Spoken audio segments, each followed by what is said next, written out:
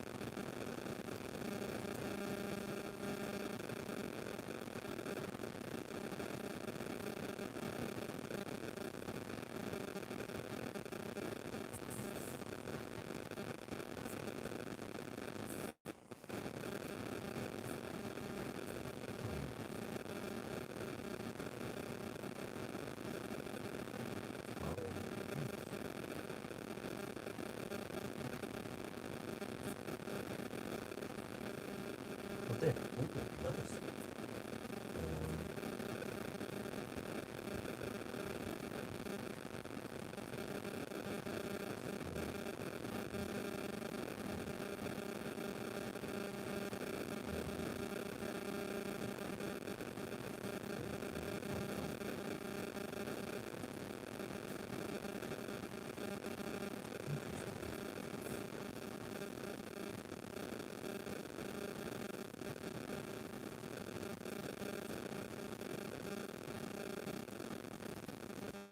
About 6%.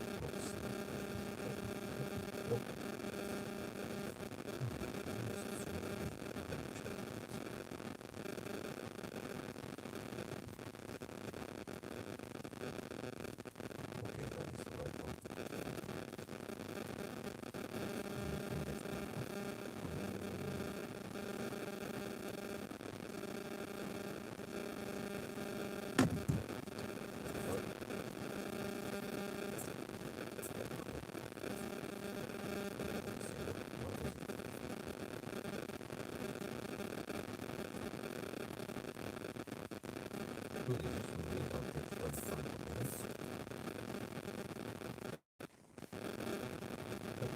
Now it shows more. Oh, interesting.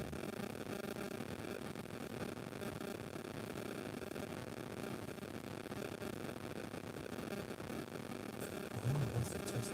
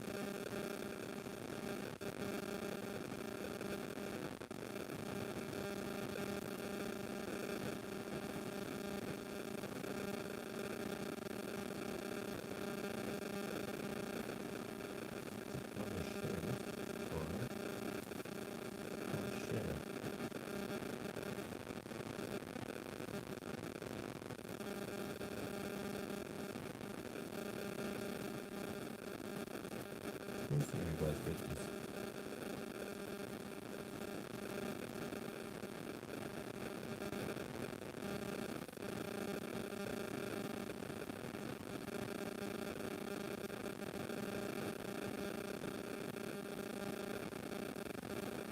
Okay, I'm trying something new now. Let's see.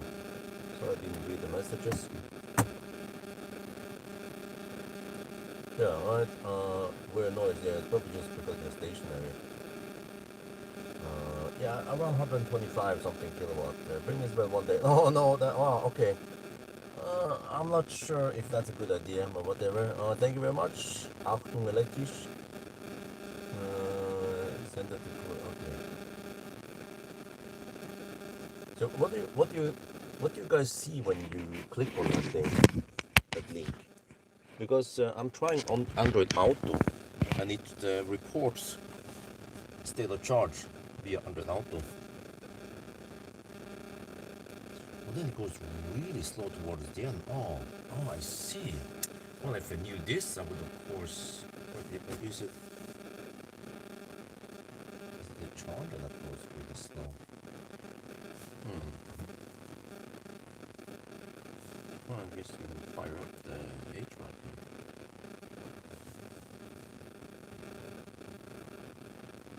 Check with the ECR. No, there's no limit here. So the car is actually charging really slow.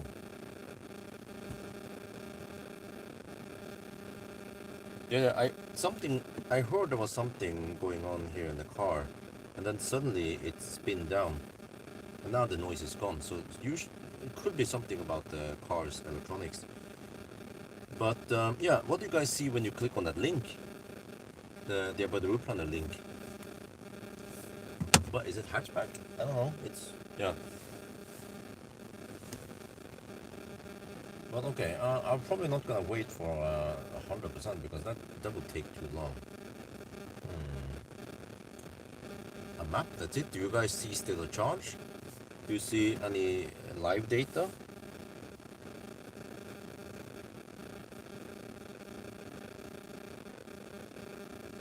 Share live drive, that's it.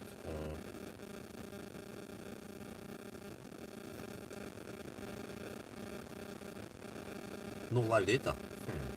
Okay. Well, that's kind of useless. But I see it here in my about route planner thingy.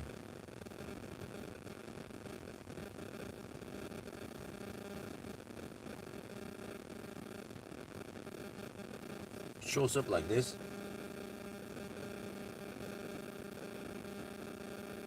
Okay, whatever. I'll shoot the intro and then I guess we'll just start. I didn't expect it to take that long to go to 100%. Probably good enough.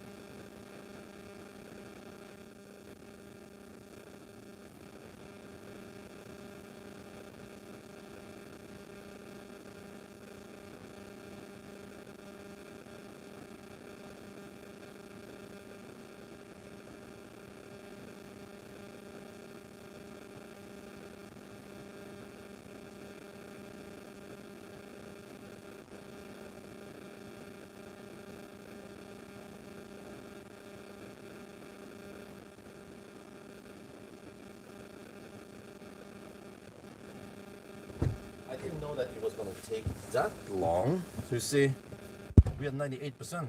Like most kiosks, they finish fast to 100%, right? Well, I hear it goes really slow towards the end, seems like. And then we have actually 76 kilowatt hour reported here. So I'm not sure if I'll want to wait for 100% if it takes that long. If I knew this, I would of course just charge it to 100% and don't touch anything. But I heat up the cabin so it's nice and warm, at least. So I'm trying something new today. You see here, this is Android Auto, and I'm using a battery route planner. And a battery route planner can actually get the state of charge from the car via, I don't know, via Android Auto. So I'm running it here. You see it here. So it's also just wireless Android Auto. And here you can also see some more stuff. Wow, but the phone gets kind of hot because I think it's running some load. And then also wireless is charging it. So maybe that doesn't make things better, but this is really cool. I asked the battery planner guys. It supports many cars, most Korean cars, some of the German cars also. So it's very useful because here you see that we navigated not even to Spekkelen, we go past Spekkelen to Circle K Mölndal, and then the car estimates we arrive with 6%. There's a 400 kilowatt charger over there. Well, this car can take only 125 roughly. It's 400 volt architecture. But look here, if I go to map here, if I go to the car's navigation, wait, what happened to, huh? Why did you forget the navigation? What, huh? What happened to previous destinations? Oh, okay, the car is a bit slow. Set as destination. That's the one we're gonna go for. Now let's see, how good is the car to estimate how many percent we will arrive with. Click there. The car claims 13%. But then a battery route planner claims 6% at arrival. Well, it seems like we should be able to make it there. Okay, I'll probably charge a little bit more, but not gonna wait for 100%. That will take too long. That should be good enough. I can compensate for it, maybe. Whatever. It's so little energy we talk about here. Maybe 500 watt hour only to 100%. Okay, and then we start roughly at 21:30 then.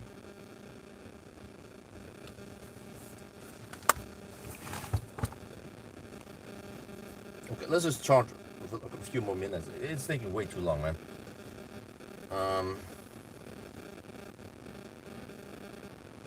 We're gonna start at 21:30. Let me see. Yeah, I can reset all that stuff afterwards.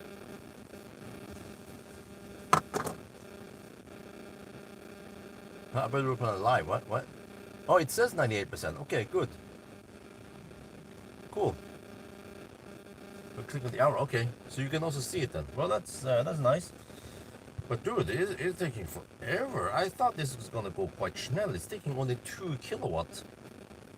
But there's no live data there, right? I mean, it's just a state of charge. It doesn't show more, unfortunately.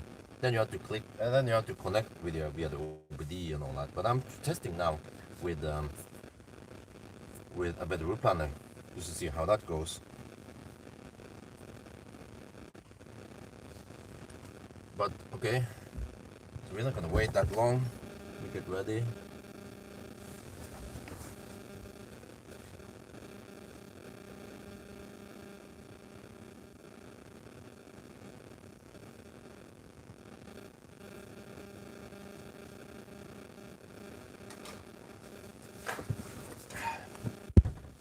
Yeah, I had no idea that this car charged so slow to 100%. So we will actually start at 98.5%.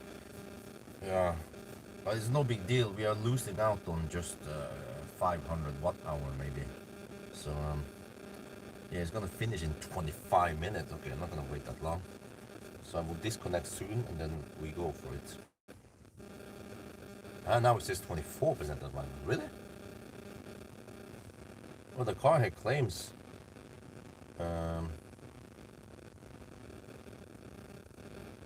claims 6% at arrival.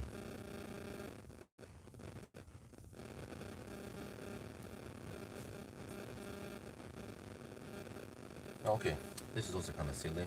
In order to disconnect, I need to stop the car.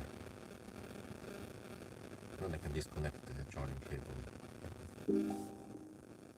It has a start-stop button. And even if it's running, you can't just. Oh, now it's 99%. Suddenly it's 9. Really? Suddenly, interesting. And then it stopped. Well,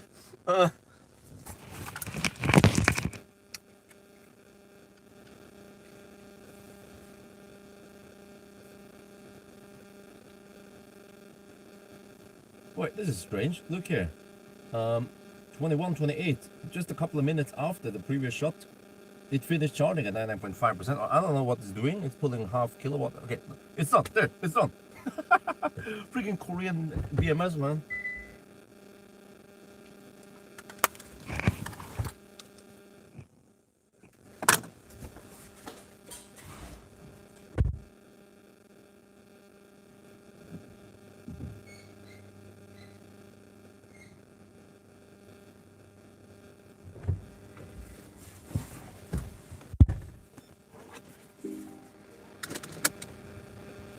Okay, just in time for this. Reset after charging. Okay. Since last reset, isn't this? Okay. Then to disable some shite. Speed limit warning off. Turbo tanking off. Okay.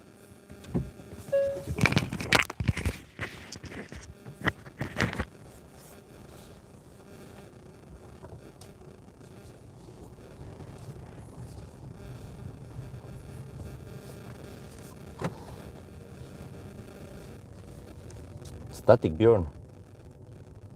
Well, I'm not static anymore. I was static Björn, but now I'm on the move.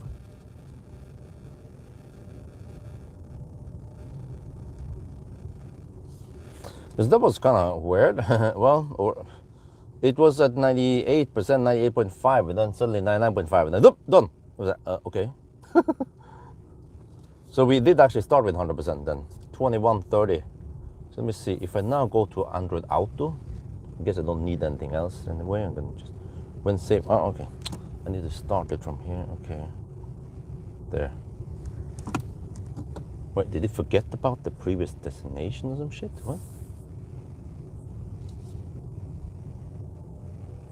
This is weird every time I, oh dude, it's way too bright. It's on the, huh, really? No wonder why I don't use this shit, man. It's way too bright, man. Can it switch to night mode at least? Map and display. Schema. No, go dark. Well, automatic, okay.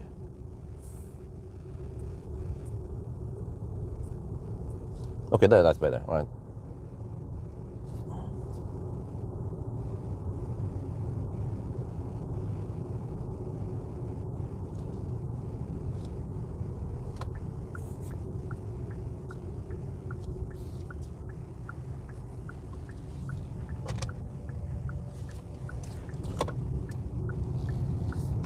So yeah, this car is supposed to do it in around 10 hours. 10 hours and 10 minutes according to my estimation. So we'll see about that. Yeah, there's someone has put a cock ring on the windscreen. So then there's a ring on it there, and I couldn't just rub it off, so without using alcohol maybe, or I don't know. So, yeah. What is that Bing thingy? Stop Bing at me, man.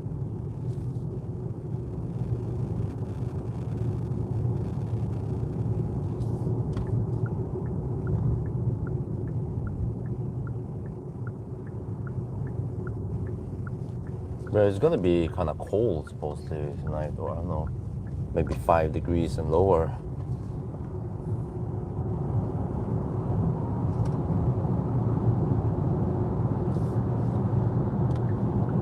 Dude, that guy with a trailer, if the police pulls him over, he will get pricks on him.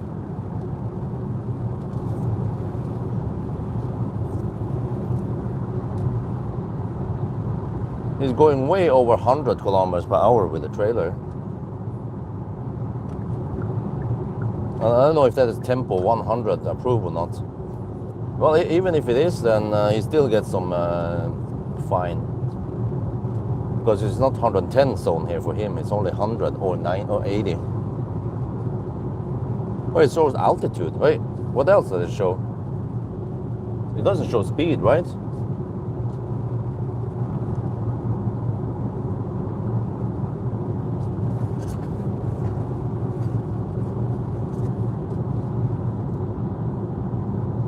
So, back with a Korean car.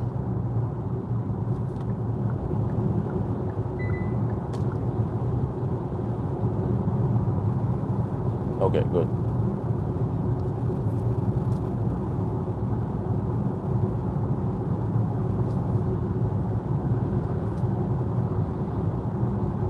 Well, I wonder if the summer speed limit is applied yet. Maybe not.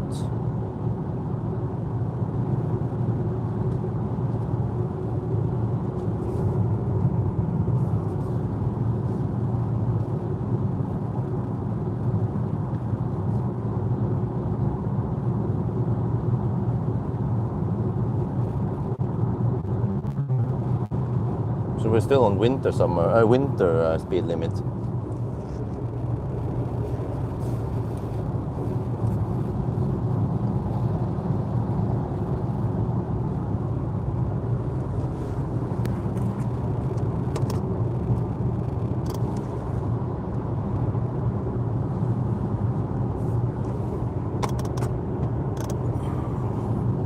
That guy has no tail lights. Well, it seems like the inside of the window is kind of smutsy. Oh, I see, it's a Kona. I bet he's been charging with the headlights off and he forgot to turn it on again. So he has DRL on. And yeah, so that's of course illegal. The woman, she forgot to turn them on.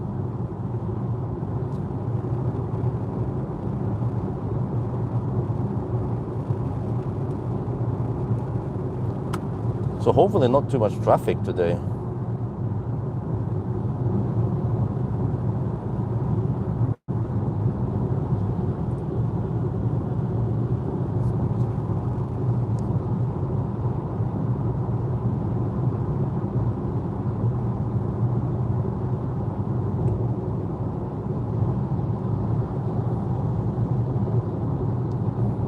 But the car is kind of bouncy for a car that is a driver's car, but this is front-wheel drive.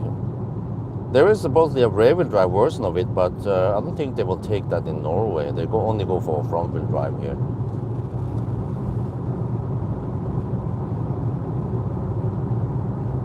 And also, doesn't she notice that her headlights are quite dim?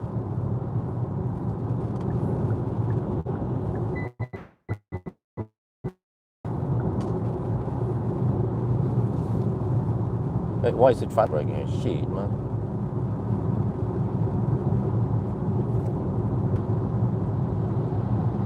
So yeah, so this car is actually fairly efficient, aerodynamic. Oh, Polizei. Or I did a Thunder drive yesterday, and he managed to go over 600 kilometers.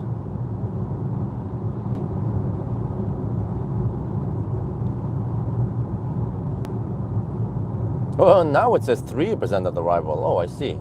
I did charge 100%.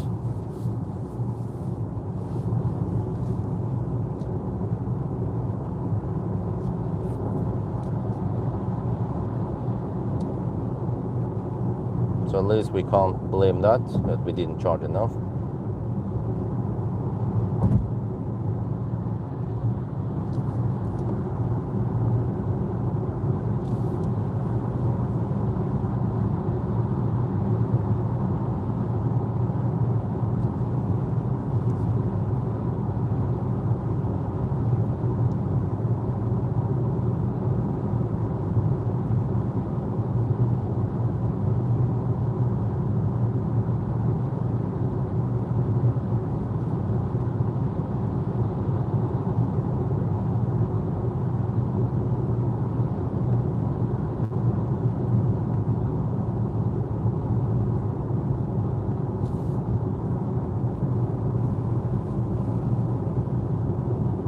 But yeah, why buy the EV3 when you can buy the EV4 that is more efficient, huh? If I have to choose between the two, I will get the EV4 any day. Well, okay, I haven't done the banana box test yet, so maybe it kind of fails on the banana box test compared to the EV3. But just, I mean, you still have okay space in here, so.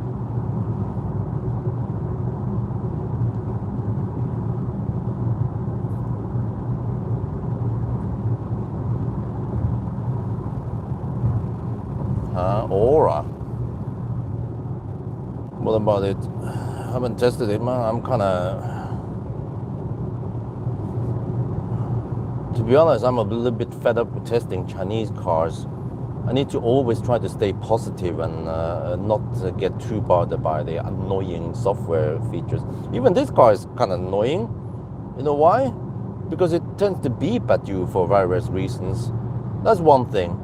And also, that annoying auto steer thing. Okay, you can have auto steer without cruise control, which is kind of neat, but you cannot link it, unlike you can with the with the German cars. So here, well, that is unmarked Polizei. Is it the CH Volvo? But when you turn off cruise control, auto steer is still active. It doesn't follow it. But not only that, but even if you click on that button to disable it, the annoying emergency lane is active. And then you press and hold the button to disable it, it re-enables next time you enter cruise control again. How annoying is that? Plus, of course, it starts playing the music every time you enter it. Or you can choose to turn off the music, but you cannot have it in the state where you remember it. Nope. I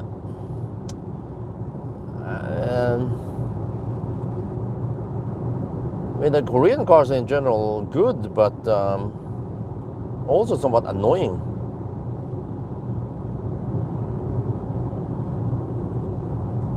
It's mainly just Tesla and some of the German cars that does things well. But then the German cars are like kilowatt hour per hour, and then you have like have the picture of the car in the infotainment, right? And then it's not the same color as the car's color, you know. But that's more like nitpicking. As long as it doesn't beep at you and so on, and it remembers the music state, that'd be great. Charging event, nope. I guess that was a question, not a statement.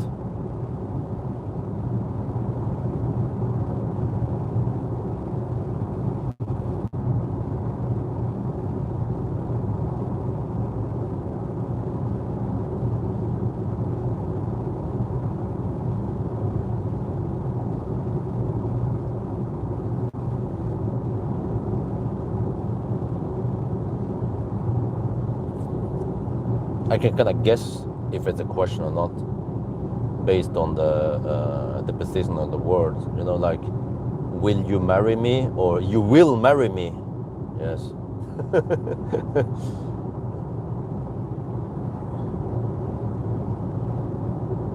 That's how I married wifey.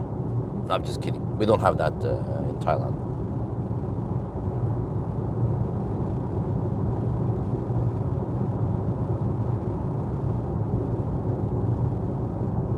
Well, okay, now it jumps back to 6% at arrival. Okay, so it's jumping a little bit back and forth, but we can see how reliable the Weather Planner estimation is, right?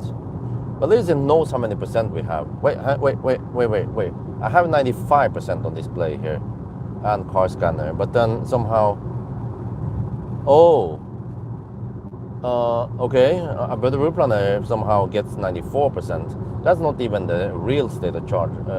SUC BMS is 90.5, so I don't know where the heck he got that percentage from. Shit, it's my sponsor and it's not showing correct data.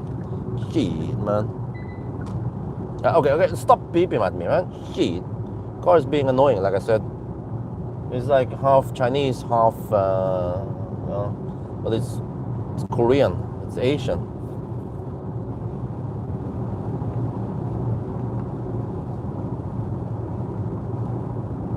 wonder what the Denza, Denza is a bit of set, by the way.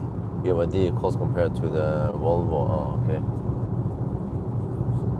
Well, if they can at least design the software to be like the Seeker 7X, that'd be great.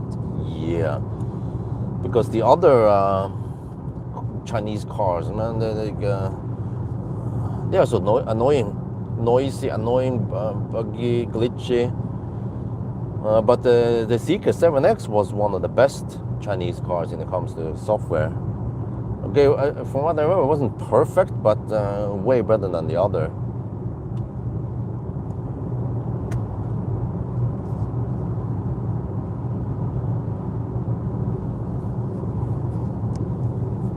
You see 95%, huh? Why do I see 94 on the screen here? Well, now it's 94.5. This is great. But when it was at 95, then I saw 90. And now it says 93 on my screen, at 94% on everywhere else. Okay. Maybe I'll report this back to the headquarters, and then I don't know if you can look at my session or whatever. But yeah, guys, whoa, that man is trying to kill me. Yeah, also it does that. Auto steer cannot drive straight with these Korean cars, man. I don't know what's wrong. It just it goes left and right, left and right, left and right all the time. Okay, whatever. But 2 days ago, I got an email from Tesla.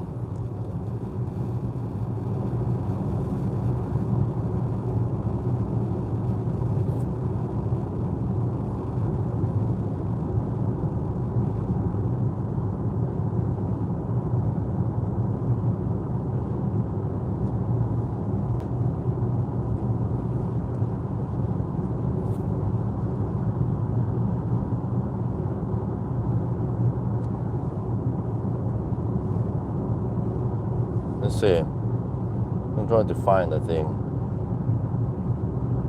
Yeah, here. Your vehicle has detected an unauthorized third-party device. I'm like, huh? What? Okay, someone plugged in some dongle or something. I don't know what is that. Your vehicle has detected an unauthorized third-party device. As a precaution, some driver assistant function have been disabled for safety reasons. You know, you guys know that email, right? But it doesn't tell me which car it is. So that's kind of clumsy. But you know what it means, right? They write it like that, but I mean, cut the bullshit. Someone used that hack device to enable FSD, and it's in my account.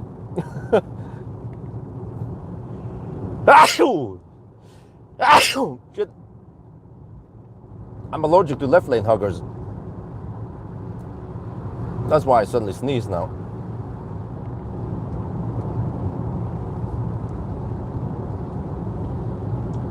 Oh, okay, it's better now.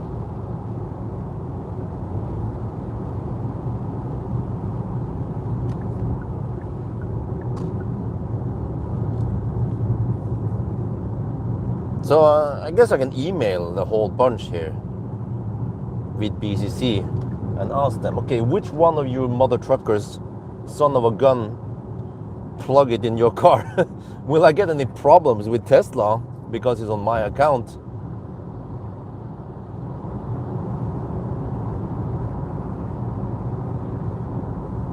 Oh, I scared your pussy, cat.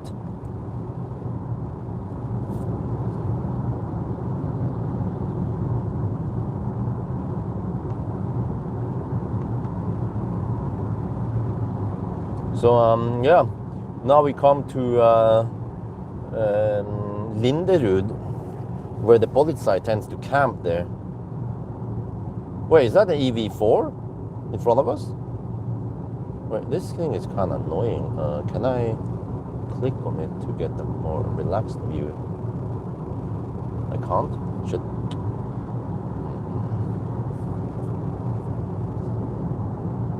Okay, here. Usually they camp over here at the ramp. Is that an EV3 or EV4? I think that's an EV3. It seems a bit short.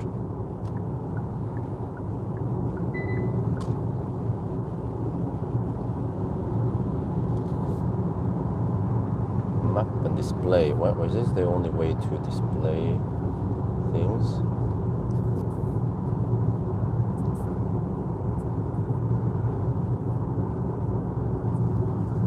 Can I zoom out there a bit? Will it zoom back in? Wait, can I? No, and then it goes back to the... Okay, that's kind of annoying, man. Can I at least see some other views here? Viewpoints? Dude, no wonder why I don't use this 3D perspective. Okay, how about north destination? There. Okay, there, that's better.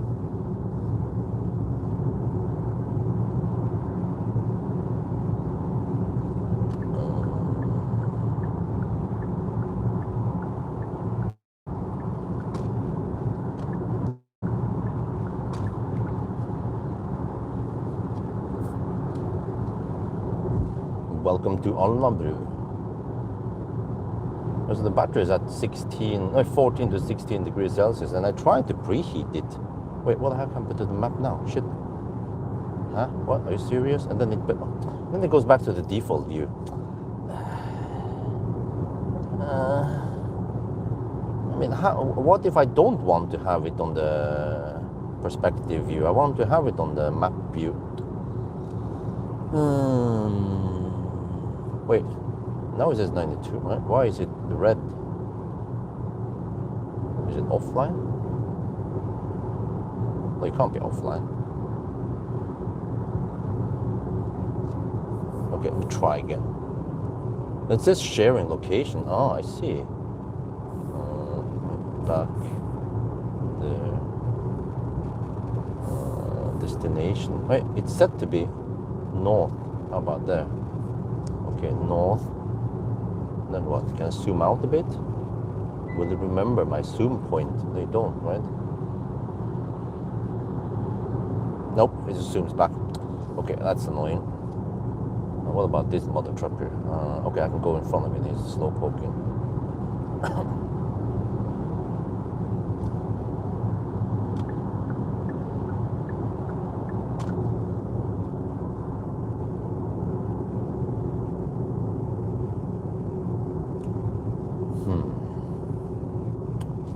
Because it is kind of the view 3D perspective. Okay, what do I click here? Is that no? It's not that. No.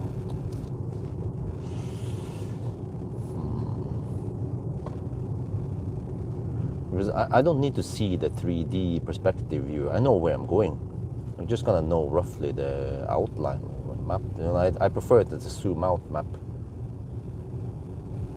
So maybe I should come with some feedback to a better route planner how they should add new features here to make it great again. I think it's still 60 zone here, right? The winter, yeah, it's still 60.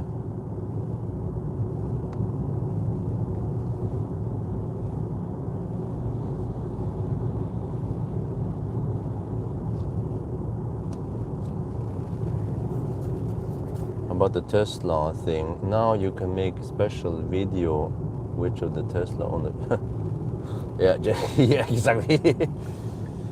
See, plus we are getting close to 600k kilometers now, but okay, whatever. Eventually I need to phase out and send more people out of the account. Still going too fast. It's gonna run out in 1.5 years only, and it should be 3 years or more actually, because it's likely that it's gonna last for more than 3 years. So yeah, when I start billing people, and also there's some of the guys, they spend a lot. They've been spending a lot of free. I have some patrons. Of course, I gave patrons free supercharging. But at one point, we also need to limit it because you know, you consume 100 euros worth of free supercharging per month, but you support 5 euros or $5 per month. So, I mean, it's still great that they support me, but the problem is that since I have so many in my account, we want to make it last.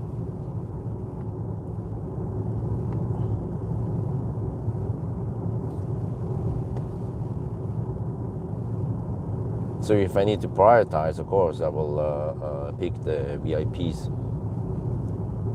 Do you pay tax if you got money? Yeah, I have to, of course. Everything, you have to pay tax for everything in Norway.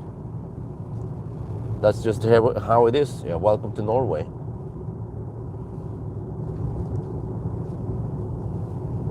But I don't want more people in the account. I want to get rid of more eventually. So I'm not going to invite more.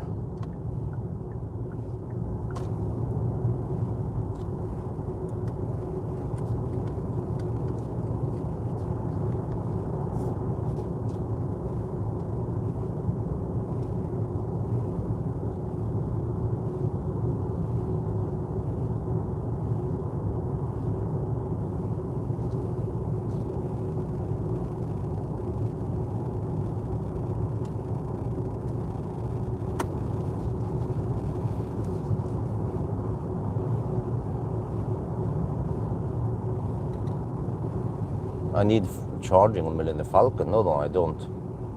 Wait, is that a question or? Not sure. With Simpson, man, I don't know. He's too lazy to use question marks. Oh, is that a question or is it? You know that he has free supercharging, right? Or maybe you don't. That's why you're asking or not asking.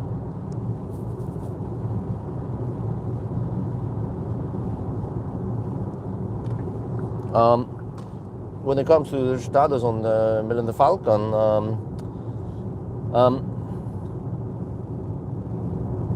Nasir is going to look at it. Well, we're going to look at it together, but it is at a workshop now, and it has bruksforbud. It has not been approved in time, but that's fine. It's just not moving anywhere. And then this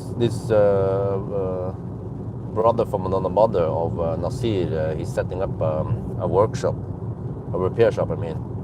So once he's done, hopefully in 1 to 2 weeks, he can take a look at Millennium Falcon. So I know, okay, Millennium Falcon gets low priority because they are busy with something else. But then I just hope that I can get a nice price. So of course I accept late fix if I get a nice price on him. And then there was one guy actually in Bulgaria. He was interested in buying the Soul. And I was like, okay, great. Well, I can sell it to you for 5,500 euros. And he was like, okay, he's interested. But then he asked his friend about bringing it to him. And then his friend said, oh, but the diesel price is high, and he has a trailer and a I don't know, a car that pulls a fossil, you know. And I said, well, I could maybe bring it to you, or at least bring it to Copenhagen or somewhere. And I started looking in a Better Planner if I would drive the poor soul all the way to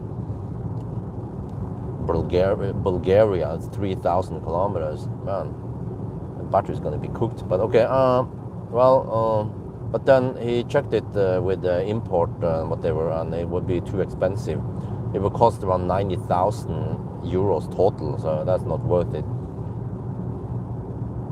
But yeah, I should just sell it here. But Marcus wanted me to do lots of stuff with it. Like it changed, like partial shelf. It doesn't have it as a hat. Does it matter? Apparently, I mean, Marcus knows a thing or two about selling cars. So we should get the car in the best condition possible, which means get that partial shelf. Okay, I have to find one at Skroten. But they go for 1,000 NOK. I'm like, holy shit, for a freaking partial shelf? Should be maybe 300 NOK only. Okay, whatever. I'll try to find one. And then also there was some rust, and supposedly buyers, they will be afraid if they see rust, they'll be like, oh no, okay, we go for another car. But I was like, dude, you're not gonna find a 10-year-old car that doesn't have rust. So okay, someone told me in the comment section, Bjorn, it's called rust. Okay, but I'm just gonna call it rust. Is that rust? Yeah, you must say rust. Okay. So lots of that rust is actually on the back door, and then Mark was like, nah, but it's like a big hassle to change the back door. And I asked Valdemar, well, how much work is it to change the back door? He said about an hour. Okay. Valdemar knows how to repair stuff. So then I guess I'll try to get the back door and scroten. Unfortunately, the silver or whatever color is quite common, so we don't have to get like a different color on the back door. So I have to invest some money, but then I should get a good price. So hopefully it's worth it doing all that stuff, but also cost some time for me. So maybe if I can make some videos at least, that will also be worth it. It'll be like a rich rebuild, kind of. It is SCO1. What the heck is that?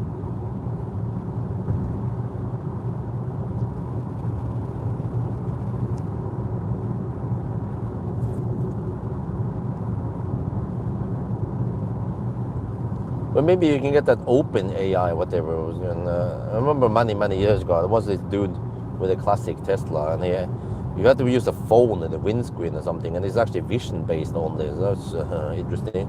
But then he could just drive it without holding the steering wheel on the autopilot, so that was interesting. Okay, anyway, status update. Well, I don't have to tell you how many percent we are at. It's consistently 1% lower. I'm at 90% and it shows 89%, but now it says 10% arrival. Really? Well, maybe we can go to Kungsbacka then. We'll see. Once we get closer, I'll figure out what to do. What would you choose between ID3 and Megane E-Tech? Well, the freaking French cars, but it's actually not that bad. It's not Stellantis, fortunately. I think I'll go for the ID3. But it's a new one, right? I like this ID software. And it's rear-wheel drive. The Megane is like, well, it's Android-based, at least. But, no, how is this again? Megane is front-wheel drive, right? Nowadays, I mean, if I can get a rear-wheel drive, I get a rear-wheel drive instead. I don't like front-wheel drive. Okay, status update. 50 kilometers done. I suppose that this car underreports about 1.5%. I'm gonna verify that in this challenge. And then we had 184 watt-hour per kilometer. And then this car seems to be around 15-20 watt-hour per kilometer more efficient than the EV4. EV3, I mean. Yeah, front-wheel drive, okay. And then in the Sunday drive yesterday, I managed to get 78 kilowatt-hour from this battery. Ain't too bad, in it. Dude, what the heck, man? That mother trucker is annoyed because there is a is that Toyota driver? He flashed that. Okay, and then he decides to overtake now. Okay, well, just go. No, it's an Audi actually.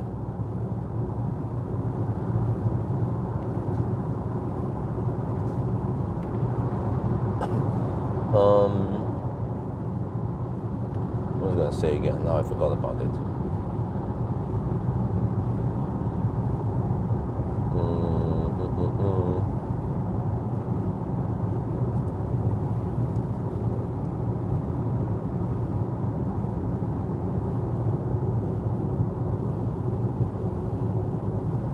Oh yeah.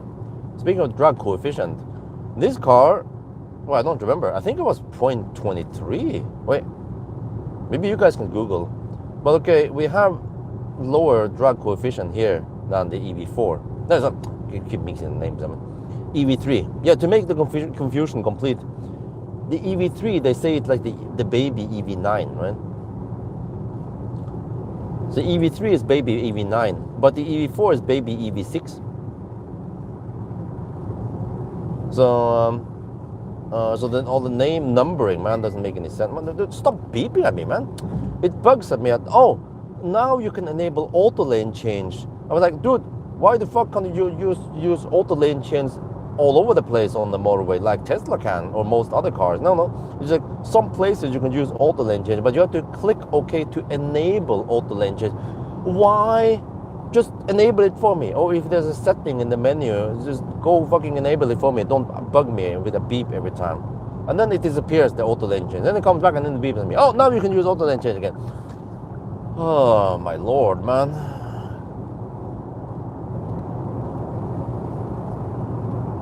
Yeah, okay. But I was surprised, or on the other hand, maybe not surprised, but when I Google this, supposedly my classic Soul has drag coefficient of 0.35.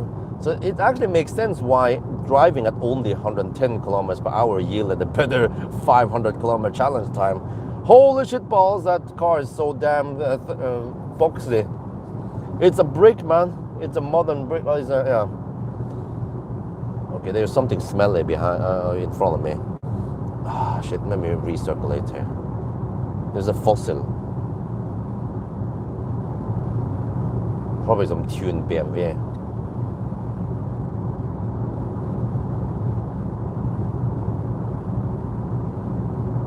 So yeah, the EV4 did it in 10 hours and 10 minutes. It has a flat curve until around 60%. And then it throttles slightly. So actually, what was it, 65%? So in my calculation, I get the lowest 1,000 kilometer time by charging to 65 to 70%. Lower than that or higher than that, then you get a lower time. There, I think it's that fossil in front of me that is smelly.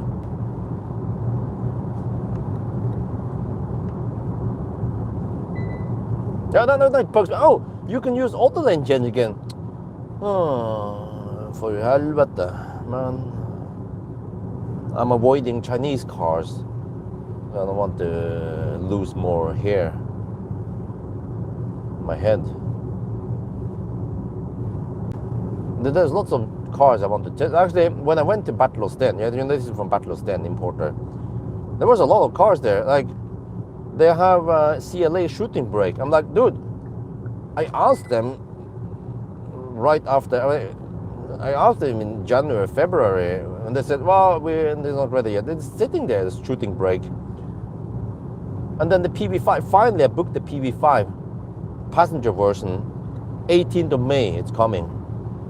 Same there. They'll be like, nah, we don't have one ready. I'm like, huh? It's been on various tests already. Elbilforening or whatever, nothing. Or don't remember. I was like, okay, well, now I get it finally. I have to keep bugging them. And then, well, also Opel Granland. I want to test it. It's the first all-wheel drive Stellantis car I will test. Hopefully, it doesn't have too annoying software. And then there's another EC, whatever was it EC5 or some shit? I don't remember, man. Another Stellantis car.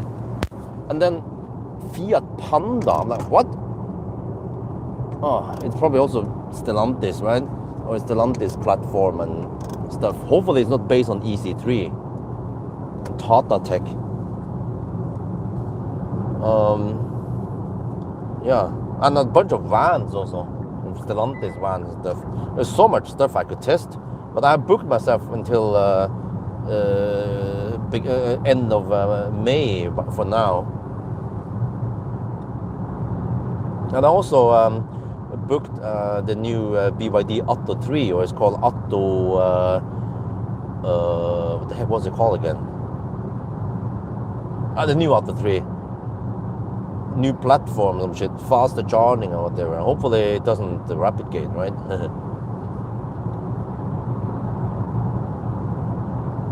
Yeah, EC5 aircraft. Yeah, I think that's what it was. I was like, oh shit, is it based on the EC3 shite? Oh, I mean, it's aircraft. I was like, Aircross, just remember that it was extremely thirsty. And I'm still waiting for Toyota to respond because I wanted to test the new BZ4X and the touring BZ4X and also the urban cruiser, and there was something else Toyota. But last time during winter in February, they were like, the urban cruiser turns out to be very thirsty, so we're gonna wait until spring or summer before we lend it to you. I'm like, seriously? Okay.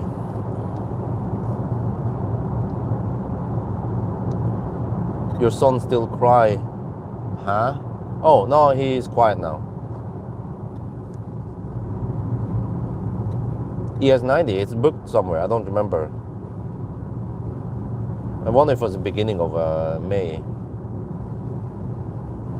Well, it is kind of busy now on the roads. Okay, hopefully I'll be home by 8, right? Tomorrow morning.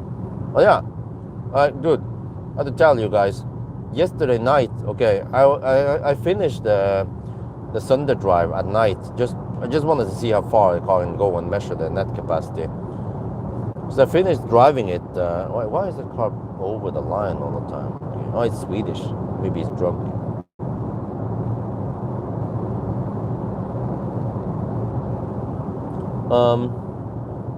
So I finished the drive right before midnight last night, and then I came home, and then I had some work I had to do, and I watched some Rich Rebuilds video. Man, like some of the Rich Rebuilds videos are really long, 45 minutes long. He was working on the Lexus. He finally fixed 100 based on the EC3. Oh, okay.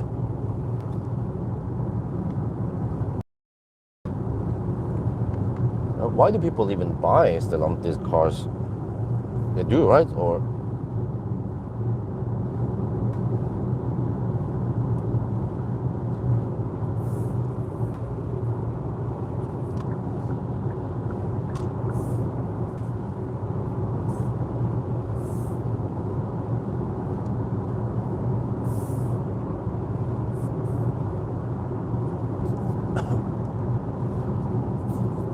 well, now it says 12% at arrival. Really? Huh?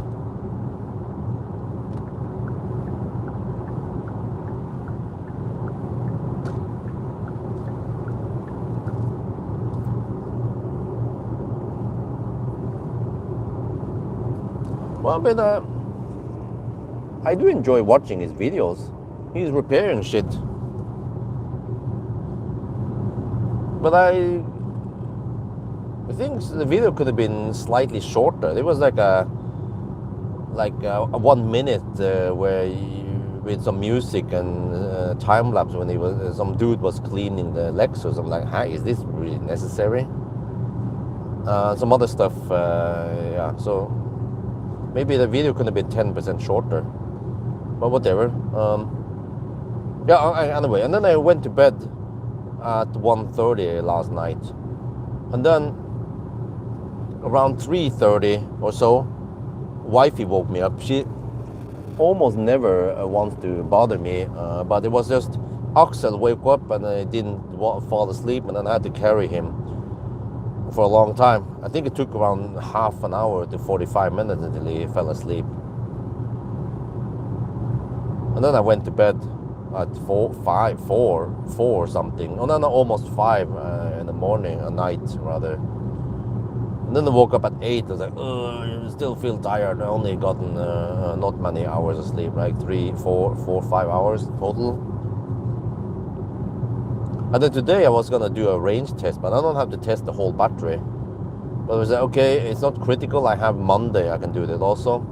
Well, and then I went and prepared the kids for kindergarten, and then shipped them there. And the kids, man, they are so slow. Like when they eat a little bit, and then they go play, and then they come back, and then they dick around for over an hour just to eat a small meal, right? Oh, well, that's how kids are. So by the time we got to the kindergarten today, it was already 15 minutes past 9. And then after that, I came home, I did a little bit of work, and then I was like, okay, let me go sleep, because I look on the weather forecast, today. I was like, wait, if I do the range test now in the morning, around 10 in the morning, it's still cold. It's still 3-4 degrees Celsius. But if I wait until 2 in the afternoon, it's gonna be 9 degrees Celsius. That's better. Then it will be a closer result to the EV4 I want to compare, the EV3 I want to compare against. So I was like, okay, let me go sleep then. So I went to bed around 11 this morning, and then I slept until 4, more or less. So I slept for 5 hours today. That's what I did today. I just slept, yes. So I better not get tired tonight. I didn't bring energy drink even. I just brought 2 drinks, 2 bottles of some lemonade, soft. Yeah. Yeah, that's what I can do on Fridays. I can just sleep all day, as I can do 1,000 kilometers during the night without any sleep break.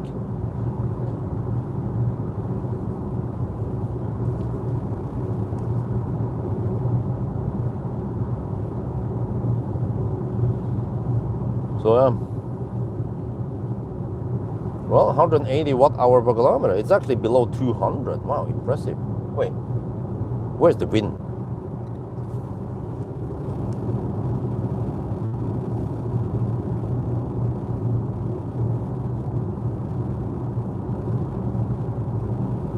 Gotta check the wind here.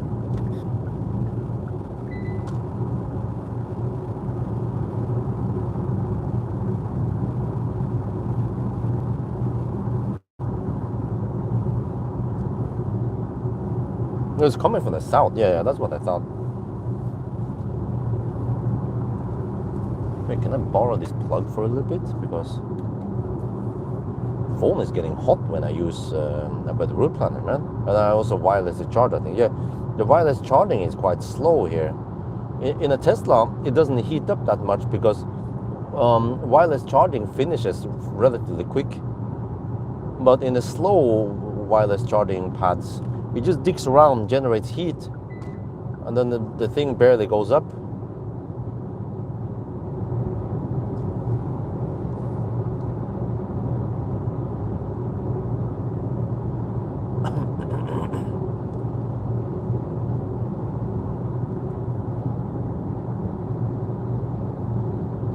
What, 178 watt-hour per kilometer? I thought we had a headwind.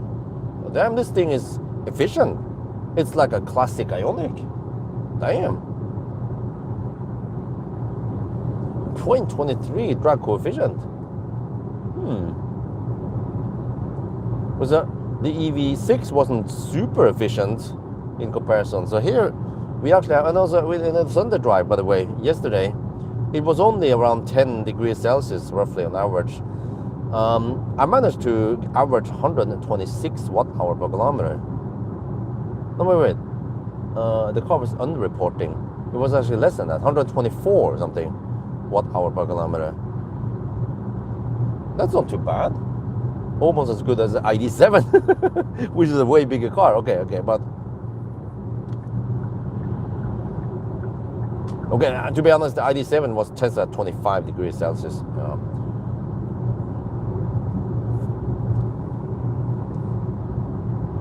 But I'm still waiting for Volkswagen to respond to the whole ambassador thing. So, and also many people wonder, hey, what happened to Neobjorn? Well, I think people got fed up or tired or bored with the same car over and over again. So that's why I figured, okay, no, stop beeping at me. Okay, auto lane change, fine.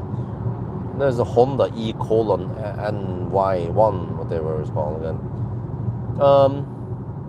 So that's why I thought, okay, maybe it's kind of pointless to borrow another car. People don't care about watching the content. So.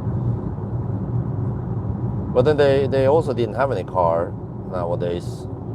And then they said they were gonna let me know if they have an EL6 I can borrow. So, okay, if they want me to promote the EL6. And I could also want to promote the Firefly, but right now I'm not sure because it was actually quite frustrating, the software in the Firefly.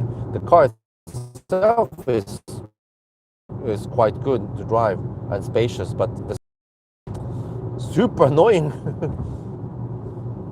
Like, I could have maybe at least 30 or maybe 40 points in a video about what could be improved with the software in the Firefly. Yeah, I don't know if they care about this or not, or yeah, maybe it doesn't matter. Maybe the average user don't care about all this stuff that I know.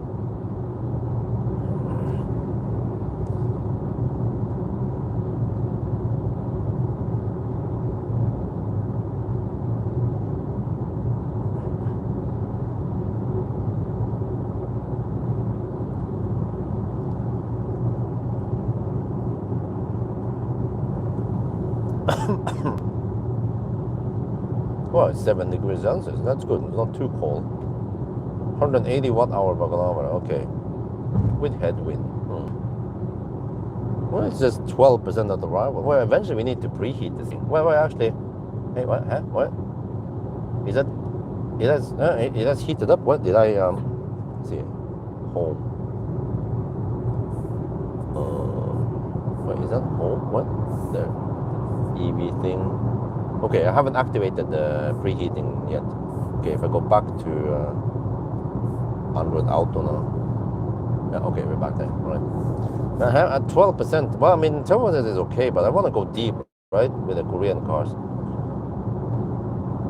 Don't remember if I should go deep or not. Okay, let's go deep, like 2% deep. I even went down to, I went down to 2% yesterday. It was fine. I still had around 120 kilowatt power limit at 2%.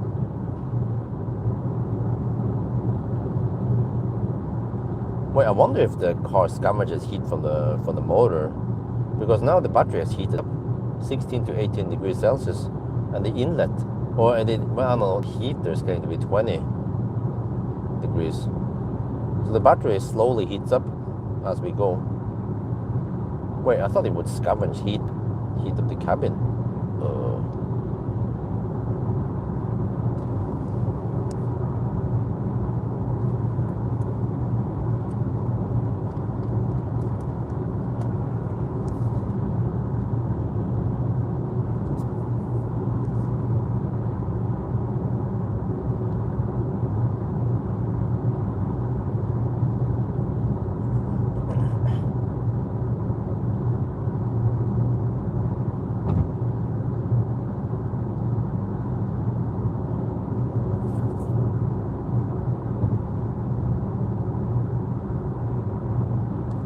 Man, I can't wait for the BMW iX3. Oh, yeah, that's gonna be interesting.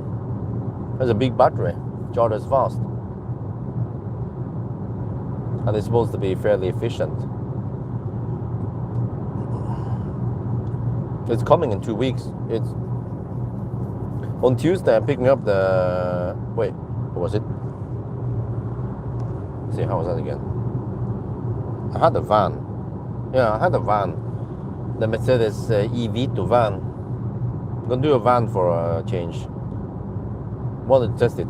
Ideally, I want to test the passenger version, but it was not available. So okay, whatever. Do the van, and then the iX3. But yeah, I haven't. The Soul is at home right now, so I got shuttled down to learn school with Marcus. So for now, I keep the Soul at home, and I wonder even if it's worth keeping the. Well, it depends. Yeah, as long as I can book cars back to back, so I don't have to drive back and forth. So I can always just go downtown or somewhere right around Oslo area. Sometimes even go to Lier, no, Drammen. But then I can just Uber between them. Yeah, and then the Soul works as mainly as kindergarten shuttle nowadays. But of course, I need to prepare it to sell it, and also need to do some Valdemar stuff with it. EV2 and the ID Polo. Yeah, okay, they're also coming. Yeah, always be cheating. ABC. Wow, but dude, like 180 watt-hour per kilometer when it's 7 degrees outside. and we have headwind. That is impressive, man. This is actually one of the more efficient cars out there, Korean cars. Like, maybe similar to Kona, but even the Soul, the new Soul, and also E-Niro, they were thirsty once you hammer it on the autobahn. Yeah.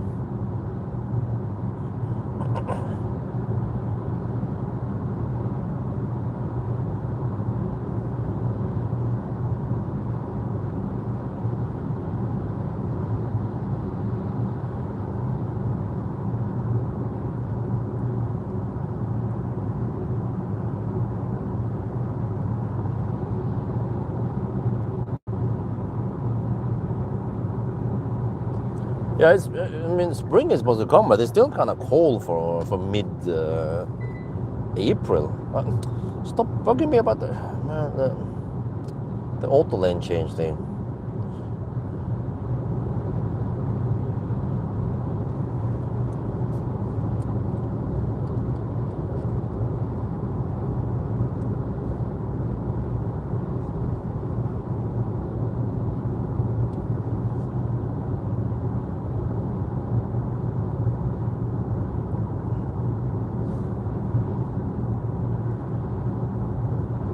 Well, but the car, when you accelerate, the nose goes up a bit, and when you decelerate, the nose dips down, mainly because it's trying to recuperate as much as possible.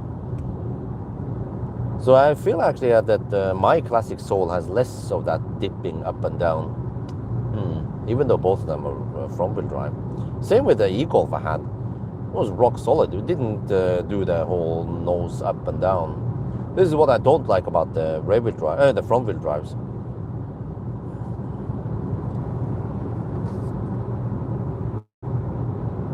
Oh yeah, maybe I should switch to the summer tires soon. Well, I could wait until Friday. No, shit. Friday, I was gonna go to Valdemar with the Soul, but then I had to prioritize the Model S instead. Was the Swedish friend, he wants the Model S back. So I'm like, okay, yeah, let's bring it back to Göteborg.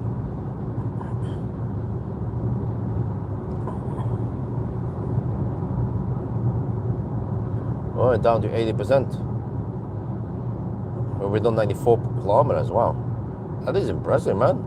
Okay, but it's non-linear. Yeah, I forgot, man. Oh, Koreans, can't they just get it right one day?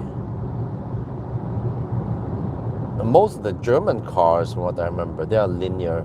I think in the early days, the ID3 was also slightly non-linear towards the end. It would drop faster towards the end, but eventually they fixed that. Also, I remember Polestar 2 was like that. It will also drop fast towards the end, catch me off guard with the pants down. But how was this again? I think also many of the Chinese cars are non-linear. Tesla is rock solid. You could, I'm not joking, man. You could measure Tesla battery capacity on just 100 down to 90%, right? And then you measure it, and it will be very accurate. As long as you have decimals, maybe in the state of charge numbers in cars, SkyMy Tesla, and there is no top buffer. But I mean, nowadays, man, the cars I test, it's so common that they are non-linear that I almost have to remember and compensate for it.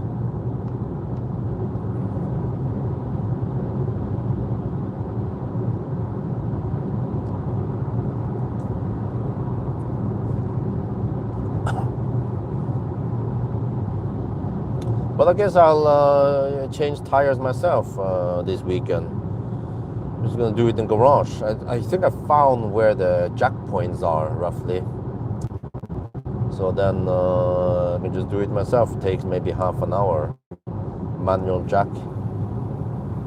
And then let's hope I can get the nuts out.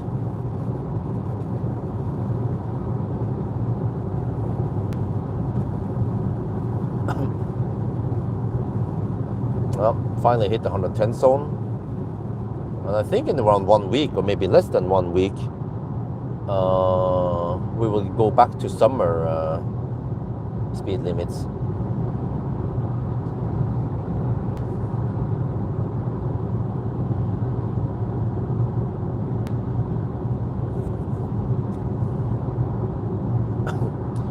Well, this is a kind of clumsy. There is no clock visible. Oh, there. Okay, I know it is. Okay, my bad. 22, 28. Okay.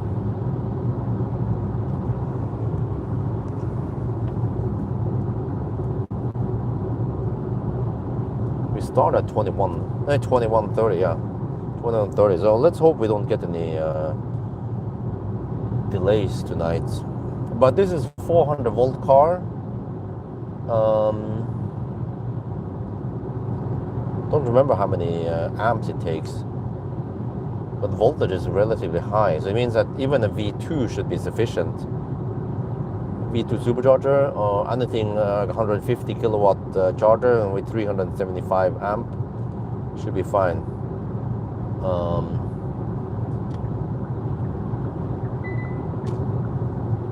And then, yeah. Oh, what?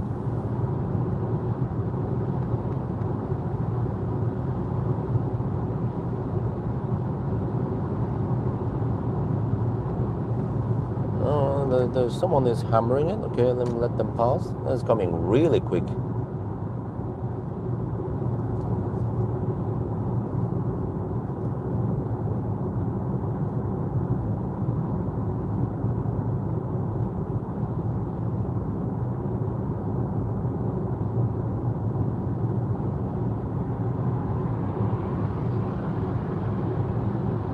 Okay. Oh, it's wait, BT71587. What if that's is that an M5, M4 or something?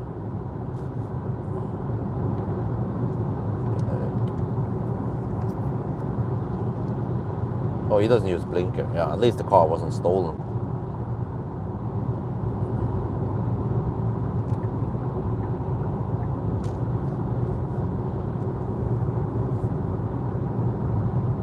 KGM towards EVX prices and come down to something like, wow. Oh, oh really? That's actually cheap. I remember the EVX thing, the KGM. It was super flat charging curve, but not that fast. Like more like this car, super flat curve until 70% or 65% roughly. So I have around 25 minutes on each charging stop. I even consider bringing some noodles with me. I mean cup noodles, but I have some rice. Some food I made, stir-fried stuff I made this evening. I can 1,000 amp. Okay. Yeah, wait, is that an M4? That looks like the real thing. What is an M5? No, it's not M5. It's a 2-door. Yeah. M5, M3, they are 5 doors or 4-door actually.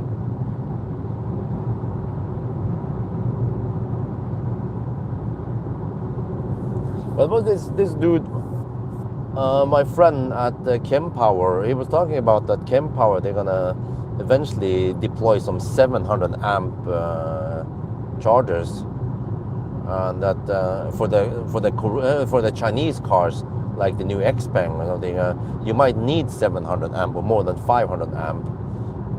So many chargers, they might brag about 500 kilowatt, but in order to get 500 kilowatt you need 1000 volt and 500 amp, and then we know that there are not any 1000 volt cars out there, or not very common, so they might be at only around 750 or something, right? So that this guy, he wanted to make this cap for me where it says MAGA, make amperes great again. I was like, okay, go for it. And then he was like, okay, maybe not, because if we do that, the Pawel leadership might yell at him. Oh, what is this? Baustelle? What?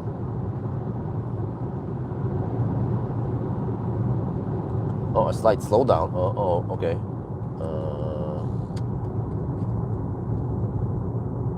Well, hopefully just a short one, right? We were ducked for that at the border anyway, so no big deal. Oh, it seems to be longer. Uh-oh. Wait. Do they have work now on weekends? Right?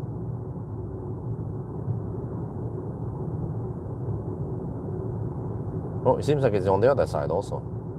Well, they're gonna finish by the time I get back tomorrow morning, right? Yeah, they usually finish before 6 in the morning. Normally they say 6, but it could be 5 when they pack and leave.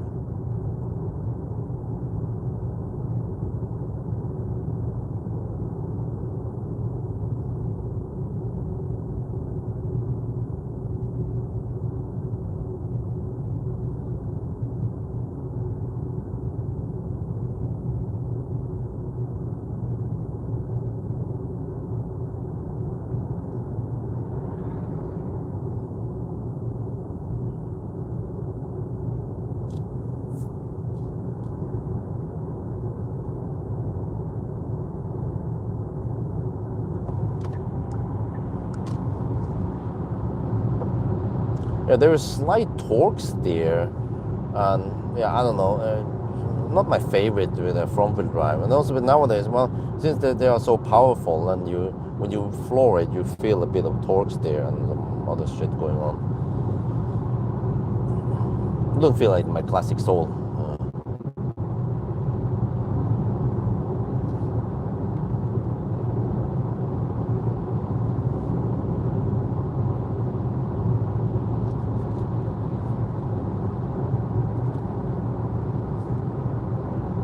What would you pick in Norway? What is that question? SH car between... Huh? What the heck is that? Oh shit, the chat disappeared now. Model 3, E-Niro... Oh, Model 3, of course. Okay. Oh, second hand. Oh, I was like, huh? SH? Okay, I think that's not a very common acronym.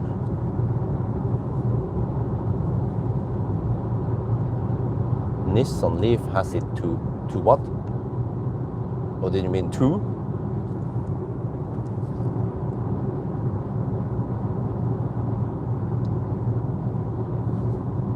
Oh, that guy is hammering it. Is that Tesla? Yes, it's a Tesla. So many people hammering with trailers.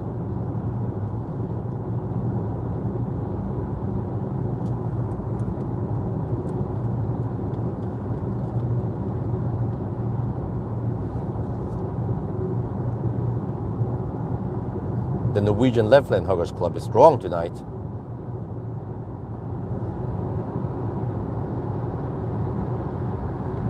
No, don't change lane now.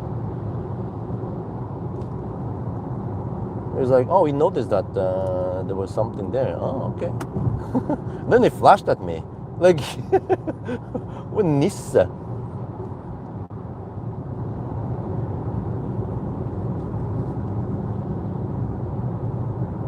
Okay, still 12% at arrival. Bøldal. Well, I wonder if I can make it to... Wait, I have to... Wait, do I need to preheat? Because we are already at 18 to 20 degrees. We might need 25 degrees on this car. Okay.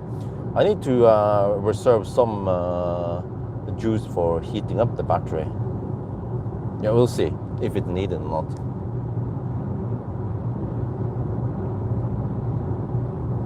188 watt-hour per kilometer now.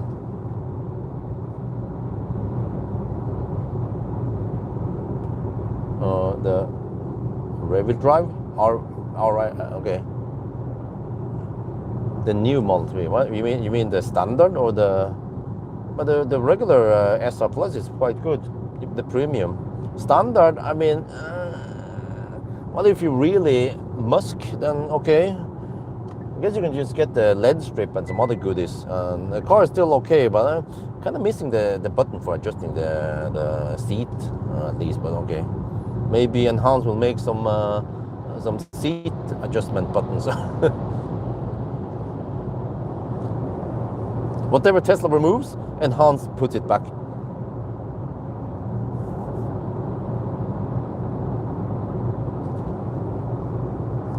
Tesla Electric is also coming to UK. Huh? What? You guys don't have Tesla in UK? What? What?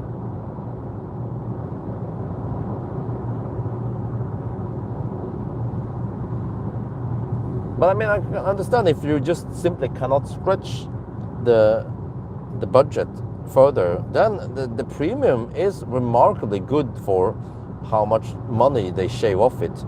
And I could totally live with it. Okay, when it comes to like adjusting the seat, okay, I don't do it that often, right?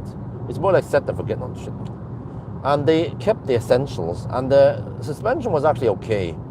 And it's not as like, it's still, they didn't put the older suspension there, you know, so it's actually still good. If your choice is to get a Model 3 Standard or some other non-Tesla, then I'll go for a Model 3 Standard. And then get some enhanced products, and then you're good.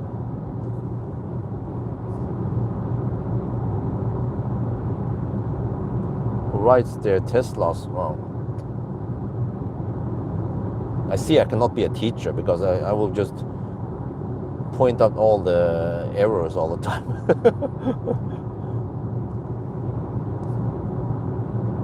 Right hand, what was it called again? Left hand driver. Right. I mean, in the UK, they drive on the wrong side of the road.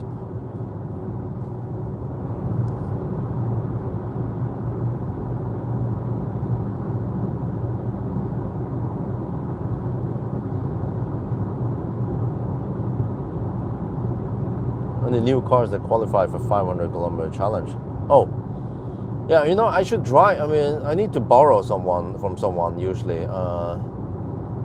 You can post in the Facebook group maybe for the request borrowing. Maybe I should try the new e-Golf. You can also test how they have degraded. And oh yeah, actually, you know what? There's one car I would like to test. Zoe, freaking Zoe, man! But I don't want the 22 kilowatt hour Zoe. That is too painful. At least the 40, the ZE4 Zoe, the one without DC fast charging, because actually the other, the ZE50, the 52 kilowatt hour Zoe doesn't qualify for it. It has too big battery. And I was thinking today, what if I do a 500 kilometer challenge with this car? Well, it should be able to drive around 400 kilometers before it needs to charge, which means that it passes through Oslo twice, and then I only charge once for 5 minutes, and then I finish the challenge. So see, there is no challenge. It's pointless to do it with cars with too big battery. It needs to be all but gold, like the Soul or the e-Golf. But the Soul was remarkably good. Okay, I was lucky getting one, but I think you should be able to get one for maybe 40k NOK, right, with a replaced battery. But it should be a replaced battery. With the old battery, then it's like, it charges at 50 kilowatt, okay, and you might have only 19 or 18 kilowatt hour left, so it should be at least an hour slower than my car. Or maybe, I don't know, yeah.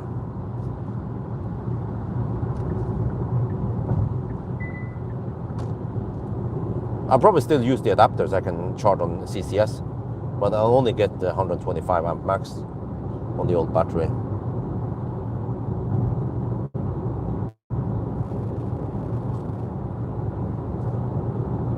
$36 kilowatt a year. Yeah, it's actually getting old, yeah.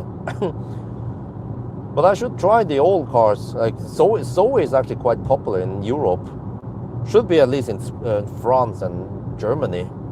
So that would be a relevant test, and should get some views. And the 40, I feel like the 40 Soul should be old enough. But dude, like, I think with the Zoe, I probably have to drive around 90 kilometers per hour. I have to calculate what yields the best time. But you know, like the general rule of thumb is that as long as you're discharging slower than you're charging, right? For example, for the Soul's part, okay, Soul is kind of complicated because it actually overheats. But for example, yeah, but with the Soul, when you are only discharging at the 30 kilowatt, but you are charging at 60 kilowatt, then it's actually better to go faster. So I think maybe 120 kilometers per hour should be the optimal driving speed for Seoul, but the only problem is that then the heat is too high, then it replicates. But for Zoe, man, dude, if you try to do the math here, Zoe is actually not, Zoe is inefficient at high speed. It probably has poor drag coefficient. So you don't want to hammer 120 kilometers per hour with Zoe. Maybe unless it's the Set E50. But if you go at 90 kilometers per hour and you consume 200 watt hour per kilometer, well, maybe even lower, but let's say 200. That means 2 times 90, 18 kilowatt. Dude, and the Camelon charger, I need to test it. I want to test how inefficient the Camelon charger is. Is it true that it actually has only 80% efficiency? That is abysmal. It actually means that the actual cost for charging that car is actually significantly higher than other cars. Oh man, those freaking shit boxes, the triplets, they don't have cruise control, so I don't want to bother testing them at all.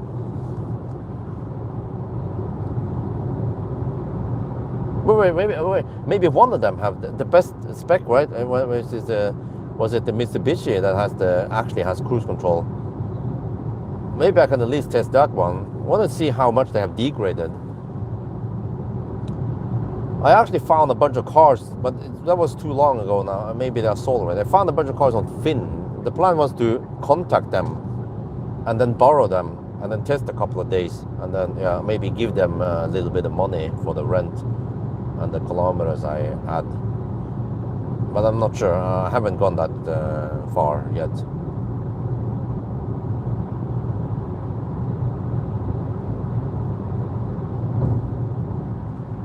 But actually, I'm interested in just buying some cars. I'm buying a car like the Soul and then try to fix it with the help of Waldemar. I can even pay him so he doesn't always work for free. And then maybe either keep it or sell it, right? If my economy wasn't that tight, I would keep the Soul. But I think eventually I want to sell it. If there's one car I want to keep, it's a classic Ioniq. Yeah, they have CHAdeMO. All of them have CHAdeMO. B-Class. Oh, shit, man. Yeah. E-Mini. What? What? Is it called E-Mini? Yeah, the one with the i3 battery, the 33 kilowatt hour i3 battery. Buddy, well, it's like the... Well, I did it with what it was called again, Pawel Pony. Yeah, that was painful enough.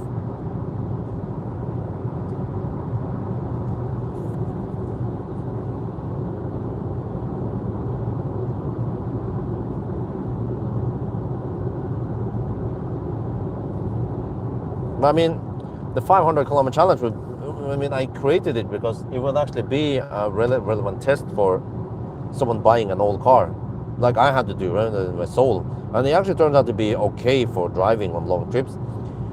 The thing that kind of made it look bad was Easter holidays. But actually on the way back, it was just plunky charging. It was just windy, and I didn't feel like going outside, going for the 22 kilowatt outside. Otherwise, if I did that, man, that would be plunky charging. That would have 100% by the time I finished shopping. My only concern is that I would finish to 100% before I finish my shopping round and eating and all that.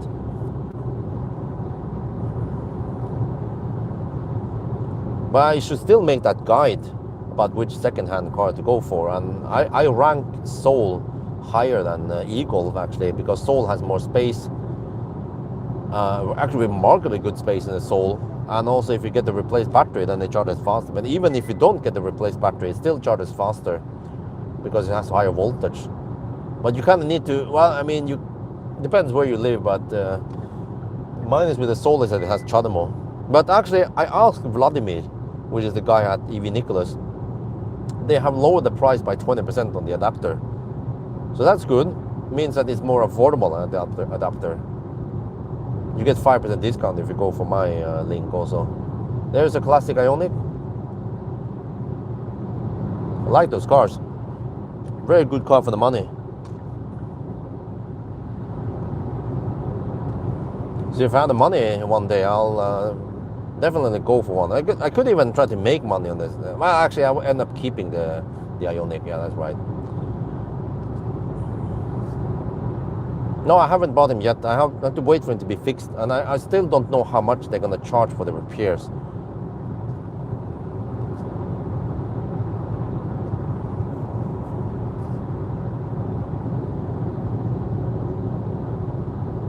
Okay, 119 now. Yeah, and this is normally where I should be at the border. We have a lower speed limit during winter. So, well, normally it took 5 minutes.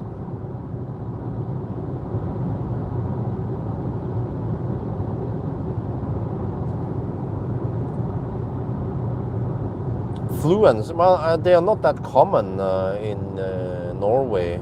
So at least it should be something relevant. Fluence doesn't have DC fast charging. It should at least have DC fast charging. Oh, you know what? I should test if the CHAdeMO adapter thing it works on triplets.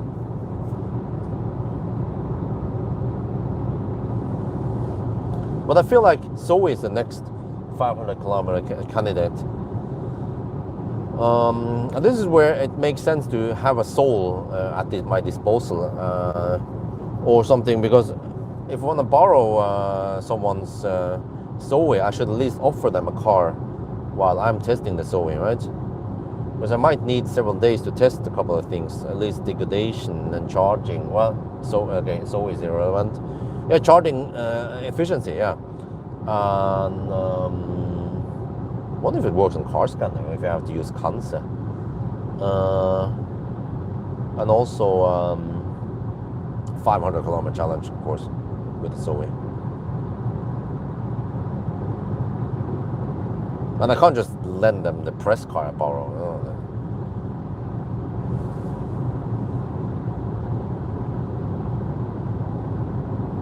Okay, the consumption has gone up a bit since we are hammering in the 110 zone.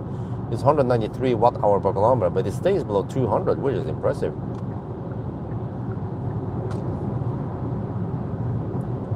Okay, come under the bridge. Yes. I measured yesterday that it was underreporting by 1.5%, and I think it's roughly the same this time. Because now getting close to the bridge, and it says 143.3 only.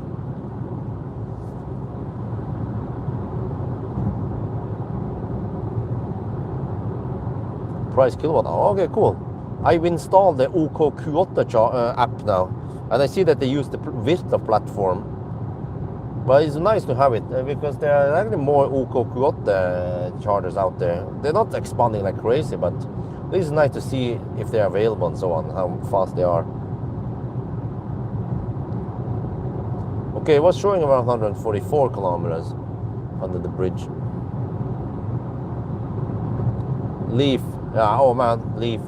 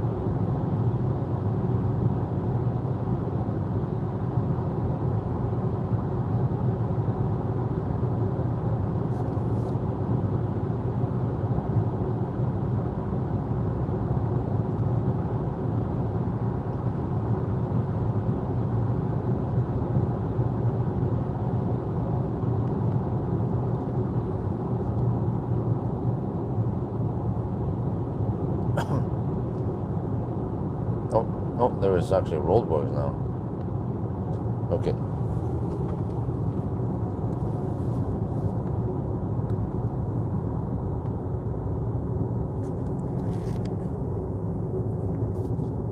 I have to go here, right?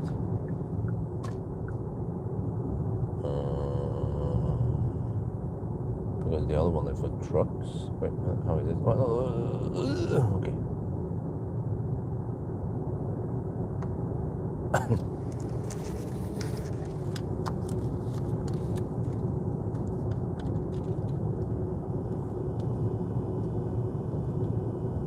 We are now at the Swedish border. There is some Baustelle going on over here. But yeah, as always, we need to deduct 5 minutes because of the delays on the Norway side. So yeah, look at the consumption. 195 watt-hour per kilometer only. Wow, this car is actually fairly efficient. Yeah, I think when I Google it, it has a drag coefficient of only 0.23. So it's like a classic Ioniq. Normally, I would have over 200 watt-hour per kilometer on most cars, and see, it's only 4 degrees Celsius. Right, all good. So wait, let me see. Wait, it switched over there. Okay, switch back.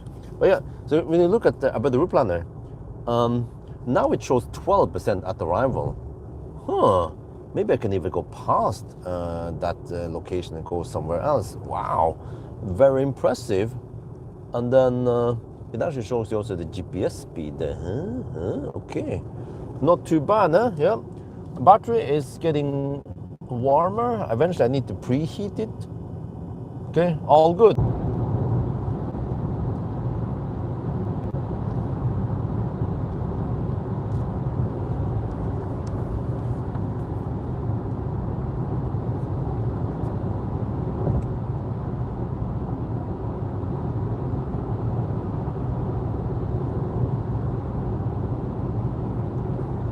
Okay, back.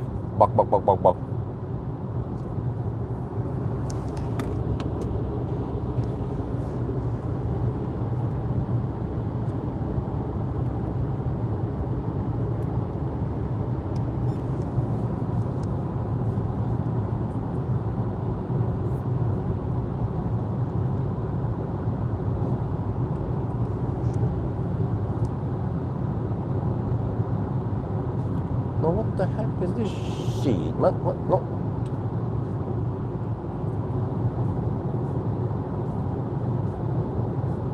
The headlights are actually quite good.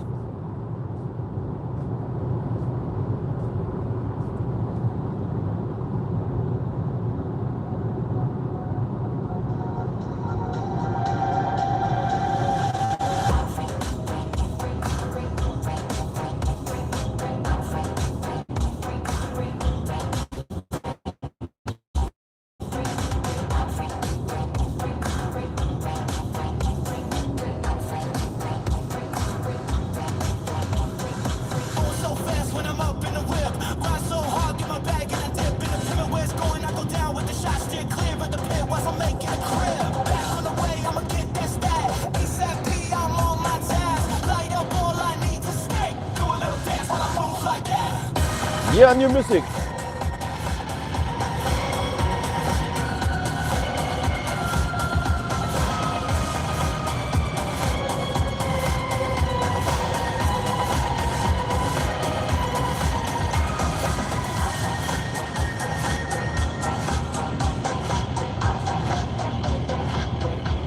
Okay, now I'm at 64% and report 63 on the about the route planner.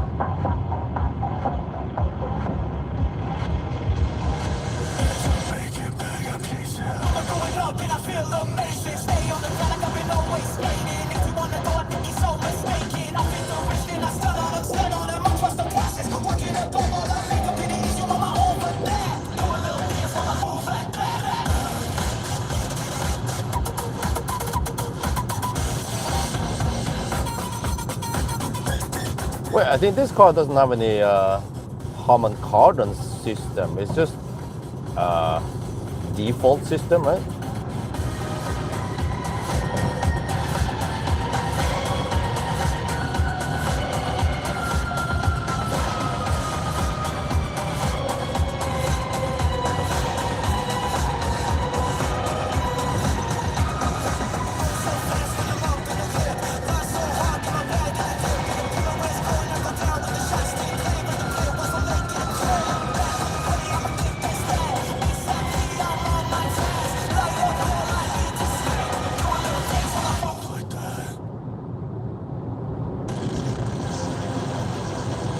It has a pretty good spread. For Asian car, this is quite good.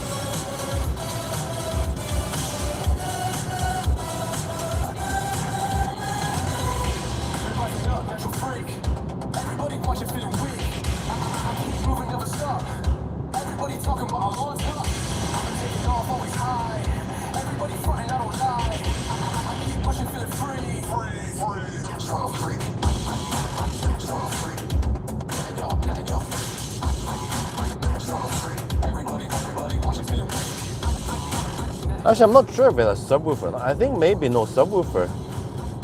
I haven't even checked in the trunk yet.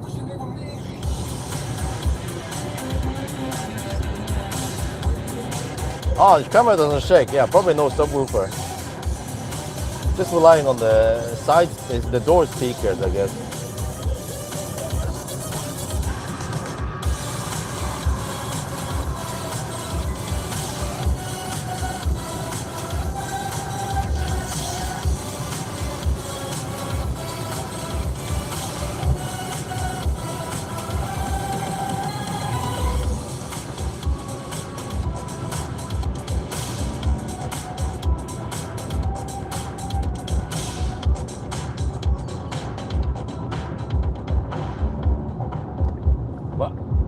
How many of you guys are old enough to remember Rage Against the Machine? And this reminds me of Rage Against the Machine, the way they sing.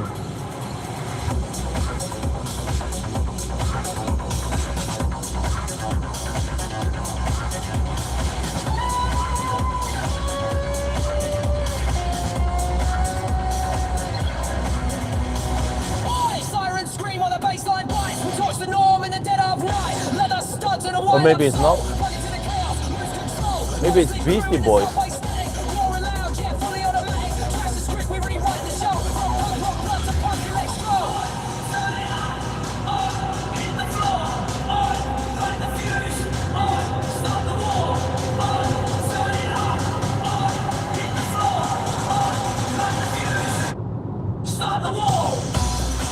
Pool season might start in May. It's still too cold at night. Around 0 degrees at night.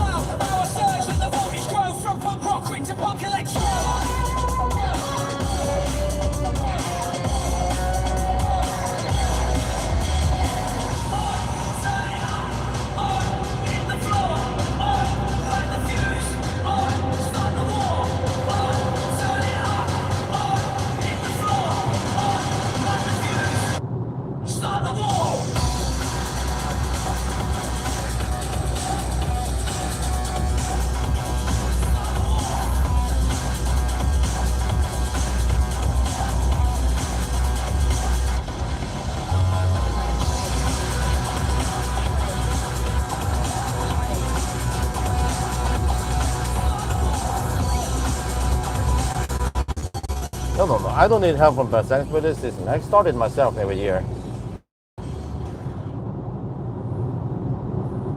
Watched last year's pool videos. Prodigy, yeah, maybe it's inspired by Prodigy also.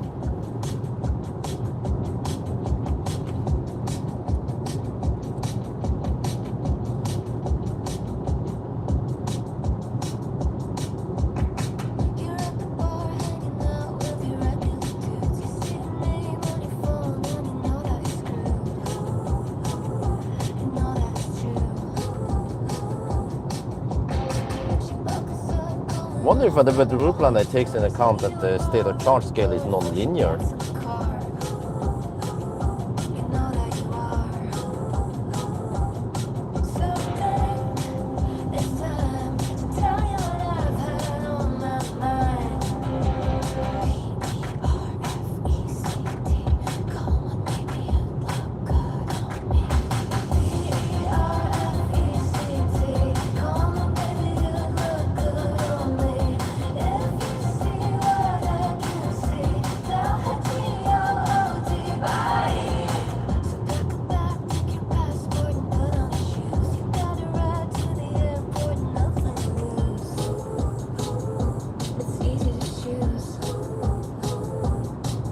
With Neo, I don't know. I don't have a Neo to borrow nowadays, so I'm looking for other brands. And actually, it's nowadays that they have an opening, because eventually, once I get to buy something, then I don't need to borrow another car, right? So actually, we'll see.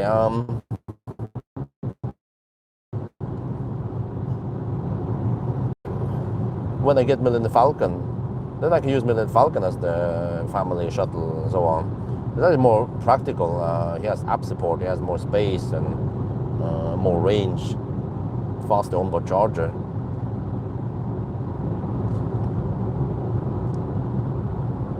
No, it's connected via Android Auto. So Android Auto can report state of charge, and it works on many cars. This is the first time I test it. It's been out for a long time. But I normally don't use Android Auto because I want to use the car's own navigation and look at other things in the car. It is a bit impractical now because I need to switch back to the car to preheat, for example, and then switch back here. Or I switch back to the car to turn off the speed limit warning and shit like that, right? So it's, yeah, I wish it was faster way to switch back and forth.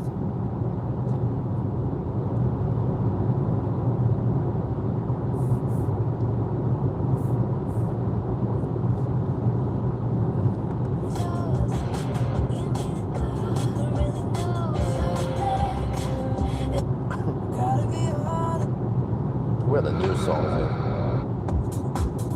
I added around 5-6 new songs.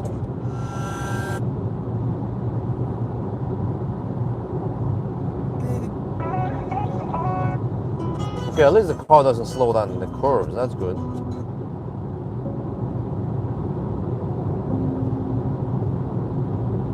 I did to watch out for moose. We are in the moose area now. I suppose a friend of mine crashed his. This was many years ago. He crashed his Model Y into a moose in this area around Tarnum area. And the car was total, and he had around 140 kilometers per hour. I'm like, dude, okay, at night.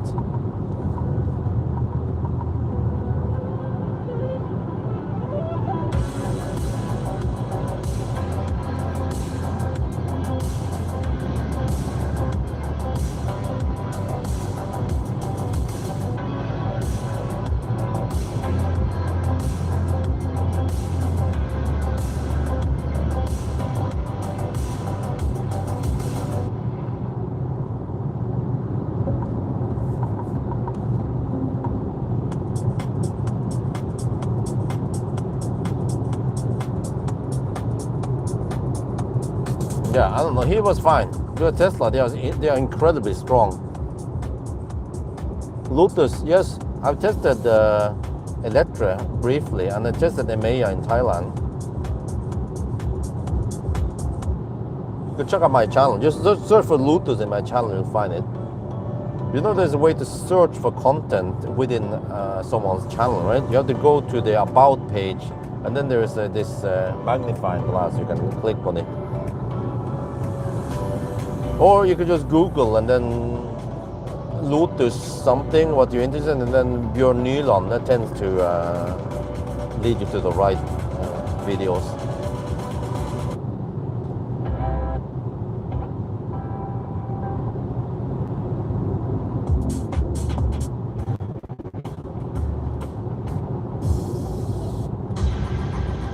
I need to delete some of these songs I never listened to.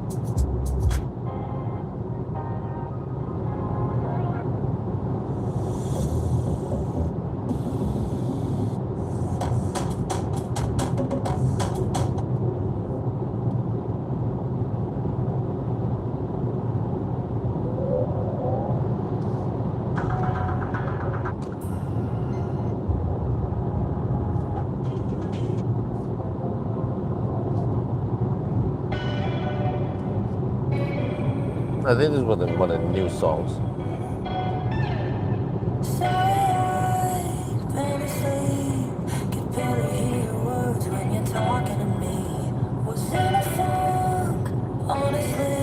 I was running on fumes, feeling empty. I haven't been like myself in a minute. Bound to have broken those cracks on my limits. I've got on a new wave, I'm diving into it. Don't really care now that I've gotten through it. The sun is coming out. I'm falling off the clouds. Oh, it feels so right now. I've been waiting all my life, waiting all my life for this. It actually shines quite wide and strong, similar to German cars. This is really impressive. I don't remember how the EV3 was, but I was quite impressed on how good the headlights on the EV4 is.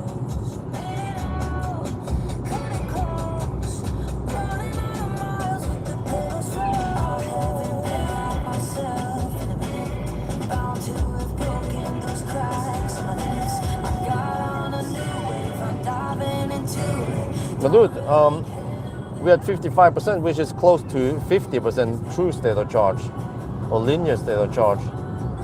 Well, soon, I think around 53%, but we have done around 190 kilometers.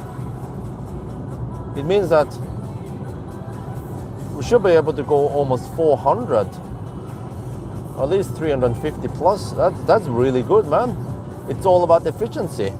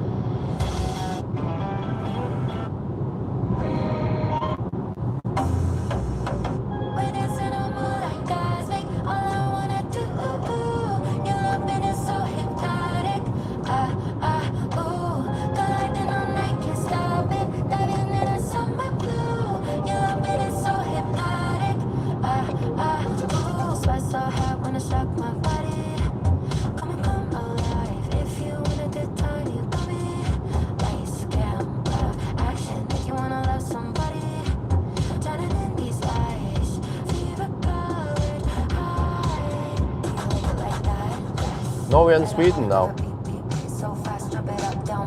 We're on Tarnum.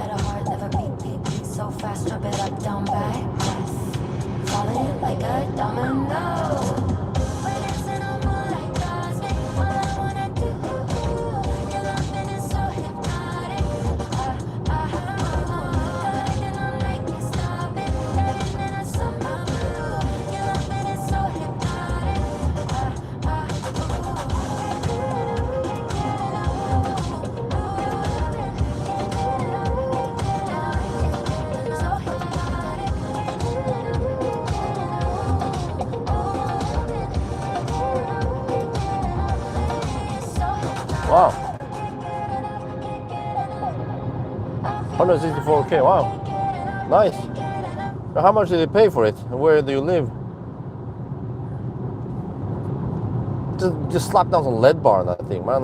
The headlights are horrible. The high beam at least. Maybe you can put some replacement bulb that boost up some headlights at least.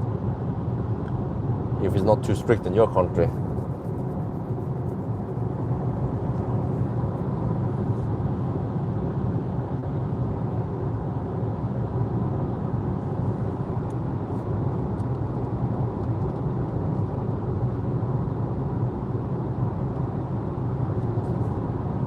There's Tanum.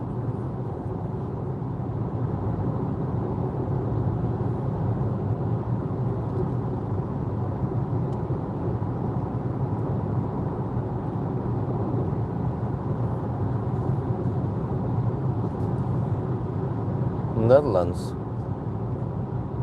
paid 10K. Oh, wow, 10 that wow, 100. Yeah, okay, I think it's around 110K NOK. Okay, it's a damn good car for the money. Hopefully, it hasn't degraded that much. But did you test it before you bought it, or just it doesn't take that long to test it?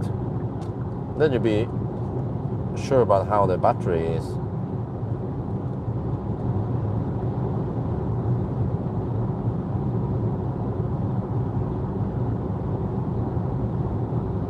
It's not the ZS EV. I recognize the tail lights. No, it's actually not. It says Kia. Yeah.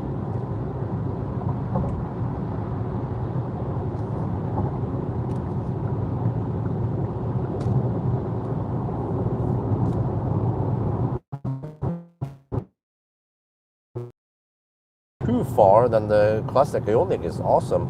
Okay, like North Cape or something, or like all across Europe. Okay, that can be a bit painful. 300 to 500 kilometer road trips. That's fine. Just charge a couple of times and hammer it.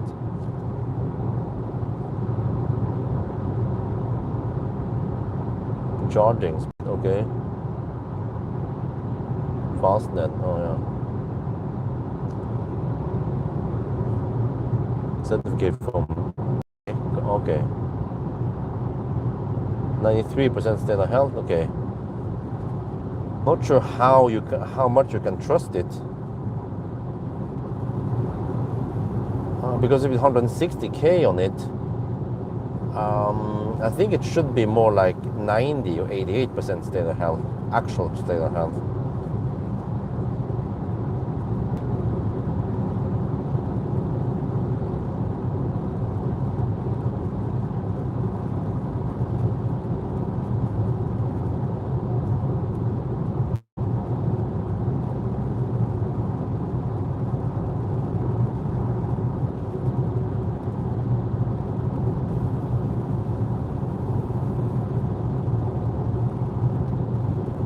Well, the consumption is higher now, 208 watt-hour per kilometer for the whole challenge, which means that now in Sweden, usually slightly more wind than Norway. And if it's headwind, then it gets worse, and we have slightly higher speed here, and constant 110 zone, at least until Kungälv. Then consumption is higher. Yeah, now we're down to 50% state of charge. You guys can probably see it, right? Upland still claims 12%. Huh. It's being quite confident. You see, it doesn't jump up and down. But then it depends. With 12%, can I go from Mölndal all the way to Kungsbacka? Well, the battery, what the heck, man? Battery's at 15 to 20 degrees Celsius. 11% now it claims. Okay. I might stop there then, because I need to preheat early enough. Yeah, I don't know when this thing stops preheating, if it's 12.5 or it's not 18.5, I hope. It probably stops at 12.5%, like the other Kias.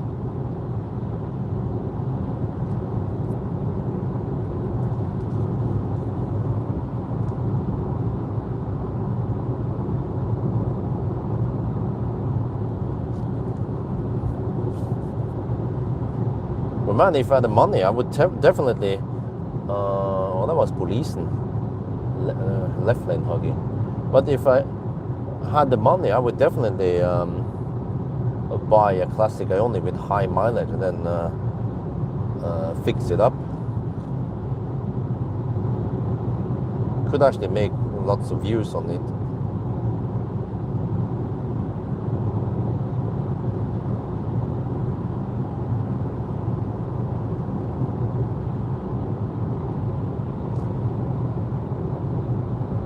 As towing with EV, huh? Would you include that? I don't really do that much anymore. I've done a lot of towing in the past, but not sure what to do. I mean, what am I supposed to test? Consumption with trailer? The problem is that it is so variable depending on the size of the trailer. As a weight is not super, well, it depends. If you go uphill or downhill or whatever, or up and down a lot, or flat, or I've done some challenges and stuff and range test, but doesn't seem to attract that much views. I did a lot of towing in the past, around 10 years ago, with Optimus Prime. I think back then people were more interested in how does it work and so on. Now they kind of know, okay, consumption drops. Depends, it can drop a lot actually if you're towing a boxy trailer or caravan.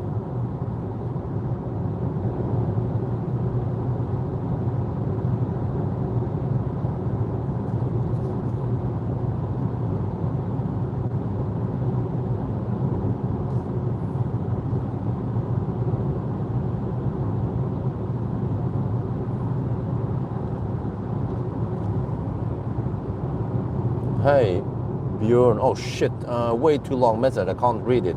Especially not over here, and to watch out for moose. I see you remember the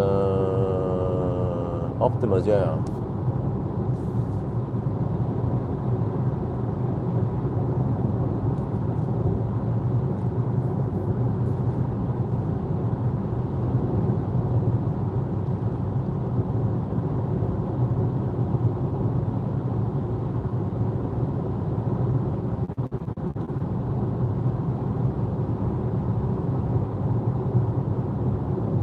Trailer videos, okay. I'm not sure what people are looking for. I mean, what they want is more, I think it boils down to how much range you can get with trailer, right? But it's just that it's so variable. If you put on a small trailer, then the range is not that much affected, but it's still in general at least 20% drop in range, up to 50% actually drop in range.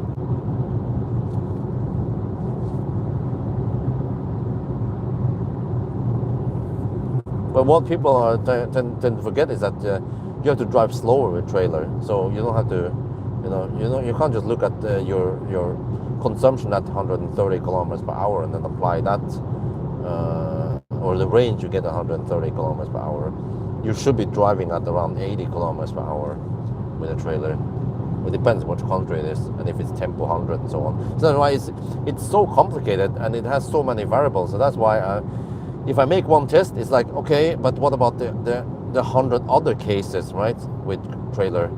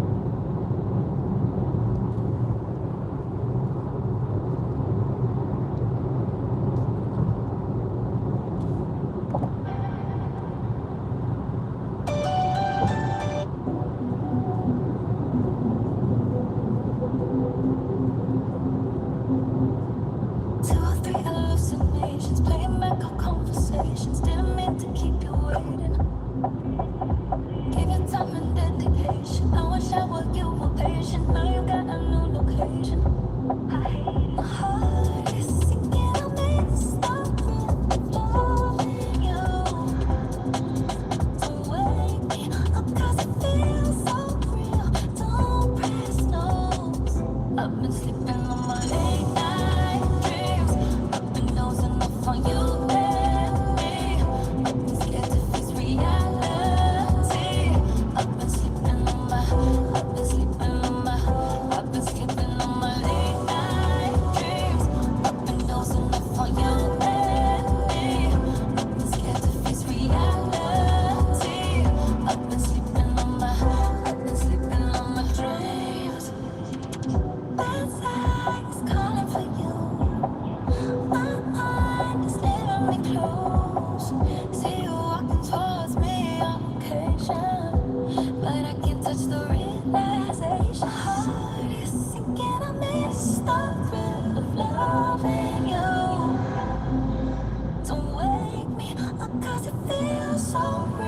Don't press snooze. I've been sleeping on my late night dreams. I've been dozing off on you lately. I've been scared to face reality. I've been sleeping on my, I've been sleeping on my, I've been sleeping on my late night dreams. I've been dozing off on you lately. I've been scared to face reality. I've been sleeping on my, I've been sleeping on my dreams. Can a big degradation have a bigger consumption result? Huh? Internal resistance. I'm not sure what you mean.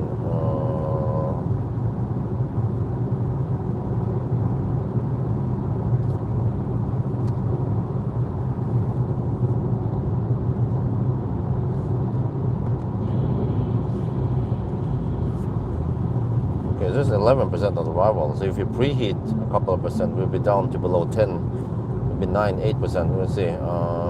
Yeah, I think we might stop at Mölndal.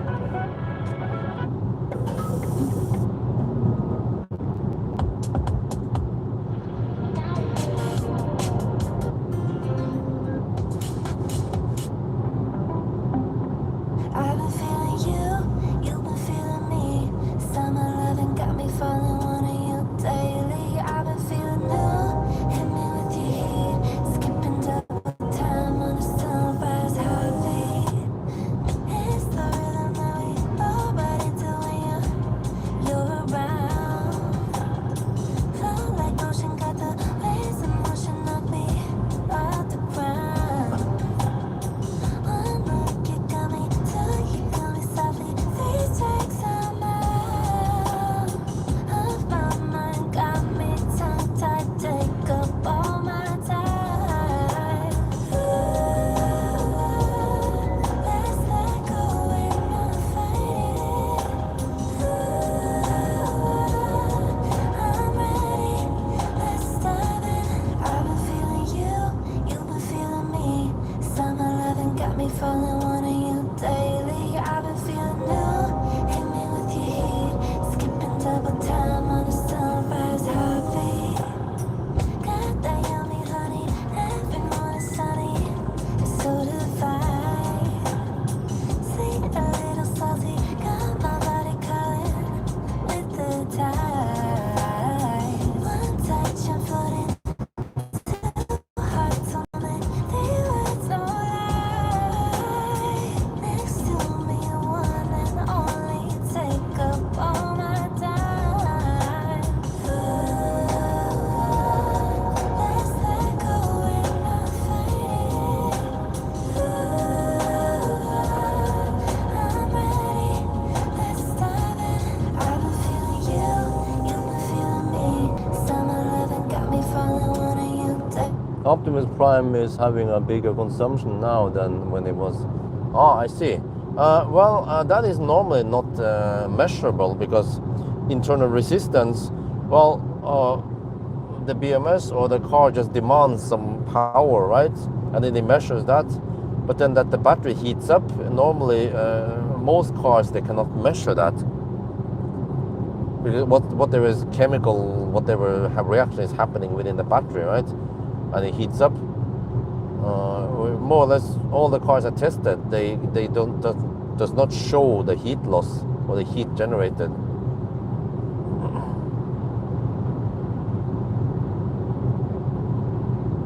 But yeah, with as cars ages, normally there will also be more internal resistance in the battery, and then consumption goes up. I think I measured this in some of the soles I tested, that they tend to become warm. The battery heats up without too hard hammering. But other things that actually degrade also is maybe wheel bearings or reduction gear or other things also wear out slightly and generate more heat, or they have more friction.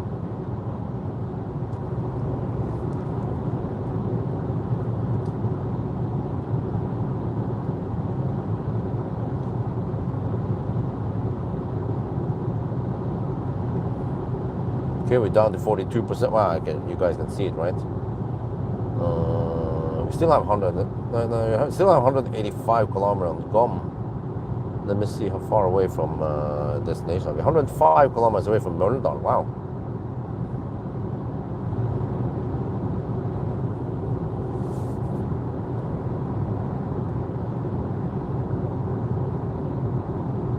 There's Holby.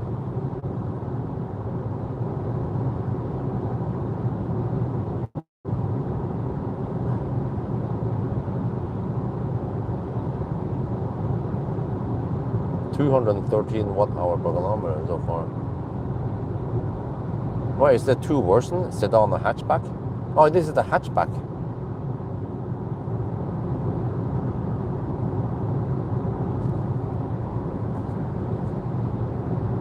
Dude, what the heck, man? Guy on the other road there is blasting with the high beams. LED bar and shit. Oh, it's Ragger, of course.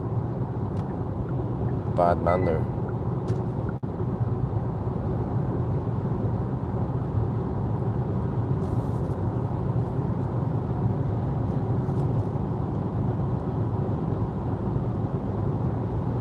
Yeah, so some cars with not that great range, they need to bail out around Hogstorp here, coming up soon. 226 kilometers so far. We can still keep going. I still have 28.8 kilowatt hour left. And then with a consumption of 213 so far, we can go at least 100 kilometers. Actually, way more than that since we are passing to Göteborg soon. So yeah, very impressive. It's all about efficiency. Efficiency trumps everything. Trump! Okay.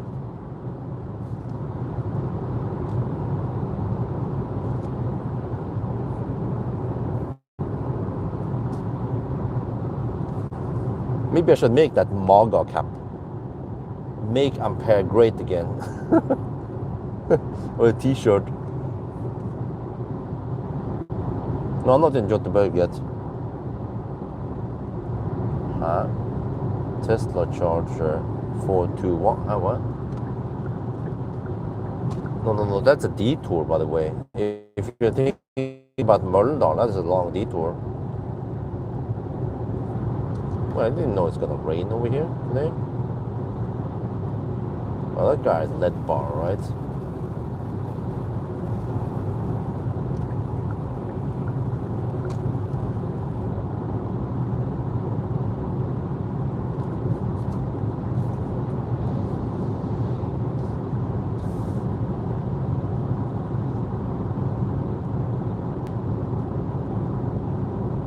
Degrees, okay, at least it's not foggy nowadays.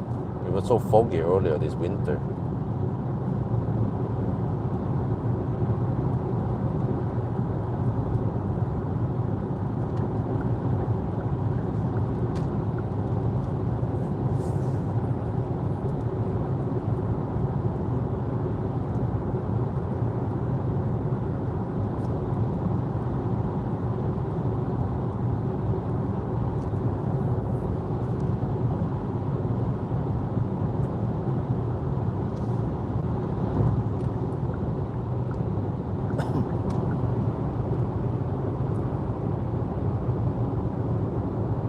Well, I posted a link at the beginning.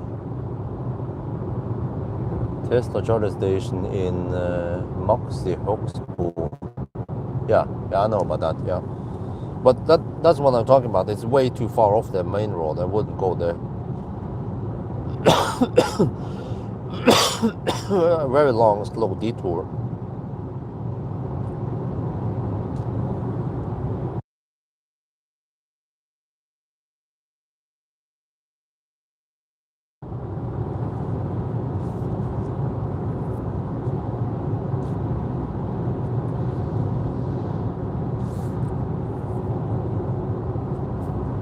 Wait, when should I preheat? No, the preheating is dog slow, right?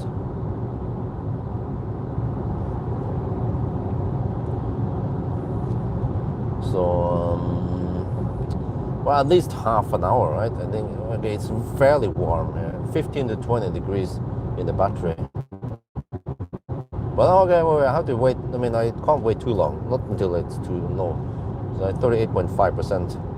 Might want to preheat when I have around 20% left.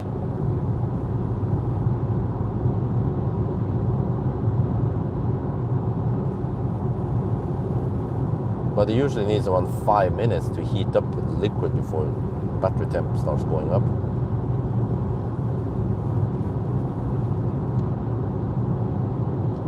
And I don't know if this car needs 21 degrees or 25 degrees to get maximum speed.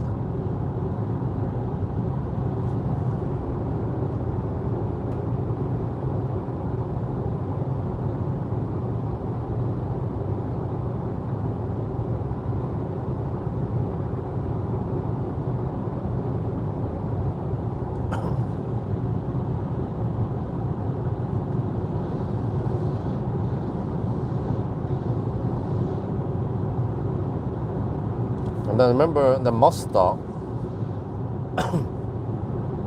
when the Mazda 6e, but that was quite cold run. It had to stop at Ljungskile, but that was only 69 kilowatt hour battery. Here we are whopping 81 kilowatt hour.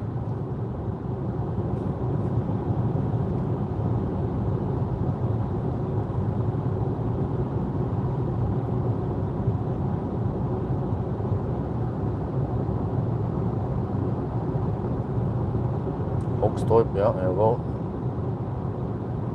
Passing by Hogstorp with 37% left. Wow. Good range. It's mainly because of the efficiency. The battery is not that big. But it doesn't have to be that big, you know? Well, but actually, the bigger brother, the EV6 and EV9, well, EV6, the EV6 has 84 kilowatt hour batteries. So it's not that much bigger than this. But of course, that's 800 volt hyped up architecture.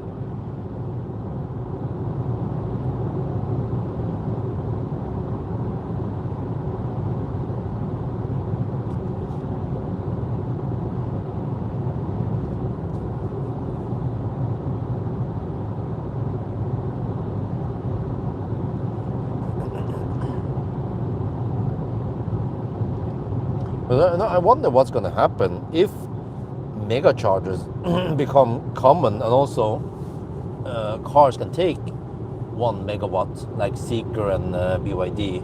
I mean, they're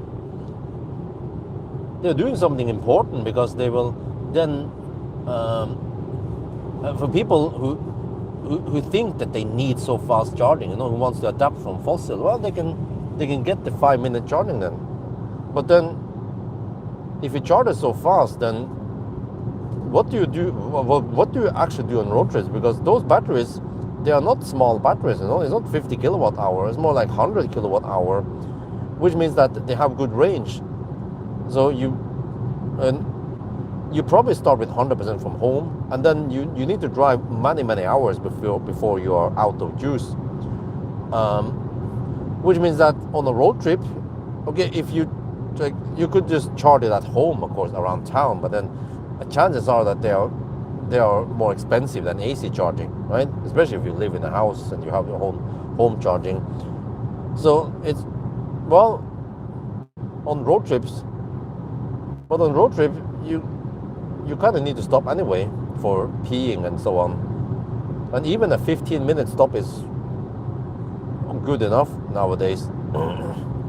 And then the thing is that it becomes so fast that you are blocking the charger, right? If you charge within 5 minutes or 8 minutes, then you need to move the car. Ideally, the car should match you so that you can just stay there, charge there.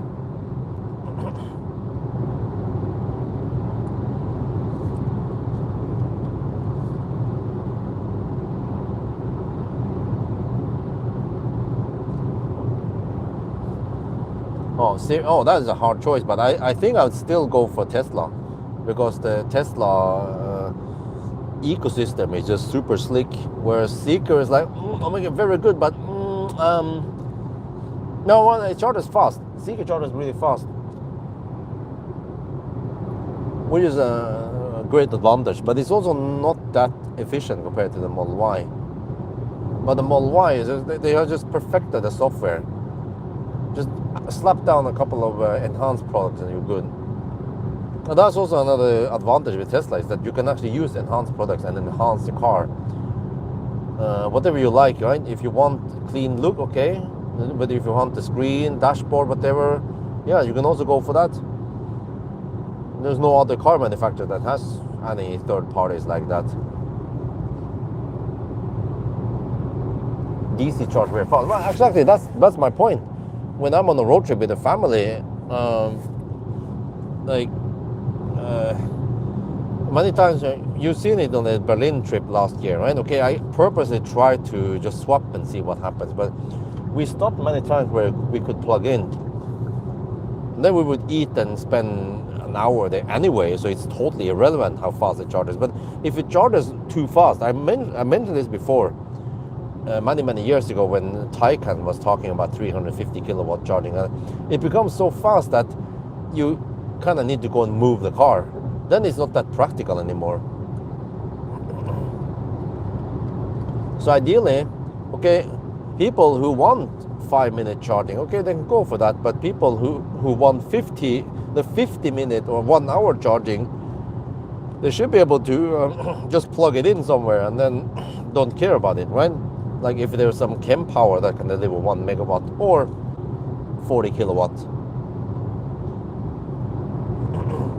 So we just need some kind of smart power distribution.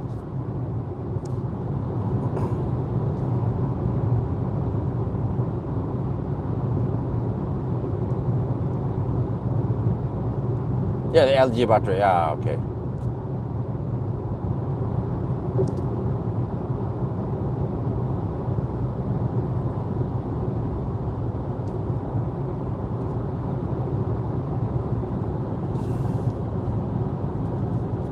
But when you do the 1,000 kilometer challenge, it's a very relevant test. You see how far we have to drive, right? I've been driving for 2 hours and 13 minutes now, and we still have 33% battery.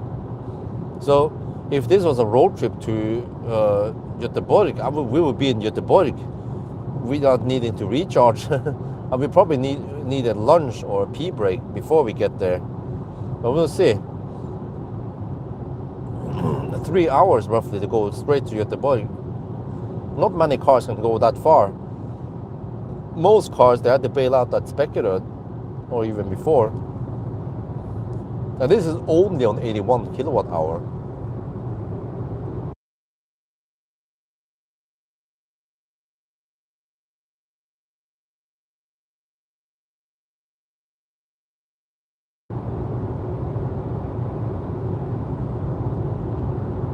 Well, what the heck, man? Oh, it's too long message. Bjorn, do you think the lower, more aerodynamic EV4 makes a difference, range, high speed? Yes, that's what we're testing now. EV3. I would get the EV4. EV4 is more aerodynamic.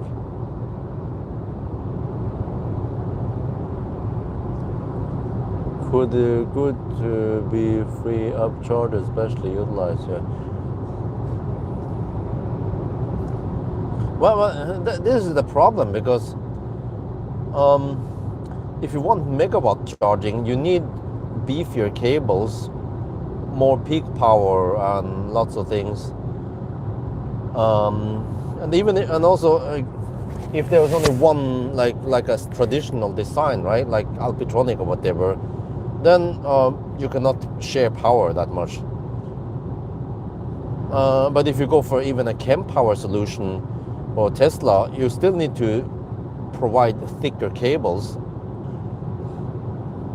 Usually more than, well, actually, I'm not sure. Yeah, usually more than 1,000 amps, you know? Shit, man. So, at least in my head, the faster power, or the more power you demand, the more expensive it should be. Like, there's no way beating around the bush that more power means more expensive. So are you willing to pay for it? And is it relevant? I mean, if you you need to sit around and wait 5 minutes for it to finish charging, and then you move the car because you're planning on eating with your family, then one other person needs to stay behind and move it, right? You don't want to block that thing. Unless they have a Chem Power solution where it doesn't matter, you just plug it in. But then the few times when you want 5 minute charging, then okay, it's wonderful that you just zoop and then off back on the road. But I would say that most people, around 200 kilowatt charging is fast enough for most people. I would claim for 99% of the cases, or maybe even more, maybe 99.9% of the charging sessions, 200 kilowatt or less is actually sufficient. If you actually start looking at how people use the cars on long trips and so on. But what people don't want is, or I mean, if you can choose, right, the genie in the bottle can give you 3 wishes. What do you want to eliminate? Laderstau or slower charging, and you want to go faster charging? I think 99% would avoid Laderstau, which means enough charging plugs or stalls for everyone, and then it almost doesn't matter. Okay, they can probably, or like, do you want Laderstau? I mean, do you want to charge faster, or do you want more stalls, but you can accept slower speed or some kind of power sharing? Or do you want less stalls, but then once you get the plug, you can charge at 1 megawatt if your car can take it? I think most people, they just want more plugs and okay speed, like at least 100 kilowatt. That'd be great, yeah.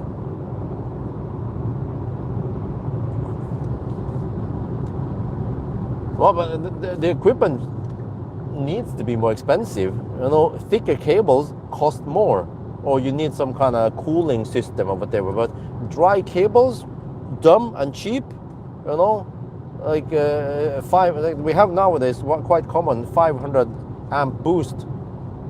Good. No liquid cooled system that needs to be serviced or can break and shit like that.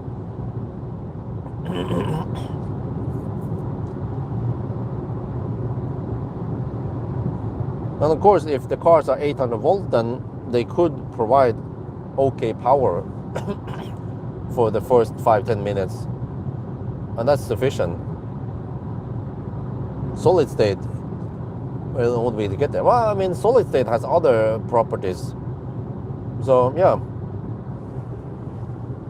I don't know. It seems like nowadays the Chinese, they're sitting on some tech. It seems like they're going the LFP route, and they can actually push the batteries quite far without killing them.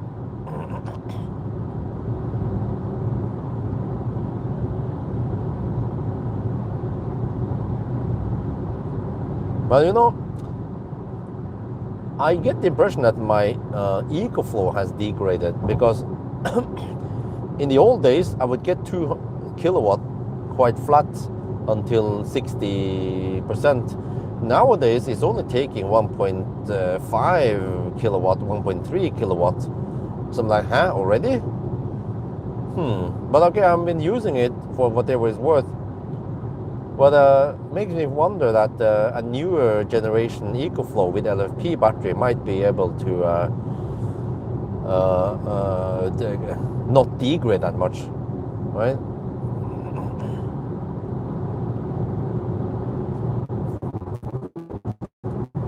Or maybe at least maintain maximum speed for many, many years before it needs to slow down.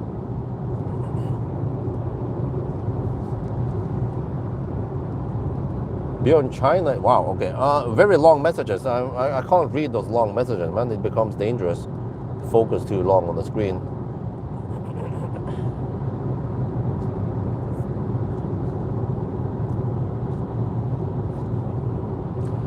Did you catch William's video? Flash charging? Not really, but I mean, what's new? I heard about they have some really fast charging out there, but yeah.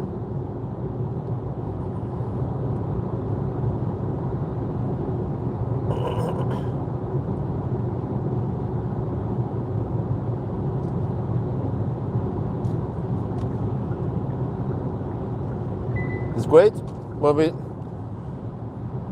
just the problem is that I mean, for trucks, it's great. Trucks need megawatt charging, but passenger cars, they don't really need it. And then, are you willing to pay a higher price per kilowatt hour just to get one plus more than 1 megawatt? I think people, they would opt for cheaper, slower charging. I mean, slow, I mean like 150, 250 kilowatt, like you can get from Tesla, right?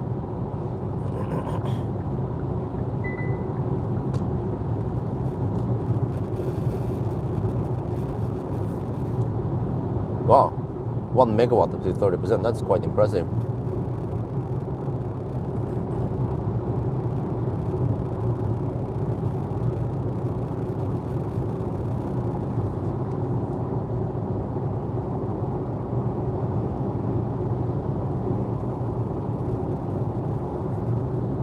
No warranty, yeah. Well, but also, I'm just wondering how expensive the equipment would be, and then what about power tariff, so on.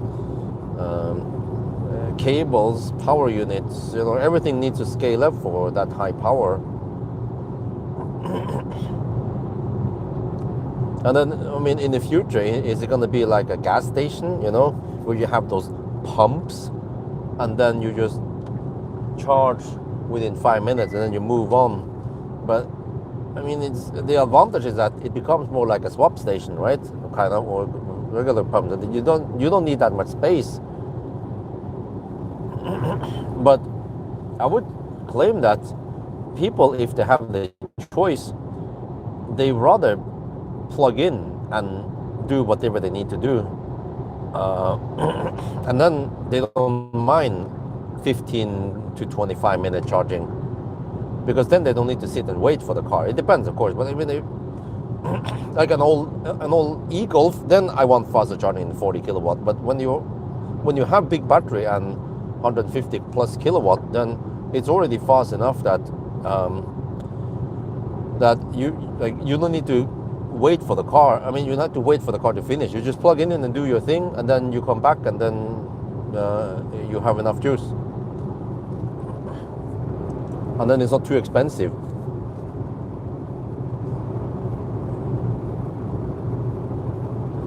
Yeah, the problem is that batteries on site cost money, unless they can eventually get sodium batteries.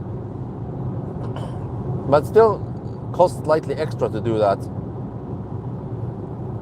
But it's just that the equipment needs to be able to handle this. You can't just use the regular equipment now. You need thicker cables or some kind of cooling and whatever. So ultimately, it's going to be more expensive.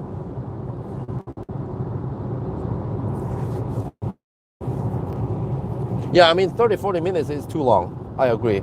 But nowadays, when I test the cars in 1,000 kilometer challenge, if it becomes like 10-15 minute charging stops, I'm a little bit stressed.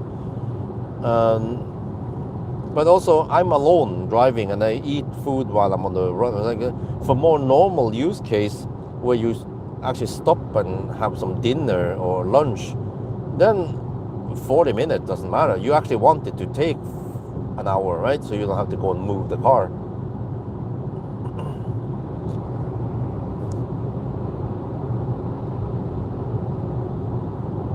And since, I mean, in the old days, like, okay, perfect example, classic Ioniq has so short range that there it matters that you charge fast. It takes around 20 minutes to reach 80%, right? Because you only have around 100 kilometers of motorway range, or maybe 150 or almost 200 kilometers when you go on the B roads. But when you have 80 kilowatt hour battery, and as long as the car is efficient, like a Tesla, then it doesn't matter, because by the time you need to stop, then you want to stop longer.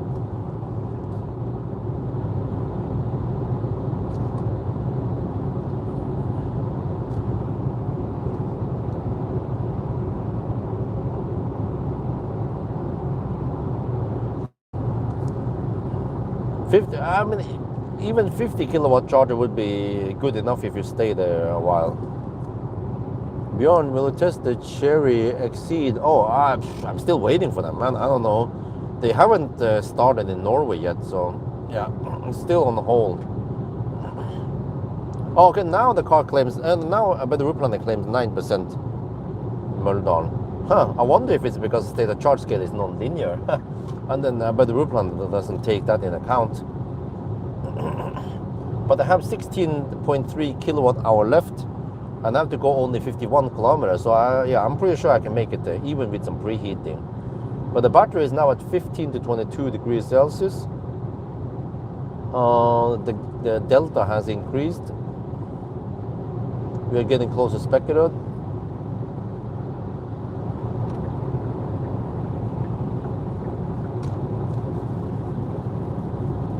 $278 kilometers done now, and 220 watt hour per kilometer. Wow, impressive. The Thursday cars will be at 250 plus. See, I don't remember what the cars I tested recently, but yeah, they were roughly around there. Dude, this car consumes less than my Soul, and I had to drive slower with the Soul.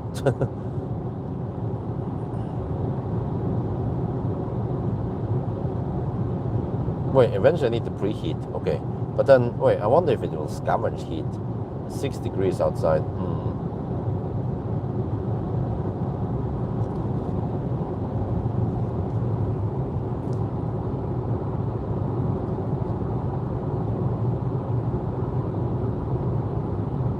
Yeah, they could be a restaurant eating, so they just use 50 kilowatt. They don't care. I remember actually at Ayuntidal when Circle K and when Grønn Kontakt they had, or in Mer, yeah, Grønn Kontakt Mer, when they had those 50 kilowatt chargers there. Many fat e-trons and iPaces and like EQC, you know, they can take 150 kilowatt, right? They would take the 50 kilowatt chargers, not the Ionity chargers.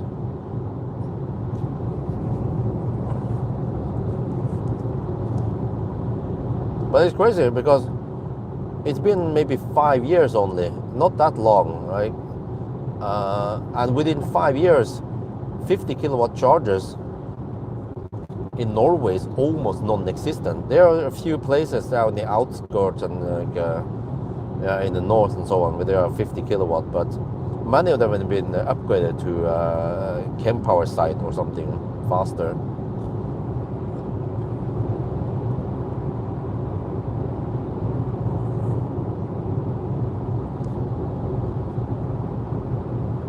Yeah, 200. Supposedly that Hongxi, well, it was only charging at 200 kilowatt flat until 50%. The EHS7, for some reason, it's supposed to take 250, but like 200 kilowatt flat until 50%, that's plenty for me. Because with most batteries, it would take maybe around 10-15 minutes only to reach 50. No, actually, no, it should be less. If it's a 100 kilowatt hour battery, or if you actually have 100 kilowatt hour net capacity, well, you don't start with 0%, right? Let's say 10%. You fill 40%, 40 kilowatt hour. If you have 200 kilowatt, it should take only 24 minutes. What? Oh, really? 24 minutes? Maybe because the battery is big.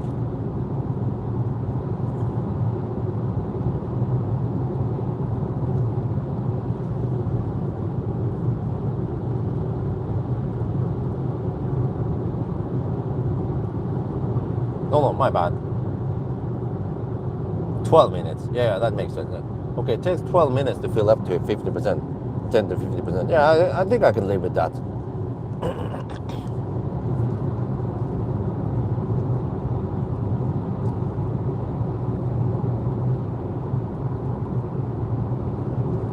Would be nice if we could get the better kilowatt hour price if you choose to charge. Hey, the low battery warning brought it out of Android Auto. Okay, there you go. Low battery, alright, that's fine. Don't bug me about it. Now it says 69 kilometers of range left, and we are 41 kilometers away. Yeah, we are fine. We're fine. 20%. Okay. Is it now that I need to wait? 24 minutes left to get there. Now 20.5%. Should I preheat now? Yeah, it could be dog slow. Okay, let me preheat. This time I want to pay attention to I want to go to the car system here. Home. Well, I didn't know it's gonna rain tonight. Okay, let me preheat. Activate. We see what the car's navigation. Oh, dude, huh? What?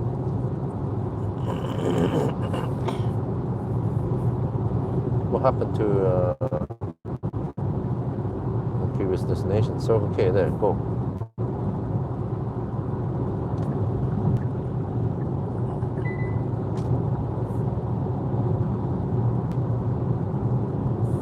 The car is kind of slow. When you click on things, it needs like half a second or 1 second to react on things. It's kind of sluggish interface here if you use a Tesla, or even my old car, you know, is quite fast, snappy. The old Soul. Okay, okay. Now the car claims 9% also. Okay, let me see. Battery heat. Okay, it needs many minutes before the battery heating thing ramps up. Okay, 15 to 22 degrees. Inlet is 17 degrees. I'm gonna start preheating now. We're down to 19%. 290 kilometers done so far, and 221 watt-hour per kilometer. I will check the distance error once we stop at the first stop.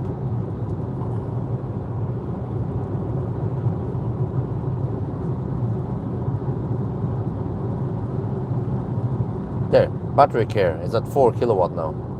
Well, you see, like the Korean cars, man.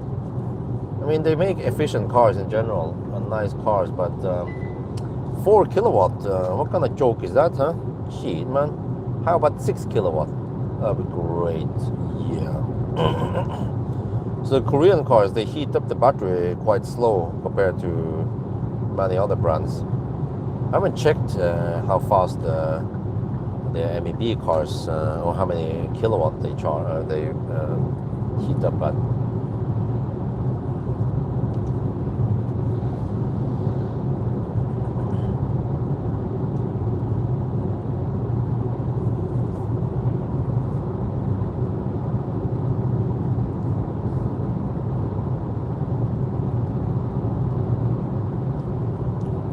You can say around 10% of the CCS plug in Norway still below 100 kilowatt. Wow, really? What?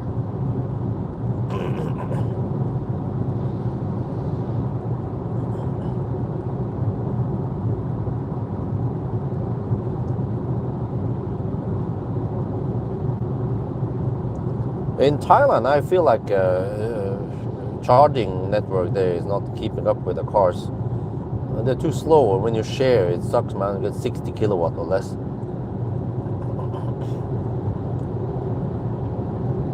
And unfortunately, the Huawei 60 kilowatt power modules is actually not that great compared to Kempower. Well, I wonder what Tesla operates at.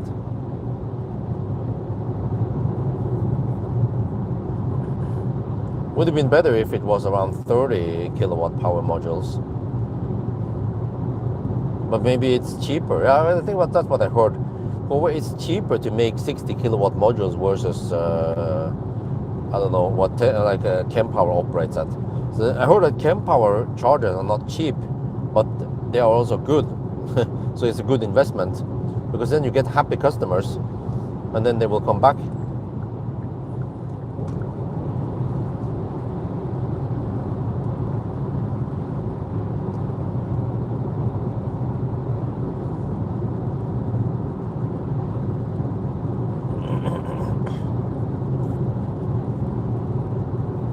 Well, I didn't know it's gonna rain tonight.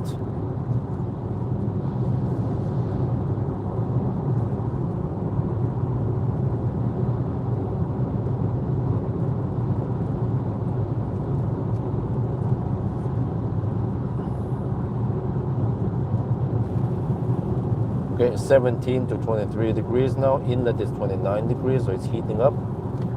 We'll see when it stops. Oh shit, I'm already down to 16.5%. The preheating might stop at 12.5%, like most Korean cars. But it was worse in the old days. Then it stopped at 18.5. That's unbelievable, man. For 80 kilowatt hour battery, that's way too high.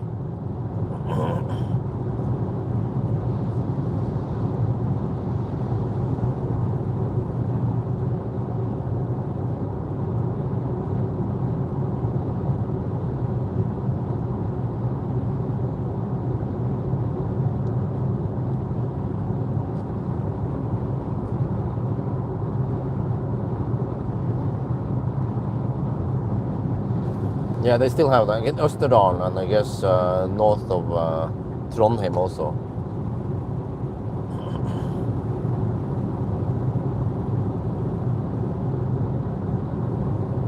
But it's fully understandable because those sites are not visited that often, so you just waste the money. They already invested many years ago and they might not have gotten their money back yet. And it's like a bad circle because, for example, Østerdalen, prime example, like Evenstad, you know. I bet very few people charge there. So they invested several 100,000 NOK for that site. I could guess maybe 500k. And then did they make it back yet? Most likely not.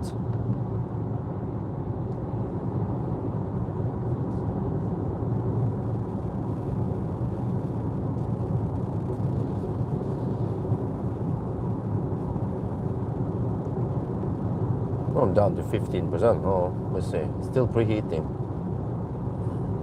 Pulling 4 kilowatt for preheating.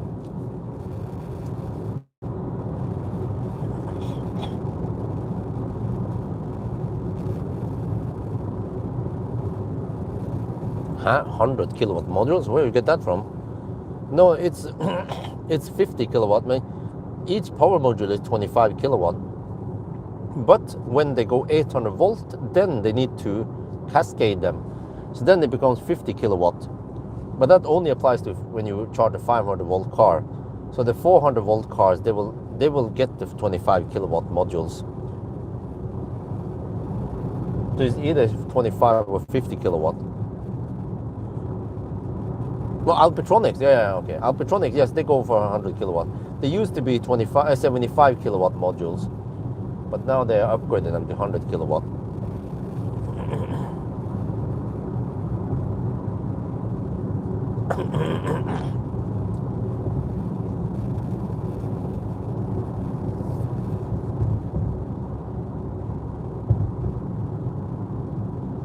Well, we'll see when it stops also. Okay, down to 14.5%. If it's 21 or 25 degrees, it stops at. I think it was a good time to start preheating now.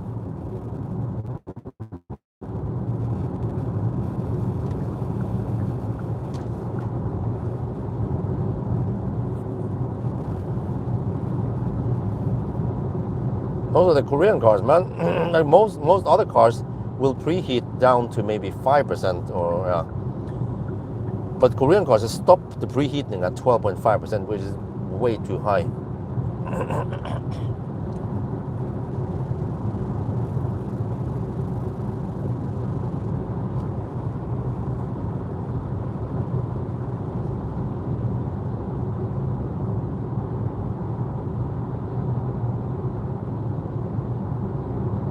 Richard Steen said, oh yeah. Wow. Still use the tritium. Yeah.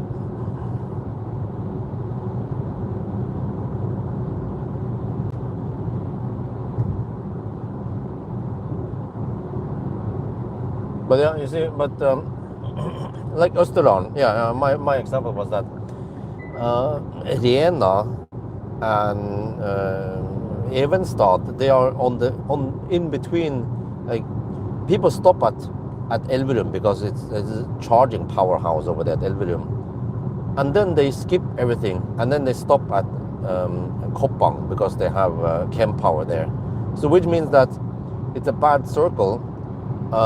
The other sites are, they will get less sessions, or they will sell less sessions because customers, they just go other places. So I mean, recharge, they could, I think now it's many years has passed, so they are not required to keep them there, so they could just dismantle them. But maybe they're like, oh, whatever, they just keep them there and they will slowly generate some money, and they don't care about upgrading them. Okay, 13%. Let me see if it stops at 12.5. But we are 19 to 25 degrees, so we are hopefully close to the temperature we should be at, right, to get maximum speed.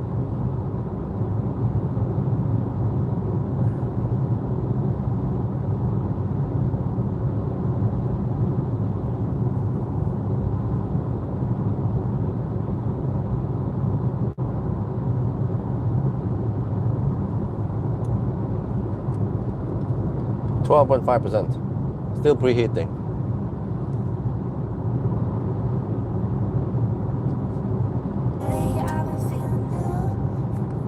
This is also strange, man. I want to just turn down the volume, and then the music comes on when I turn down the volume. Why? Like, why? Because, you know, when you have in the old days, when you have a stereo rack, you have the amplifier, and then a cassette player and a CD player. And if the CD player is not playing music, you can twist on the volume knob, you know?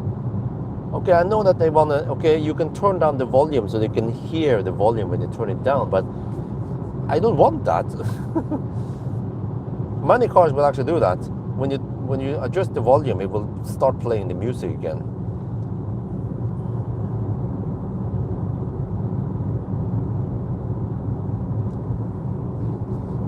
And then you have the cars where you mute the playback music by clicking on some button on the steering wheel, and then it plays the music in the background with zero volume. What is the point, man?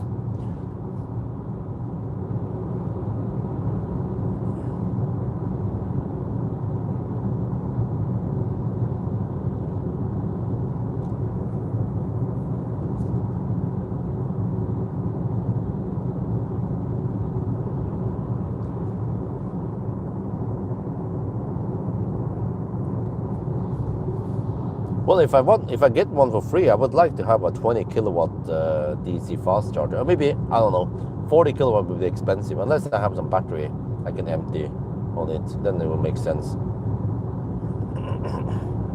Okay, the preheating stopped, but it never notified me that preheating was complete. So I think preheating stopped because it went below 12.5%. So I'm only at 20 to 26 degrees. I don't remember this needs 25 degrees or not. Uh-oh, maybe I should have preheated earlier. Okay, so you might cold get on the first session, but then normally after the first session, then the battery is warm enough for the rest of the challenge.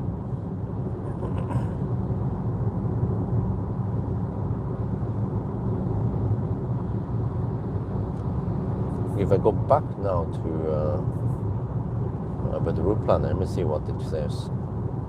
Hey, dude, did you forget about my route? What? This is also weird, man. When I switch between the car's system and dude, seriously, this is annoying that it forgets about the route planning. I need to go again there.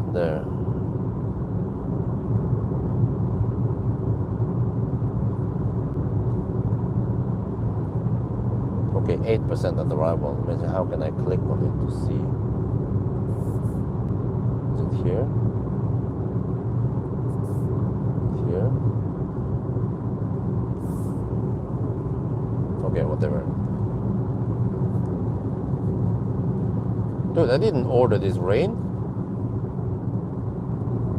Mute pause.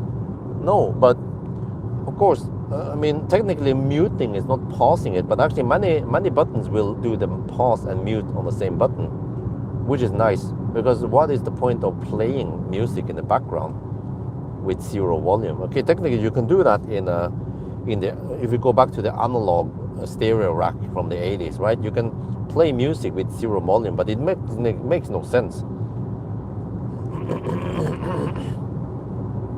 I'm in Göteborg.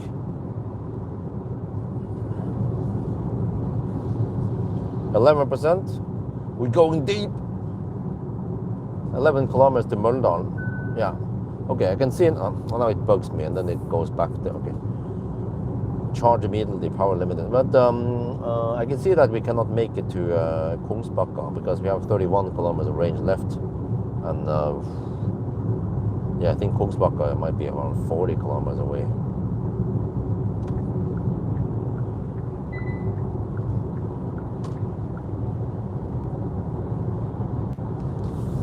Okay, heats up slightly more, 21 to 26 degrees Celsius. Let's hope that is enough to get maximum speed.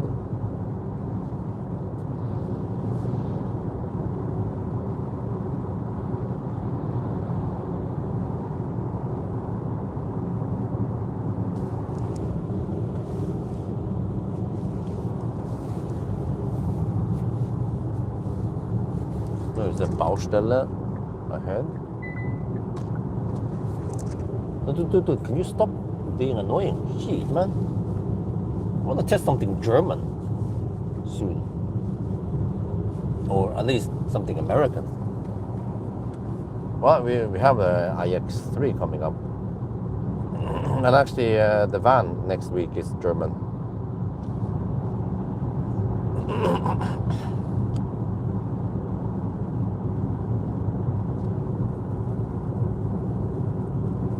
Okay, the battery is still heating up. Maybe there's some residual heat in the liquid. 10% now.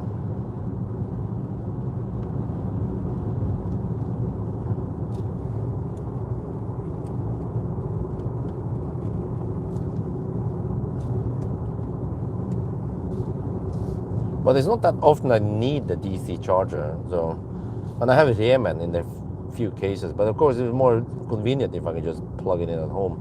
And I think around 20 kilowatt would be sufficient.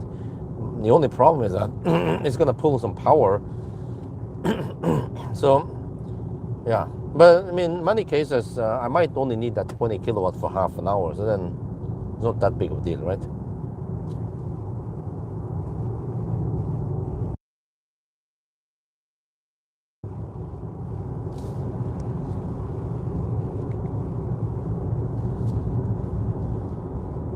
You can feed the home car battery with it. Oh wow, cool.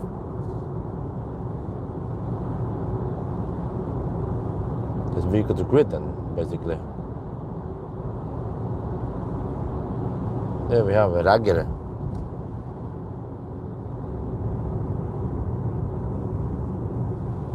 Okay. Going deep. Well, actually, it's just 10%, but it's a Korean car, so we have 6.6 kilowatt hour left. Yeah, so that's less than 10%. It's supposed to be 7.8 actually kilowatt hour if it was linear. So you can count. We are more like 8% or 7% right now. Oh, stop bugging me about that shit, man. I seem to handle these curves fairly well. It's some of the sharpest curves on this route. Actually, I think it is.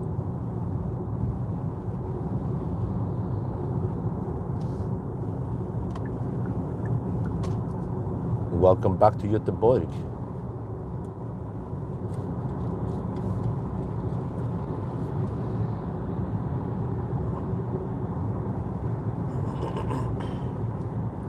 .5%. Well, actually, wait.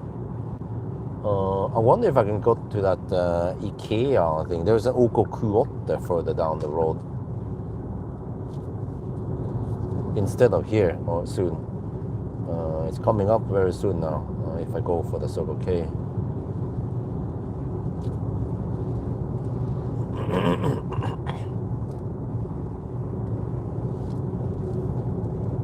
I can go deeper, right? I'm at 9.5%.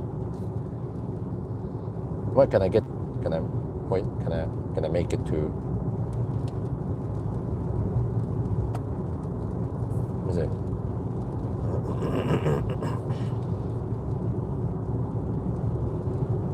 Okay, right now but the route planner is kind of clumsy because it's hard to you cannot browse it. That's the problem. It's like you cannot do that while driving. And then the navigation here stopped. Huh? What the heck is this shit? Like, and the navigation in the car stopped. Huh? Just because I went into a better route planner. Okay, let's see. No.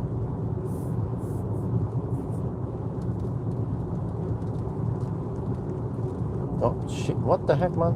I was panning trying to find Kungsbacka.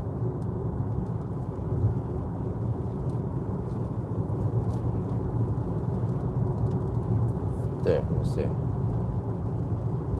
I found it. Yeah, there's something there. There, right? There's that. Snap on. Circle K. Go. Circle K Kungsbacka. How far away are we? I have 5.9 kilowatt hour left. Okay. 25 kilometers there. Oh, well, that's not gonna work. 25 kilometers and I'm using 200. I have 5.9 kilowatt hour.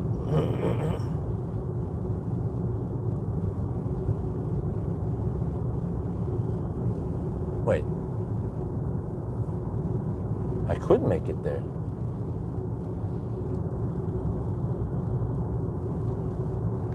But here's the thing: if I wanna stop soon, I better stop soon.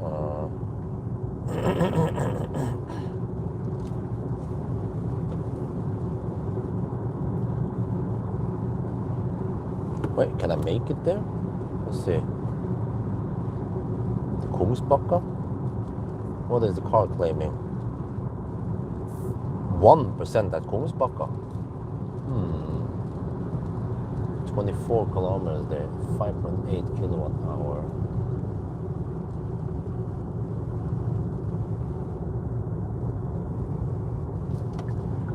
Why are people driving so slow? 23. There's where I should have exited if I want to go to Circle K.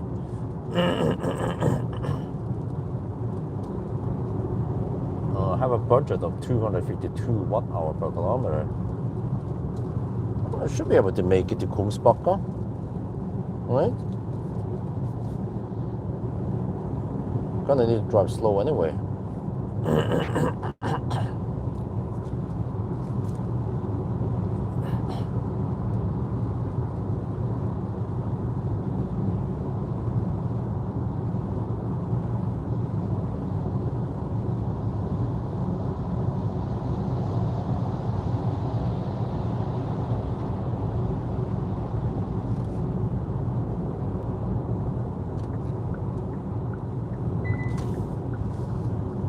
Let me see. 8.5% left. 24 kilometers on Gom, and 22 kilometers away from Kungsbacka. Well, it should work. I have to calculate 5.4 kilowatt hour left.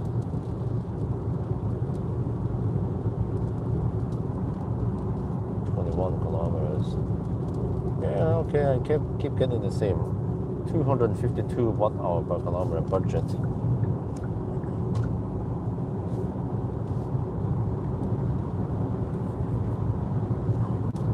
I just have to maybe not.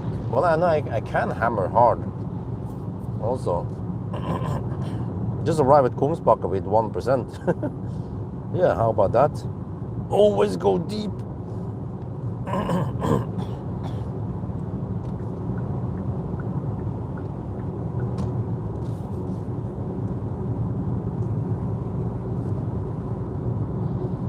Because still have to drive slow for a while.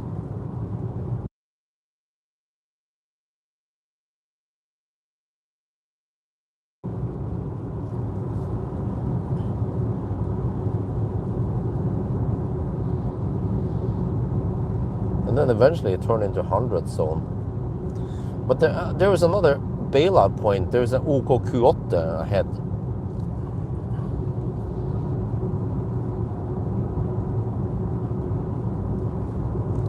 Wow. Let's see, setup. The phone becomes really hot when I use. Let's see, phone connections. Did I disable that? Okay, there. The phone becomes really hot when I use a route planner.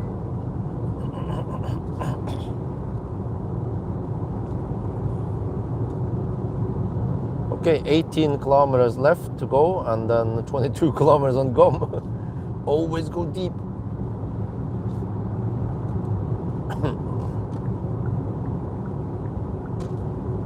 Yeah, around here. I don't know what the heck this place is called again. Kaller it.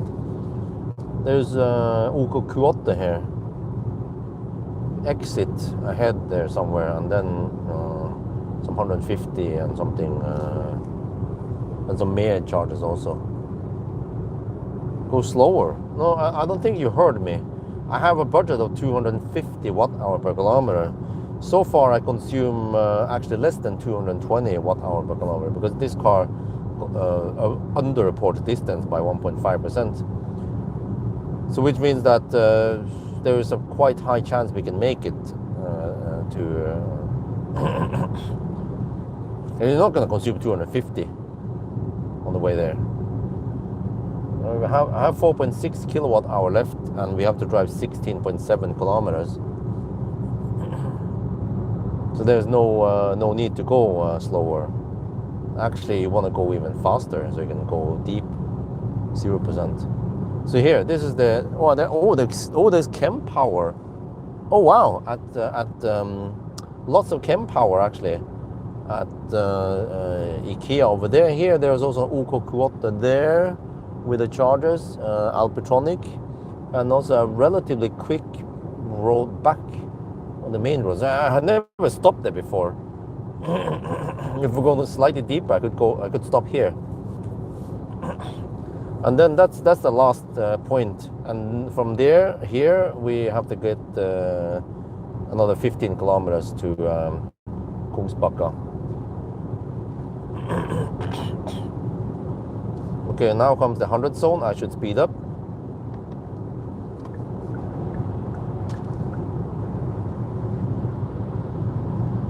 Then we YOLO it, 6.5%.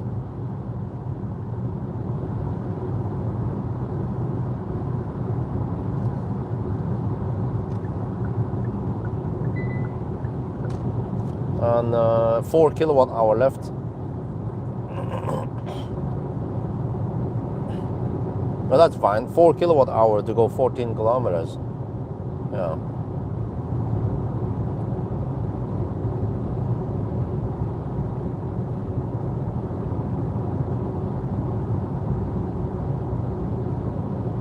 Dude, wow, that is very impressive that the car can go all the way to Kungsbacka. Okay, some of the best cars, they can actually reach Varberg on the first, on the full charge.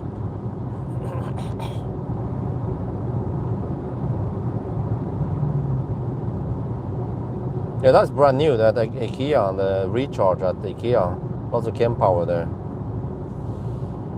Brand spanking new. I see them every weekend drive past there. That could also be a possible charging stop.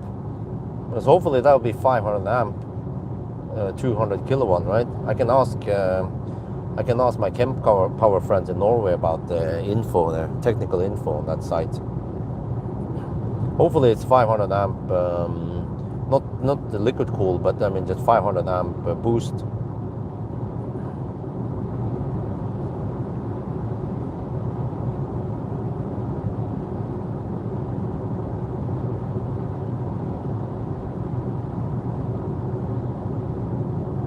But here, on this plug station, would have been useful to have chargers. It's coming up now on both sides actually. I wonder why. It's ST1. Yeah, I wonder why they don't put up chargers here. What are they waiting for?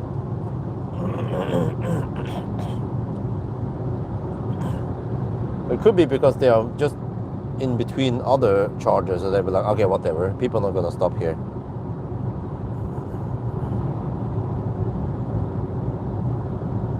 4.5%. Always go deep. 2.9 kilowatt hour left and 10 kilometers to go. That means 290 watt hour per kilometer budget.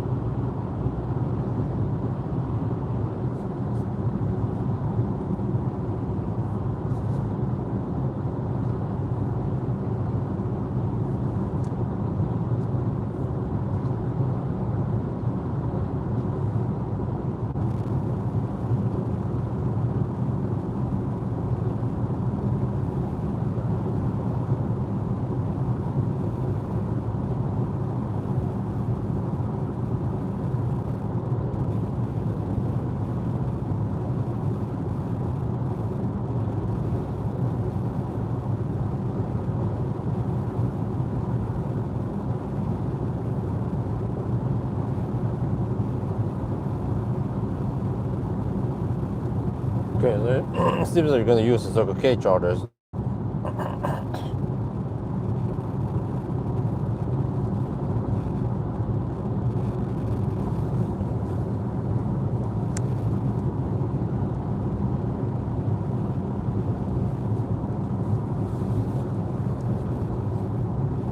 %3 left. Always go deep.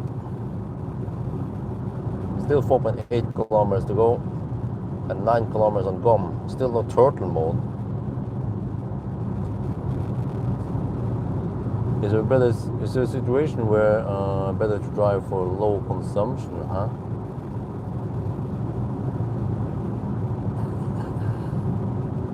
Yeah, saving money, yeah. 2.5%? I still have 140 kilowatt power limit, so we're good, right? And what the heck is this? Yeah, something about let me see, in between Avstand, Avfart. Okay. This exit is closed. Okay, that's irrelevant for me. 2.5%.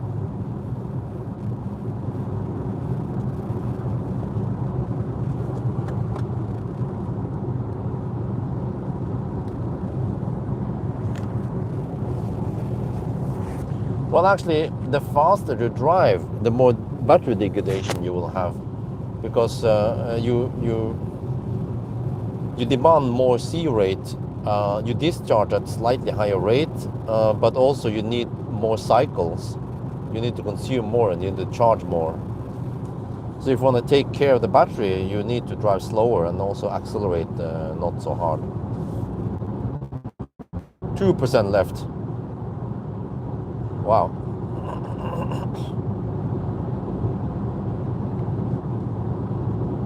Very impressive. I'm gonna charge you 70% here. That will be one expensive charging session, right? At Circle K here. Ideally, I want to get some Tesla or Ionity, but I kind of need to just follow the challenge. Yeah. So this is around 5.7 sec per kilowatt hour. And then I need to pump in around 50 kilowatt hour.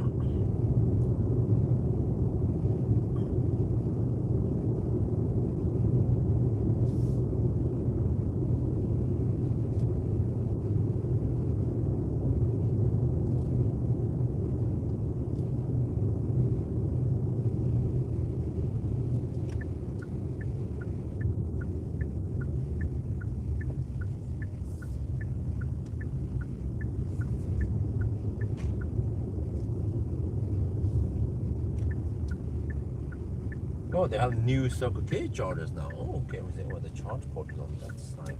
Maybe I can try the new chargers. Is that fossil? This is a fossil. I think there's no signal on the new chargers, right? They should have better reliability than the old chargers. Well, it doesn't matter, right? But let me just take this. Nice. Okay, hopefully the cable is long enough. Let me just pull it in there. Okay. 350 kilometers to get here. And then 219 watt-hour per kilometer. Kungsbacka. 2% left. Wait, is this where I need to turn off HVAC? So it doesn't mess up the thing.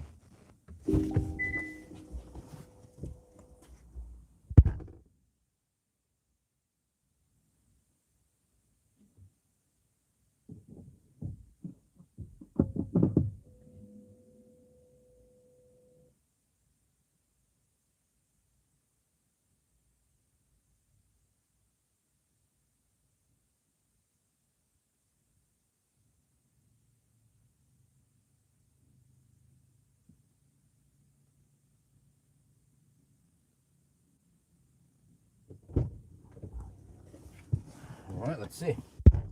I can put you guys on my shaft maybe. Eat some food now. And then I don't know how far we're gonna drive before we stop next time. Let's see. There, it start charging. So it's 350 kilowatt. Check this.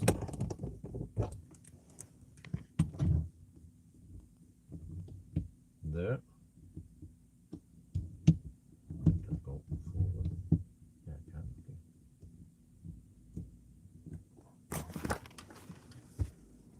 Okay. Wait, why does it go so slow? Shit. Oh, it's ramping up still.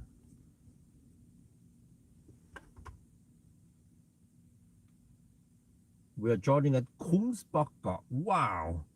We made it here. 350 kilometers to get here. With 2% left, it's now ramping up. Wait, is it going slow in the beginning or is it cold gating? I preheated the battery, but the problem with with Korean cars is that the stupid thing stops preheating at 12.5%. So I'm not sure if I'm cold gating or not, but whatever. Probably getting good speed soon. So I'm not sure. It's okay. They installed the new chargers here.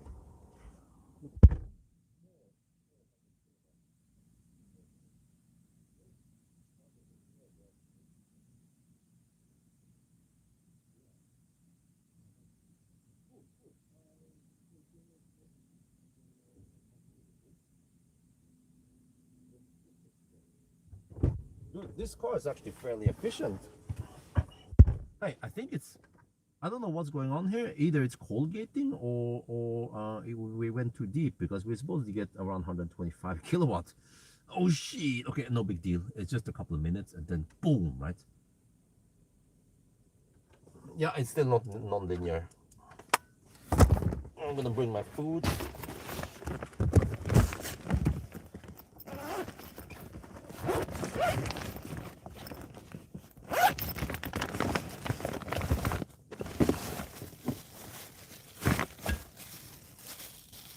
Well, I can fire up the heater, right? Because It's with the power button again. Dude, why do we even have a power button? And then let's start the music.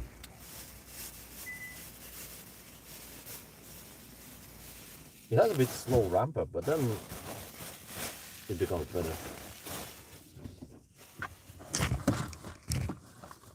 Maybe it was because we went deep.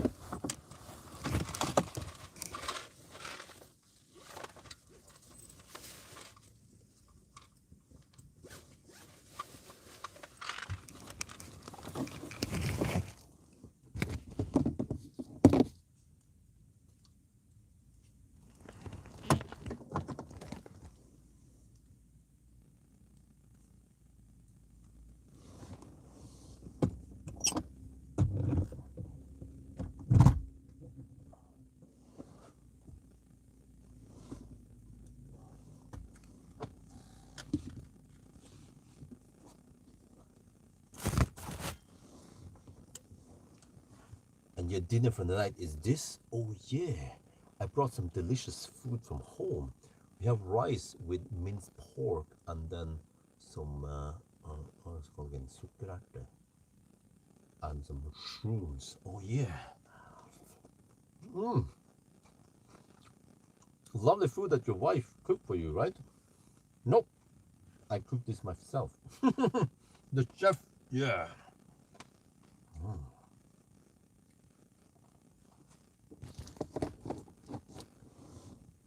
What? I didn't record. Let's breathe. Breathe good. And then dinner for tonight is this.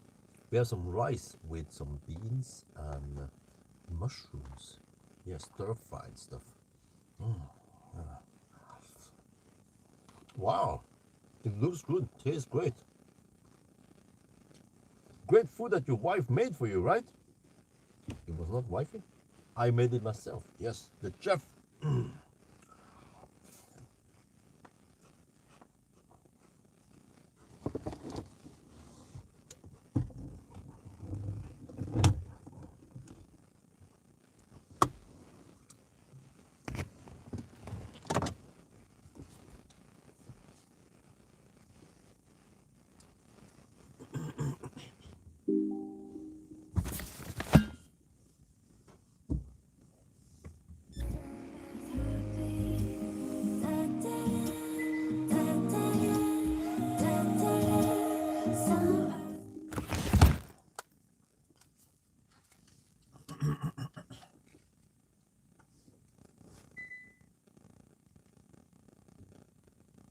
Oh yeah, 116 kilowatt. Now we're cooking.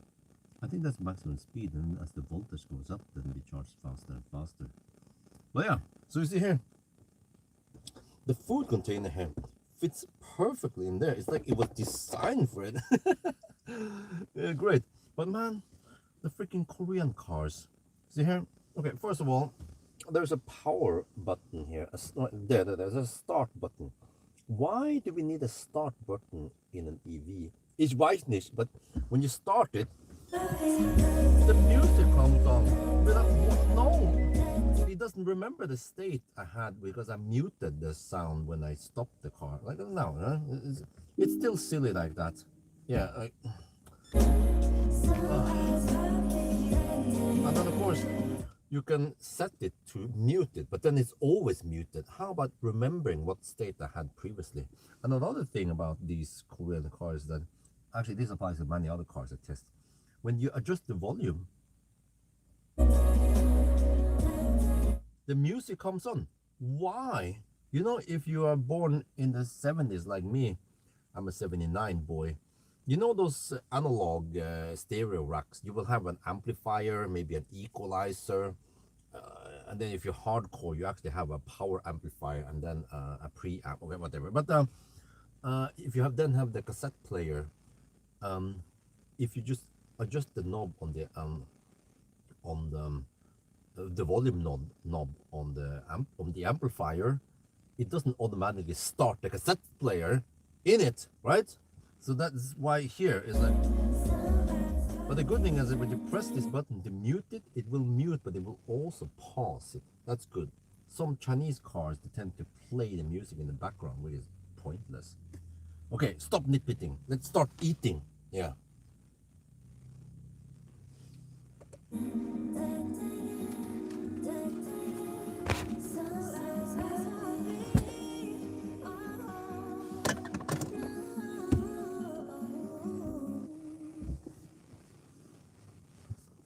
Wait, can I fire up the heater? No, I don't dare to. In case it interferes with the cooling. I want to replicate this thing.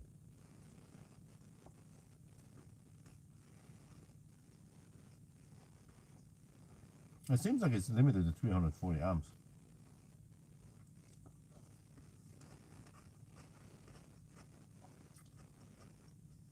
Yeah, I mean, it's an 80 kilowatt hour battery.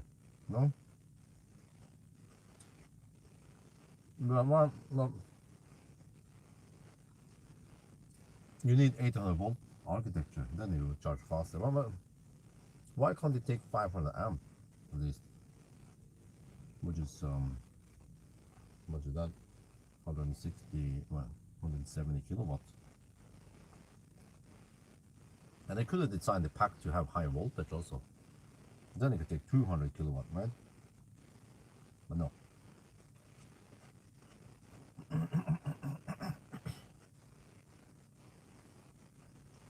Where's the mic? The mic is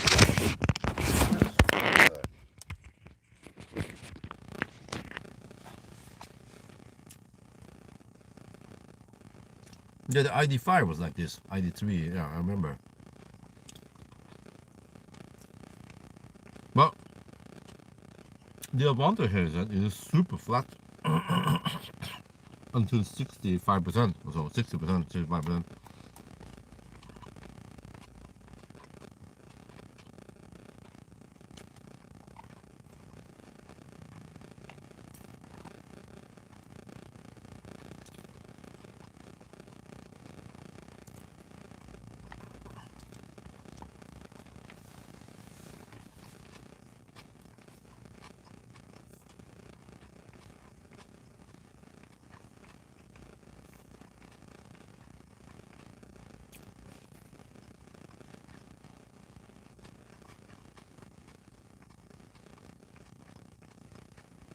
Oh, interesting. According to Google, it's 356 kilometers here. Yeah.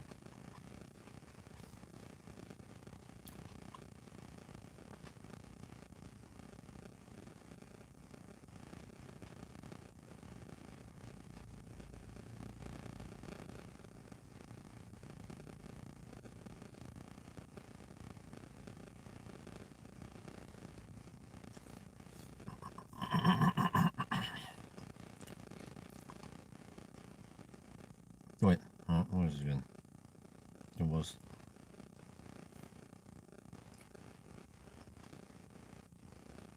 356 kilometers. 356, and then the trip meter claim 350.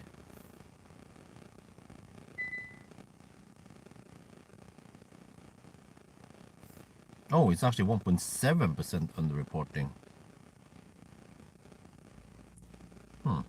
Okay. All good.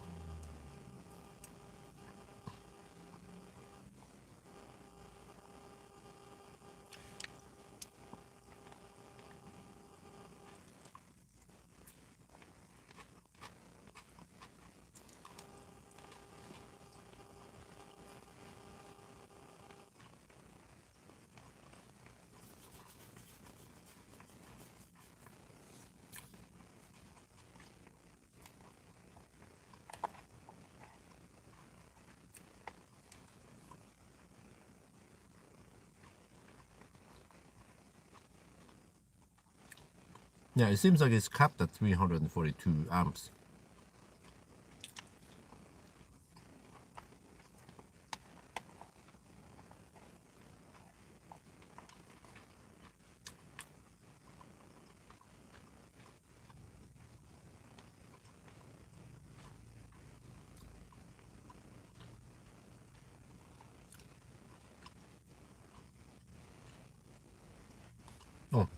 Yeah, but can you see that?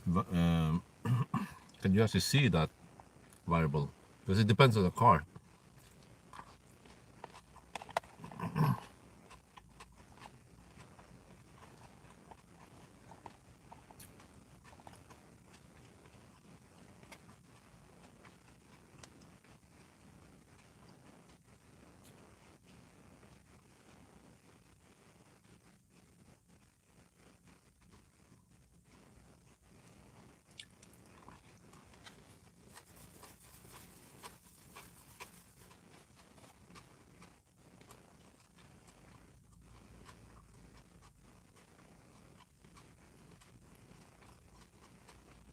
Huh?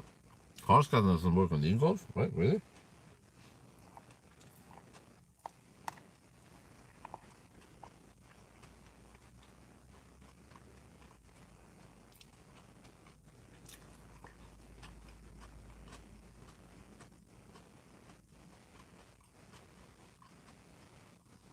Well, I agree. It's not intuitive at all. Car scanner, very clumsy.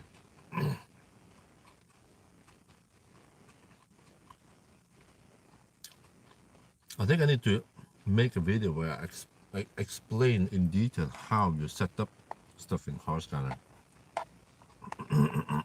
Seems like it's a typical programmer. He doesn't know about how to make good UI. It's like the guy who made car scanner.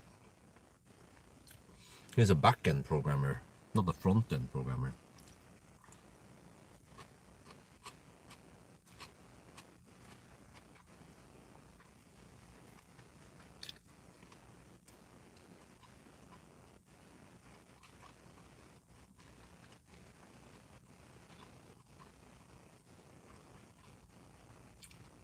I wonder if you can actually save this file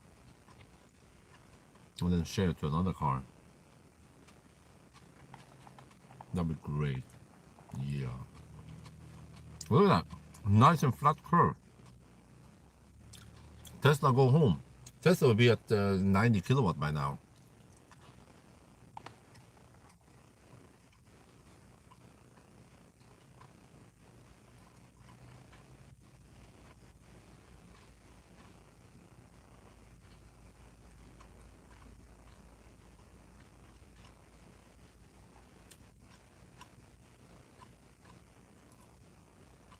The car kind of has many, it supports many cars, which is very useful.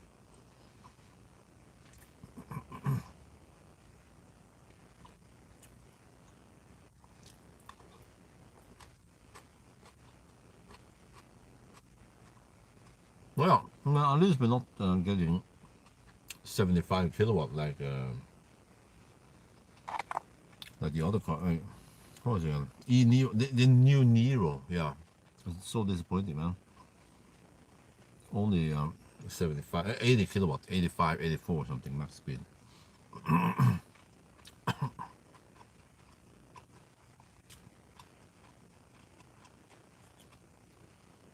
I wonder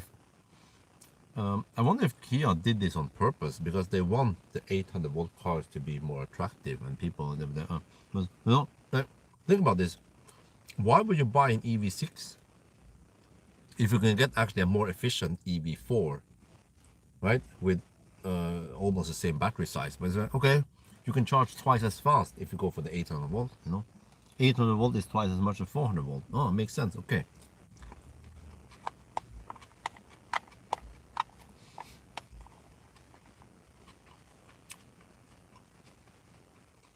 I don't remember if you can enter the gas station here or not. No, I mean not gas station, McDonald's.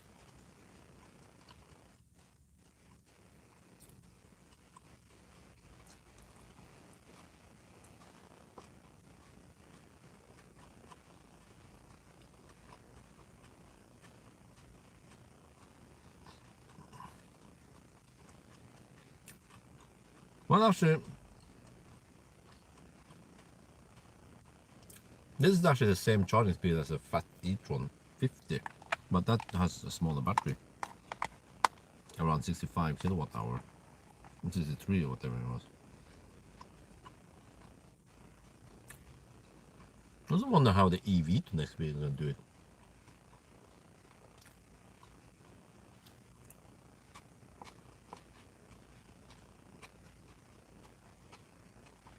Good, almost finished my food here.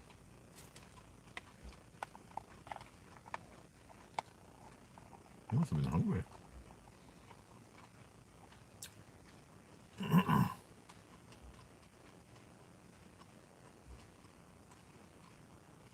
Yeah, I drove over 3 hours to get here. Well, actually, I have to check myself. Yeah, 3 hours and 7 minutes to get here. I need to charge to around 70%. So then, probably gonna, drive another 2 hours, right?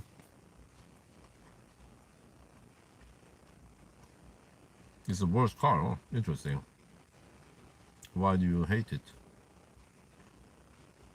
142 kilometers to turnaround point. I should just go for 70% and then see how far I can go. I have no idea where I'm going to stop next yet. But hopefully something not so expensive. No, that's what I did. I did Sunday drive yesterday. And I could drive around over 600 kilometers. And it was even cold-ish. 13 degrees at the warmest, and then around 4 degrees, or actually 2 degrees at the coldest.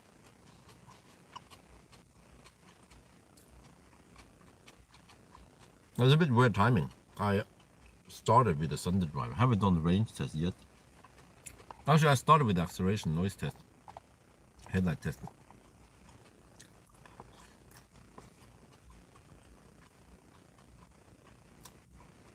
But see, okay, still 342 amp, but nice and flat curve.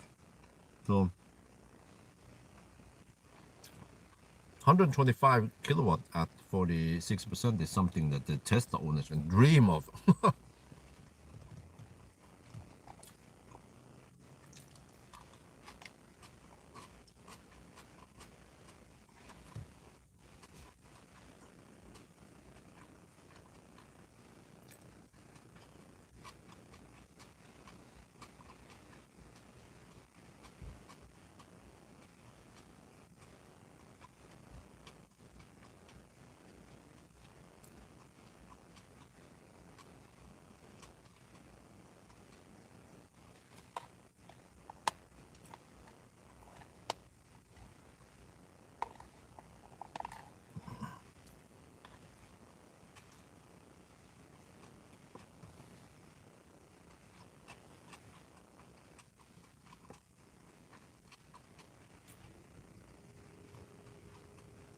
Yeah, I heard some cooling.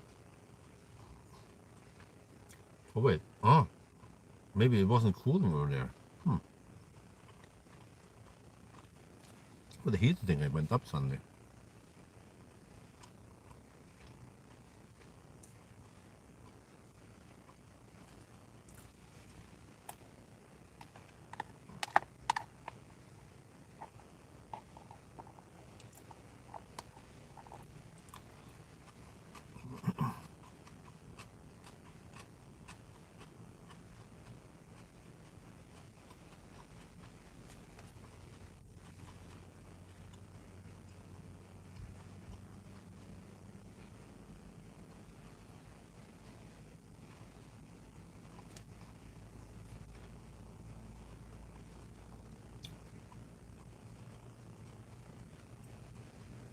I'll see about that.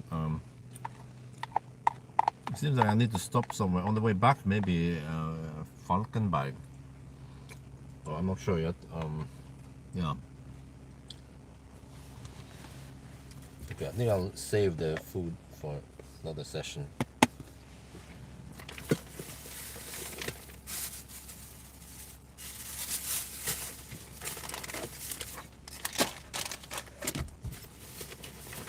And hopefully I should be able to stay awake through the night. Let me see. Can you enter the McDonald's here? I don't know. Or did they lock the door so you can only order? Should not go. Yeah, it seems like you get slow speed below 10%.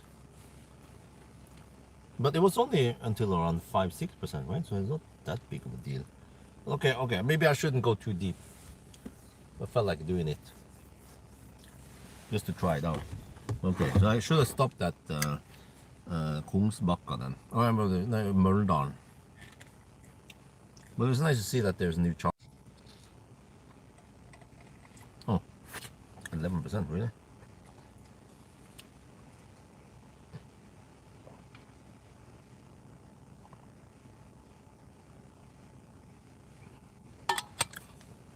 Maybe it was because it was cold gating.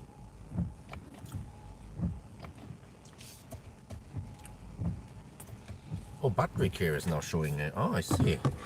Wait, since when did they start showing stuff there? I see the battery care is at 1.4 kilowatt. I thought it was off as long as you're plugged in. Okay, well, I need to go to the restroom now if it's available, or if I can.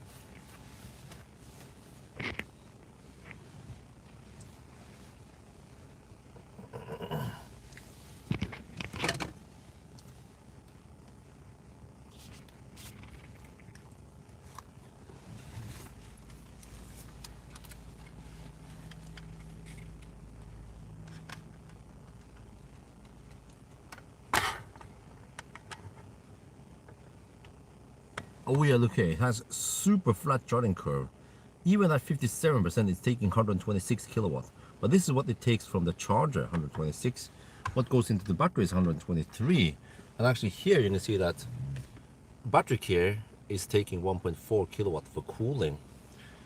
So yeah, just keep that in mind when you're looking at these charging screens on the Korean cars. But you see, this is a bit annoying that we are now, the car's on, right? It needs to be on if you want to use navigation, listen to music, or have the heater on. It's based on that button over here, the power button. But many like,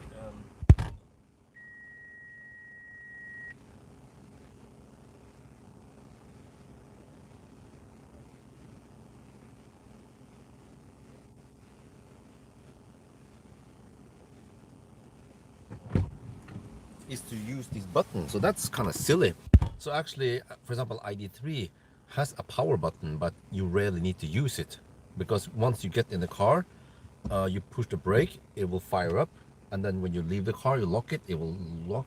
Same with Taycan and many other German cars. But here, you need to do this, stop it, yeah, and then you can lock the car and go. And then there's another charging screen here briefly, and then the beep lamp. Freaking Korean cars with all the beeps and drives me nuts.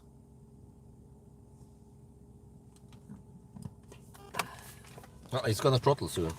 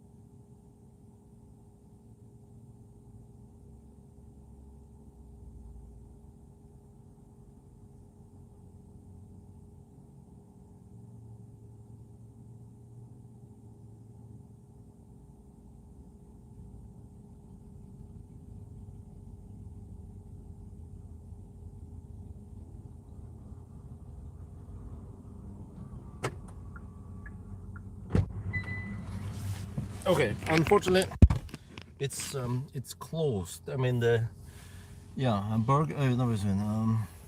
McDonald's is open, but only for takeaway.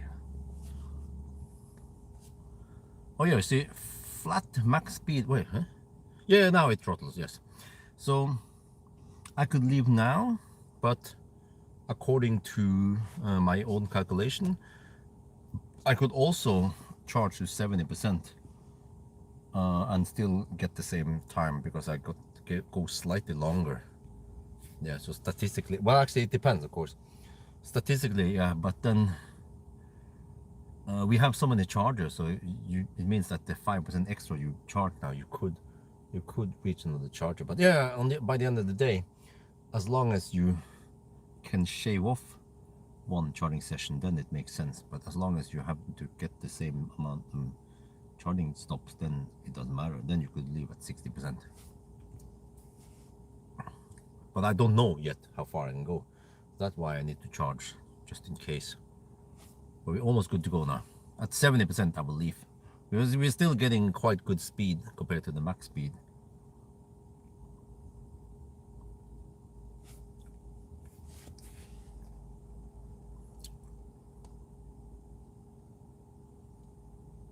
And you can see here at 51 kilowatt hours. So I'm now in the high speed stretch, I might consume 250 watt hour per kilometer. So, but that means that I can go 200 kilometers. Like, dude, heck, man. To the turnaround point from here is 125 kilometers, right? And then no, 142. Wow, okay.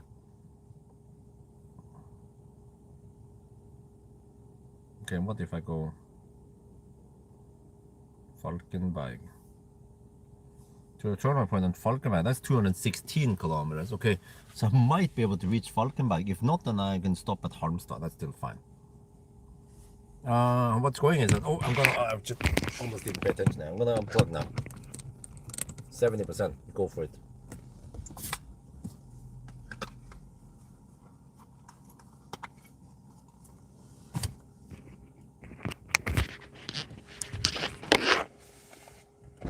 There. Okay.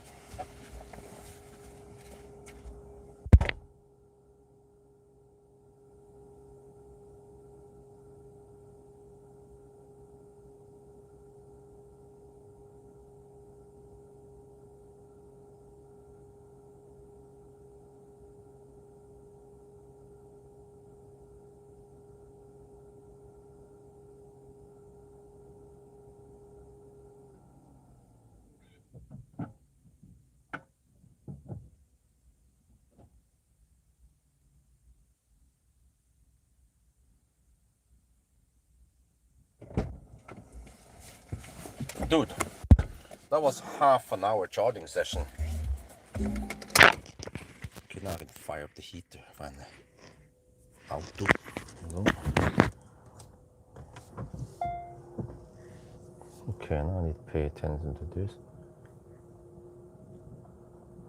Since the after charging, okay. And then also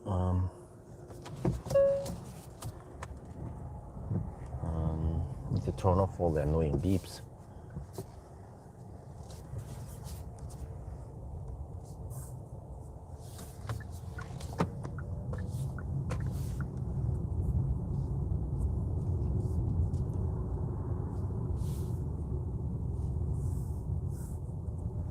Okay. But half an hour charging session, damn. But then we can go quite far. Charge is 71% now. What the heck is going on over there, man? Ragger det.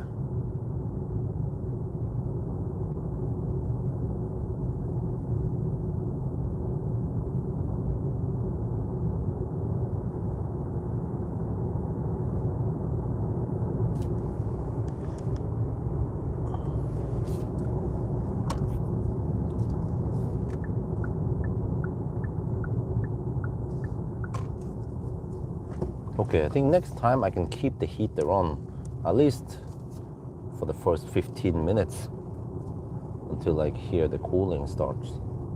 But I thought that this cooling would start earlier, but it seems like it was off long time until things heated up.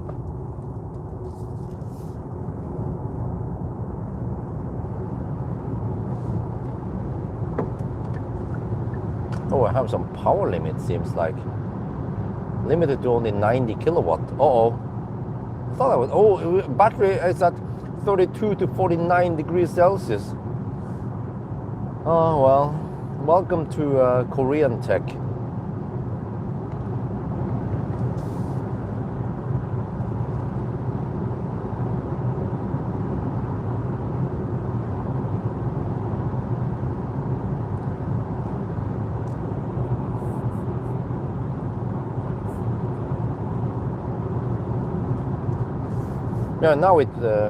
Yeah, now it burns energy cooling down the battery after the session. It's pulling 1.3 kilowatt for cooling for the battery care. Yeah, that's high delta, man. 32 to 49 degrees.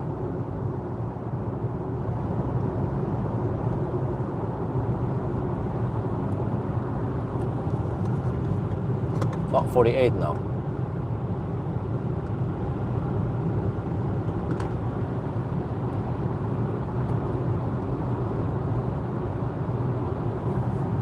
With Ionity with EV Nicholas adapter, huh? What?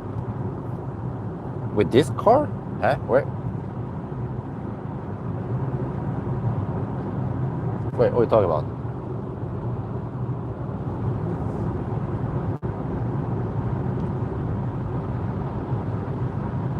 Well, dang it. Let's see how far we can go now. At least the car is not lying. It says 380 watt-hour per kilometer. Okay, lane change button. Okay, thank you.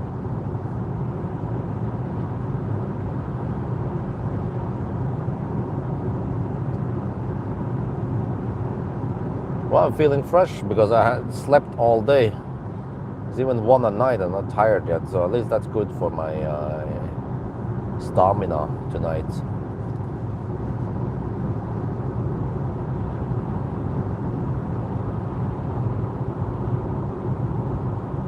Oh, the CCS, well, actually the CCS adapter thingy. Well, but first of all, it doesn't make any sense because that's the CHAdeMO interface.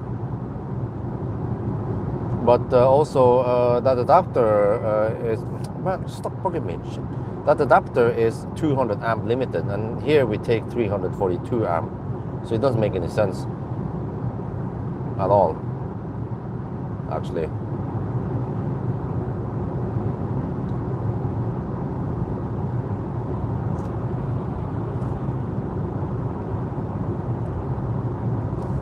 Is that going high beam or some shit?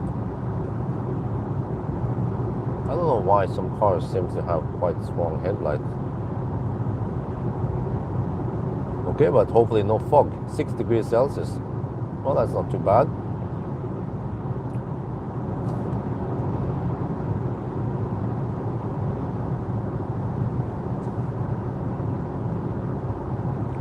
Well, but okay, it was a long starting session, half an hour, but we managed to put in lots of energy in the battery and we can go quite far. And the car is actually relatively efficient also.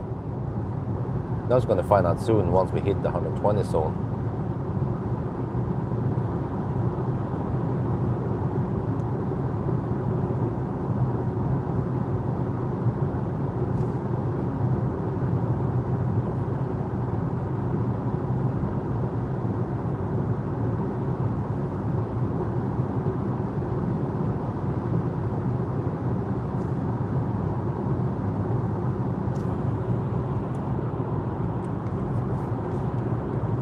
Okay, I'm kind of late to the party. Maybe I should have shown this earlier. Yeah.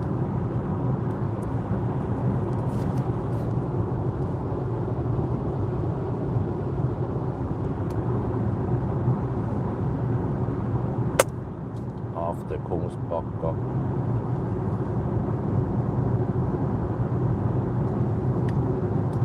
Right. We've been driving now for 6 minutes since the charger, and actually initially we had 100 kilowatt power limit, Now we're slightly better, 123 kilowatt, because the battery was it was 49 degrees when you unplug. I'm going to show you something here. If I try to floor it now, oh, yeah, look at that, capped at 115 actually. So the actual power output is less than that what is claimed there. So yeah, well, this is just the name of the game. We have high delta between min and max temp, 28 to 47 degrees. Shit, man. So either cold gates or it rapid gates, yeah, or cold gates or rapid gates on the same session. I actually didn't run the heater, by the way, during the charging session. But at least something good about this car is this, boom! Look at the headlights, man. Damn, are we in a Korean car or is this a German car? It has good spread. Look at that, good spread, good strength. Very impressive. I wonder, hey, wait, is this the same as the EV3 or is it better?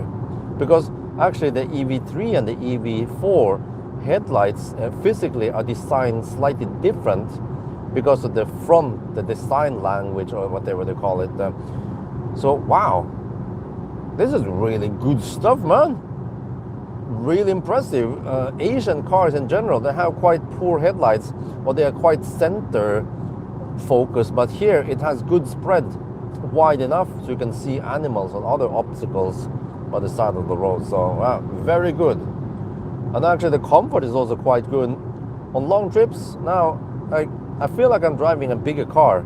I don't feel like it's a short car like my classic Soul, you know. So good driving comfort, that's also important. And then since I can charge, like I charge to 71%, you know, it goes quite flat, then it means that you can drive quite far between each charge also, possibly around 200 kilometers. We'll see now on the next stop how far we go.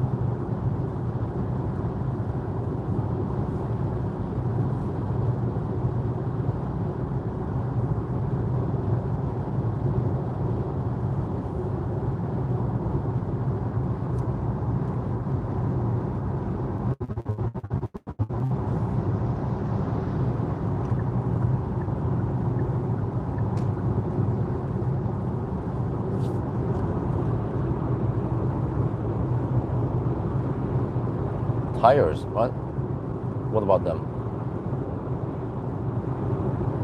Long cylinder drives, huh? Okay.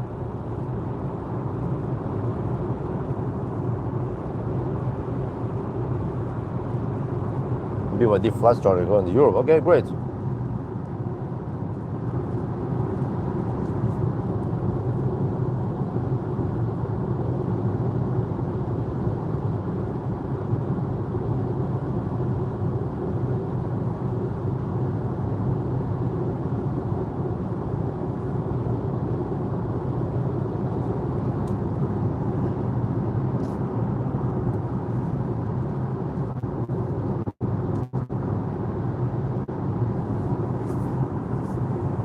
Now let's see how far we can drive on this leg. 303 watt-hour per kilometer on dropping.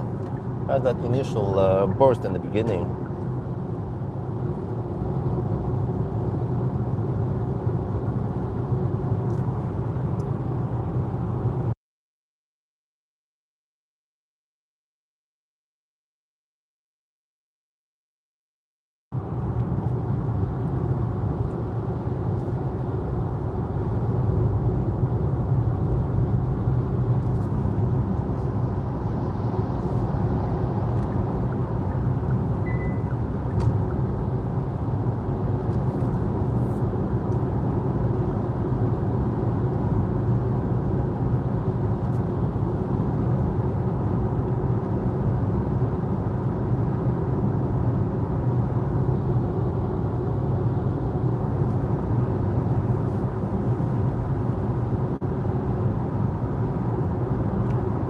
so let's see. Hopefully this won't be a too slow, or not that much later than 10 hours, right? According to my calculation, 10 hours and 8 minutes. No, actually, it might be better than that because I was expecting colder weather, but it's 6 degrees. I was expecting just 2-3 degrees because it seems like windy is reporting the temperature incorrectly. The windy claims about 2 degrees. I know it's okay, 5 degrees now. It's relatively warm. A lot warmer than Yes Home. Yeah, Yes Home is at 0 degrees nowadays at night. Auto 3 Evo, yes, I booked it now.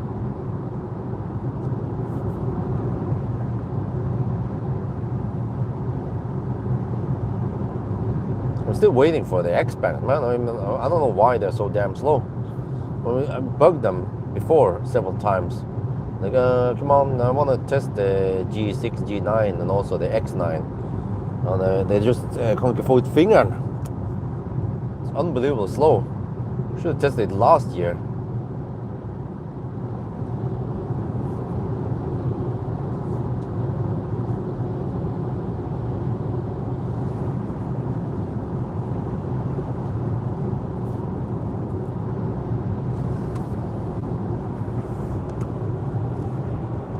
Well, it's still okay. It's still cooling down, so it cools down the battery after every session, which means that it's consuming extra.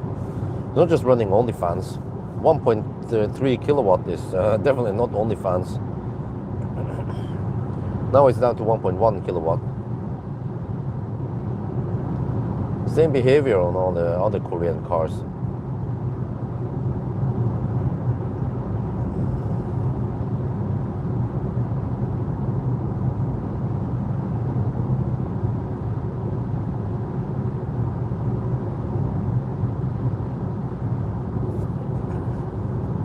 (24 to 43 degrees Celsius. What? I feel like I need to preheat again next time. Otherwise it will Colgate.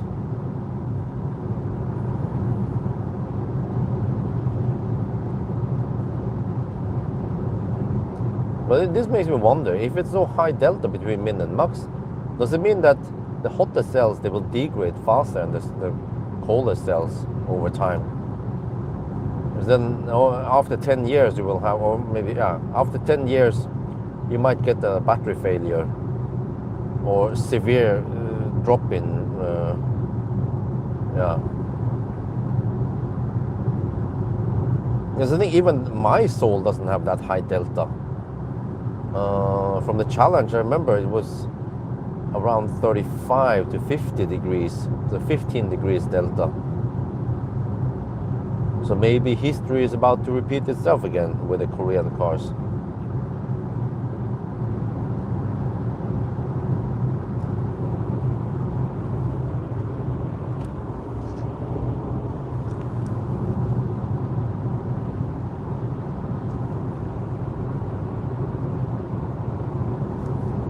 Most comfortable, Auto 3 or MGS5? Oh, I haven't been in Auto 3 in a while now. Don't remember.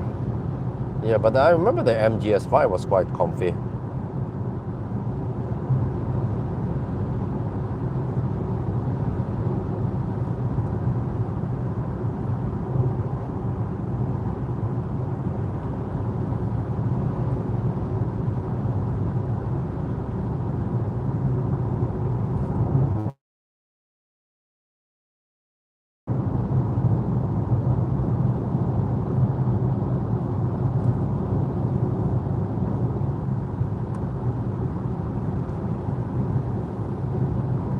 But the display though is kind of not correct here, because you know the power meter, in the one end it shows power, it's just written power, and then when it regen it's written as charge, but the correct term is actually discharge and charge.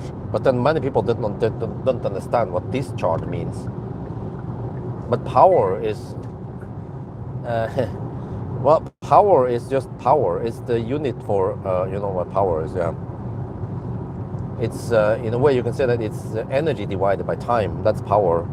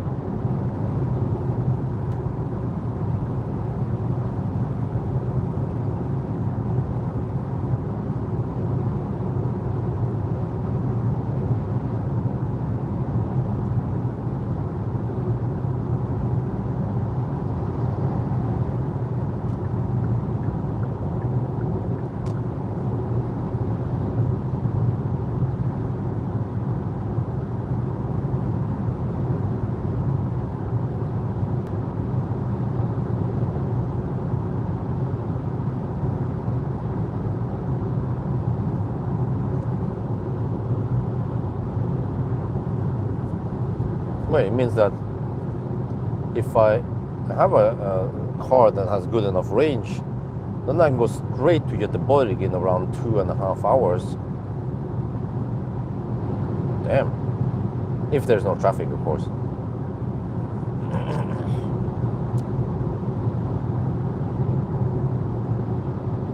And we even have the headwind, so eventually we get tailwind. The consumption will drop.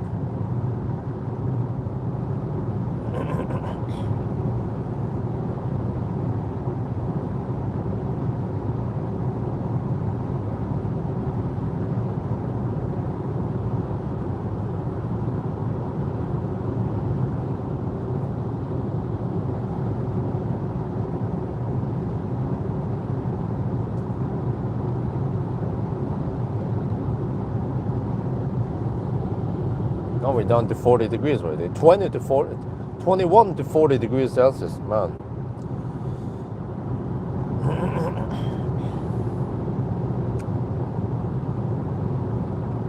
I don't know, man. There are so many good cars on the market nowadays.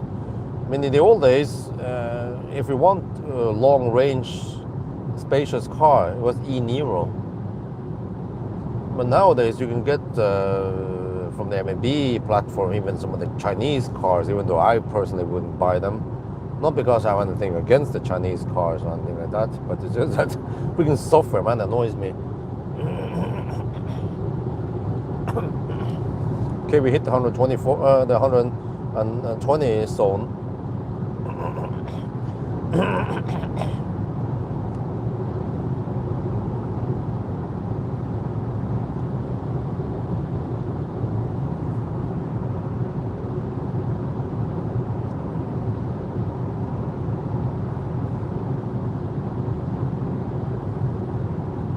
Well, consumption is 286, but it was high because it was cooling down the battery. It's still using something here. 46 kilowatt now. Well, actually, it might scavenge heat and put it in the cabin. Yeah, I forgot about that part.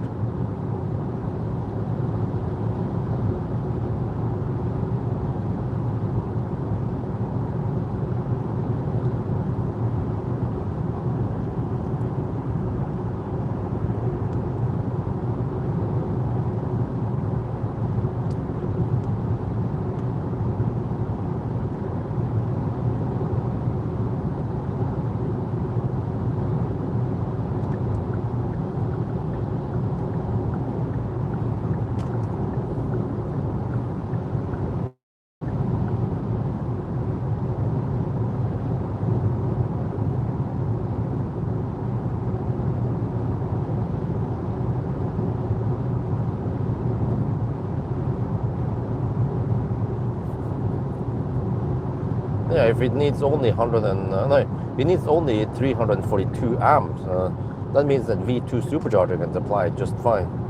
V2 should be at least 375 amp. I'm not exactly sure how much it can deliver.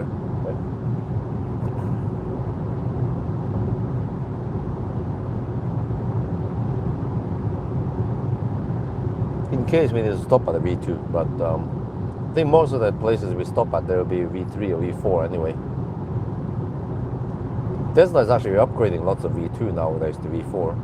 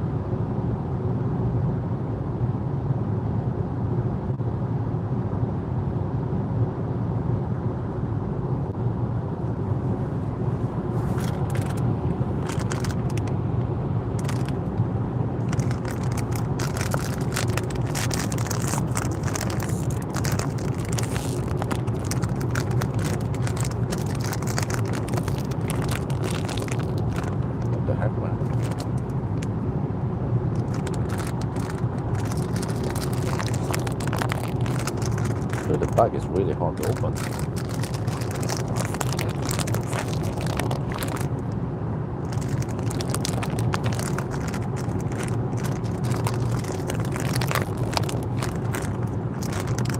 Seriously?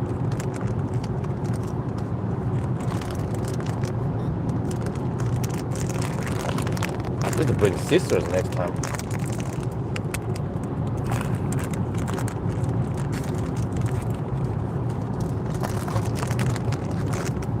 Good.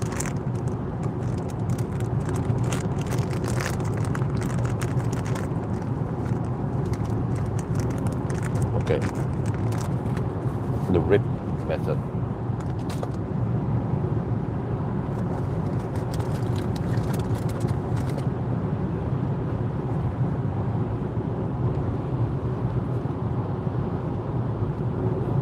Puro? I don't know.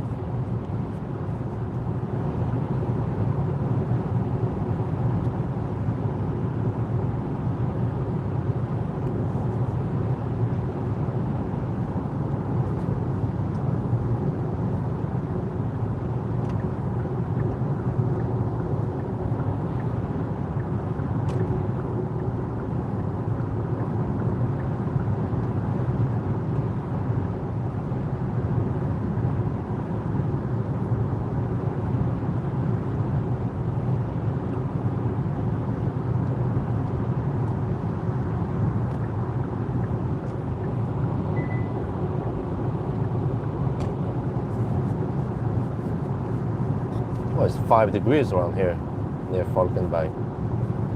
Okay, that was not as bad as I thought.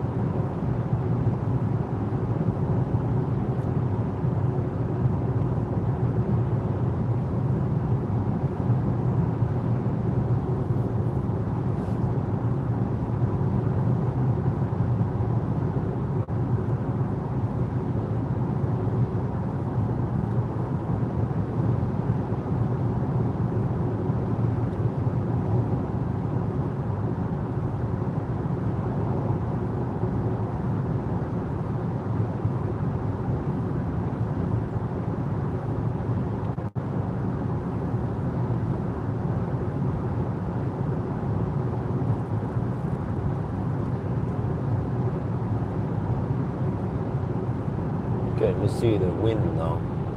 Yep, we have headwind. I can see the wind turbines. Yep. But not that strong.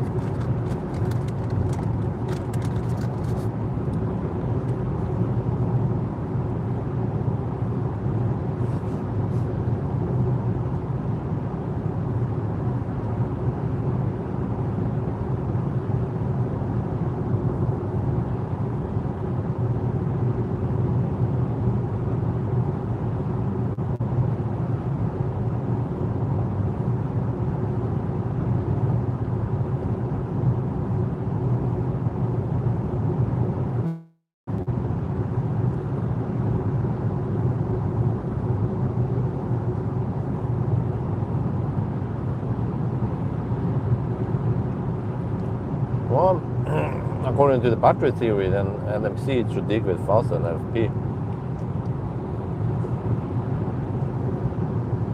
But no. Based on the videos in the past now, if I spend 30,000 NOK per year in electricity, then if I invest 300,000 on solar, I don't think I need batteries. Just get the solar. Well, actually, it depends. Yeah, it depends. But because I might need to spend energy at night when there's no sun. But okay, if I invest 300k in solar and some batteries, I need 10 years then to pay it back. That would be very good for Norway, but it might not cost 300k. I don't know. For 300k, I should get at least a 15 kilowatt system with some maybe 15 kilowatt hour battery.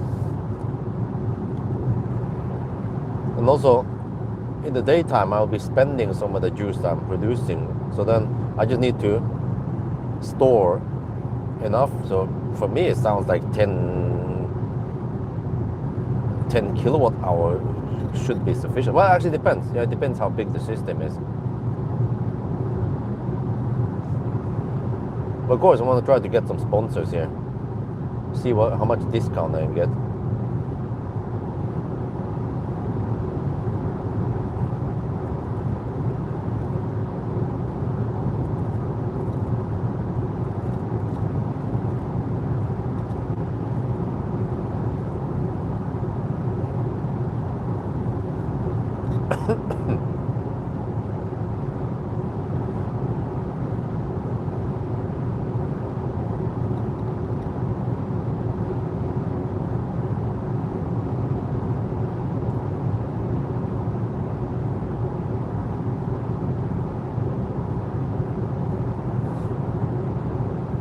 There. Oh.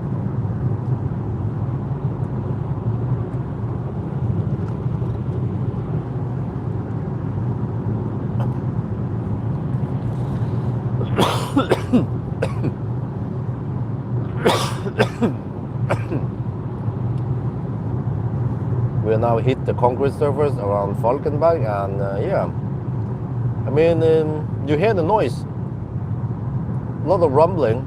If I move over to the left lane though, there'll be less noise here because it's smoother. So I measure the noise on this EV4. It's like average-ish. It's not that great, but it's also not that bad.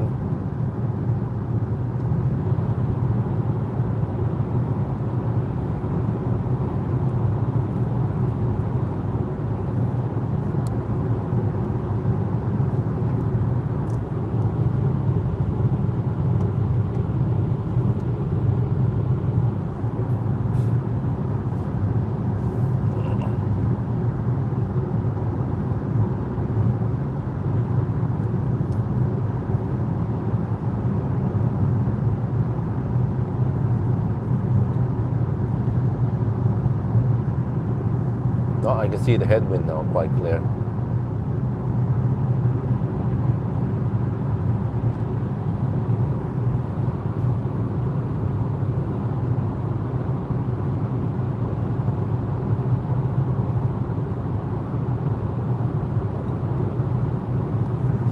Well, nowadays it's all about LFP batteries anyway in the home storage.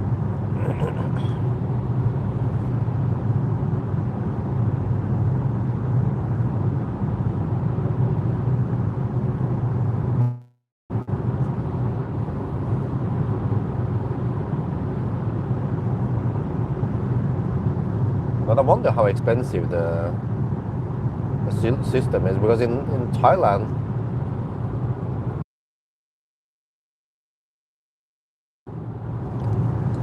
you get that's on Thai labor and so on. A 5 kilowatt system was only around how much was it again? 100k baht.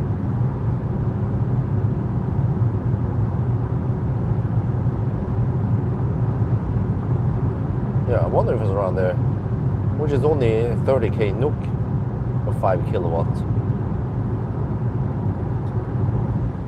But I'd probably go for around 10 kilowatt. So maybe 60k NOK. But then in Norway it's more expensive. That, let's say 100k NOK. Oh, that's policing. So 100k. Whoa. Okay. 100K, and if that will lead me to save a lot of money, then I could maybe pay it back in just 5 years. Okay, you wanted to go schnell.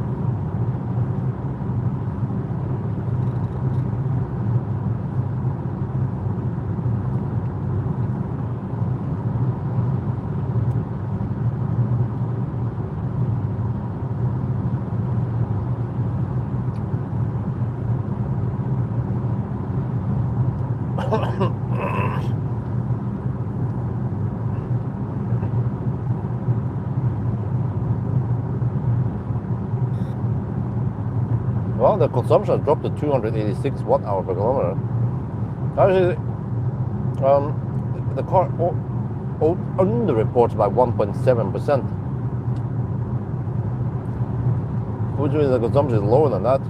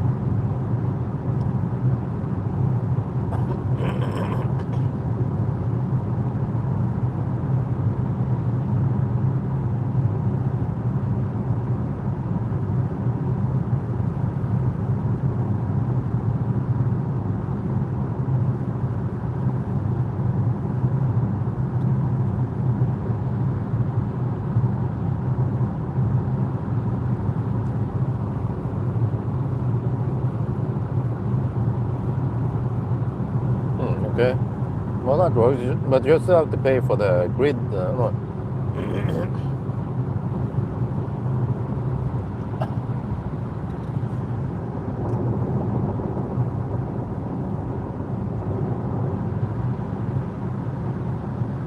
Yeah, so at least if I can get solar, and then I mean, I still have some consumption in the daytime. I can look at the graph. That's the thing, even in the daytime, even if the sun is shining and stuff, it's still, the heat pump needs to work it. And then, my consumption with some heating, some hot water, and I think actually at night, the NIBA tends to not run it too hard, because I noticed many mornings that the temperature in the living room and the whole house seems to be slightly lower in the morning. So it seems like it lowers it during the night and then goes a bit harder in the daytime again, when people are actually in the different rooms, right?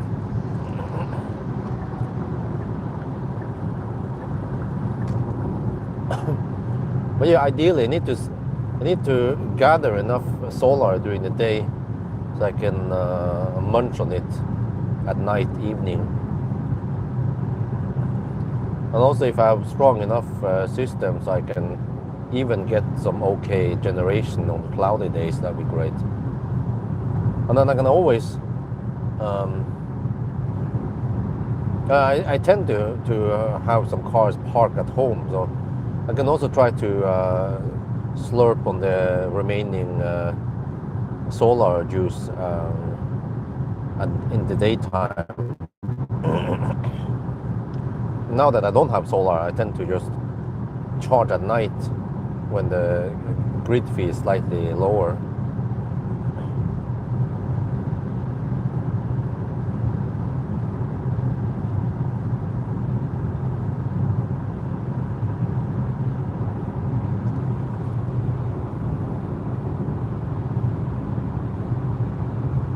Yeah, you get very low. I know. I've seen it in Thailand also. On cloudy days, it might just be 1/4 of a sunny day.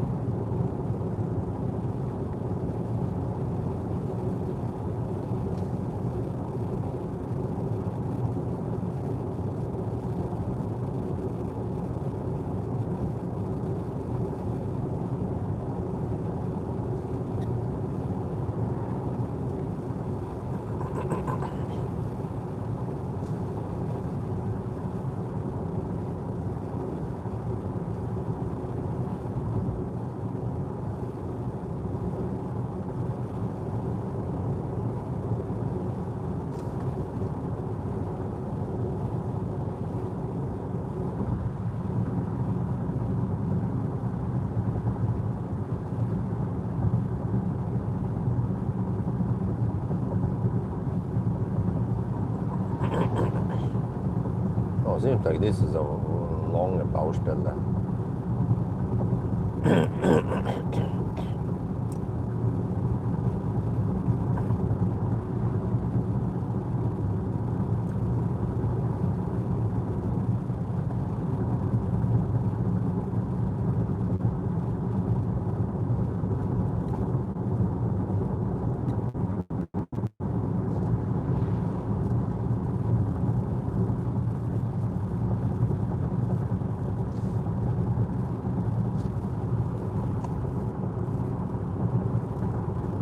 Oh, one trying to stop.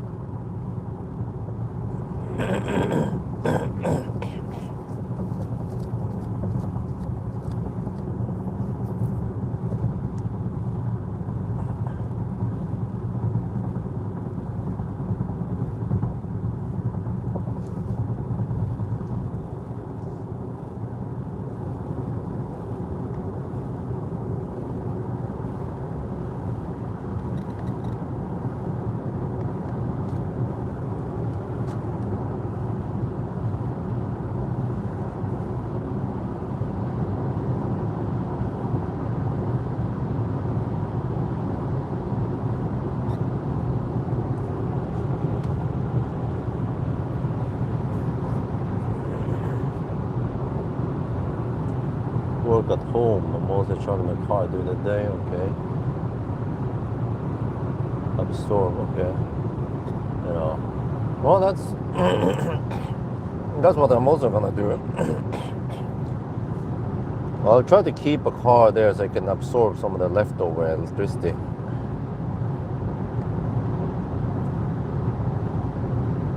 So, well, I mean, if I can, let's say, if I can reduce the electricity bill by 2/3. So instead of paying 30K per year, I would get only away with 10K per year, and that would help greatly. And pay back for the system, for the investment. And then over time, of course, should be able to make money on solar. But I mean, for me, it's not a big deal if I don't jump on the solar wagon too fast, because solar prices are steadily dropping. Well, this comes in waves and so on. So, yeah. Maybe I should at least try to cover, or I don't know, pick a side that has the best yield. And I think the south wall is where I should start with. Not on the roof yet, because the roof, the problem with the roof is that during winter it will be covered by snow, and I don't have the opportunity to clear the snow that easily. But the wall is always clear, and it's south wall, and it's vertical, so during winter I should get some okay generation. And also during summer,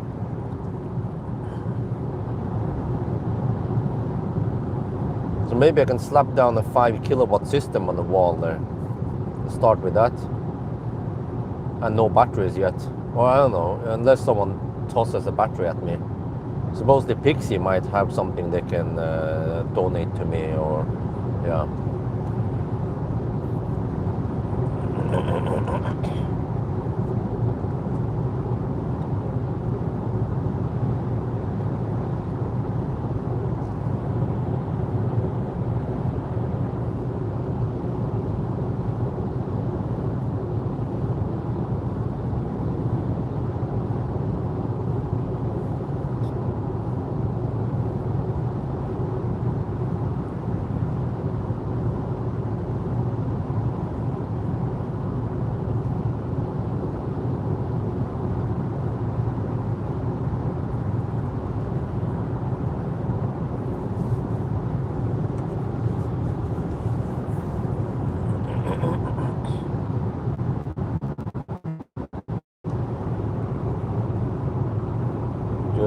Just good solar.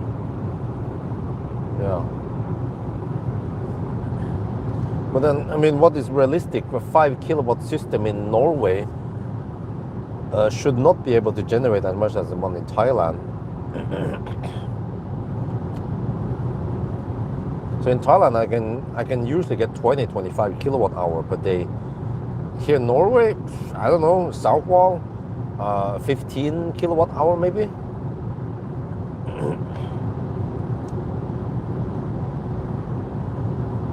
What, more Baustelle? What?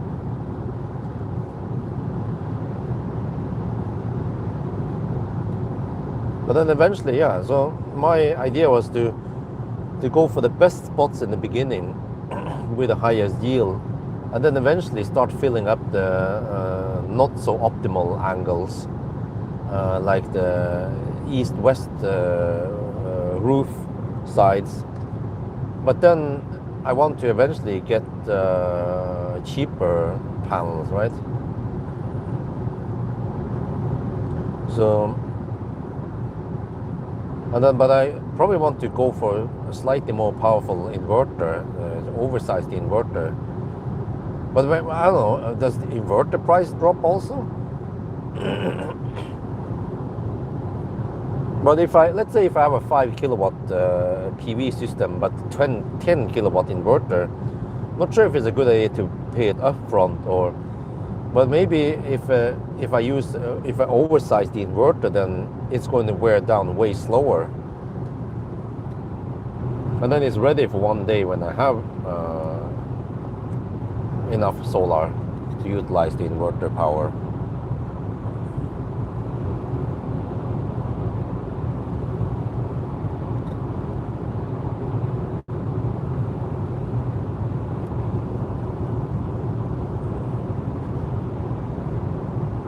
And also the whole thing about, oh, but Norway has midnight sun. Well, it's like the angle of the midnight sun is horrible, man. Like you don't expect much solar production past 8 in the evening anyway.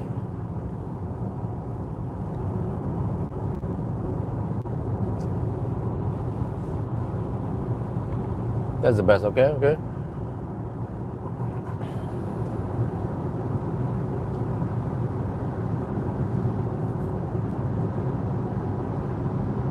And I also checked the Google about this. Solar in general does not require any permission to build, unless, well, as long as you've slapped down the solar on existing structures that you already have. But if you put up like a rail or something, or like, you know what, like a tripod, then that becomes an extra structure, and then you need to apply for permission to build it. And also, if you put up wind turbines, that also requires approval because it's also an extra structure. So solar has the advantage that it's flat and it can go on existing surfaces.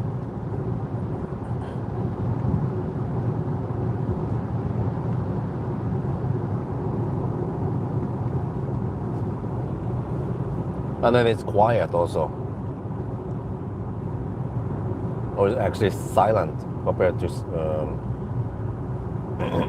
wind turbine. But however, I noticed that we have some wind around Yesholm there, where I live.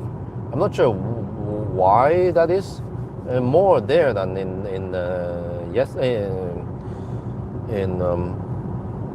Alnabru.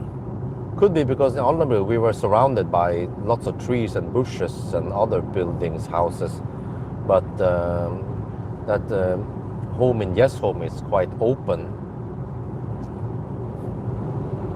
But what I don't know much is how much can you actually get from a wind turbine.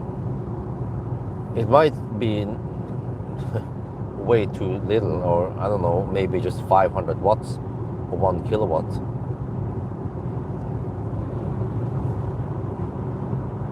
On a good day. So probably not gonna bother with wind. And it has moving parts. So I'm like, okay, how much in service and maintenance does it need? What about lifetime?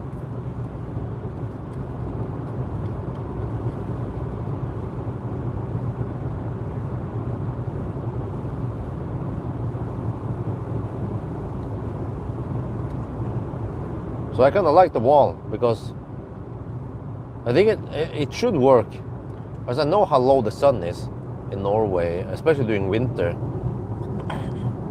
And I've seen that many companies like Asko, they actually slap down lots of panels on the wall. So in Norway, because we are so far north, and it makes sense. Many maybe like in April now, right? Or in September, then the low angle is perfect for the vertical panels, and then I don't have to worry about cleaning them. Well, I could just use the high pressure washer a couple of times per year, but vertical panels shouldn't stick. I mean, it shouldn't be not much dust at all that sticks on it. But I heard about white panels, but I just don't know if white panels are efficient or not. I want to go for efficient panels, so it might just be black panels.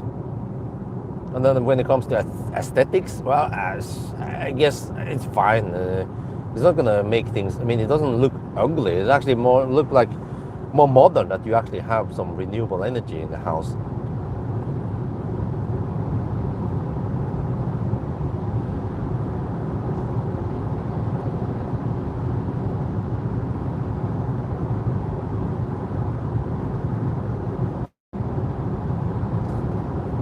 But I also want to put some vertical panels on the shed. At least the east side of the shed. I can maybe get, not sure, 600 watts on that wall. And I'm not sure about the slope, if it would be good or not to put something on the slope.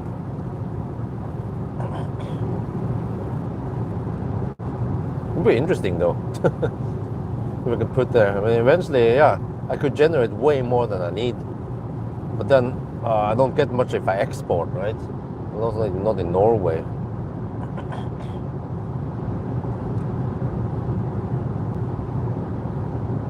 But actually, that slope has lots of area I could utilize. But I think if we want to put something on the slope, we need to reinforce the slope. Maybe put concrete there.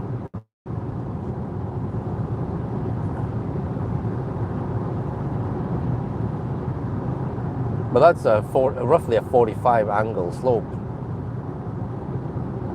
But it's only for the morning hours. So from, well, it depends one time of the year, but roughly from around 6, 7 in the morning until noon-ish, you get some sun there. So it's limited how many hours you get there.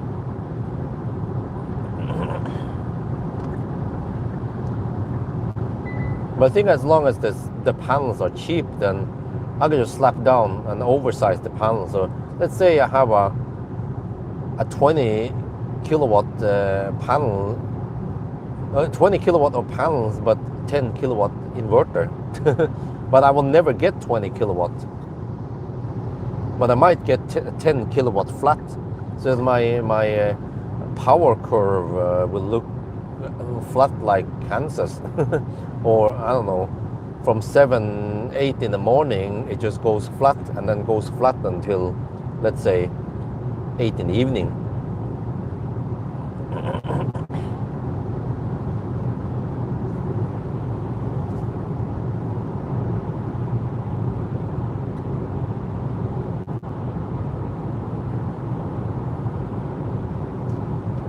Should be 35 degrees pointing south. Okay. Yeah, but I don't have a south slope. But actually, you know, eventually I want some kind of wall, or I was thinking about a hedge, right? There's a wifey wanted a hedge. Well, that's because she doesn't have to care about. What the heck is that farm smell? Shit.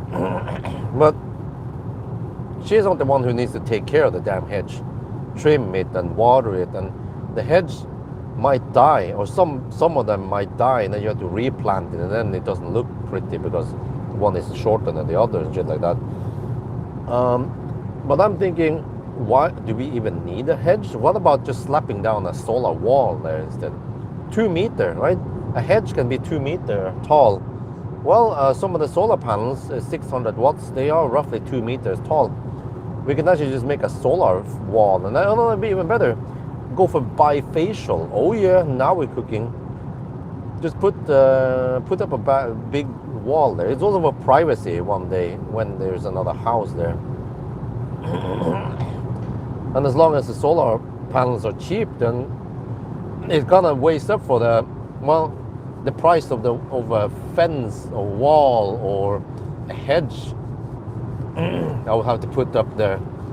Just slap down the solar wall instead. The power wall, yeah, that's the real power wall.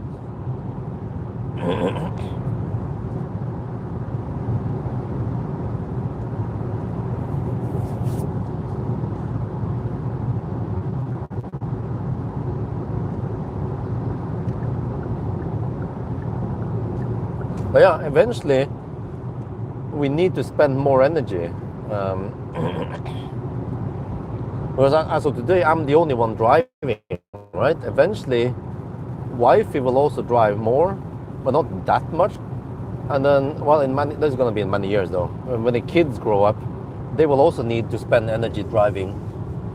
Or when I need to shuttle them to various places, I don't know, who cares?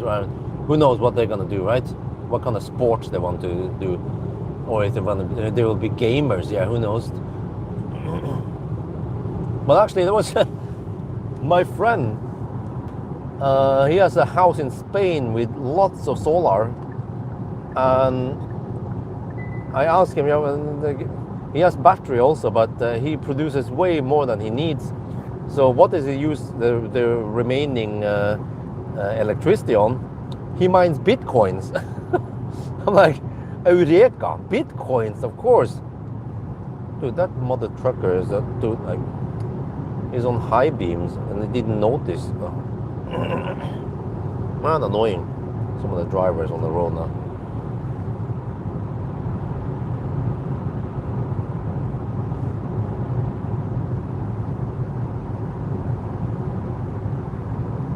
But I just need the funds. I just need to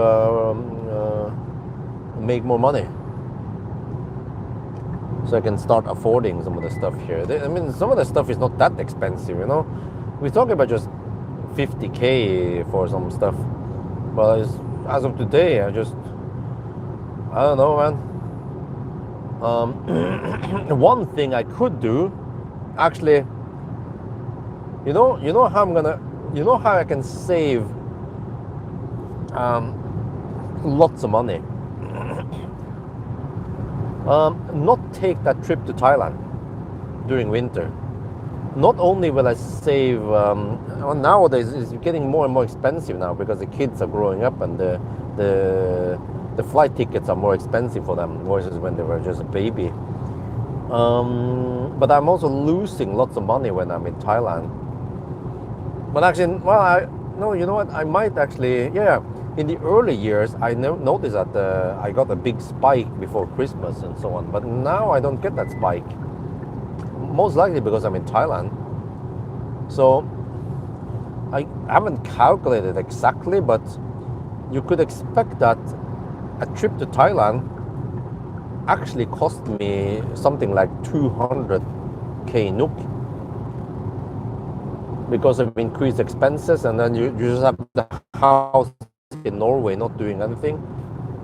I thought about like renting it out, Airbnb. I could probably charge 5K NOK per night there easily for a big villa with lots of bedrooms and 4 bedrooms and 3 full bathrooms, you know. But whatever. Yeah, if you just don't go on vacation for 1 year, we have plenty of money.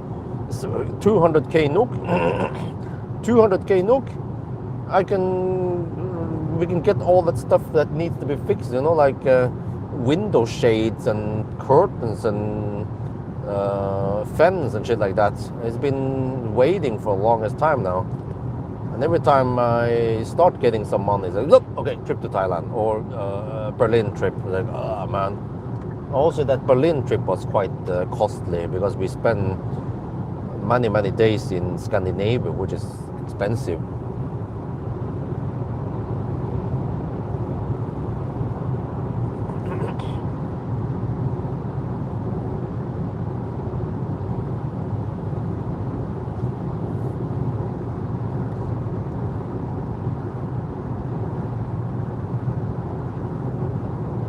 Okay, I haven't paid attention. Oh shit, I'm at 27.5%. Man, I haven't paid attention to the state of charge and everything. Wait, do I need to preheat?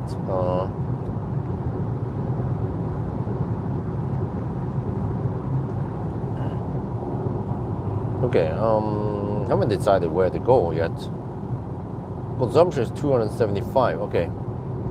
Well, I want to try to go for Halmstad. If I can. Because I don't think I can make it to Falkenberg.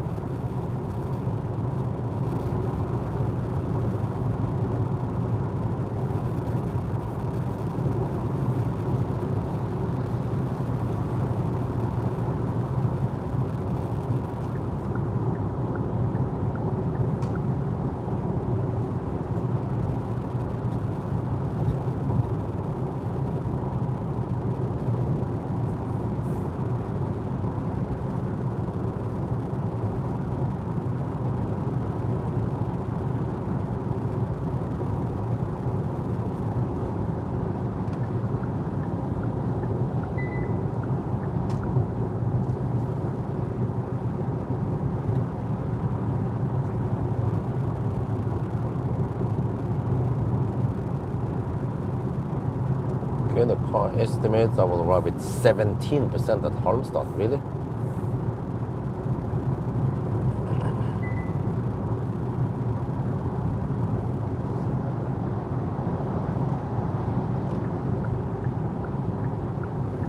But then wait, can I make it to Falkenberg? Oh, I think I can maybe, if I go deep. Okay, let me see. Let me turn around first and then I recalculate.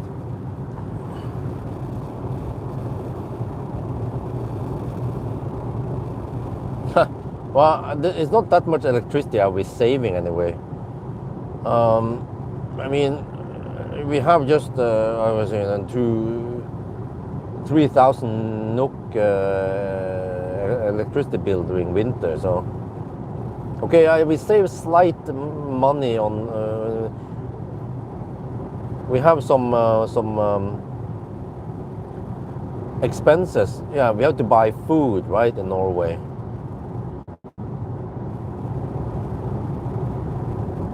Why the heck is the car doing some kind of power jolting here? It's not driving even up the hill. The power output goes a bit up and down. That is strange, man. Yeah, it accelerates and then it, huh? What the heck is going on here?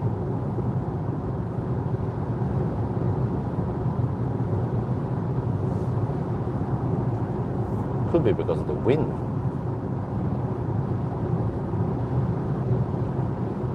Okay, 24.5%. But we're up in the higher lands now.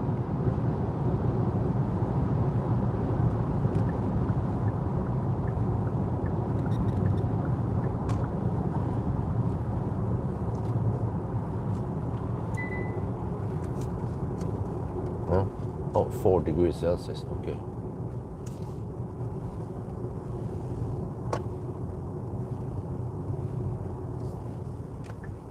Oh, these headlights are wonderful. Finally, the Korean cars figure out how to make good headlights. I don't even think that the EV6 and the Ioniq 5 has these good headlights.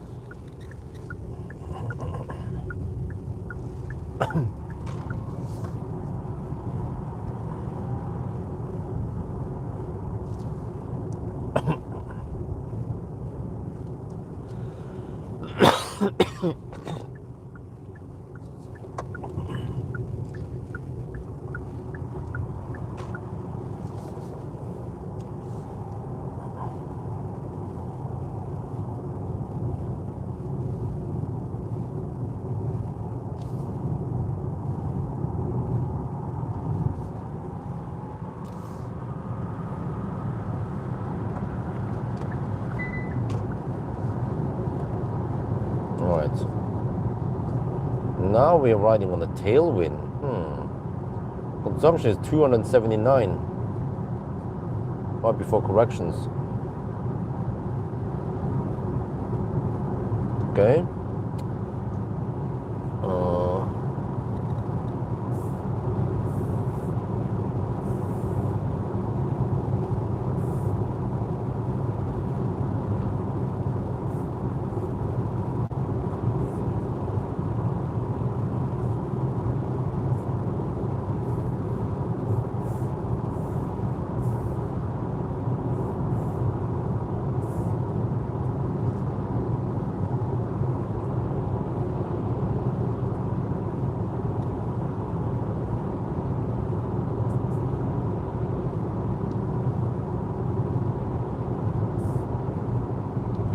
Let me see what the car says.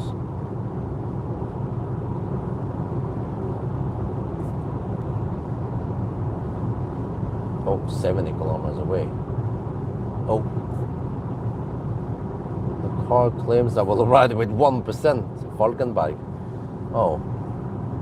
Okay, we have 70 kilometers. We have 16.5 kilowatt hour.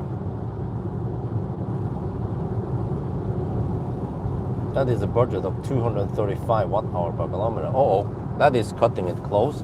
That means that we'll probably stop at Halmstad then.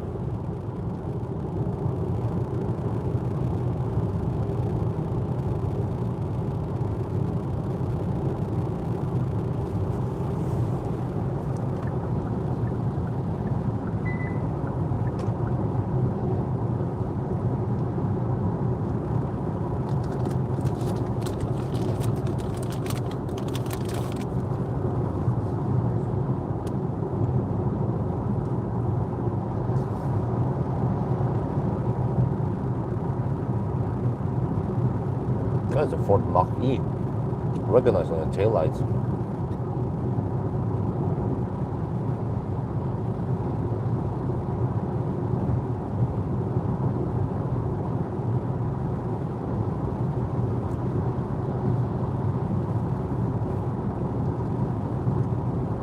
Oh, the Mustang. Yeah, I forgot. It's a freaking Mustang.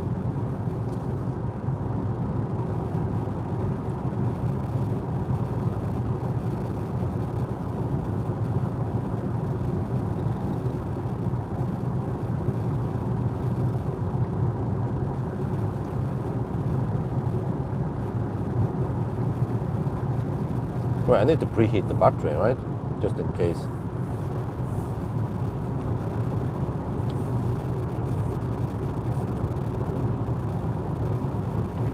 Not available. Battery temperature. Okay. Claims that it is hot enough. 20 to 29 degrees, okay?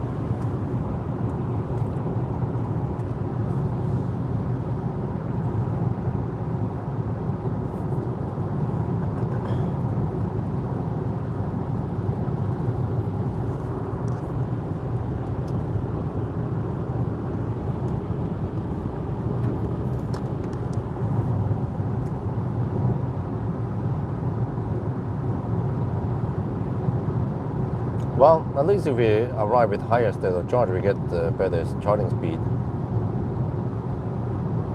And hopefully no slow charging at the beginning. We'll see. Need to calculate once we are in Halmstad whether I can make it or not to Falkenberg.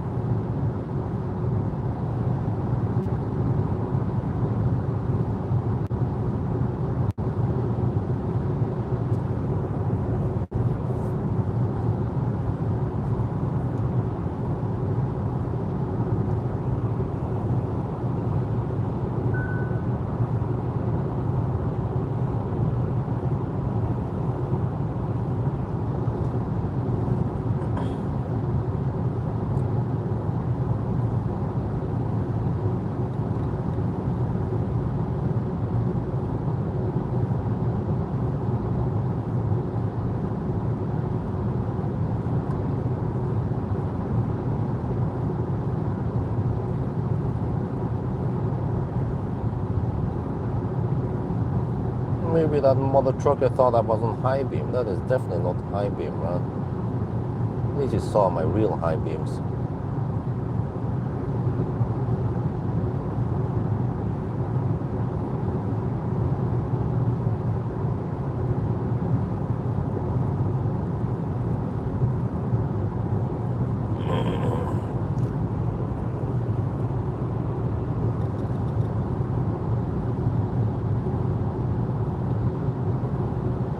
But yeah, a flight ticket to Thailand for the whole family with Thai Airways. I think it's nowadays it's going to cost over 40k NOK for the whole family. So maybe 45k. Let's say, yeah, because Axel will be more than 2 years old. But remember, maybe he needs his own seat also. Which means we need 4 seats. And then he pays, Isabel and Axel will pay around 85% of full price. So it's like, oh shit, it's like, I need to pay 370% then of one flight, right? So around 4,000 euros just for the flight ticket, plus expenses, plus. It's like, oh shit, man.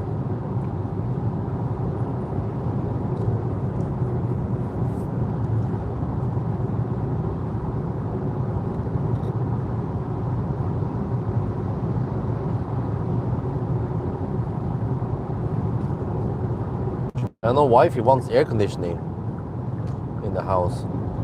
Yeah, in the living room and also the bedrooms.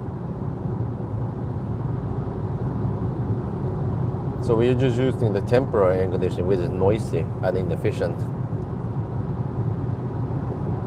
And it's been working for now, but yeah, if there's one thing I want to invest in this year, it will be air conditioning.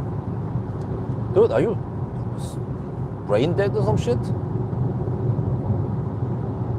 Let's see what kind of car that is. I wonder if that was a Tesla. Was it a Tesla? That was a freaking Tesla, of course. Damn Tesla, man. So aggressive on the high beam.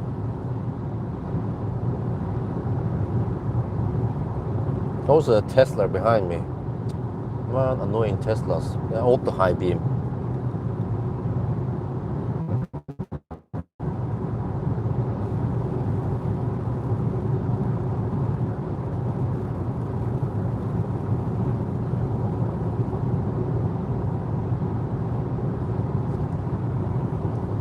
Okay, 18% now.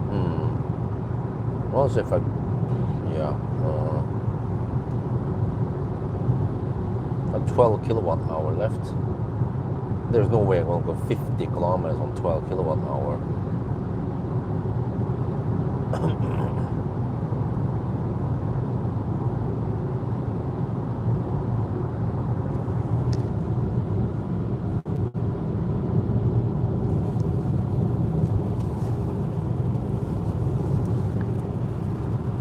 Okay, it means that there is a pretty high chance.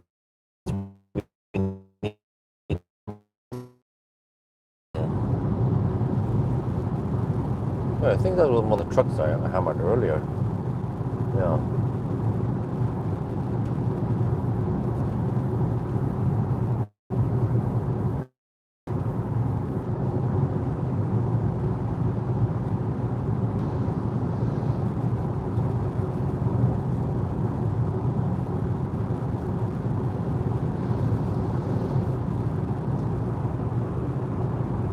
Probably with the Matrix Teslas. Oh.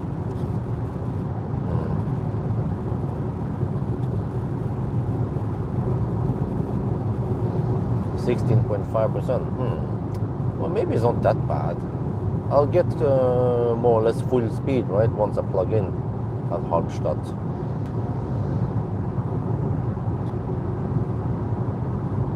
I smell some farm over here, around Hallstatt. They're doing the spring poop spreading on the farms. Eventually, there's gonna Smell that farm around Varberg also. Wait, 16%. Well, by the time I get there, it might be down to 12%. So that's probably deep enough.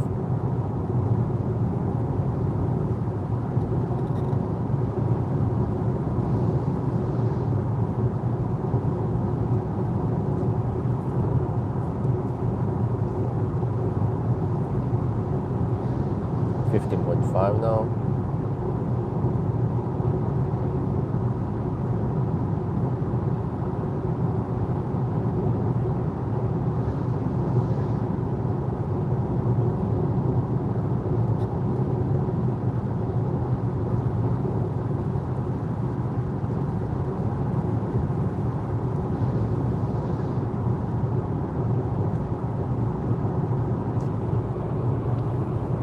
Do you really know what the next car will be? Yes, it's going to be a Mercedes EV4 van next weekend.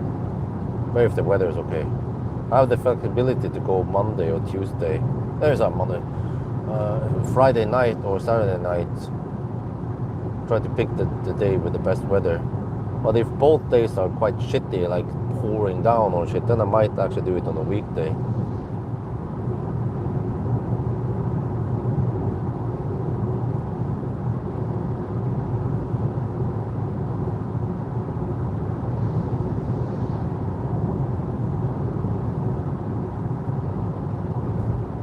Okay, down to 14.5%.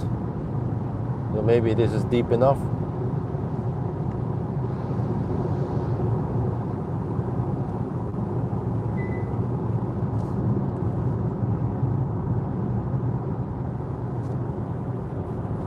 Yeah, there's no way we can make it to Falkenberg. Way too far.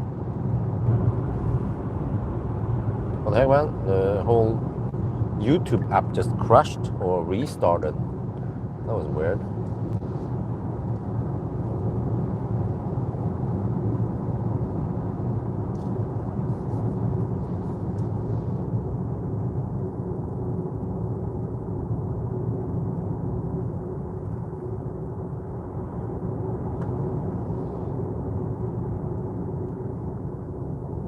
All right, 14.5%.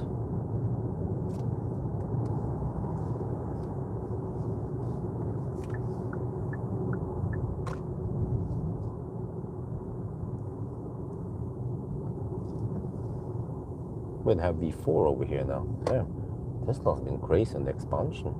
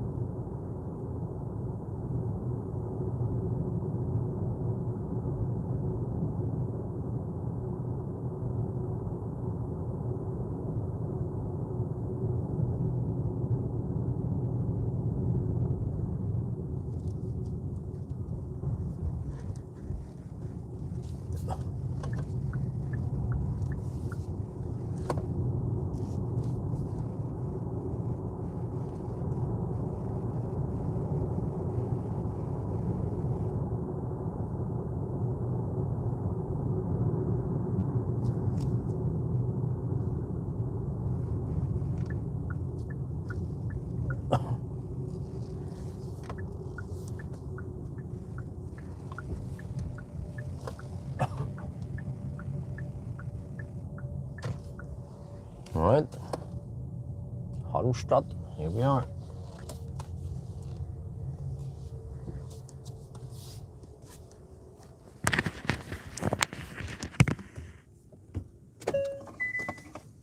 Okay, 268 on this one. Let's see.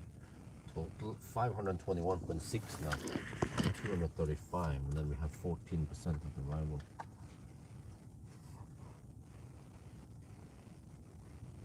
Halmstad.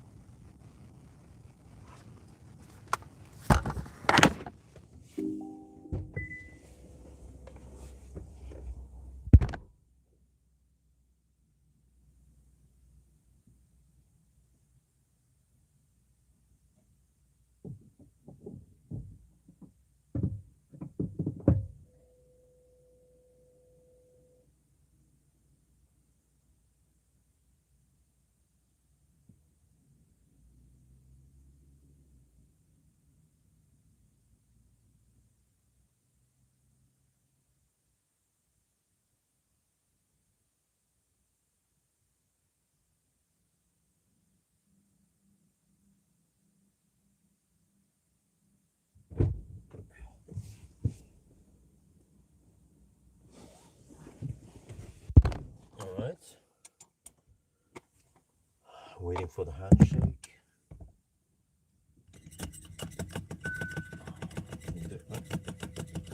Charging interrupted. What might happen there?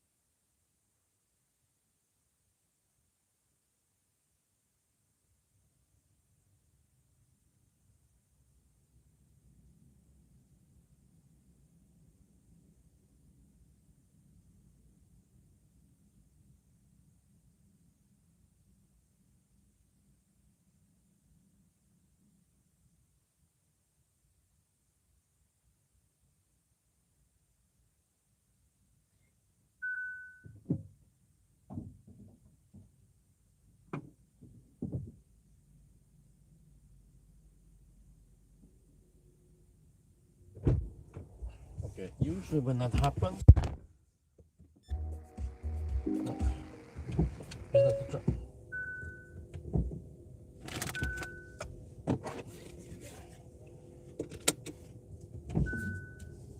usually when that happens, we just try another charger instead.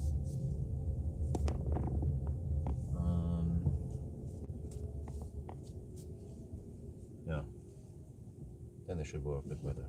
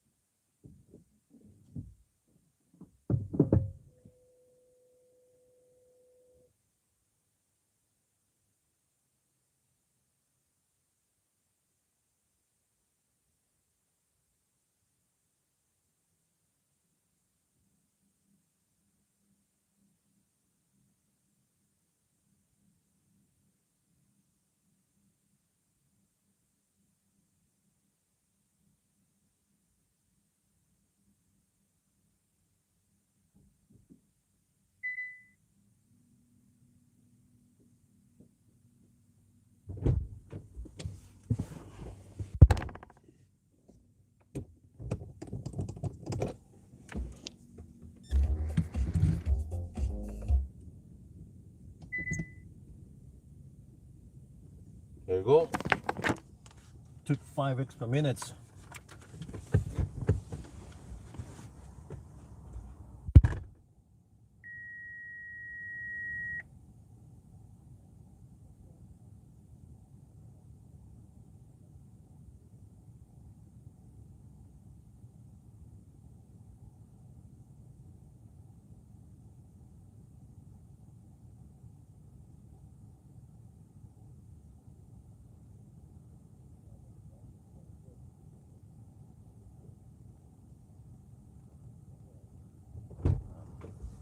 So we are around at 14%. Yeah, you see, if you don't go deep with these Korean cars, then you get full speed from the start, right? Oh no, it's slightly colgating. Yeah, 20. I think it needs 21 degrees to hit maximum speed. Oh yeah, all good. Okay. So now I need to figure out next stop. Well, actually, I don't need to figure out. Just gonna charge to 70% again. But the next stop might be quite far away here, because we probably go, let's say, almost 200 kilometers. Maybe Speckerud? Is that even possible? Let me see. We find here. If we zoom in, not the snappiest system. There, you found something there. You can snap onto that. No, what the heck is it? No, do. Huh?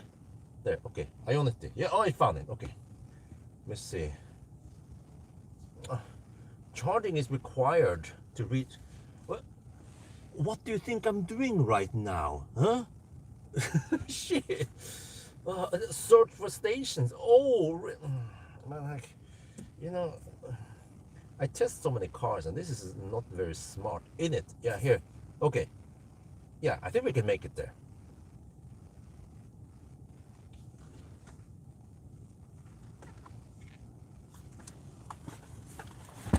But it is silly, man. Like, the navigation tells me I need to charge to get there. Yes, I know what do you think I'm doing. I'm charging right now. Then I have the option to search for charging stations. Seriously?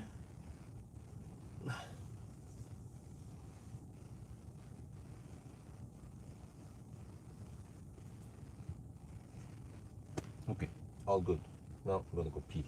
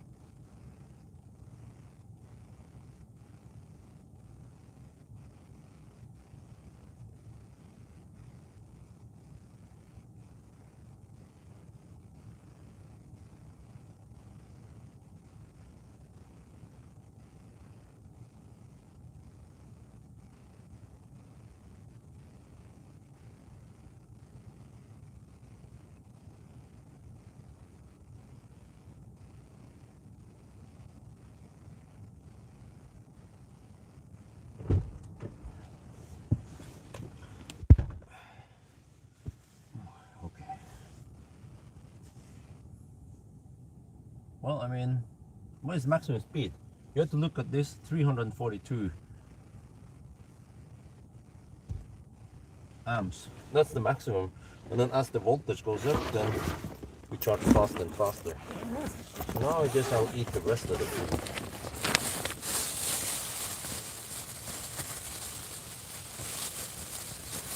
And then, yeah, the plan is to stop at Speckerud. Let me see, after Speckerud, then there is really nothing. Yeah. Then I have to stop one more time after Speckerud.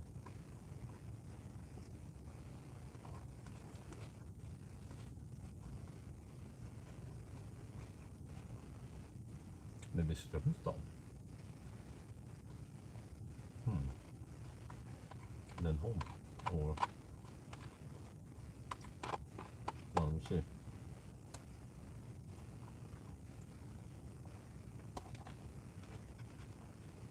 Well, it's almost 3 at night. I'm not tired yet. So the nap in the afternoon was wonderful. I need to make it standard every Friday for a slow quick.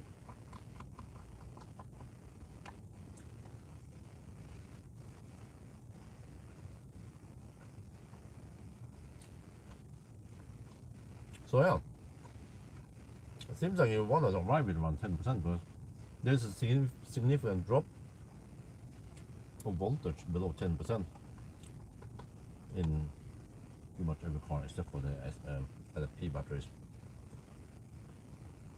And then for cars that has like a cap on the current, like here, then the best speed is from 10% and higher.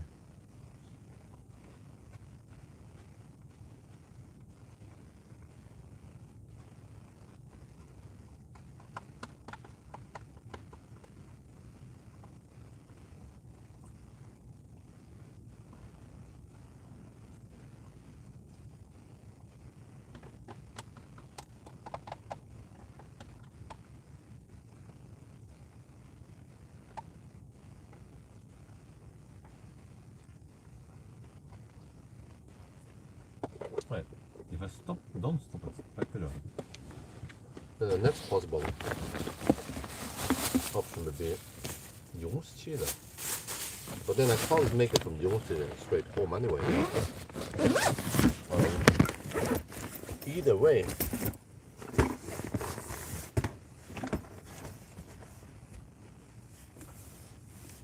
wait, yeah. If I stop at Specula, then I need to stop. Well, I need 2 more charging stops, regardless. But if I can skip Strömstad, then I could go to, I don't know, almost. No, we'll see. So now we sit and wait for another 20 minutes. Står her og blomster.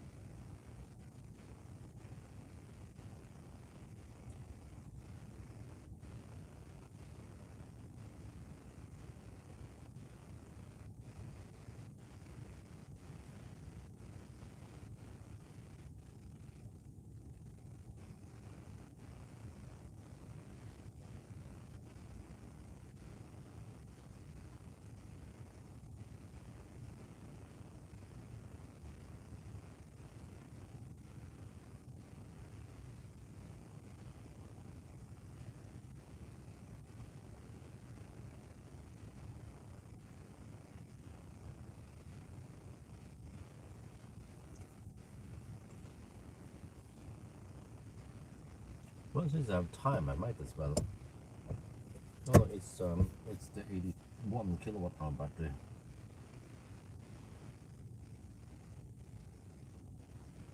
Oh, what the heck? Bluetooth audio? No, I didn't sign up for that shit. No, where did you get that?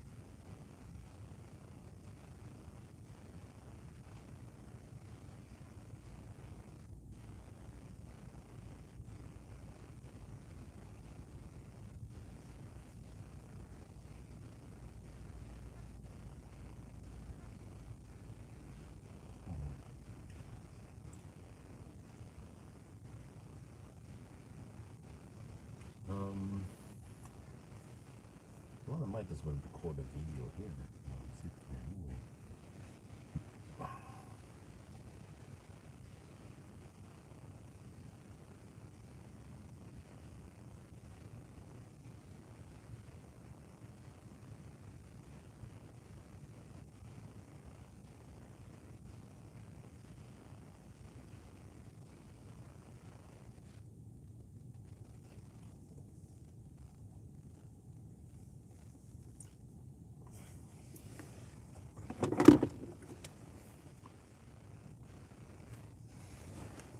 because I normally don't have time otherwise, so I might be busy. So let's just record it here inside Kia. Why not?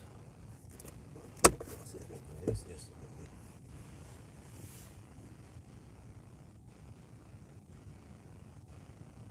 Well, the light is a bit non-uniform.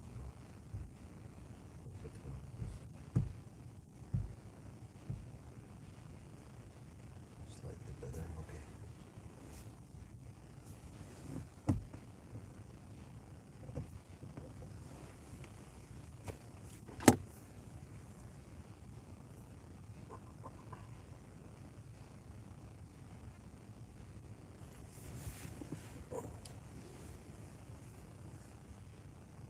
Yo, what's up? We are now sitting in the.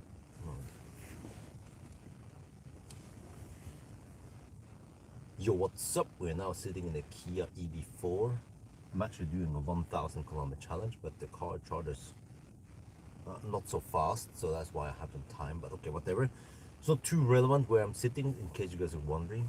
But a couple of days ago, I got an email from Tesla. It was saying your vehicle has detected an unauthorized third-party device. And then, as a precaution, some driver assistance function has been disabled for safety reasons. Really? And then software update will be available soon. Once you install the update, some features will be enabled again. So, hey, what the heck is this? And normally when I get these emails from Tesla, whether you have like please complete the premium connectivity subscription, whatever. But I have some trouble with that, by the way, with all the cars that in my account, and then it doesn't work. But it will, like, every time I get an email about something, I will almost without exception get some kind of indication what kind of car it is. It's some VIN, right? But it's not always. Also, when I get those access to car, whatever. But here, same here. I was like, which car is this? There's no VIN, there is no identification, nothing. One of the cars. Okay, for you guys who don't know, I have around 50, 60 cars still in my account, and they are enjoying some free supercharging. Few VIPs are still using free supercharging, but I actually start charging many people 25 euro cents per kilowatt hour, which is still quite cheap. And then one of these cars are using this. What the heck is this? First I thought, okay, it's some kind of dongle, maybe you using some, I don't know, what's it called again, some dongle to get some stats from, or what? I tried that device, a Matter key it's called. It didn't work that great on the Model 3 Highland on Marcus, and I thought it was maybe some of those dongles. No. It's been in the news lately. It's you jailbreak the Tesla with this device. You plug it in, and then it will it will trick the car into the what's it called again, the map, or it will do some hack, right? Yeah, and then unlock FSD. Yeah.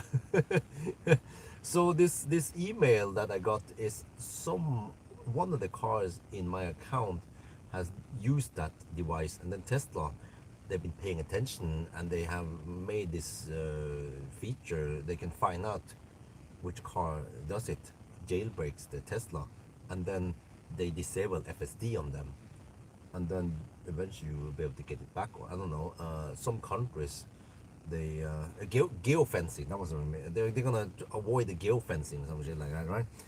I think it was in Korea, hopefully not North Korea. They don't have electric cars over there, do they? Do they even have electricity in North Korea? South Korea, I think it's actually illegal to enable FSD if it's not approved by Tesla yet, and you can face some big criminal offense, whatever, right? It's big criminal offense to do. But yeah, so what I haven't emailed yet. I have the emails to all the guys in my accounts. I could just send them like a bunch of emails. I have one email.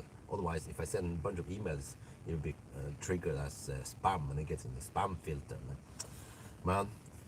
But I can just send it with BCC, right, to a bunch of people in my account, and then, well, I can just ask you guys here, which one of you mother truckers installed this? I heard a friend of mine, um, yeah, um, was gonna do this also on his Tesla, but he's not on my account. First, I thought it was him. And I was like, no, wait, he's not him. He's not on my account. No, it's not some other mother trucker. But I hope this doesn't make any problem for me, because it wasn't me. I don't own those cars. They just enjoy free supercharging in my account. I hope Tesla doesn't punish me on my account for anything. But yeah, so since I have you guys here, I can tell you that we are way past 550,000 kilometers on the free supercharging. So I can check again here, some fresh data. What do we have? Uh, mm, mm, mm. Eventually, I need to get more people out of the account. 573,000 kilometers. You can actually see it here, maybe if that. Okay, it's too hard to read it. Sorry. There. So, yeah. Eventually, we need to get more people out because we're consuming way too much still. So, and I'm not inviting more people into the account. And then, okay, I'm not gonna yell at you if you contact me and then you said yes, I was the one who hacked the car or used the jailbreak device. But let's hope that they don't cause too much trouble for me, because I've been giving away free supercharging. It's, I calculated the 570k. It's like something like 20,000 euros I have given away. Okay, or at least half of that, right? Until I started charging people. But there are a few people also had the what's it gonna call them, the idle fee. Yeah, first time you get idle fee, it's actually per car, not per account, fortunately. Then there is free. Yeah, you just get a warning first time, and then you need to pay. So there's been a couple of cases where I had to pay, but it wasn't. It was like €2, right? I was like, okay, whatever, don't do that again. Okay, that's fine. Otherwise, it's out. No, wait. Okay, no, but then out of my account. Okay, no, I'm just kidding. But then what about this jailbreaking shit? Tesla thing is me. No, it's not. It's not me. Okay. So as long as people behave in my account, then fine. You can still enjoy some low price supercharging. Yeah, but then, yeah, I heard in the news that Netherlands, they have FSD supervised now, so it's coming. It's finally coming in Europe, but it's just that Tesla, they just want to make sure everything is no settled. I mean, it needs to be approved and all that before they start releasing this, and I don't want the cowboys here and there to unlock the FSD. And then I think the main problem is that if it gets in an accident with FSD, if they haven't fine-tuned everything right, like you guys saw in the Cybertruck video that I recorded, right? It was doing some kind of stuff. It didn't yield to the right, or they need to fine-tune everything so it works great, right? Then they will get negative publicity. Yeah. So I think that's what it boils down to. That's why they want people to jailbreak. But yeah, I was on version 13, not 14. So yeah, true. But maybe this is the stuff that could happen, because if you jailbreak it, maybe you're not able to use the latest and greatest version, right? So yeah, and then for the record, I was not driving that Cybertruck. It was the owner of the Cybertruck who drove it, and I was just observing what happened. So in case people are gonna yell at me, but I didn't do nothing, not this time at least. So okay, but anyway, I think that's it. Just a quick update about what's going on, and then yeah, about the whole FSD in Europe. It's finally coming, and so on. So okay, anyway, sorry, this was a bit unscripted and a bit unplanned, but that's gonna be it for now. Hope you guys enjoyed this video. As always, thank you for watching, and talk to you later.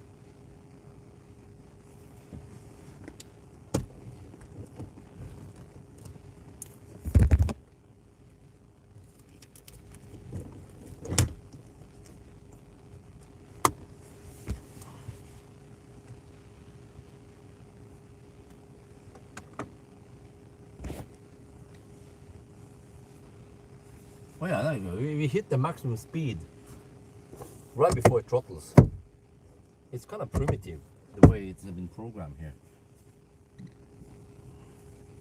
Hey, this time I forgot to turn off the heat. Doesn't seem like it's affected by it. Wait, why was it so hot last time? Oh, I went deep. I charged from 10%. And then from 2%. Oh. What, really? Huh? Does it matter? No, wait. Hey, look at that. It seems like it throttles later now. Oh, wow. Noise. Oh, no, they're throttle. Okay. 67%. But it's not that hot this time.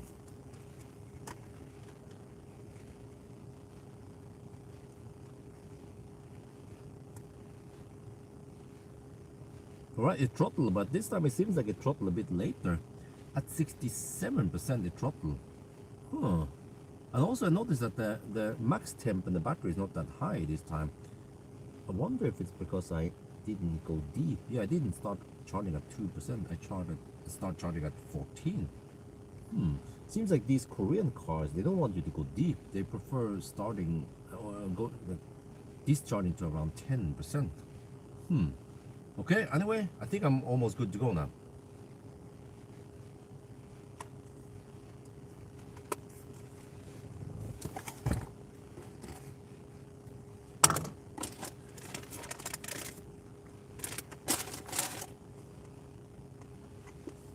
Time to leave, huh?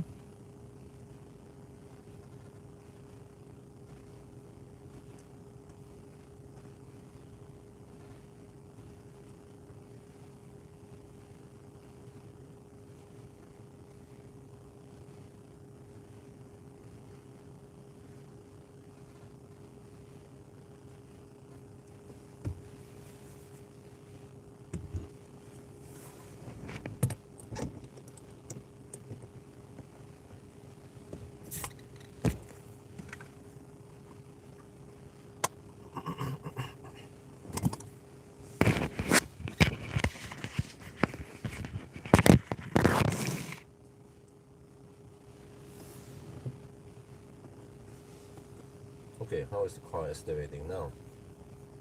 19% at arrival, okay. Well, wait, if I can skip that one, I could go to Hawkstoy. And maybe that could be the last charging stop.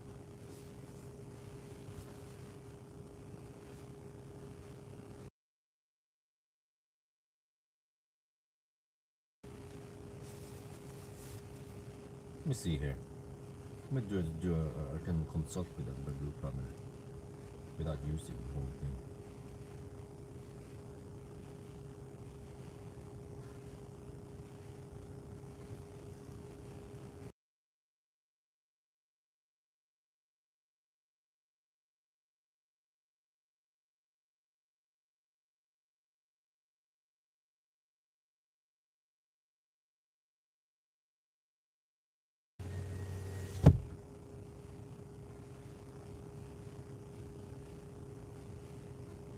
We still have, okay, no, now it goes down to 70 kilowatt, then it's time to leave.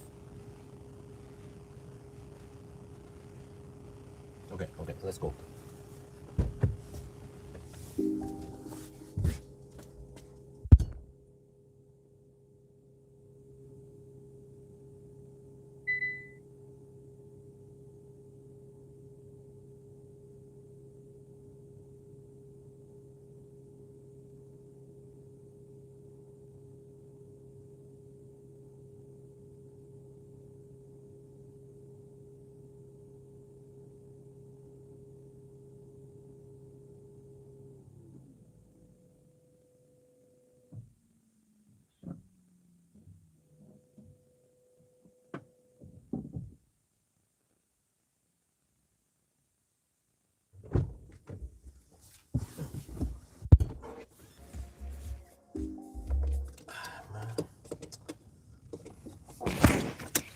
Not sure if I could live with all these noises with Korean cars.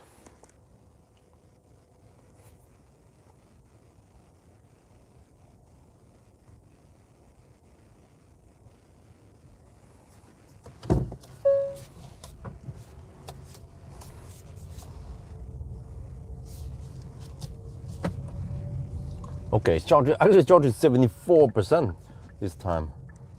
Okay, until it dropped to 75 kilowatts. So now we'll see how far we can drive. At least Specketed. But I wonder, next possible is Ljungskile. Really?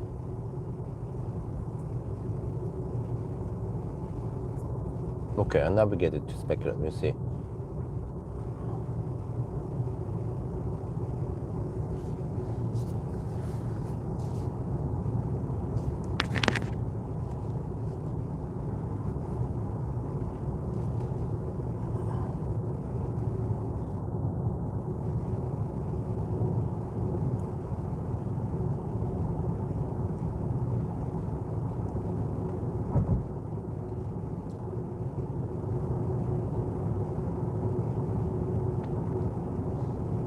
At night, okay.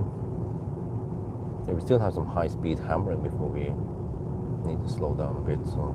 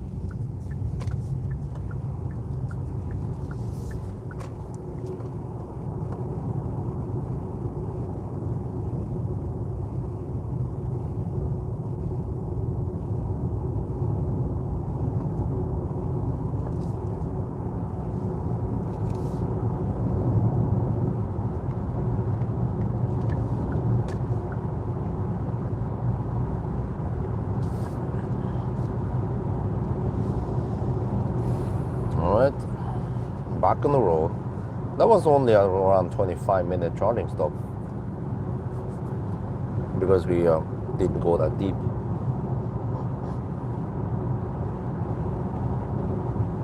So yeah, I mean, if I didn't go to Kungsbacka, I could have stopped here with, but then I would go. I needed to go deep here. Okay, whatever. I think it was still fairly optimal. Just want to see how far we can go on the first charge.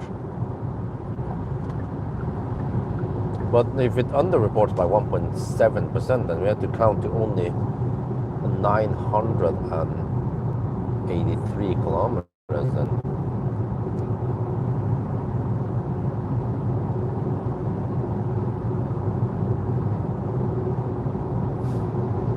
Now we're riding on a tailwind on the way back.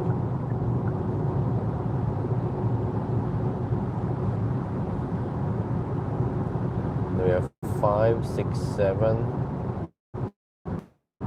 12, 13, 5 plus.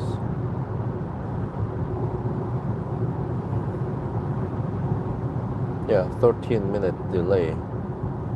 Maybe 2 more soon at Falkenberg here. So that'll be 15-minute delay then. So that means 2 hours and 15 minutes before midnight.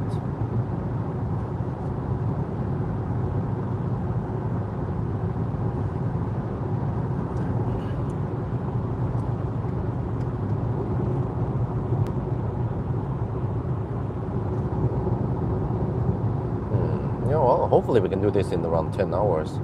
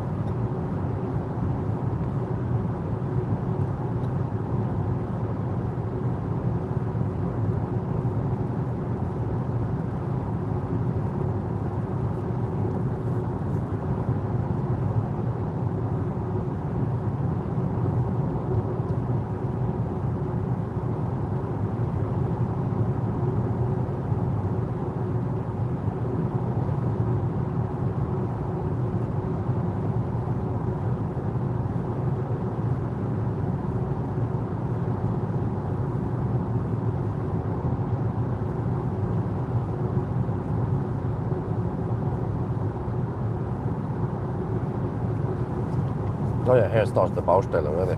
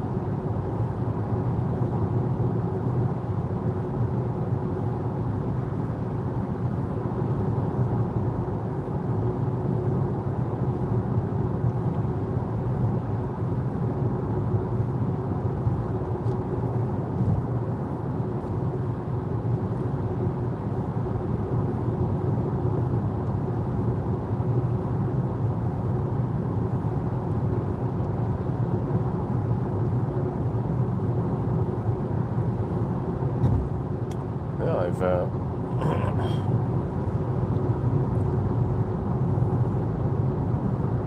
if you stop at Specular, that's still 280 kilometers left.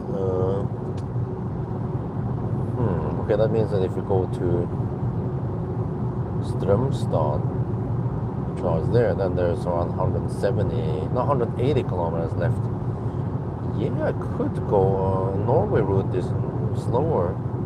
If I go 70% again, 72 or something, should be enough to go back home then.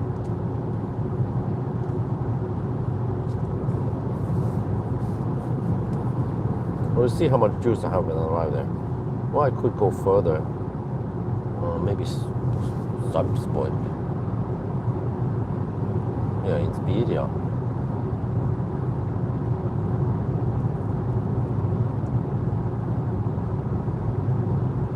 But it actually makes sense to ride on the higher voltage. Get slightly better speed. Just arrive with 15%, 20%.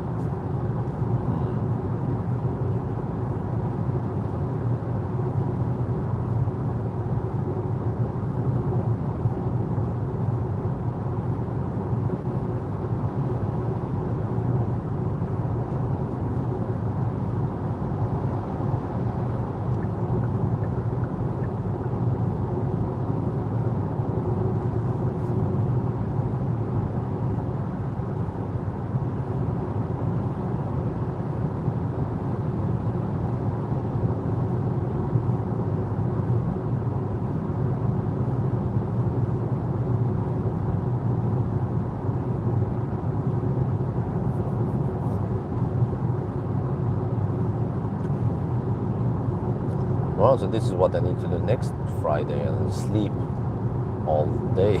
Gee, that means I can't be any productive during the day. I could do something in the morning maybe, but then try to sleep around 11 or noon. So hopefully I can survive through the night now without getting too tired.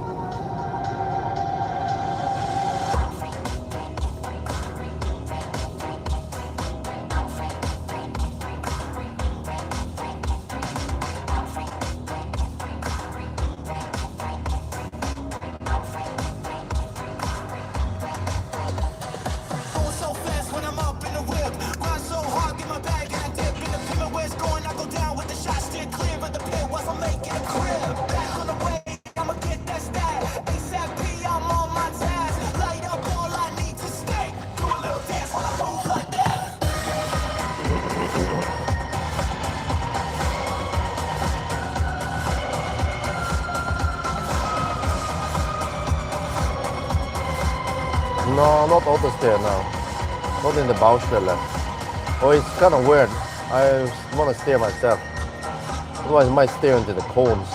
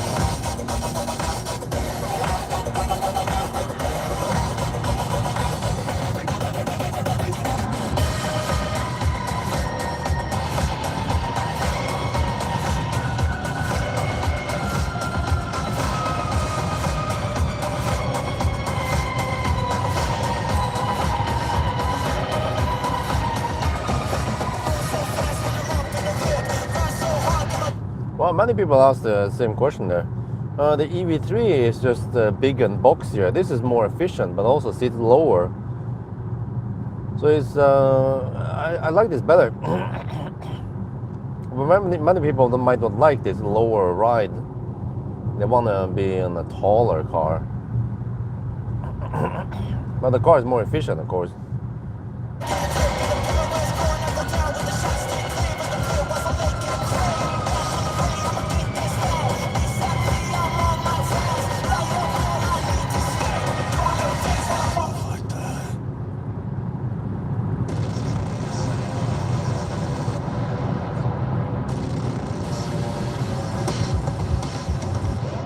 I've been rising up, trial freak. Everybody watching, feeling weak.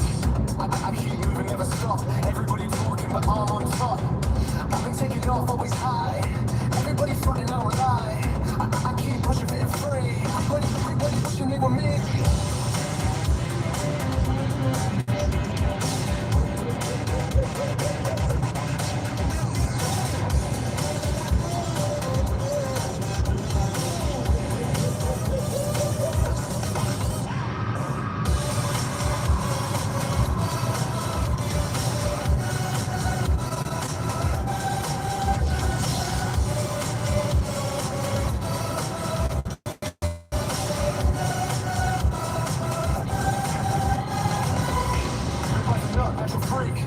Everybody watching, feeling weak.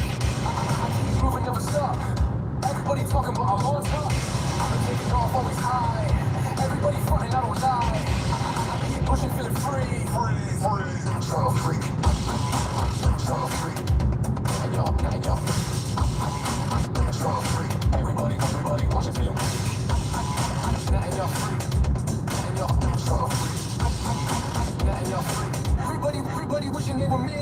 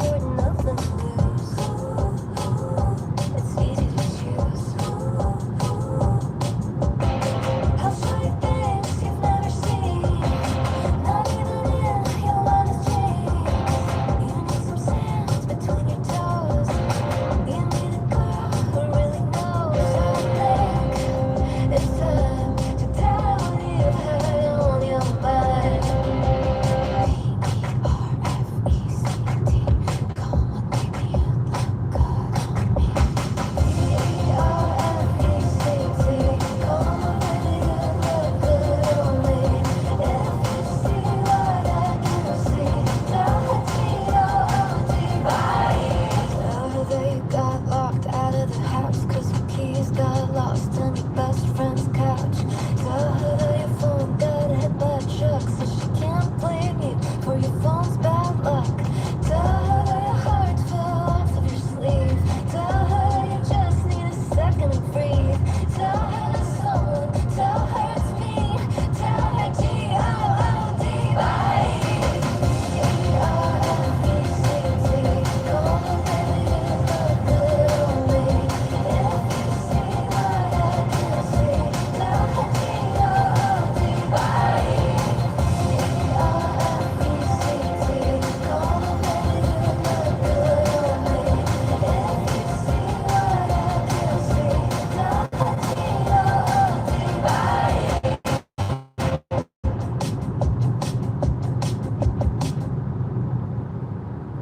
gotta be honest.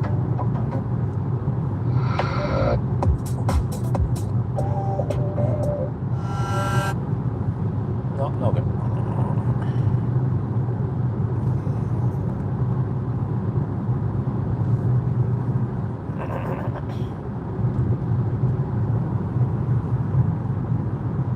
Yeah, the headlights are really good. Probably the best I've seen in the Kia Hyundai. I think this is even better than Ioniq 5 and EV6.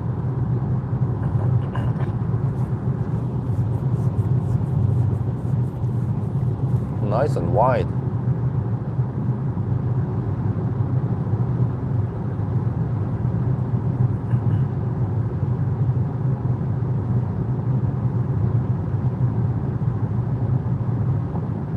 Oh, I'm surprised that there's so much traffic 3:30 at night.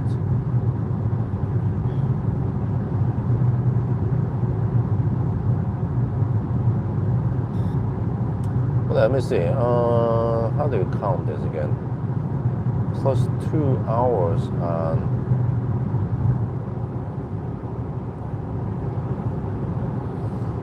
2 hours and 20 minutes ish, right?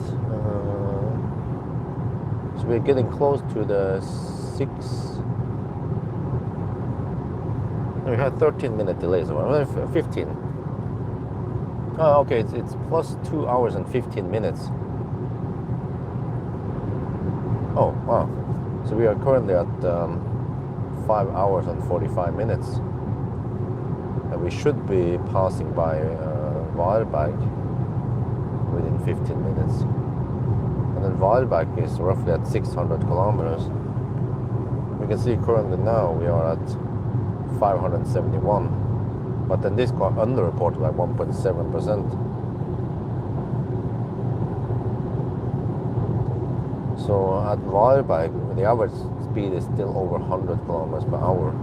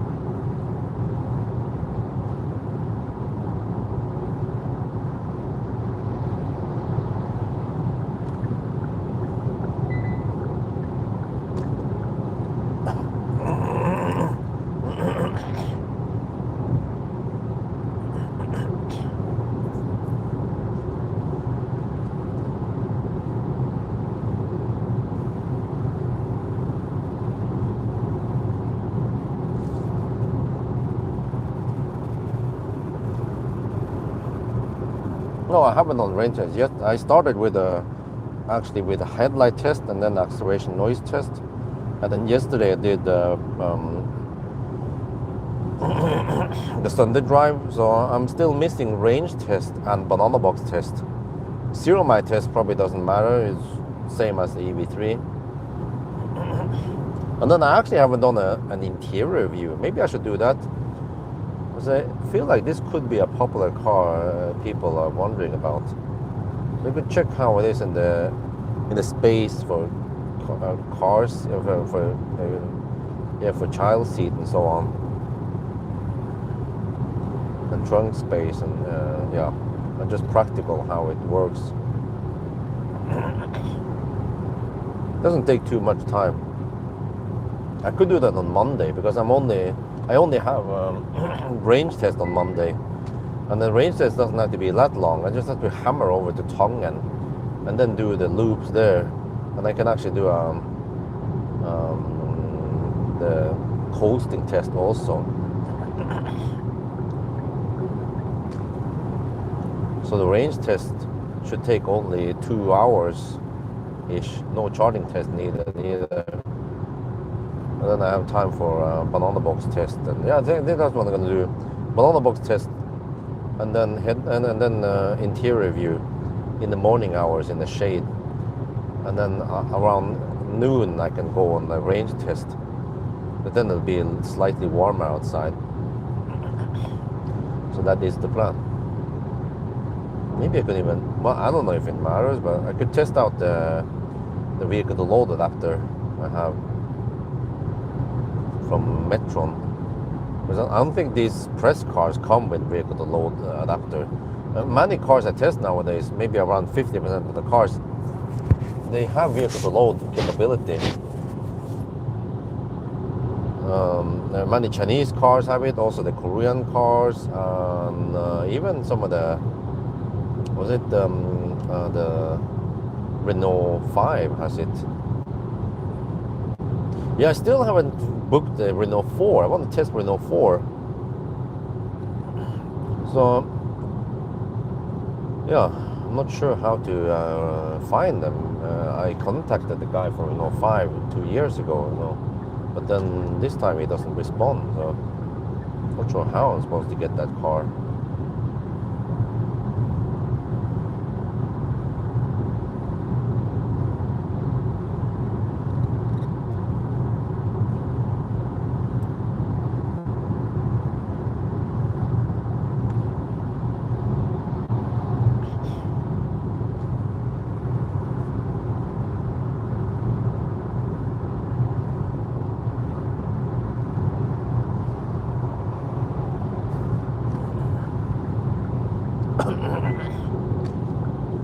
Yeah, I think it should be popular. Maybe some of the loyal Renault Zoe owners, they want to upgrade to, yeah. No, Zoe. Yeah. I was thinking about Zoe. Yeah. Well, it could be some Soul owners maybe, or I don't know, Nero or other. Yeah, it's actually a nice upgrade from Neo Kona. Because Kona is not that big. Yeah, even my Soul is bigger than the Kona. So,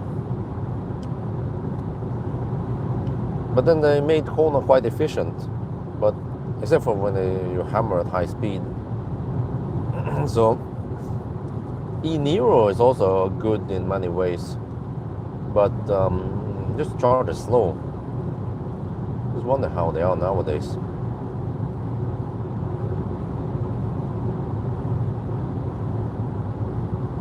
So the only reason why I like the Soul is because it's a good bang for the bucks for that price, and I was lucky to get the battery replacement. And actually it's not that annoying with the beeps and all that, unlike this car.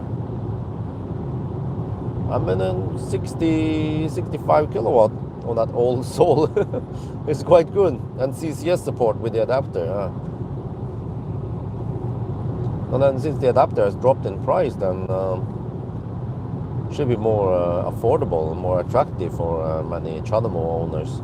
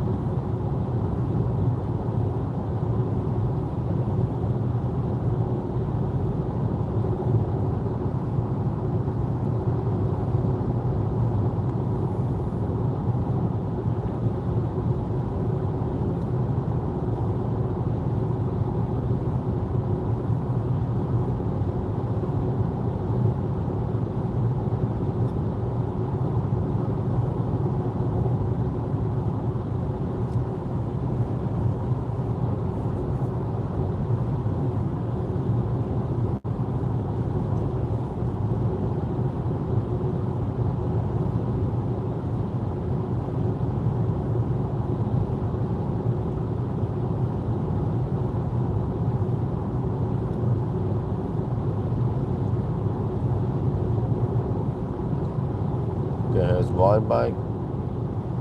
Still have 53.5% left.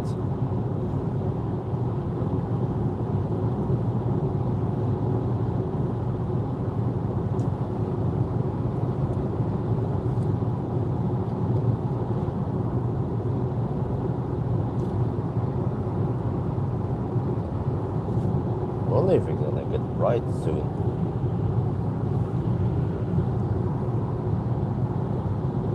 I think nowadays gets bright around 6 in the morning.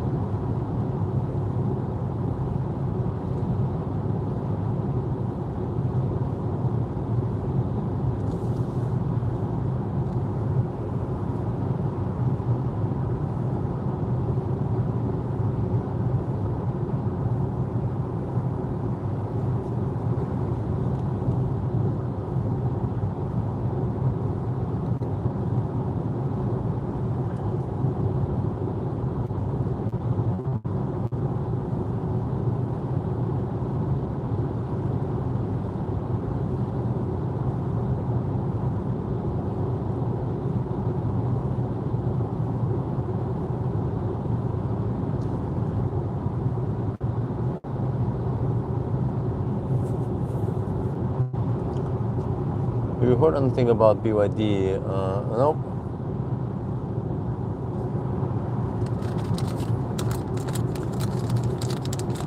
I mean, I heard about the whole flash charging thing. It's been out for a while, since last year.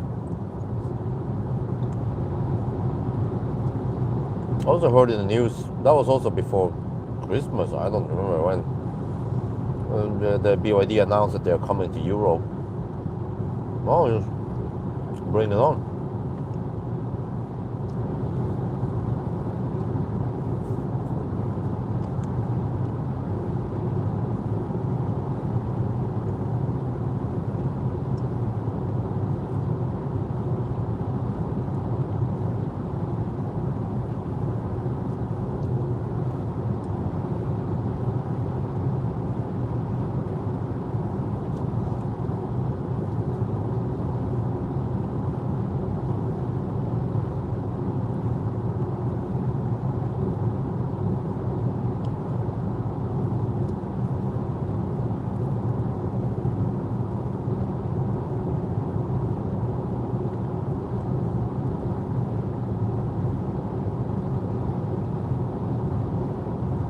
Let me see. 500. Yeah, we just passed the 600-kilometer mark not long ago, and let's see. If you have 1.7%, 238.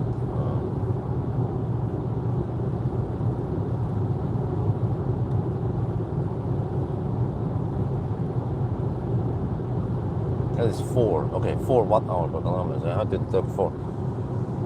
So the total consumption is 234 only. That's actually quite good, and it's going to be lower soon once we pass through Göteborg.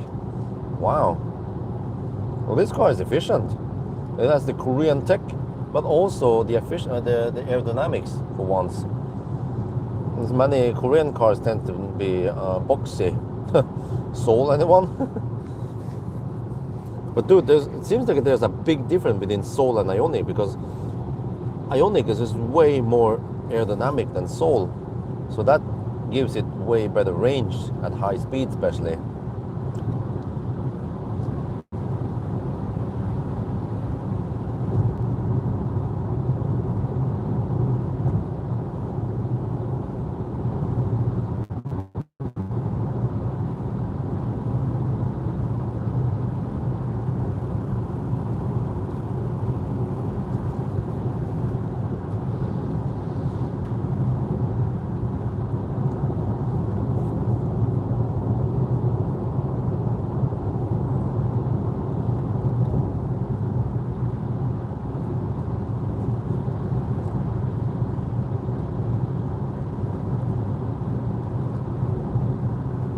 Dude, didn't know it was gonna rain.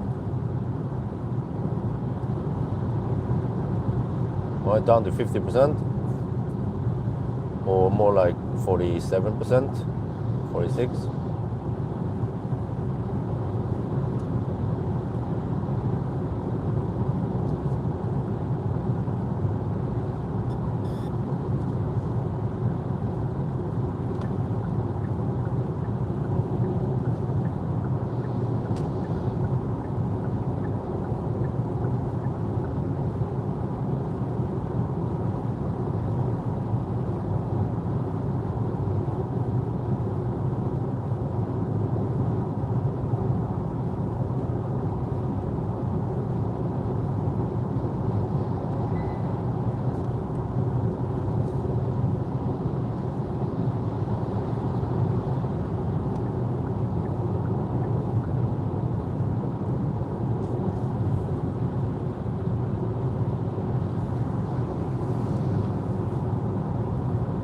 Hyundai Tech, yeah.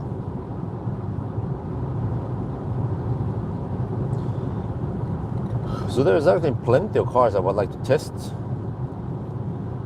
like the Toyota BZ4X.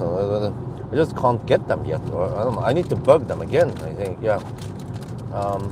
This is what I need to do. I experienced this over so many years. People that say, oh, no, the guys who's sitting on the press car, they'll be like, okay, well, we don't have a car yet, but I will let you know once we get them. I'm like, okay, and then spring, summer passes, and then I'm like, do you have it yet? And like, yeah, okay, we have ready. It's been ready for a while. I was like, okay, dude, why didn't you contact me? But I have to be the one bugging them, hammering them.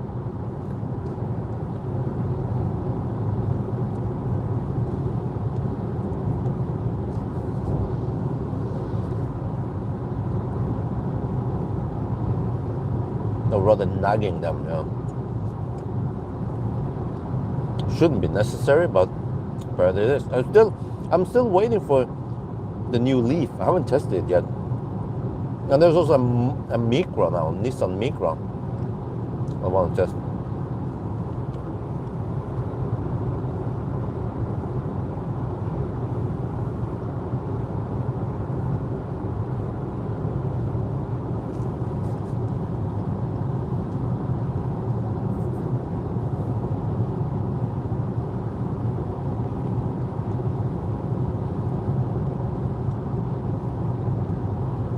I think I need to create a spreadsheet with all the interesting cars I want to test, with them status about whether they have replied or not.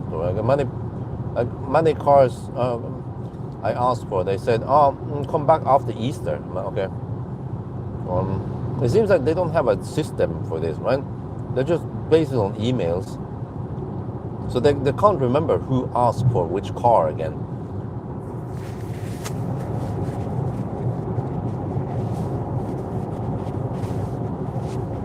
They usually have a calendar or some kind of booking system.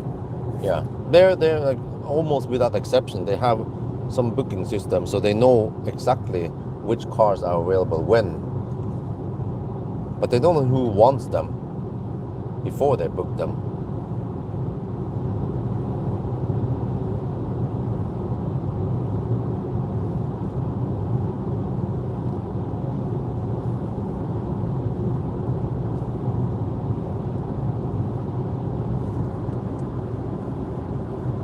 Oh, it's been raining here earlier, or when I was not here. Okay.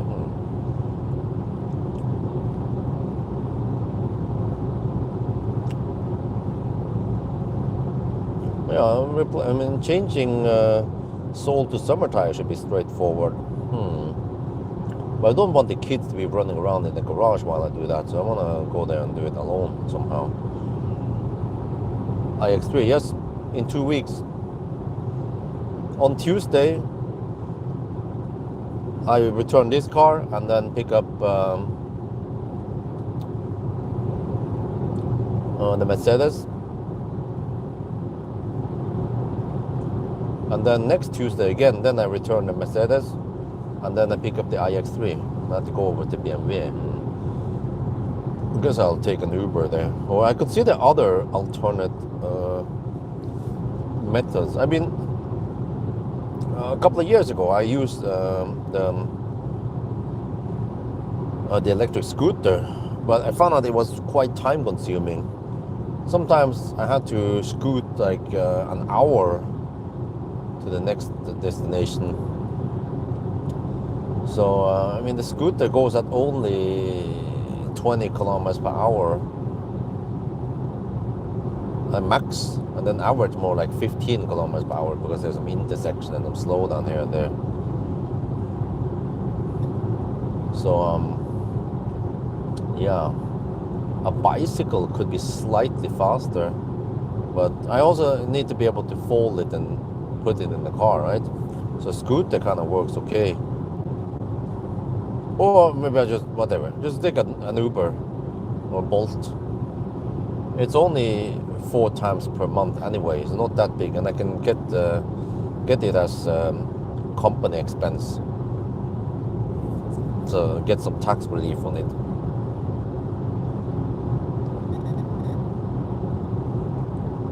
And I'm pretty sure that on average over a year, then just using Bolt should be cheaper than having a press car shuttle sitting around on all those places. But I mean, it's quite fast, yeah. As soon as I drop off a car, then I just get in the press car shuttle and then drive over to the next destination. But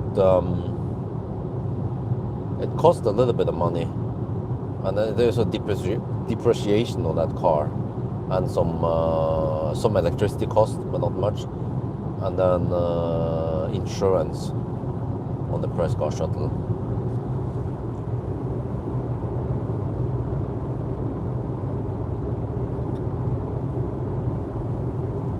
Yeah, well, it depends how far I drive and all that. And sometimes I also, like now, I book 2 cars on the same importer. Bertelsten, you know, they have Kia and also Mercedes.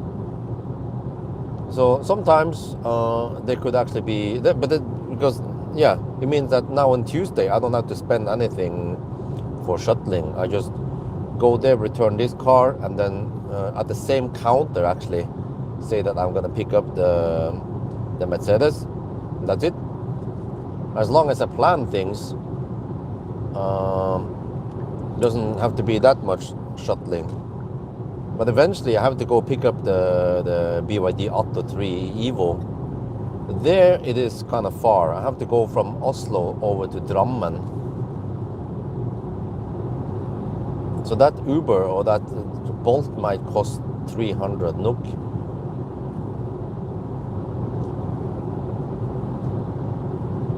And there was the whole plan of using a cheap Soul, because the Soul, I don't care how, just ansvarsforsikring, the cheapest insurance, but actually then I don't get coverage on glass damage in case I get a stone crack. But yeah, it was around 800 NOK per month only for insurance. And then there's a little bit of toll road.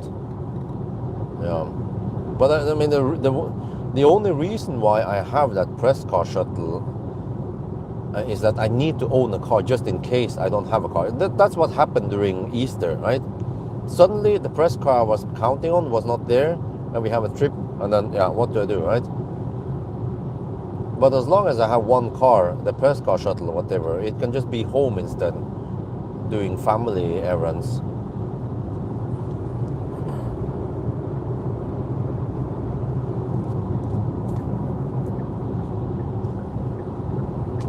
But in the old days, I would then have the more expensive Model 3 Performance park at various places. And then before that, there was also Optimus Prime. But that was expensive to just keep that Model 3 parked there. Not driving much. So well, I did drive lots of trips, but yeah, that was even more wasteful. So ideally, you just want to have a cheap car as press car shuttle with as low expenses as possible, and also not much depreciation. So a car that's already dropped very much in price cannot drop that much more, right? So in a way, the Soul would work great because I'm mostly driving in the city, so I don't have that high energy consumption, not hammering it too hard. And then with the adapter, I can charge pretty fast, and it's also a nice and flat curve, so it works way better than the e-Golf. E-Golf was like meh. It works okay as press car shuttle. It doesn't Colgate. The leaf was horrible because you need high enough heat for it to go fast, charge fast.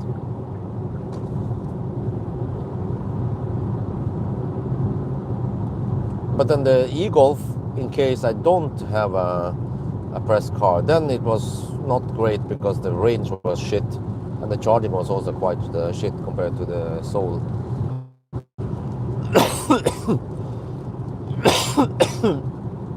The only advantage with the e-Golf is that it has adaptive cruise control, which is very nice in city traffic. Looking for a Model 3 family car. Oh, well, that one, yes, eventually I want one, but right now I feel like the economy is not ready yet, so I just have to prioritize getting the Millennium Falcon back and try to milk him for what it was worth. And even just taking a trip to Lilliputami with Millennium Falcon could generate some views. Just to see, can I make it there? And then with a bit of planning, it should be fine, right? There's also charging, or there's plenty of charging everywhere. So I think it would be great to just show you that as long as you have family limitation or go with family, then even an old car with old beaten down battery will work great. But I feel like Millennium Falcon battery is not in the best shape. It has degraded slightly more than I wished it had outside of my ownership. So if there is one thing I want to upgrade on him, it's to get 90 kilowatt hour battery. And the 90 pack does not need to be approved or anything. I could just swap it and don't need to go to Statens Vegvesen or anything. It's just within the limits or the weight limit. But if I go for 100 pack, then I have to get it approved. And then besides from that, maybe get some SKF wheel bearings, or maybe the Holy Grail wheel bearing from EV Clinic. He can probably ship it to me for free. And then I can let Nasir or Valdemar install it for me. And that should improve efficiency slightly, but more importantly, it will improve durability and make things more robust and not fail. And then maybe a motor upgrade to that Ninja motor that they have in the EV Clinic. That will also be interesting, but it's not super important. I think it's just the battery would be great to have upgraded. Because now I think it's only, what was it again? It has dropped to around 60 kilowatt hour, 59 kilowatt hour only. So it's kind of low for a freaking 85 kilowatt hour battery, man. I need to test him again once it's drivable. A degradation test on him and a range test, maybe a Sunday drive with the old battery, that will generate lots of views. And also need to milk it for what it was worth. And also very useful for testing it before and after, because I will test it before and then eventually I try to do some upgrades and see what kind of improvements it has. Yeah, and also I want to ask Nasir, the old battery, it has value, I know that. Nasir also knows that. But then how much is it worth, right? So he can probably take it. That's what they want to do. They want to take that battery as pump, and then I pay for whatever mellomlaget, the difference to get a 90 pack. But it doesn't have to be a new 90 pack. Actually, it won't be a new, but it would just be a refurbished 90 pack. Hopefully with not too much degradation. So if I can get my 90 packs, they were originally 80 kilowatt hour new net capacity before the buffer and all that. So even if I can get around 70 kilowatt hour, that would be great. And I'm mostly looking for the nice charging curve on the 90 pack. Should be 145 kilowatt flat until around 40%, which is quite big.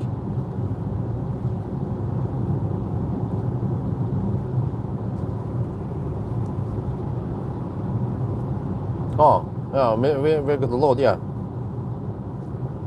Not sure how useful it is though, because yeah, I mean, like I could, I know I go to Yemen quite often, right?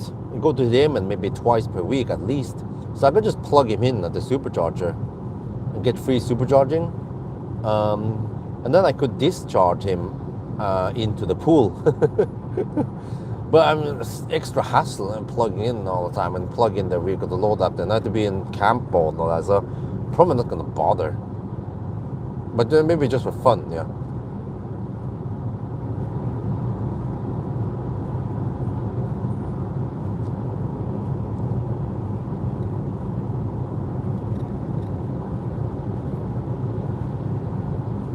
V2P, right? Vehicle to pool.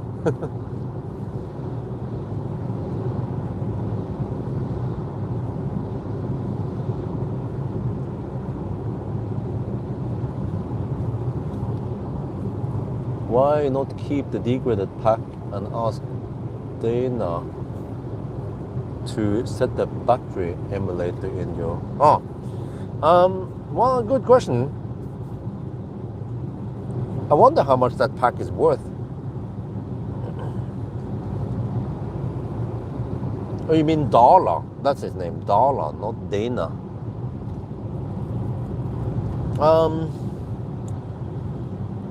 Well, I'm not sure if a car battery like that will be 100% safe. And also, well, main problem is with insurance. Oh, Daniel, okay. But I think he calls himself Dala.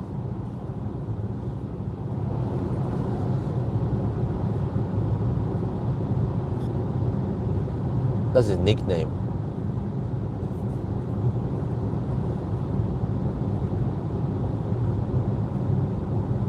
Well, I think mainly because I don't have that much funds yet.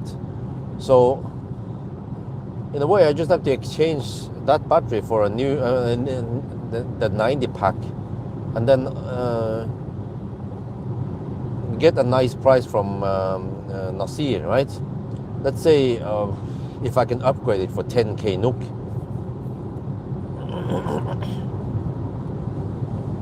But fortunately, those batteries are getting cheaper because they're getting older. But I haven't checked, but I think last time I checked, a used Tesla battery should be only around 40, 50k maybe.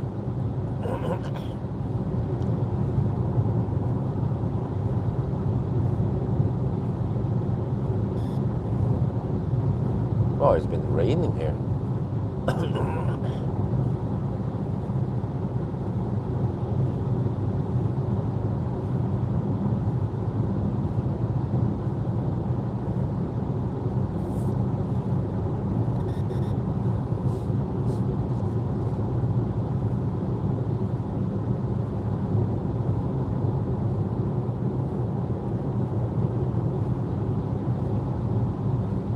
But I think eventually I need more than one car that I own, so that I can keep one car charging, for example, on solar, right? And the other car is in use, and or in case there's backup car, I don't know, who knows, right? And as long as they are cheap, like the Soul, then that's fine. Then I don't feel like I'm wasting precious money just sitting somewhere. And I was like, well, doesn't matter. You can just sit there and camp and slurp on some leftover solar, yeah.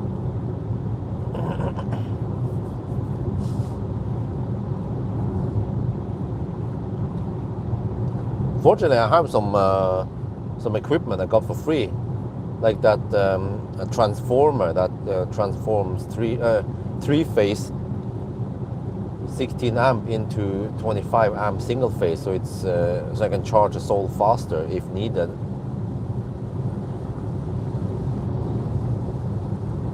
But ideally, I need to get some kind of DC fast charger. Even an 11 kilowatt would be okay, but maybe a 22 or 20 something kilowatt would be sufficient. But then I don't know how we're gonna connect that to the garage, because the garage has only around 20. No wait, I have 2 times 20, 2 times 11 kilowatt plus a bunch of Shukos. So I wonder if the garage is fed with more like 30 kilowatts. Dude, really? And then the house has, I'm not sure how everything there is fused up.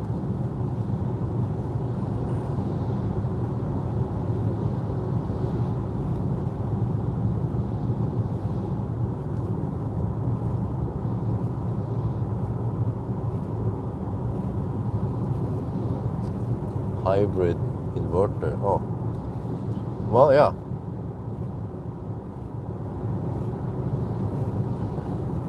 Because I mean, it would be useful to have a 10 kilowatt DC charger to charge the old cars. But either way, I mean, with that inverter thingy, I can output 5.5 kilowatt, a 25 amp, and that's usually good enough.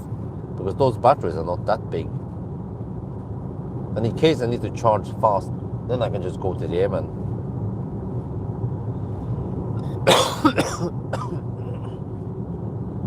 Yeah, there's Pawel over there now. They must have installed it not long ago. Pawel outside of IKEA. Okay, nice. And that was Recharge. I saw the color. Yeah, Recharge, they partner up with IKEA in Norway and Sweden at least. Not sure about Finland and Denmark. But the DC charger is not super important for me right now. If I need to choose, I want solar first and then battery maybe. Mainly because I live so close to Yemen. Eventually what I could do, yeah, man, I should have thought about this a long time ago. I need to get an electric scooter, and I checked it that, okay, first I thought, okay, ditch that, because electric scooter, you need insurance, but when I check it, insurance costs 45 NOK per month, so that's no big deal. Because what I could do then is that I can I can drive over to Yemen and then plug it in, and then I can scoot back, so I don't have to sit and wait there. But normally I only need to top up there for maybe I don't know, half an hour, 15 minutes.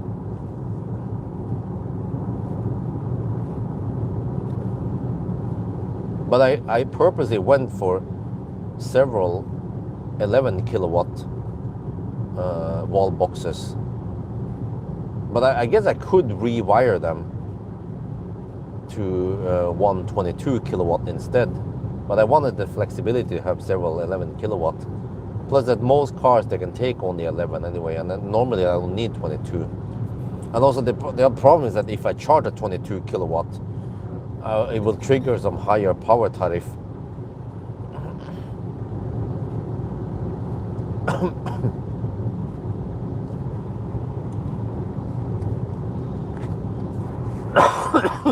So 11 has been working great actually for me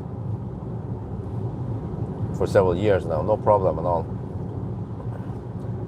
But there's been a few cases where I feel like I need to charge faster, and then the car just happened to have a 22 kilowatt onboard charger also, but I was like, yeah.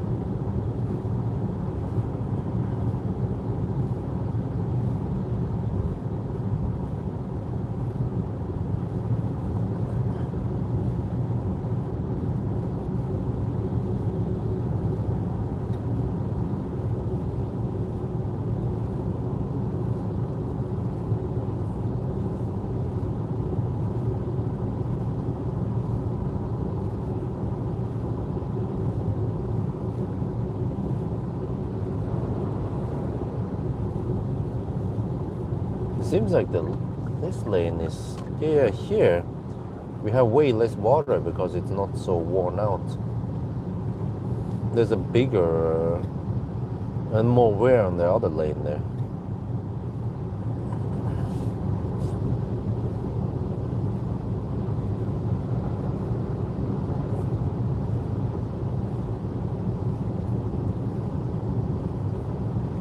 I didn't know it was gonna rain over here, man.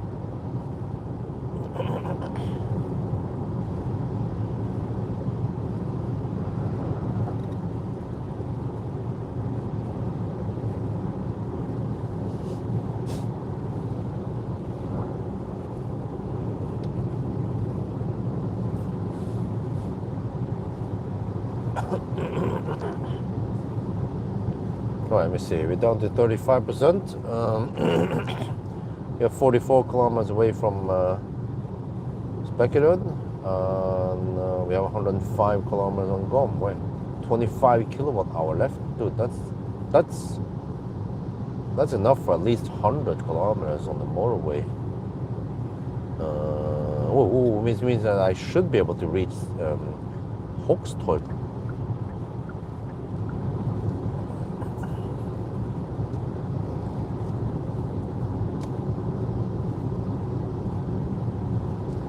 Or Uttevalla, worst case.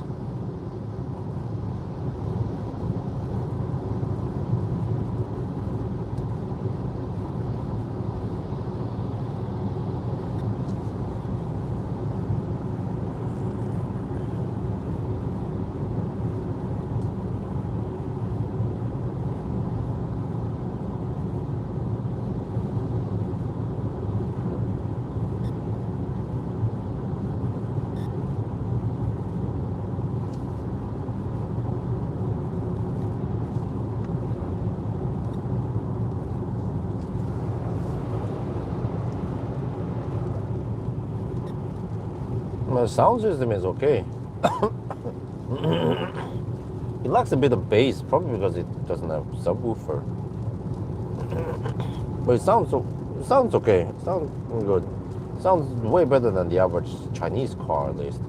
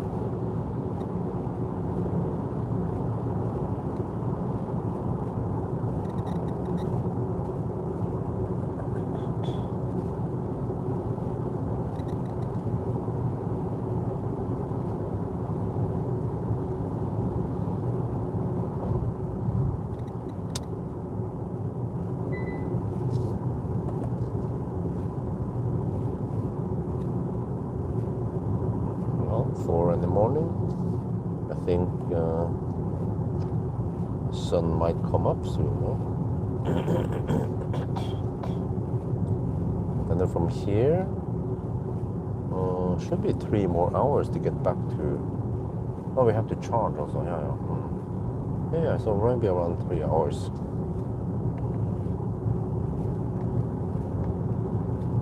Have to charge twice now before we can finish.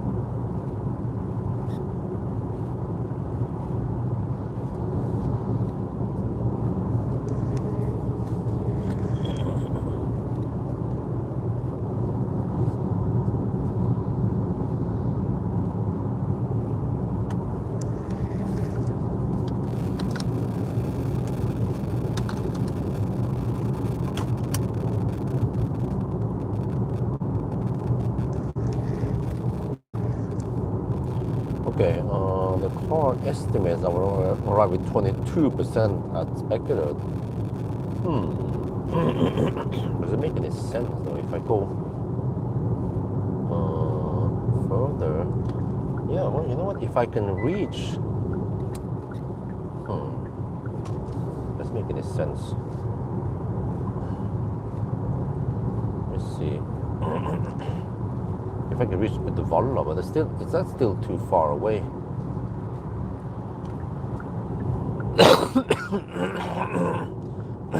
The Hawkstoy, right? If they make that the last charging stop.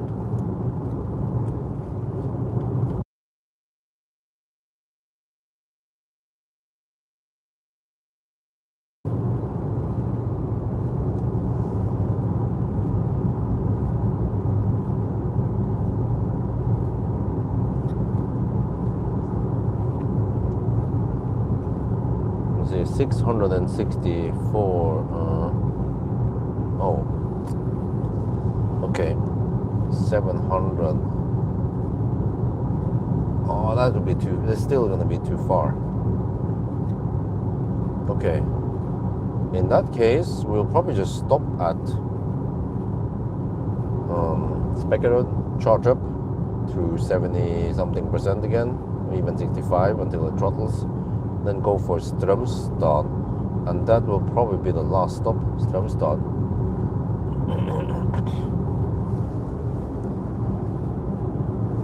Because if we go to because I actually want to arrive with high enough juice so I get max speed.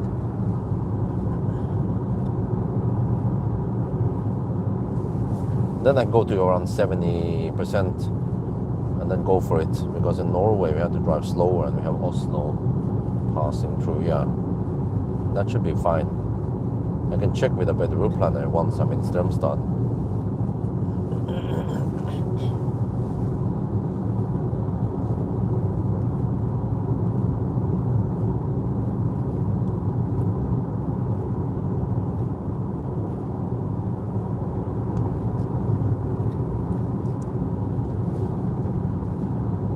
Wait, oh shit, I need to preheat maybe. Yeah, let's do that. Home, EV, activate. Okay, we have 17 to 26 degrees Celsius. And we might plug in 30 kilometers, so we need to preheat in time.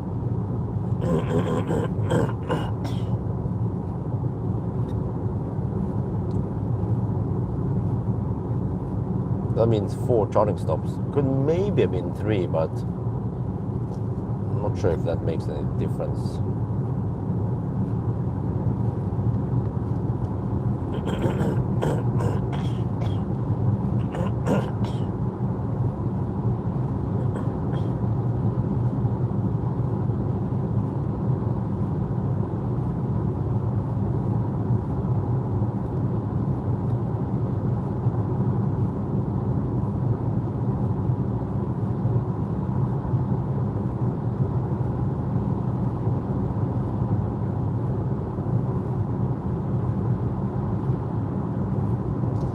Dude, is that guy on high beam or some shit, man? Freaking taxi driver is annoying.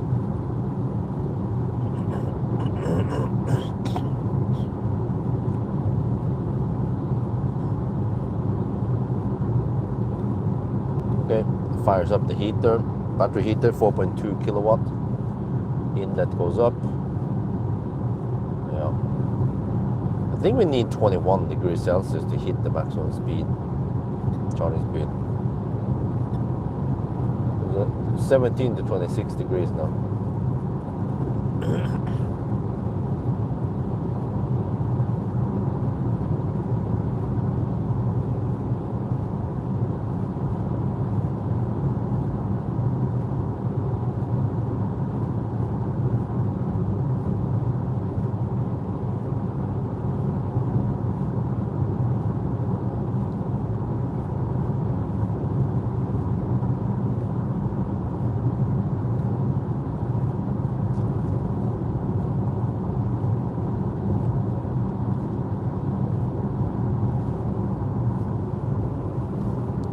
Good morning. We are leaving Göteborg now.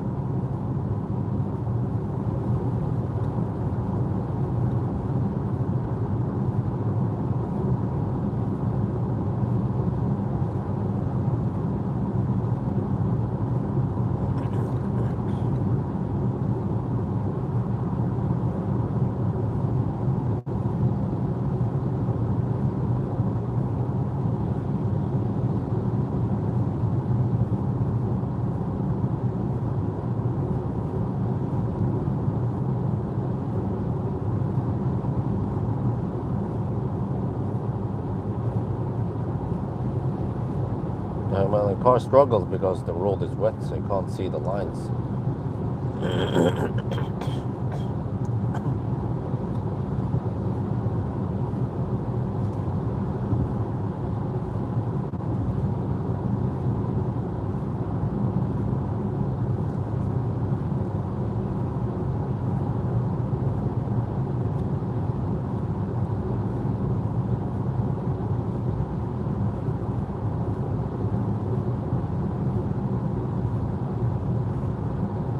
Oh, it takes a long time to start preheating the battery.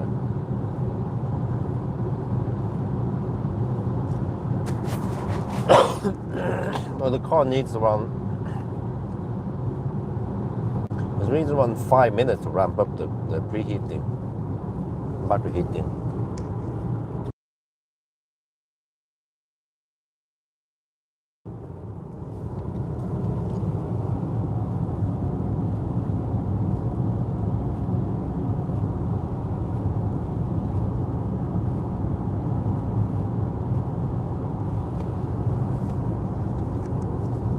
But GOM claims another 91 kilometer. Let me check this current leg here. 237. That means maybe 240 something.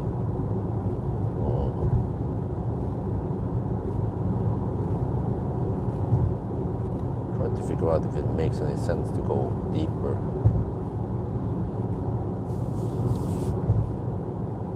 Hoxton. Really?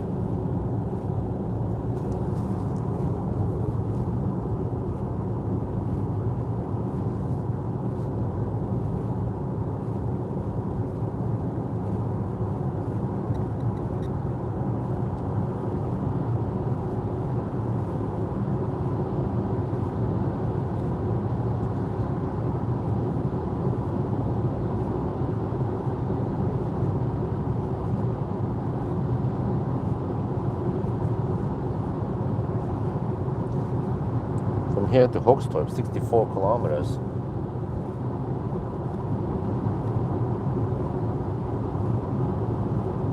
Yeah, I can make it to Hogstorp, but does that make any difference though?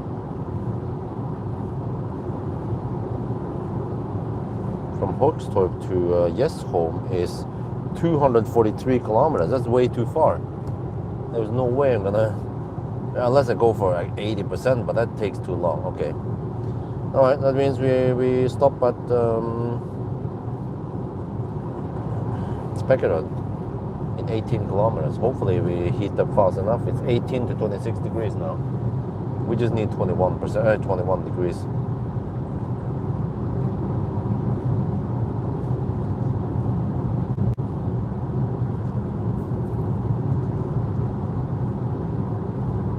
At least the road is dry over here, but man, it's still dark.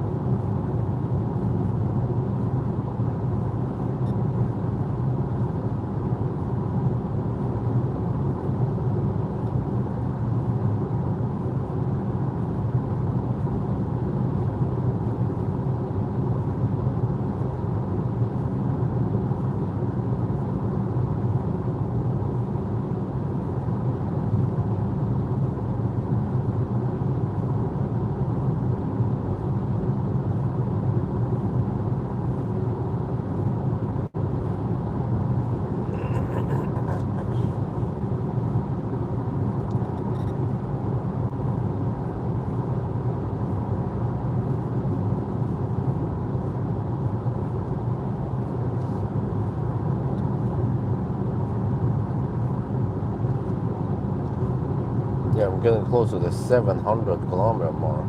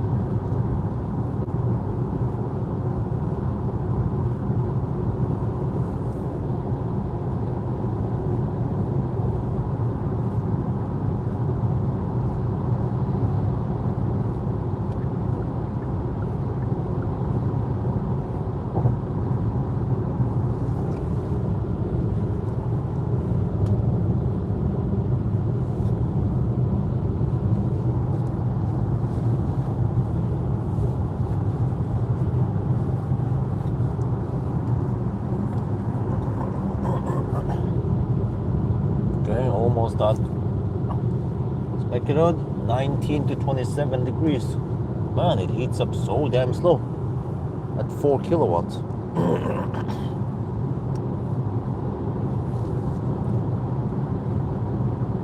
I remember the MEB cars. They're really impressive how fast they can heat up the battery.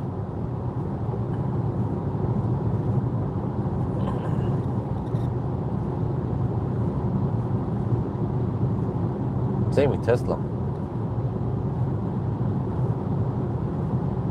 20 to 28 degrees now. Okay, I think we can make it there barely in time. 9 minutes left, 9 kilometers left. then we'll see. I think it stops at 21 degrees and then it says ding, charging, preheating finished. Okay, I'm at 24%. I think that's a good thing because we should get some good speed, maybe 120 kilowatt or more as soon as you plug in.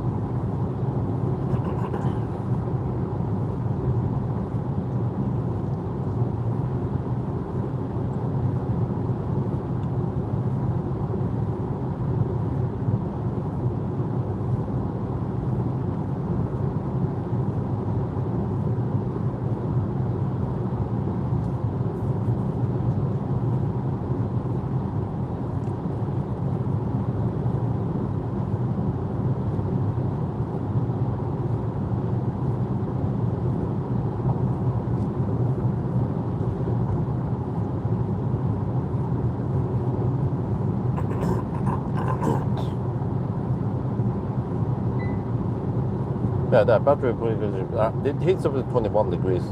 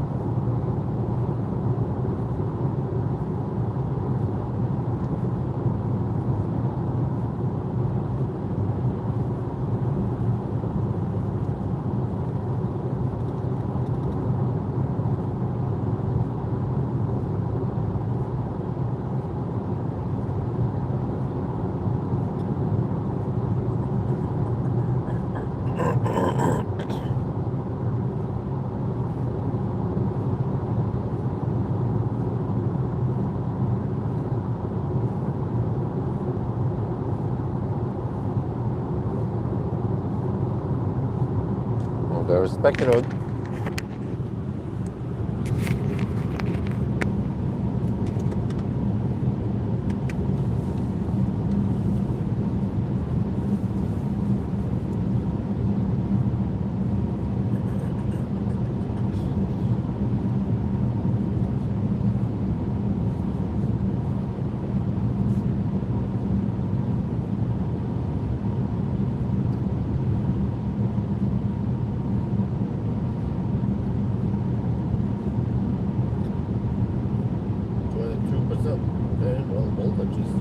Actually kind of low on this battery, 320 volts only, at 22%, right there.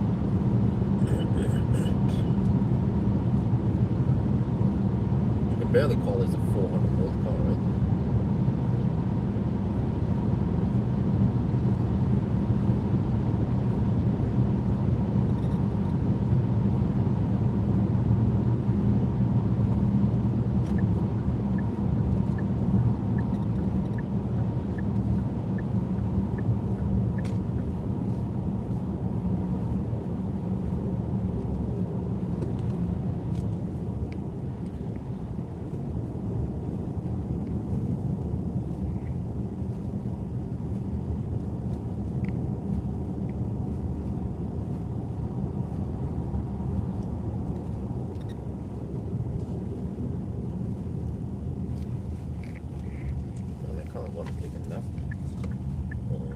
Do I have 15 minutes?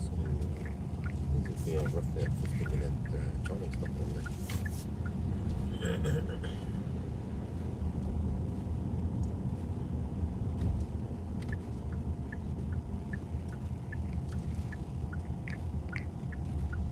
Oh man, this old Triton charging again. Well, let's hope it works.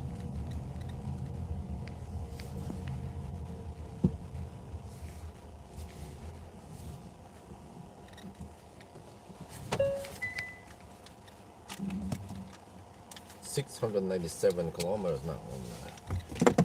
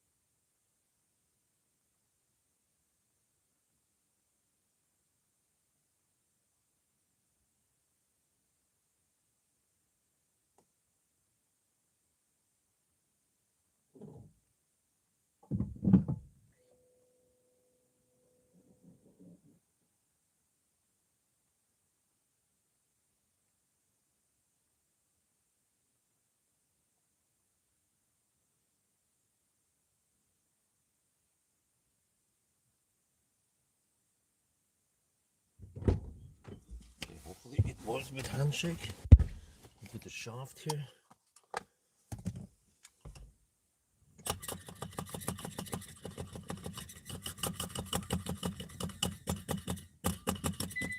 Yep. I think it's charging. I don't know why it beeped at you, just because the charging started, right? Just be more quiet, please.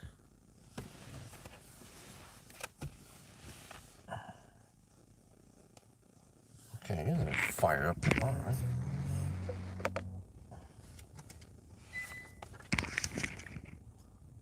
Okay, let's just plug in next stop. Strömstad.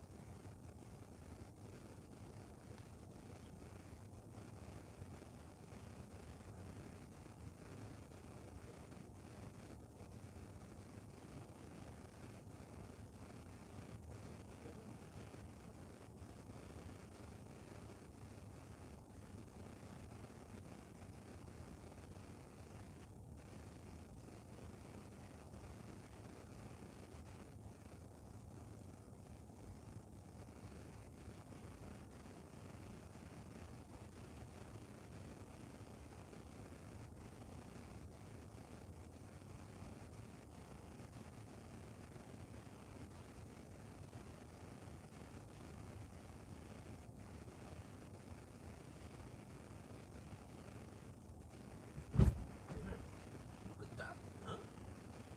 Ain't too bad, is it? The door closing sound. Huh? Nice. Okay, so I tried to calculate and stuff, and I need 2 more stops. Yeah, we can't really do it in 1 more stop, you know. If I do that, I need to charge maybe 80%, which is going to be slow. So this car charges the fastest to around 65%. So that means next stop will be Ayunti Strömstad, and then last one, right?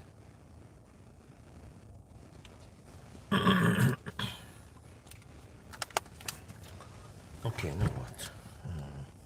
Yeah, I haven't found any memory settings on the seats. I wonder if there's only 1 setting here. Ugh. Yeah, plenty. Huh? Plenty empty in charger stop. Yeah. Yeah, exactly. Plenty empty. Okay. So I guess I'll go to Circle K. Not sure what I want to eat. I'm gonna eat something there, but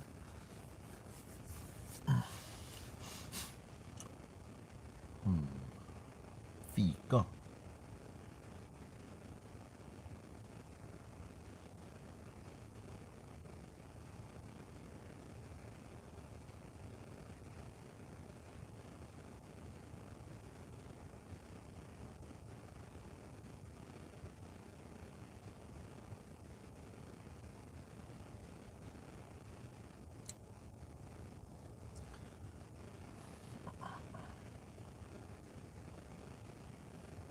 getting kind of sleepy.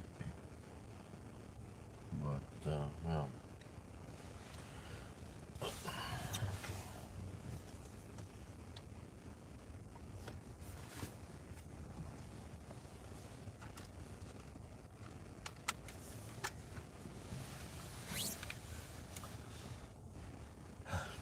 Okay. No. Go to Circle K maybe?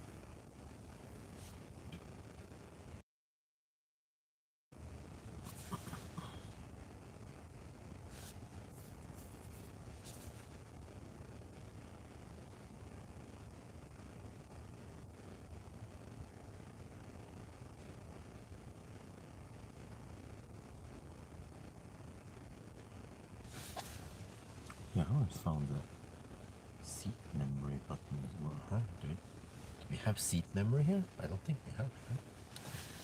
It's kind of clumsy.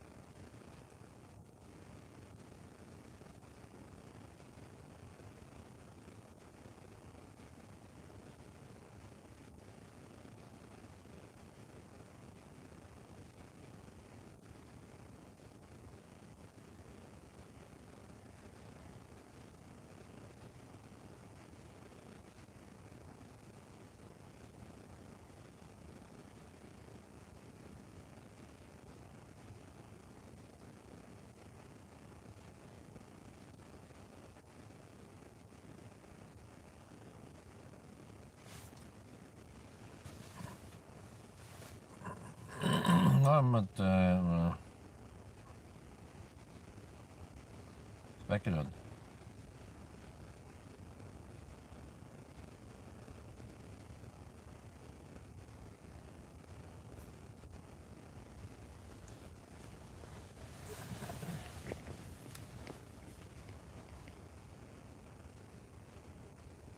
It goes quite fast. So I'm going for 65%.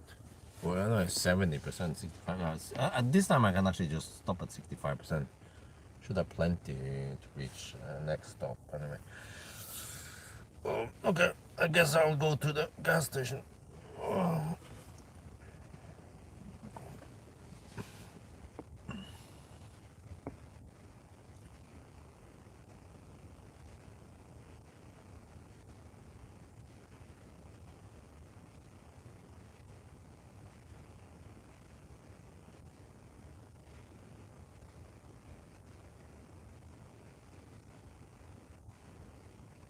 I'm getting kind of sleepy now, but do I have time?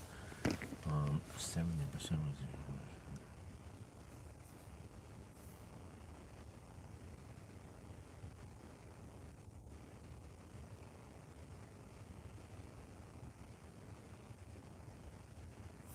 Oh, in around 10 minutes we'll finish. Okay, let me set the clock. See if I can pass out a bit.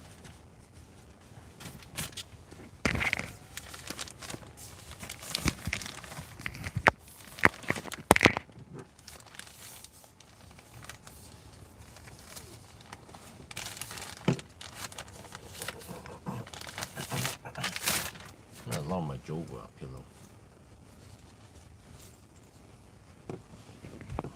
Oh shit, it falls in between it.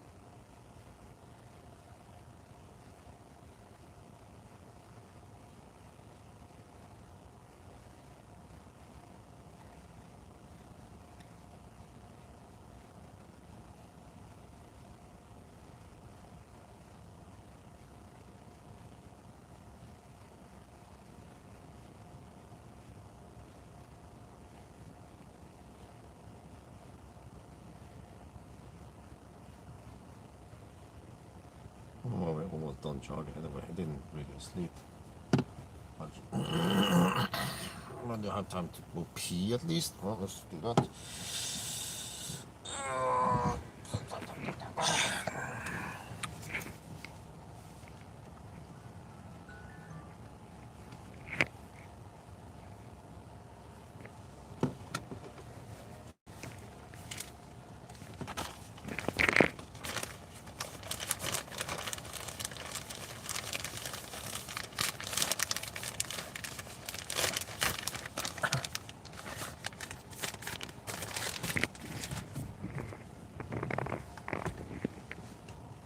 Oh, there is a throttle. Well, I don't feel like I need to pee yet, so we have 52. Well, I can average like 400 watt-hour per hour to go to next charger. Maybe just go for it. Let's get ready and leave.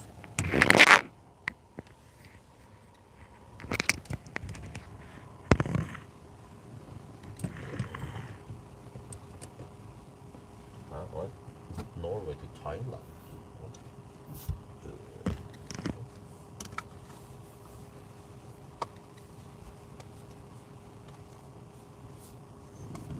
We'll not drive there.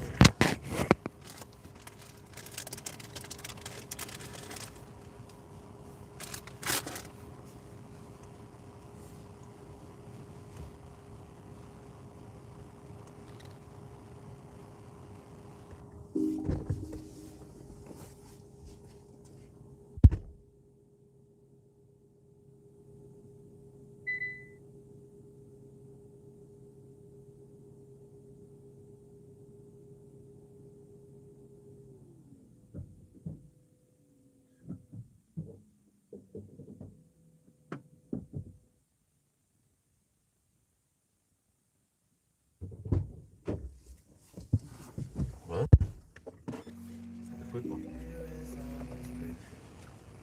71.5% now.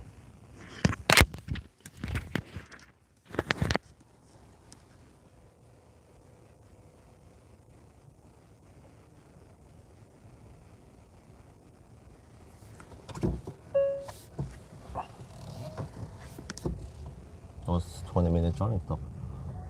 Now we're good to go. Again.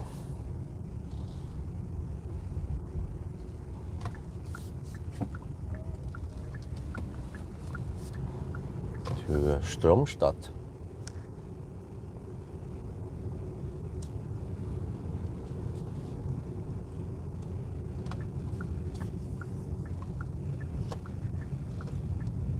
$46 cells in the battery, okay. Slight power limit.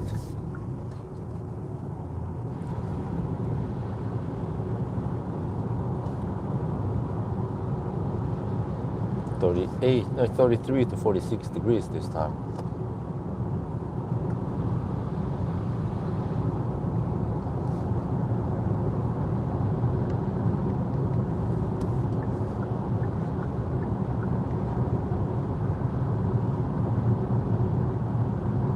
Okay, off we go to Strömstad.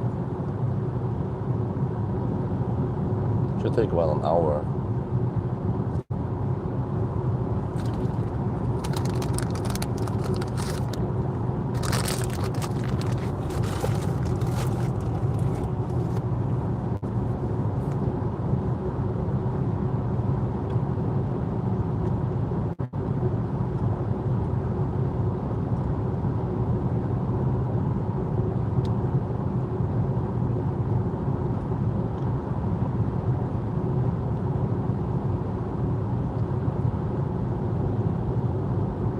Might be bright by the time we get there.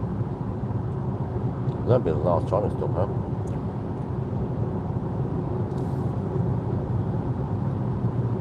Our car is struggling to see the line.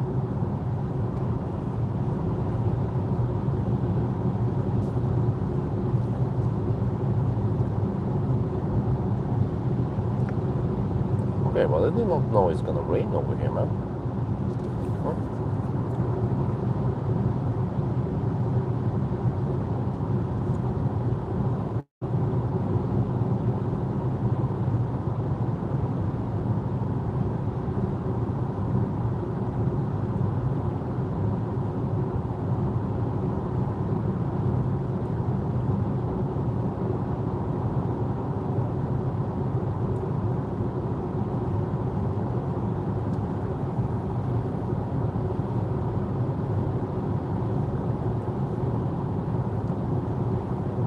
wonder if it has a front.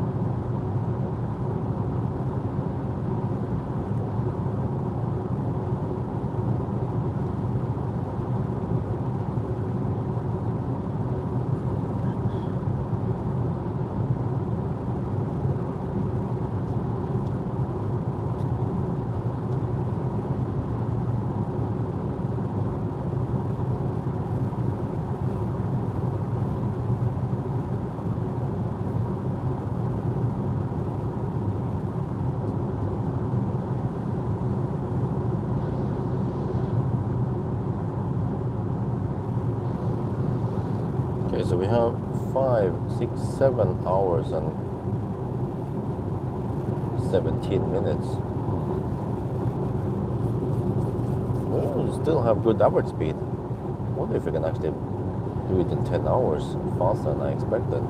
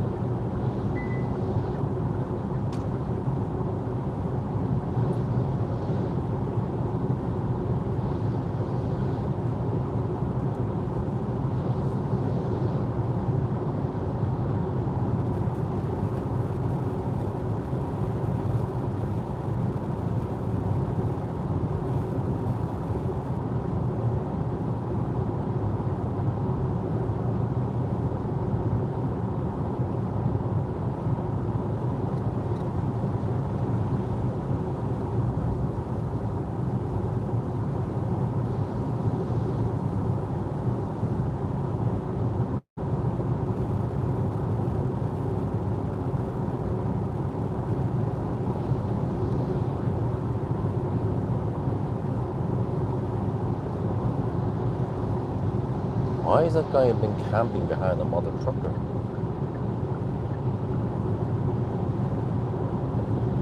Oh, there it goes.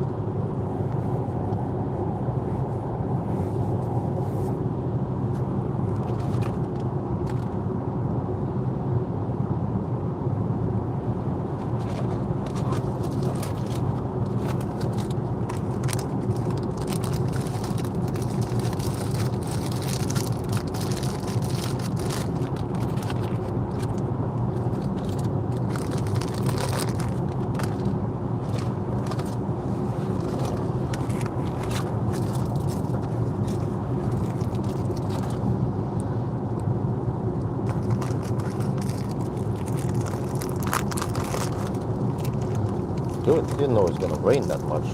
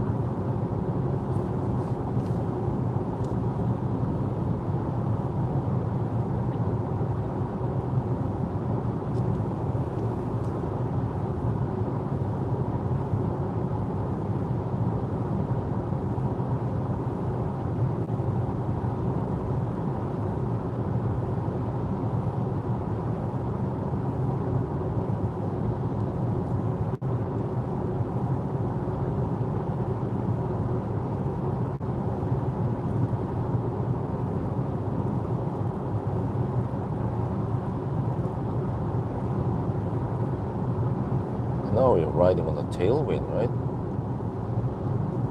Status update 725 kilometers, 238 1 hour per kilometer.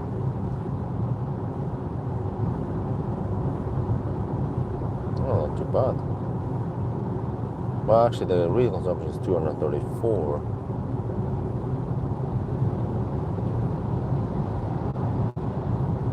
We'll take current time plus 2 hours and 15 minutes. That is 1,000 kilometer time.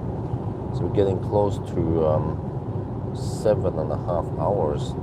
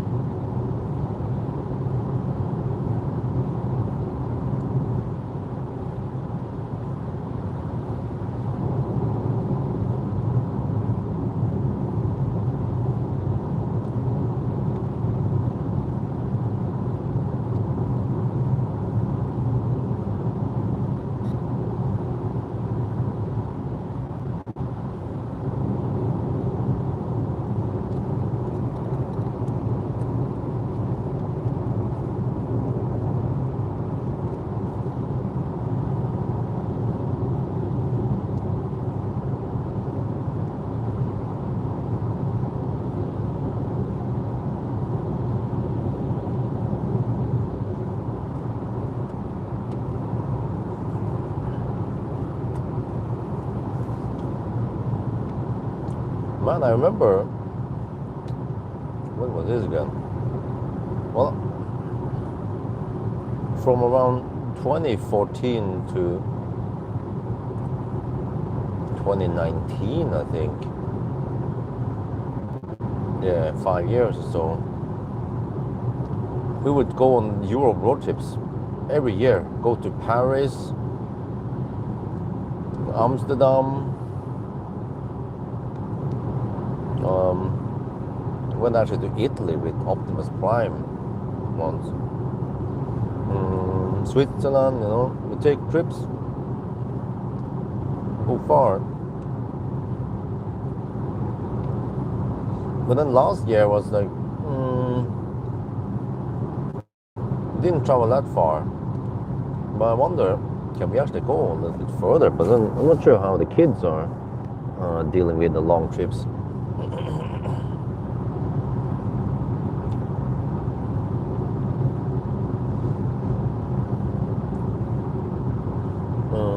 Maybe one solution would be, well, I went the bridge route. Maybe if we can take some ferries, that would be better for the kids. They can at least run around on the ferry. At least Puttgarden, right? If you want to go that direction. But then I'm not so keen on the super speed 1 or 2 Larvik Hitchhouse.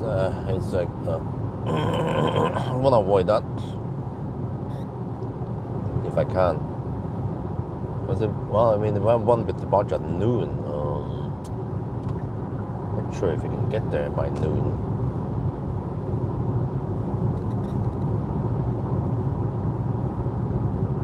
Well, I guess it could work. Then you end up in Hitchhouse. And then we just hammer through Denmark.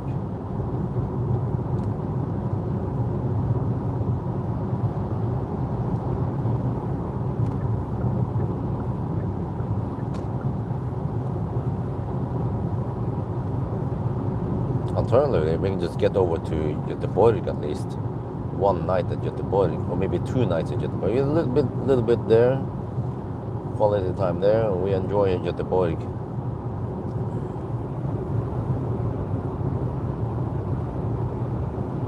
What? Huh? What is your stop? Nimberton. That was in 2019. Actually, by the end of 2018. Very end there. Yeah.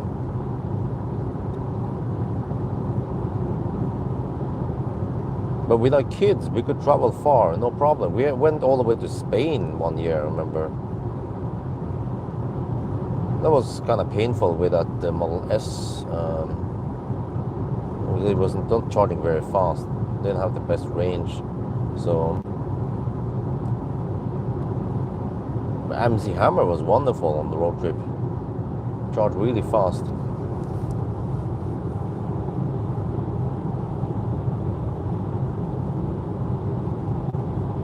Oh yeah, it starts getting bright now. But I wonder how long we have to wait till we can actually go on proper road trips again. And I mean like proper road trips, not just to Berlin or, yeah. But I remember last year, the kids, after some hours, they were a bit grumpy or they wanted to play. And okay, fully understandable. So, like, without kids, we could hammer, yeah, like MC Hammer did, all the way from Oslo to Hamburg in one day. 1,000 kilometers, no problem, right? But with kids, it's more like, But then, like, I don't want to be limited to only driving 300 kilometers per day. And then it takes forever to cover some distance. At least if I can go 500, 600 in one day, that'd be great.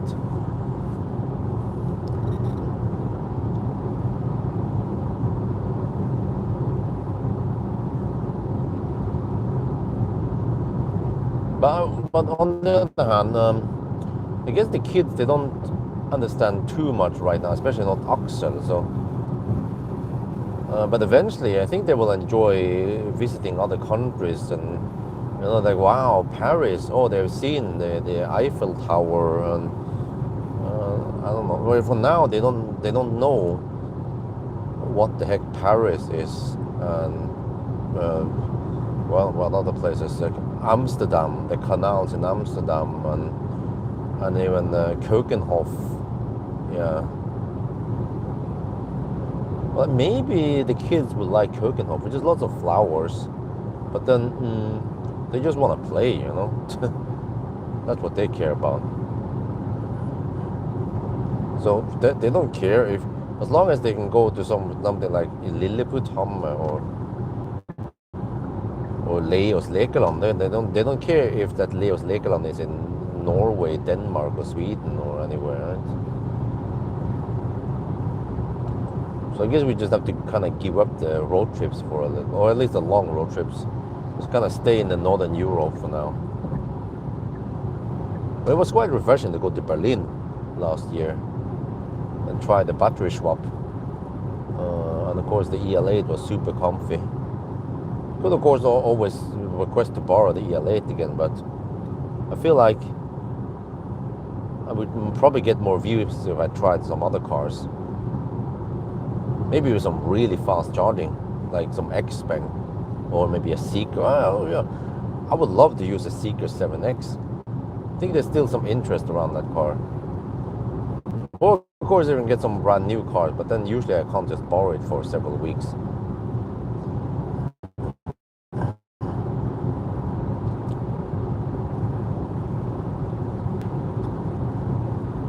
Well, it would be great if I can get some kind of car that can utilize 300, 400 kilowatts.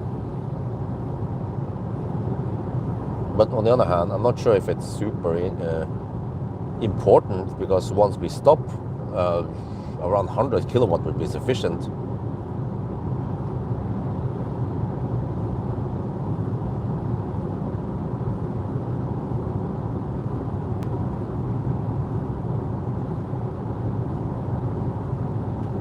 And then battery swap, well, the problem with battery swap is that it's not that common across Europe. So, yeah.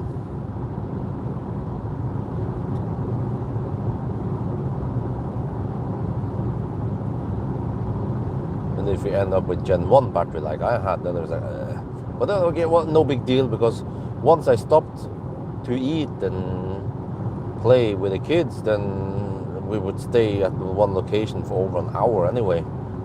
So even if it charged at only 120 kilowatts, we'll finish to 100% by the time, I mean, long before we were finished with a shopping mall.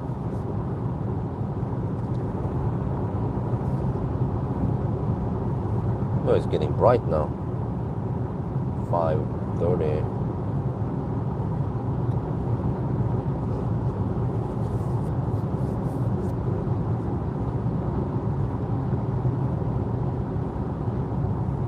But actually, a Europe road trip is cheaper than going to Thailand, because we don't have to pay a very high price for the flight tickets,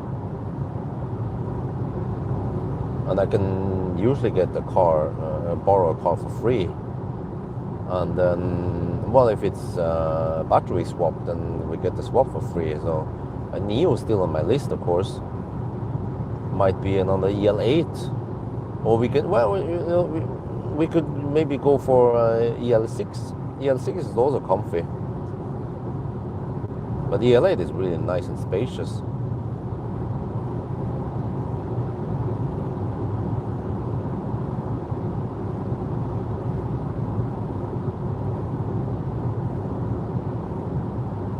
Well, unless they want to promote EL6, then I will go for that.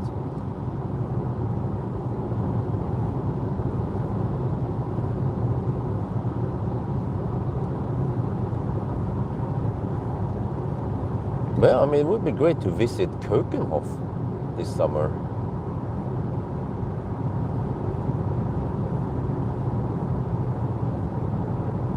Maybe Amsterdam, but Keukenhof for one. Don't go to Berlin this time.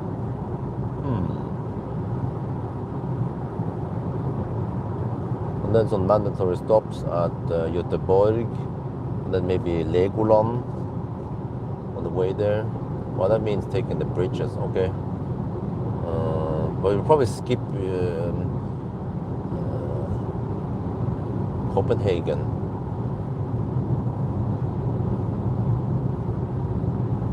Yeah, maybe 1 or 2 nights at Göteborg and then straight to Copenhagen.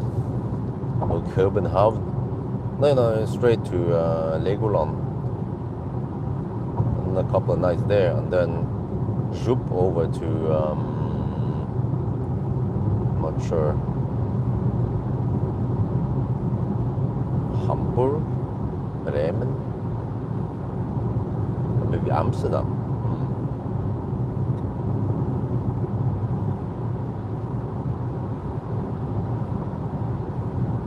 Man, last year, dude, it was 30 degrees Celsius around Berlin. That was way too hot, man. I can withstand around 27, 28 degrees, but 30, that was too much. I think it was 32 at the worst. Became unbearably hot.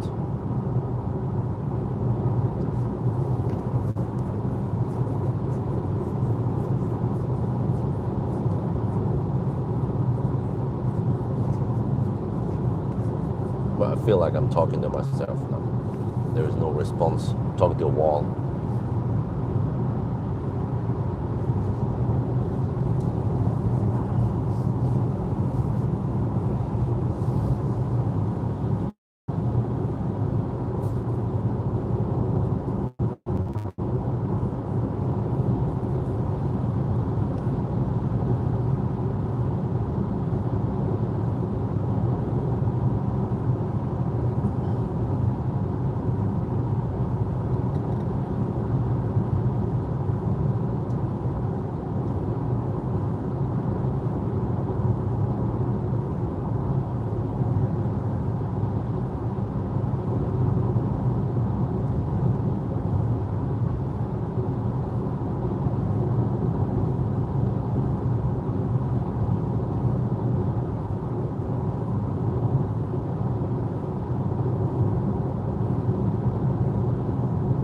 Okay, I have to figure out how much I'm gonna spend on the last leg.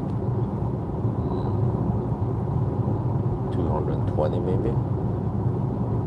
Wait. On the way here we spent only around 200. Yeah. That means it's likely that we spend the same on the way back. We even have headwind, tailwind now. Okay, I need to consult with the route planner.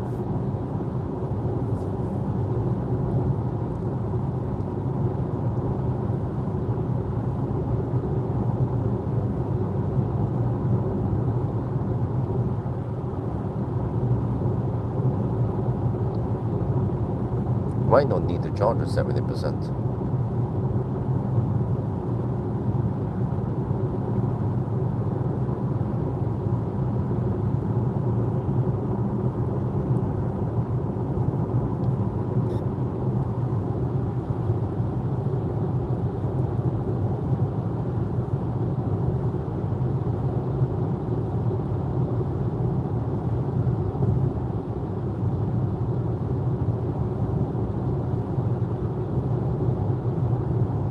You might need only 60%.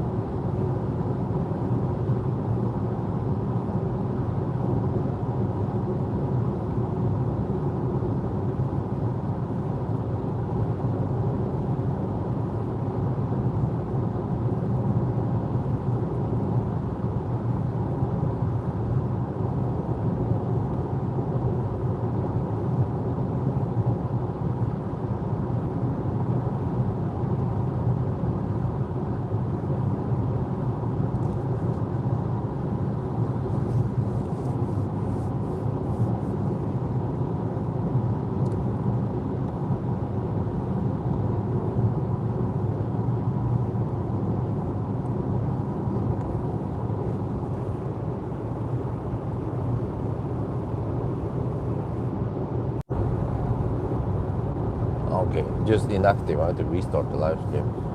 Thought it might have been a bug, but okay. No, it's inactive as expected. 5:30 at night.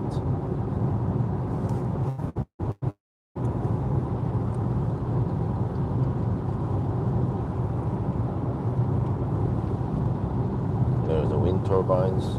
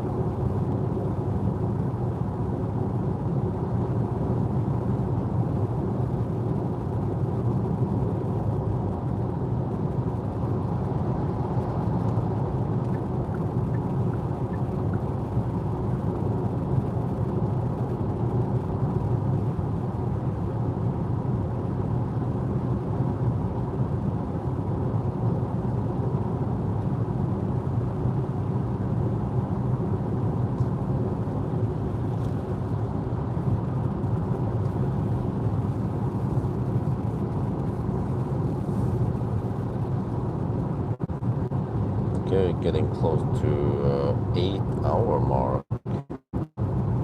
7 minutes actually. Also getting close to 800 kilometers.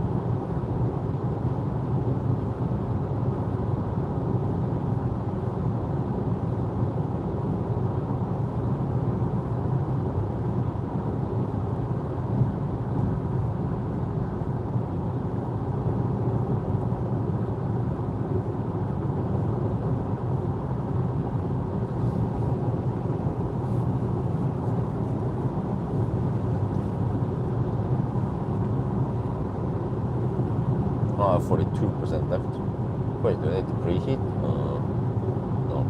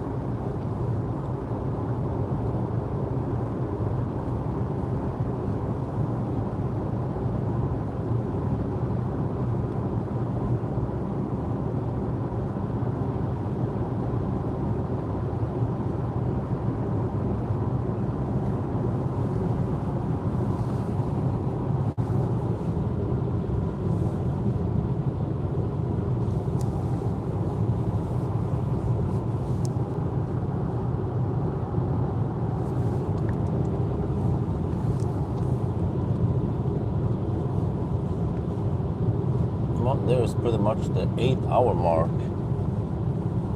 There. 796 kilometers. But let's see.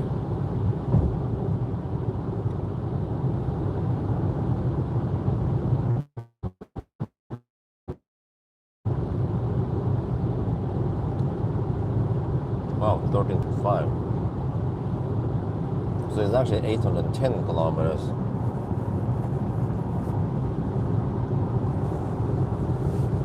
So we are still above 100 kilometers per hour average speed. And this time, wow, we're at 40%. So we need to charge only around 10 minutes and then we are good to go.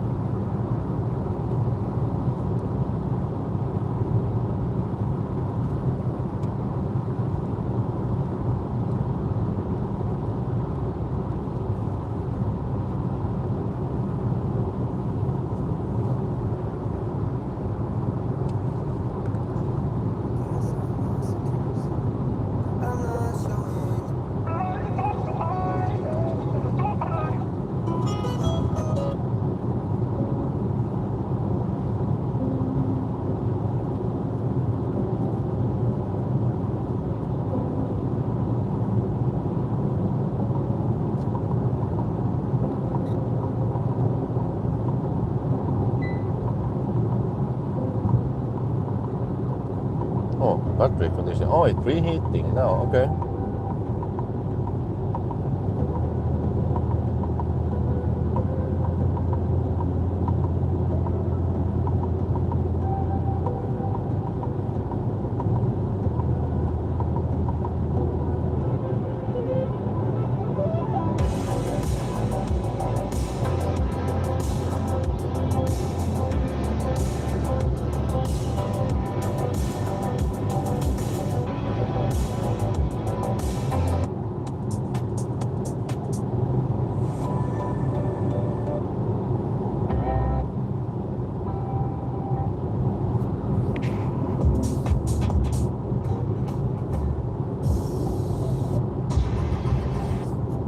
need to delete some songs here.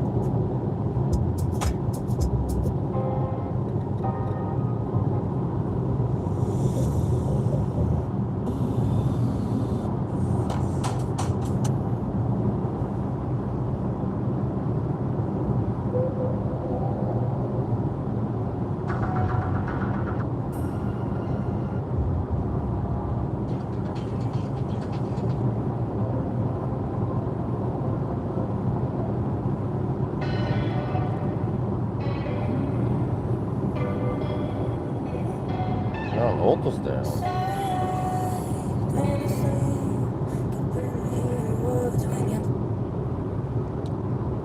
There's the music finally, yeah. Well, I didn't know anyone was active.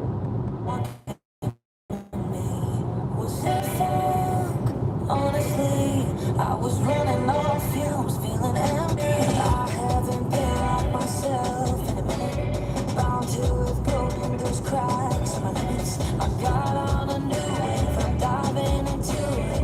Don't really care now that I've got it through it. The sun is coming out. I'm falling off the clouds. Oh, it feels so heavy now. All my life, all my life for this. Oh, yeah. Funny how life can go, living in the dark with your windows closed. I made it out, cut it close, running out of miles with the pedals slow. I haven't been like myself in a minute, bound to have broken those cracks in my limits. I've got on a new wave, I'm diving into it. Don't really care now that I've got it through it. The sun is coming out.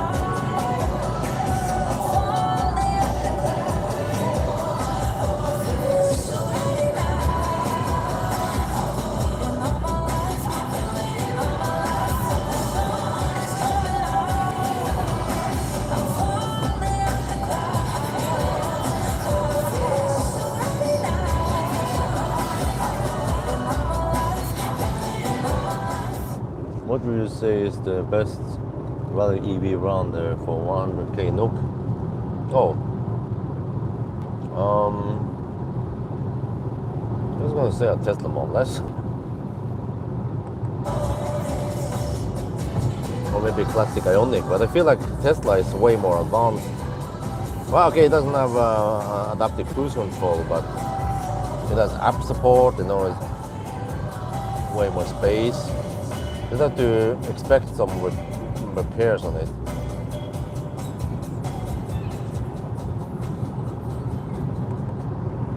Okay, almost at Strömstad now. That's going to be the last stop. Well, 260 on this leg, but okay, I had to expect around 200 on the last leg. I'm going to check with that better reply also.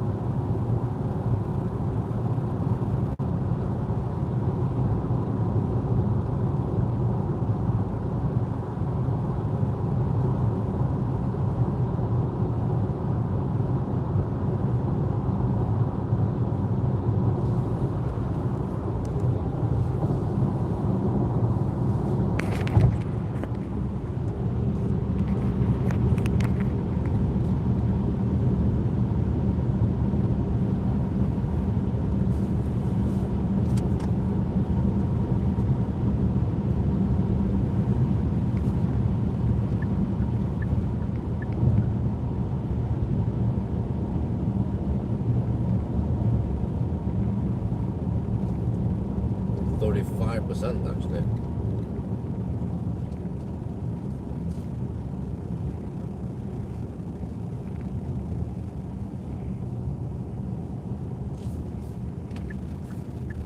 Whatever that means, faster charging. Still going too deep. No, still at 20 degrees, right? Is it gonna cool gate?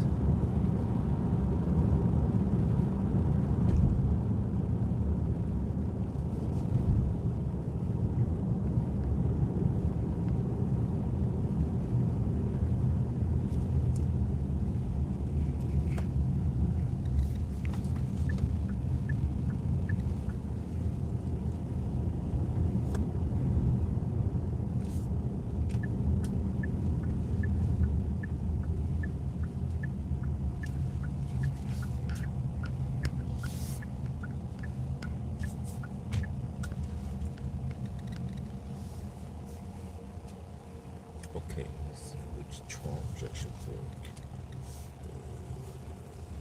Sure, I just plug that charger. This one.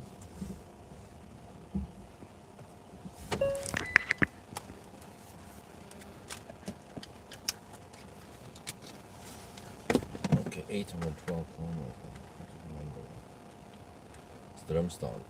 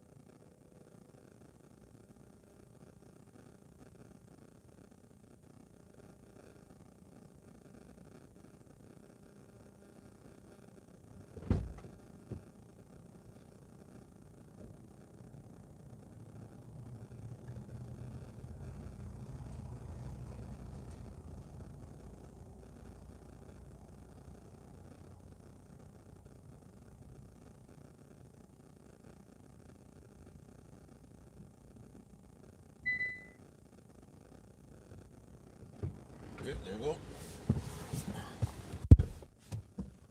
Fire it up.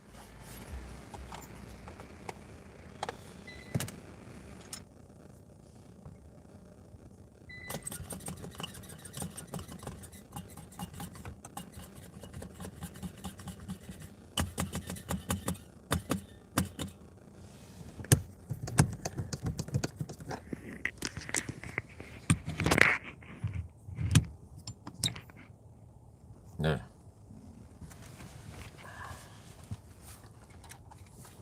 Let's see. I'm gonna navigate to home now.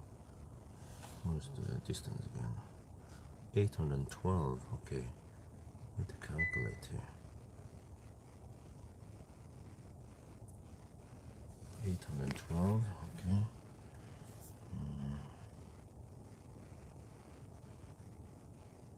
825. Okay.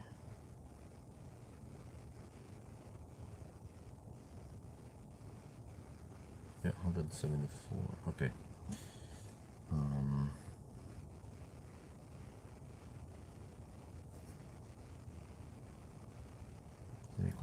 Let me try to calculate this.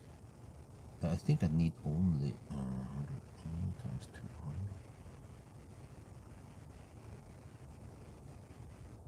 I need to spend 47% of the battery only. Let me consult with the roof. There's something is smelly out there. Shit. Oh, it's a fossil behind me. Of course. Smelly fossil.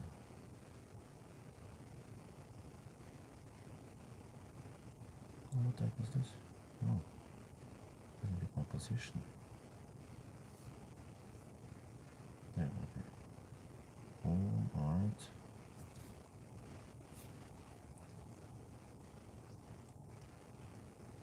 Ah, what the? No. What is this shit? Okay. Ionity.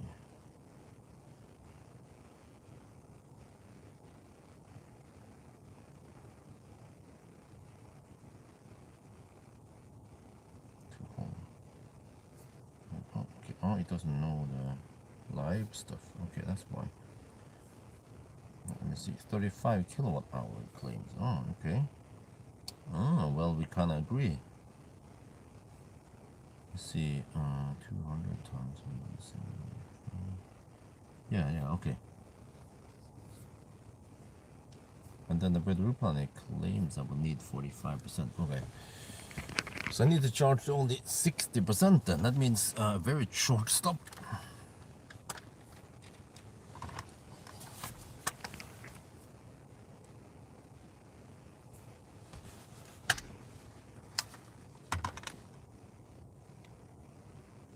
This is it, the last charging stop. We're now at Ionity Strömstad. Yeah, actually I have to use that charger, but because this one was kind of weird. Okay, whatever, these are getting kind of old. It's the tritium chargers, but I arrived with around 35%, so this is actually good because we are now getting maximum speed. Yeah. And when I calculate myself, I found out, I calculated that I need to spend 45% of the battery, and then I bet Rupan agrees with me. Yeah, I didn't use the Android Auto now. But yeah, so if we charge around 55%, then we should be fine, right? That means, wait, that means only 5 more charging time then. Huh? Okay. Nice. It's kind of cold outside, 4 degrees Celsius, so I don't feel like going. Well, okay, we're gonna go out and see. So, yeah, I'll be sure that this car maybe a day, more day.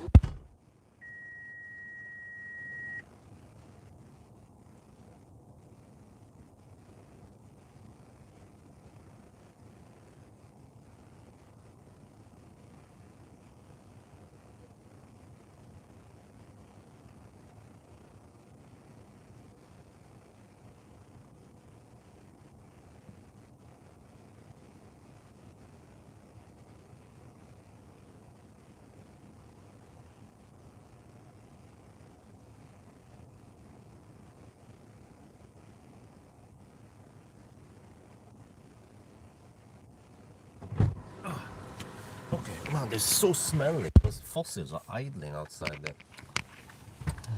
Okay, let me go to the restroom. And then what? So I should have enough now. What is the car claiming? Unknown. Okay, of course. Recalculate.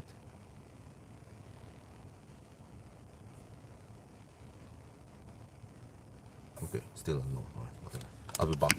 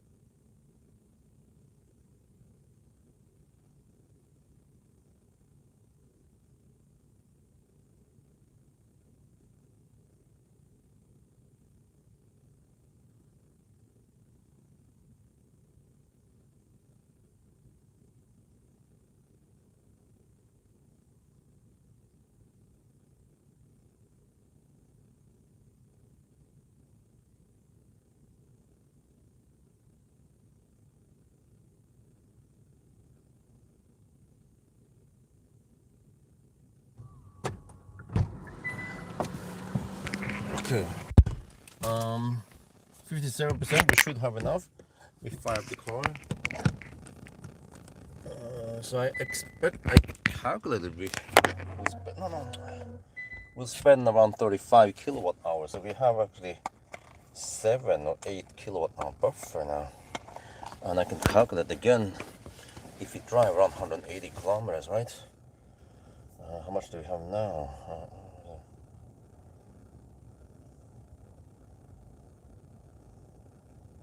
A budget of 238. I'm not gonna spend that much. Let's see, what is this?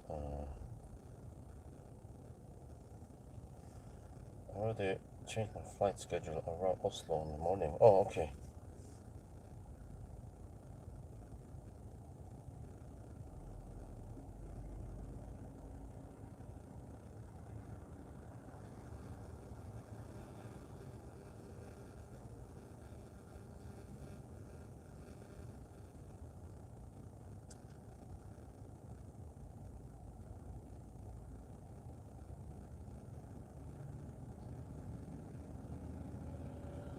Okay, 60% should be plenty. Let's go.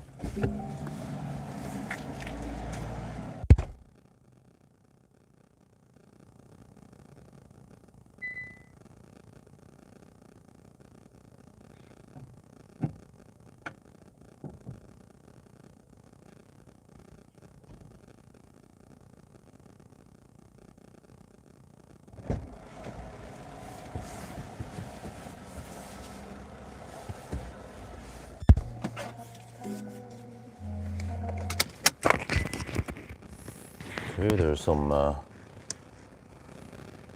Mazda 6e that fails on handshake here. I don't know what's going on.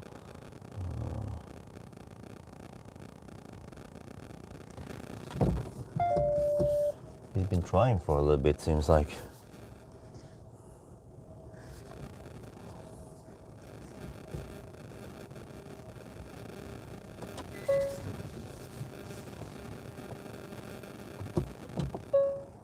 Okay, let's go. I think I have more than enough. Let's see. Let's charge it 60%. 50 or 55 could possibly be enough. We just want to be in the safe side. It's in case, yeah. But we should be able to trust the better route planner. Both me and the better route planner calculated 45%.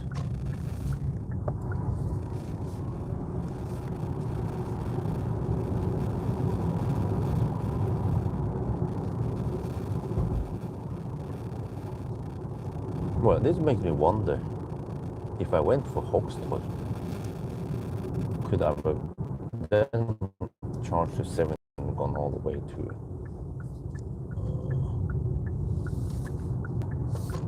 home?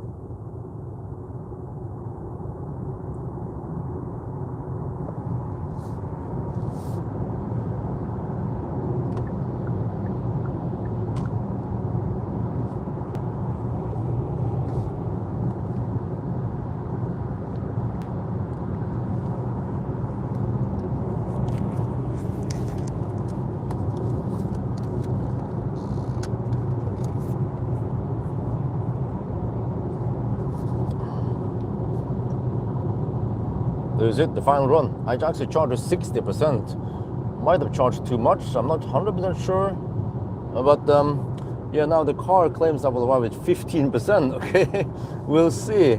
Just in case it becomes cold, you know, in the morning hours and we spend more than expected. But yeah, so here, how do we count the distance? Well, the car counts 1.7% too low, so we have to count to 983 kilometers only, underreported by 1.7%. And then when it comes to time, we take the current time plus 2 hours and 15 minutes. So we are currently at 8 hours and 25 minutes. Ooh, seems like we should be able to do this in route right around 10 hours, right? Okay, let's hammer it.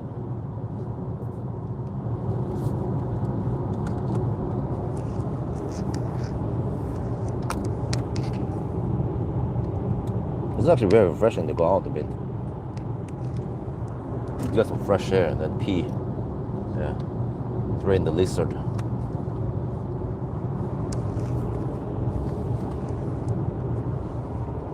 Björn, can you do a camping test Kia EV4? Huh? Oh, wow. Well, not sure how I'm gonna test it. Because I normally don't have time to go any fancy places to sleep in a car. Maybe I can just sleep out, like, in front of the house. I can pretend that I won a discussion with wifey. Yes. And then I go sleep in the car. How about that? But I actually have to sleep there just to test it. Just to see how comfortable it is, right? And use utility mode.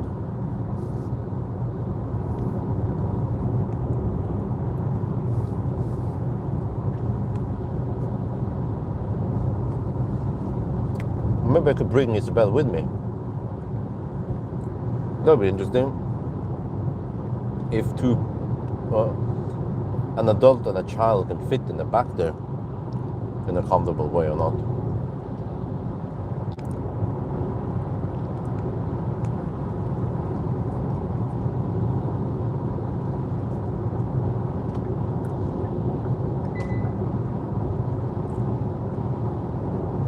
But yeah,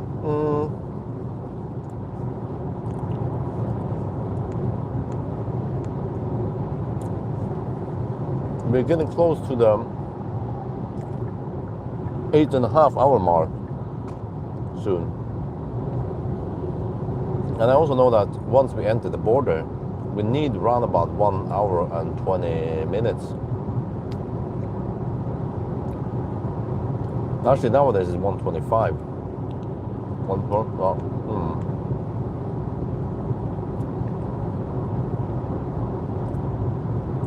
Which means that we might finish this in around 10 hours.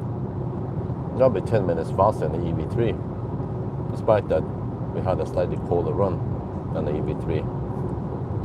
This just proves that efficiency trumps everything.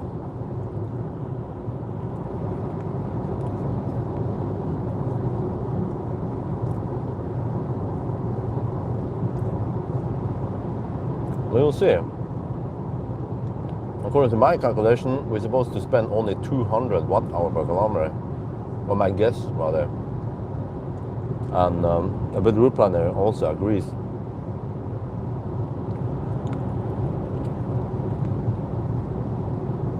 On this leg, yeah. And then total stats now is 822 kilometers, 240 or 236 watt-hour per kilometer.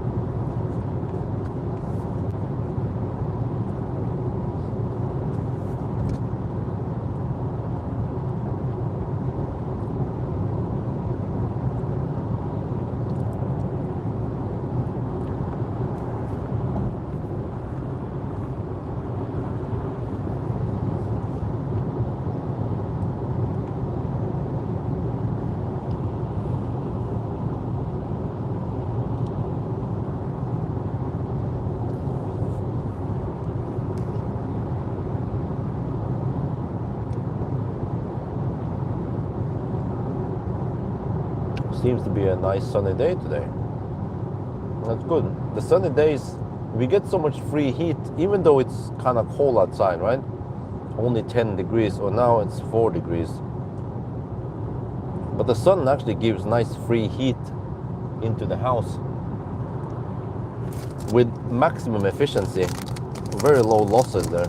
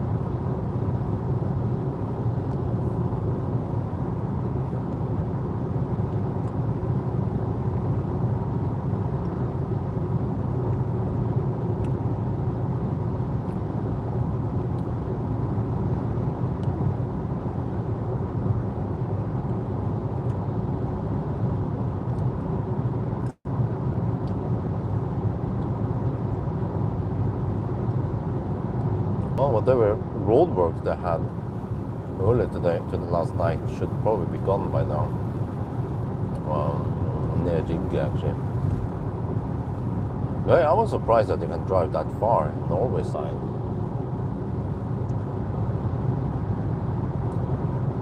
No, but I calculated from Hogstorp to Norway, that's 240 kilometers. There's no way you're gonna drive that far. Consumption must be at least 220 then. But actually, oh, that is 70% of the battery. Ooh, maybe I made it there. Or if I could stretch it to Håby, I'm not sure. Then go straight home, huh? And I had to kind of charge you 75%. Well, maybe that could have worked. But no big deal. It's just 1 or 2 extra charging stops, and no big deal there.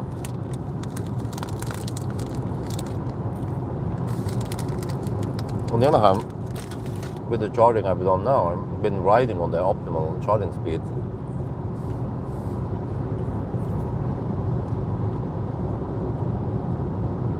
Now we have Schweinsund again, Nordby. I wonder if there will be any border control.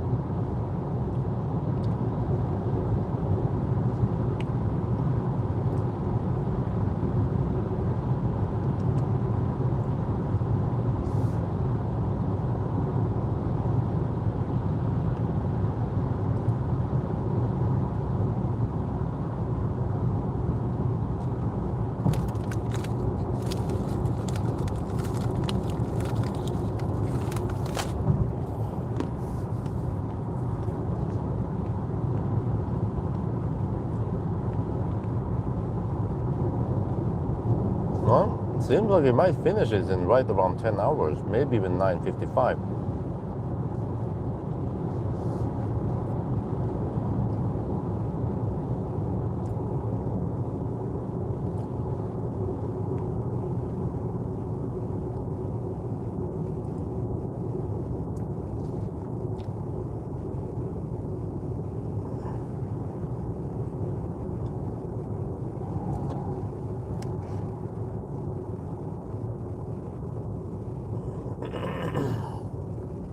Well, they force you to do this slalom to slow down, right?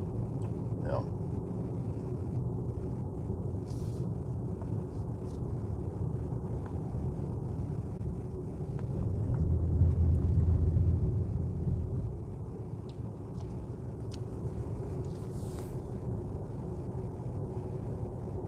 Let me see. Right now, 8 hours and 35 minutes or 33 minutes. Yeah, then we need roughly 1 hour and 25 minutes to finish.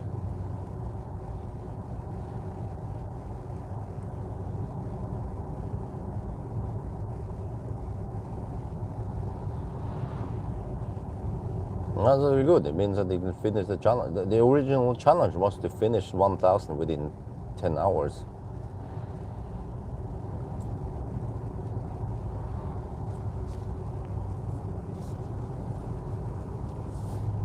And actually, many Teslas could do that many years ago.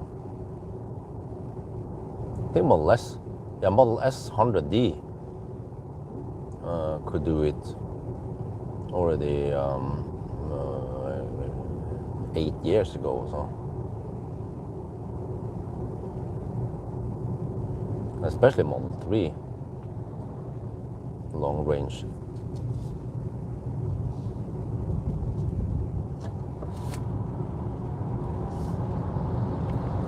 Oh, let me see. Yeah, it seems like it's open, wide open. Okay. That's good.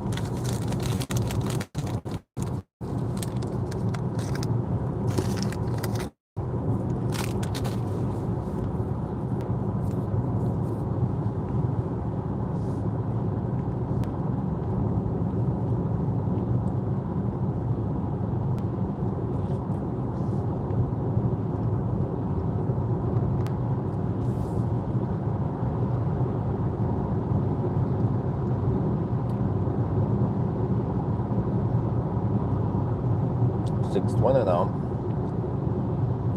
Well, the kids, they normally don't wake up this early. They would normally wake up around 7:30, maybe even later.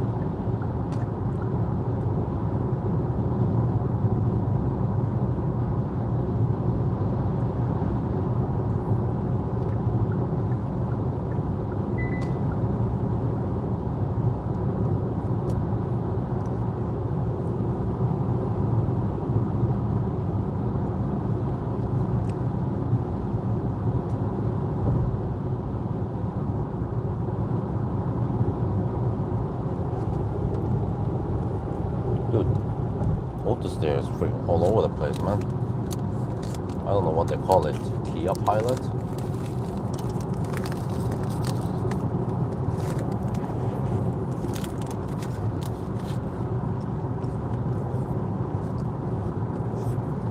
Oh, LCAS? LKA. Oh!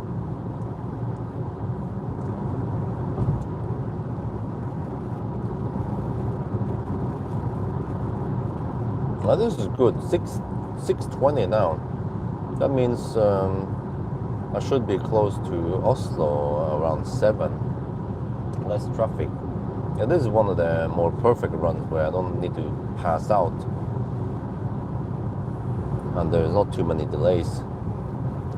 And I started relatively early, but I could have started maybe 15 minutes earlier if I charged the car to 100%. Yeah. But it finished, okay, relatively quick. Even though first it claims that it will take an hour, but in reality it took only 20 minutes.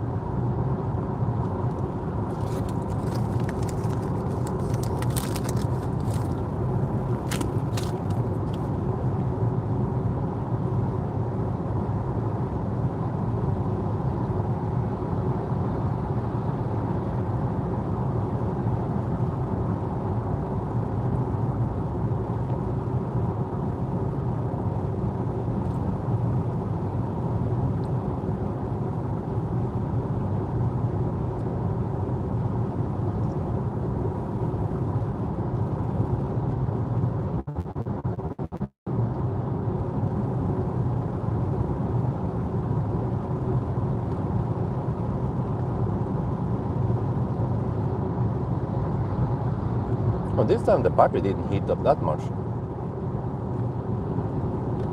So it doesn't have to cool down that much. Nope.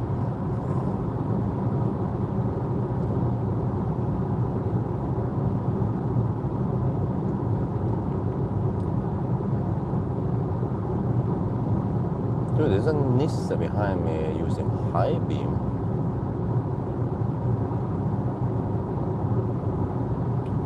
Oh, that is annoying. Don't notice that high beam is on. There's this blue thing in the dashboard, you know.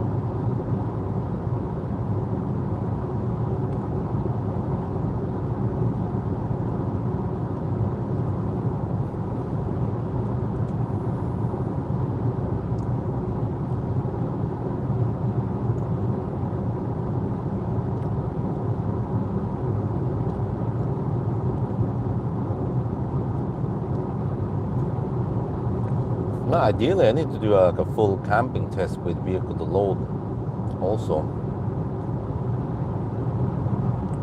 Oh, thank you. Thank you for the feedback. Oh, you're welcome. But yeah. But then it is a bit too cold nowadays to go on a camping trip.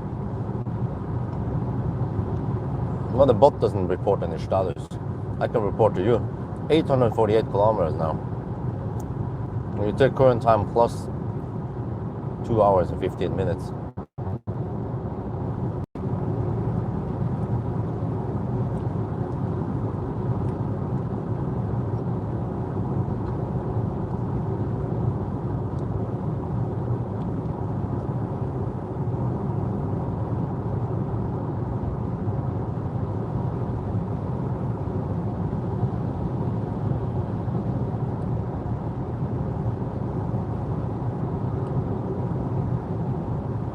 Well, we're a little traffic, that's good. I think many other times I was delayed by various things, so the car was slower. So I would arrive here maybe like 8, 9 in the morning, right? 6:30 is great. Most people are not awake yet, especially on a Saturday morning. They can avoid some traffic. The sun is coming up now. The sun has entered the jug.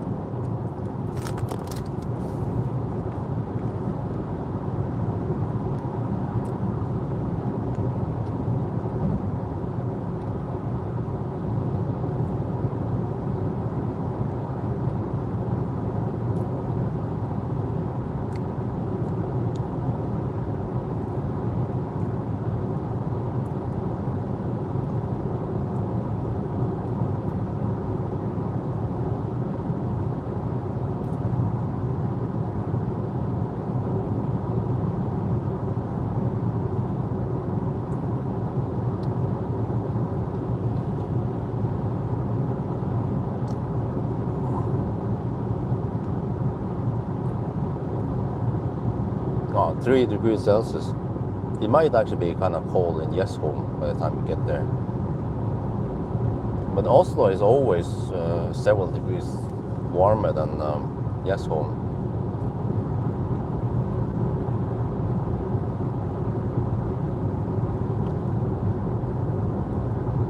I guess especially during night, because Oslo gets the heat from the ocean.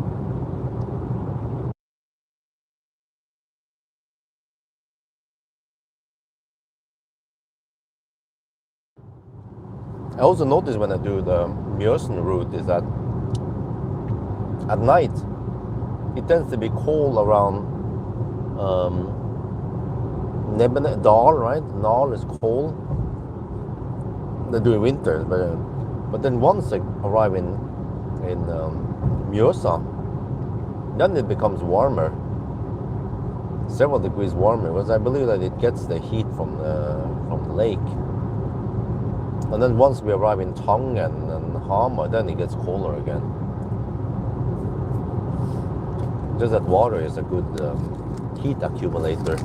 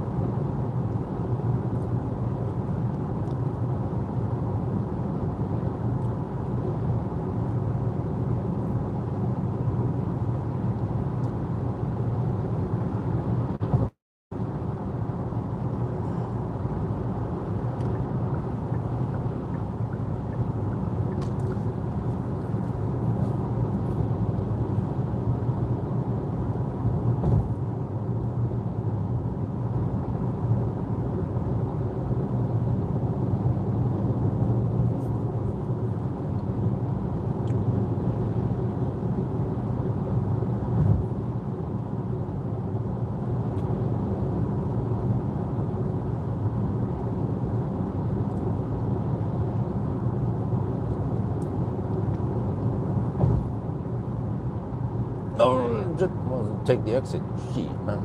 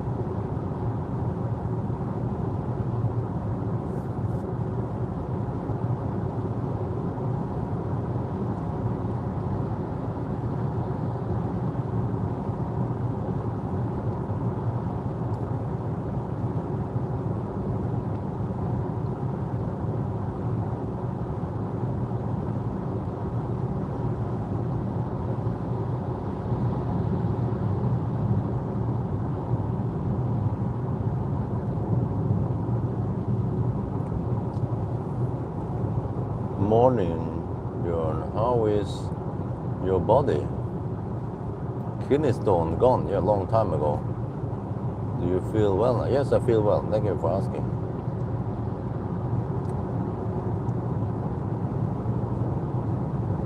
Of course, I avoid drinking too much soda, drink enough water, and then maybe avoid too much salty food.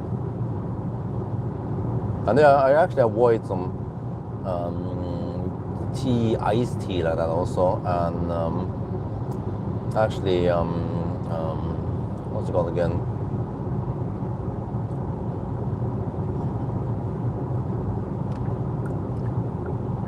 Oh, trying to remember now that vegetable. Spinach. Spinach could actually make it worse for kidney stones, so okay, I just avoid it. Okay, health is important, yes.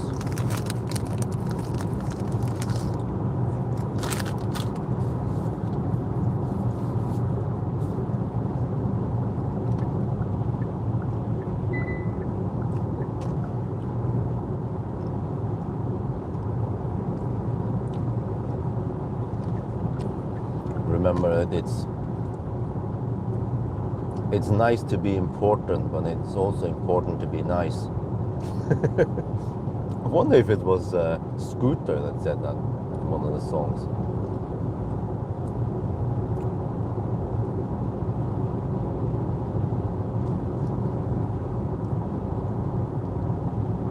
Well, now the car is kind of dirty in the back.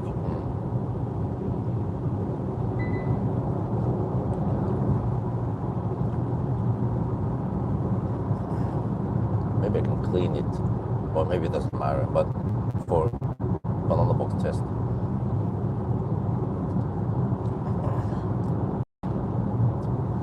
$865 kilometers now, and we are at 8 hours and 50 minutes.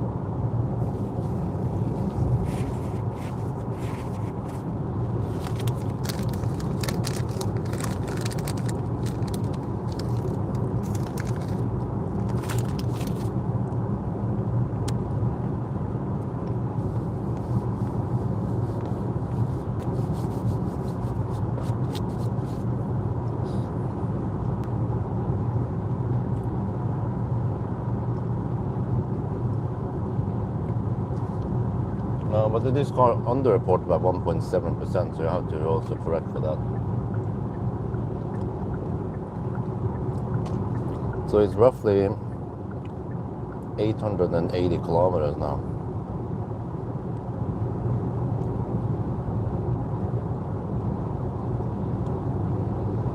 It seems like it might be a 10-hour run. It's either 10-hour or 9:55 actually. So that's at least 10 or 15 minute improvement over the EV4.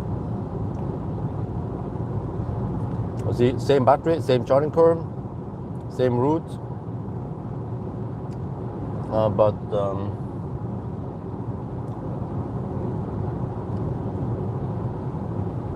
EV4 is more efficient.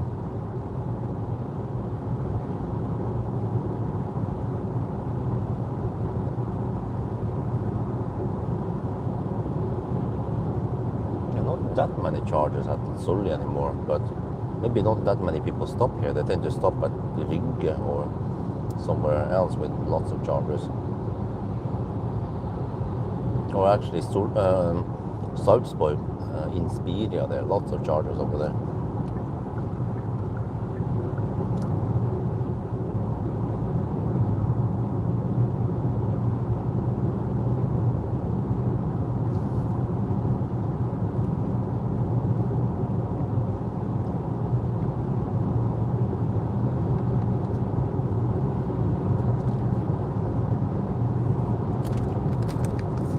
Alright, hammer it.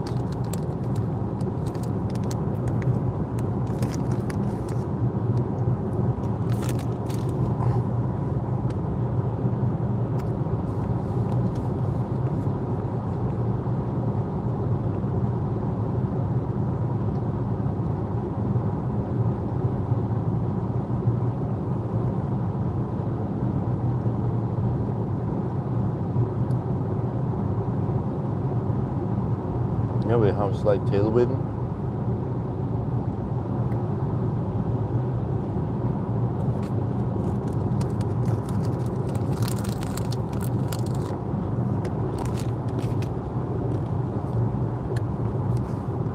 How is the subscription for standard Model 3 work, huh?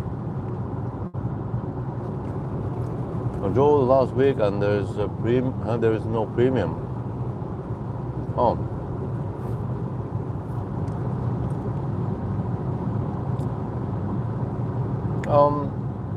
You need to subscribe to it. 129 NOK per month.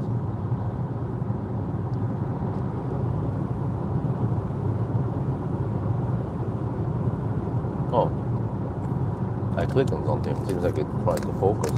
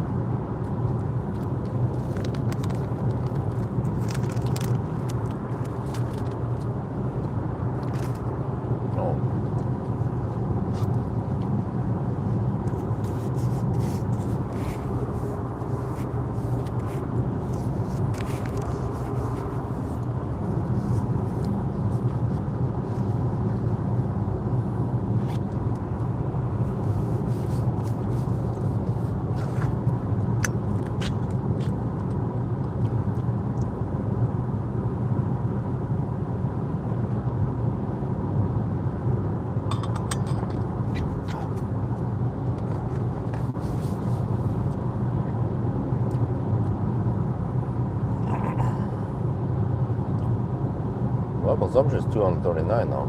Should drop and drop as we go.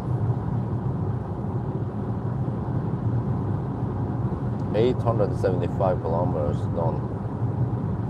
And we have to go to 983. That should happen right after the Yes Home exit.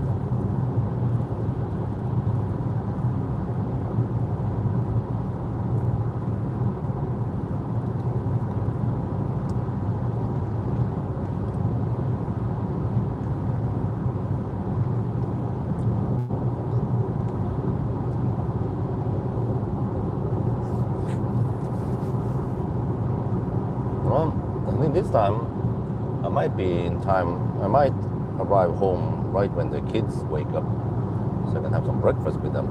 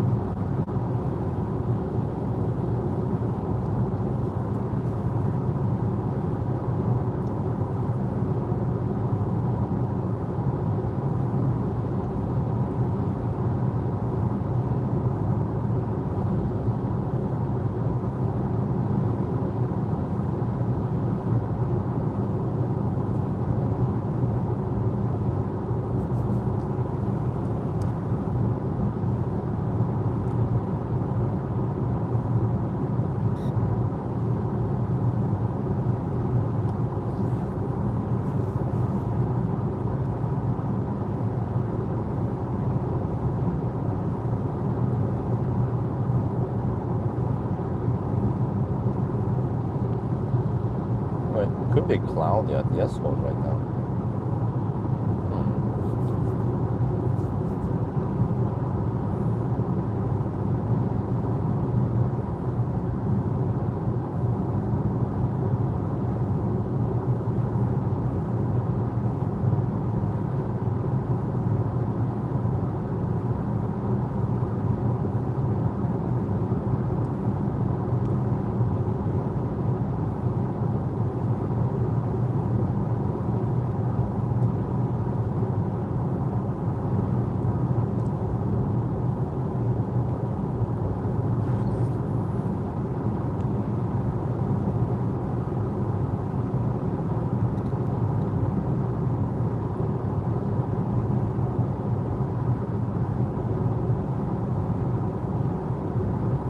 There's Riga.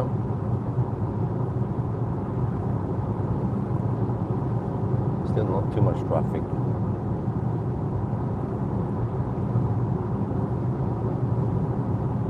But we are about to hit 9 hour in a couple of minutes.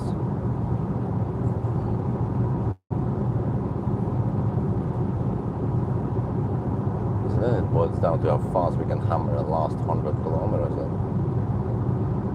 So we have to pass through Oslo, so the average speed will be low.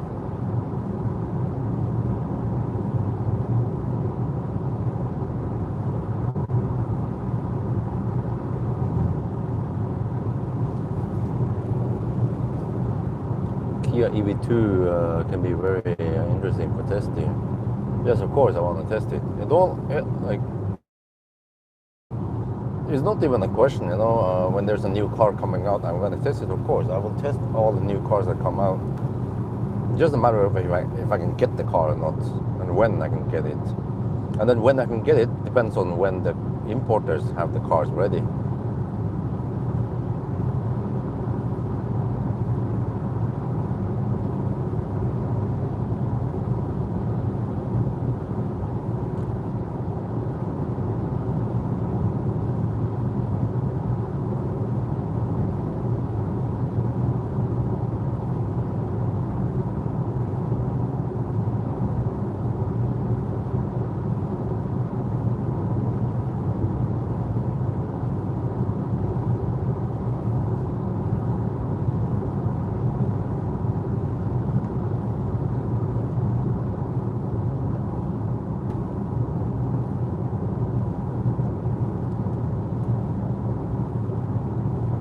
Is that thing, wait, let's see, where the reset, there, oh, okay.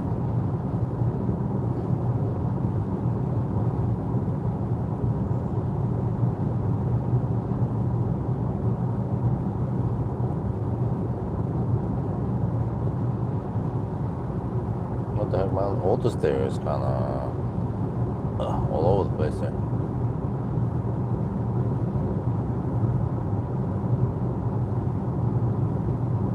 Good value for money, yeah. Heard anything from the BMW, huh? Yeah. In around 1.5 weeks.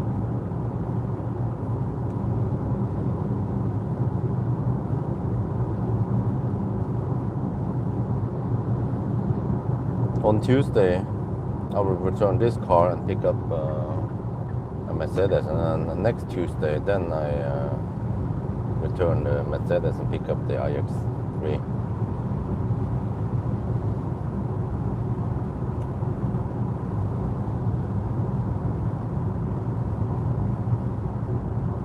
I think eventually all the gas stations by the road, they will get some chargers, because those are prime locations. Like Storebø, they fill them up already. But also, it's not a super popular place. Well, actually, no, it could be. No, it depends. If some places are just popular for many drivers to stop at. For example, Rygge. For some reason, lots of people want to stop at Rygge. Maybe because they have McDonald's over there, and Circle K, and then yeah, that's pretty much it.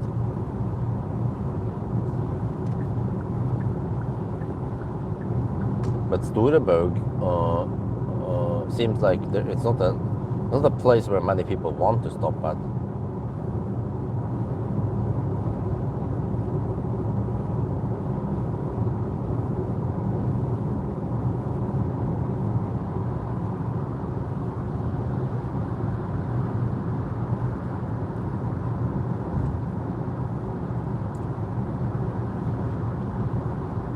Oh, is that guy being weird? Yes, he is. Well, can you at least not block the left lane? Maybe he wants to see himself in the live stream.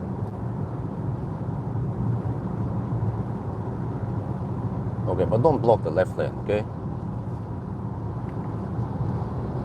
Oh man, freaking annoying.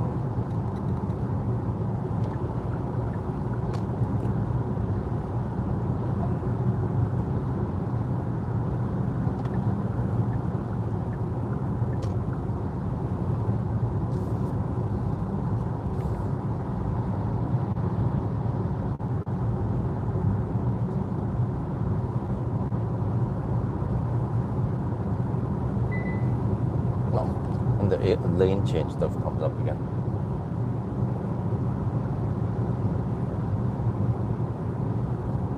Well, so far we're consuming 235 watt-hour per kilometer. So it should drop, right? By the time we reach Oslo.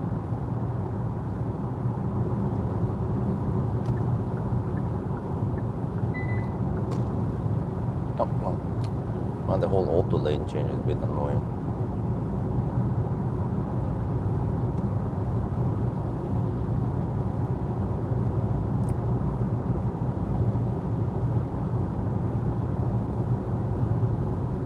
Okay, 893 kilometers, 239 watt-hour per kilometer.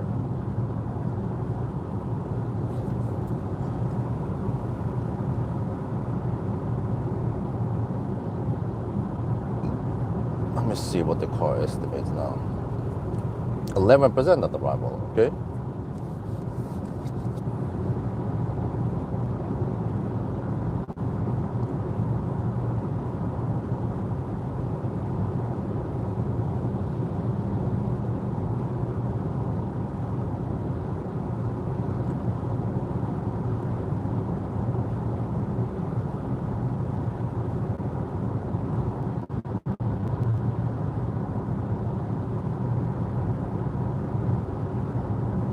So I think the problem with the EV3 was that it became, I mean, it wasn't that super efficient, even at low speed.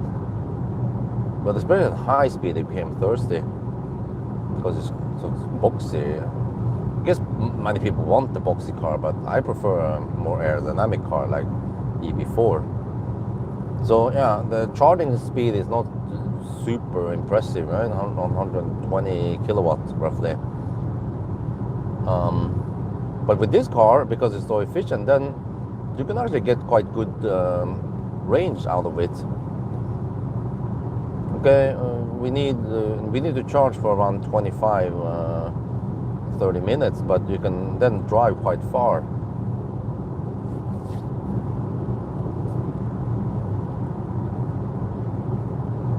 So here I had to pass through Oslo, right, with some tailwind, and I could, if I went for 70%, I could easily drive over 200 kilometers. And even at the high-speed stretch in Sweden, I could go around 170 kilometers.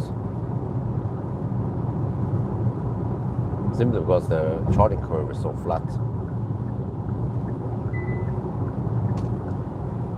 But for example, the Fat e-tron 50 has the same flat charging curve, 125 kilowatt also, but Fat e-tron is just so thirsty, and it has a smaller battery, so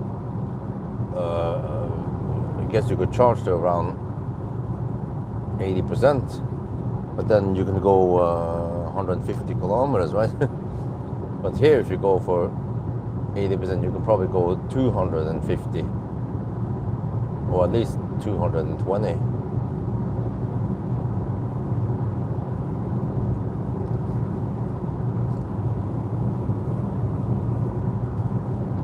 So So yeah, it's it's actually strange that they put such a small battery in the e-tron 50 in such a thirsty car.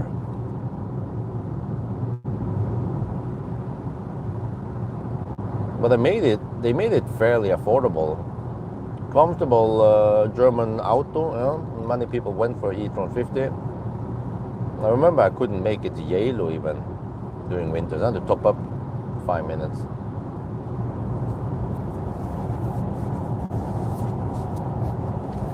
It was something like the Model X60D they introduced just to get more people to buy Tesla and Model X. But eventually they were like, okay, fuck it, screw it. Just sell Model Y to people instead. They're better.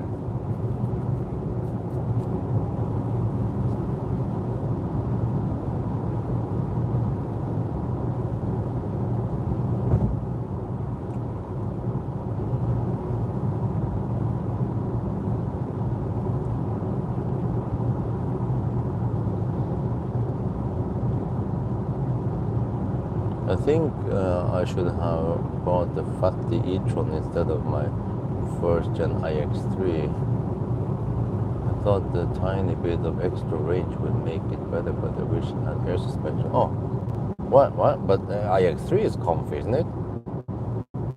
Or, well, I mean, I think a fat e-tron should be even more comfy, but dude, like, what stuff starts breaking? Air suspension, man, for me, it's like, oh shit, once it breaks, it's so expensive. Just like with Millennium Falcon. Unless there's, of course, ways to repair it without just replacing the whole air suspension parts.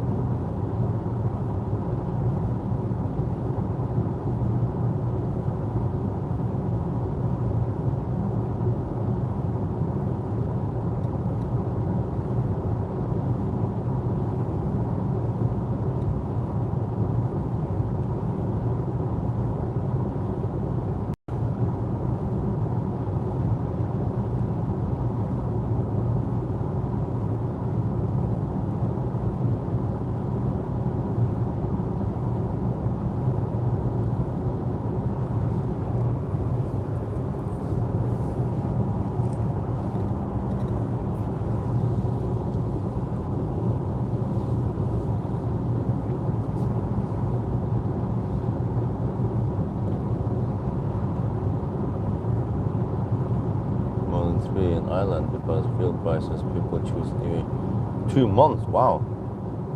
Well, that's not too bad, is it? I remember in the old days, people had to wait almost 1 year for a classic Ioniq.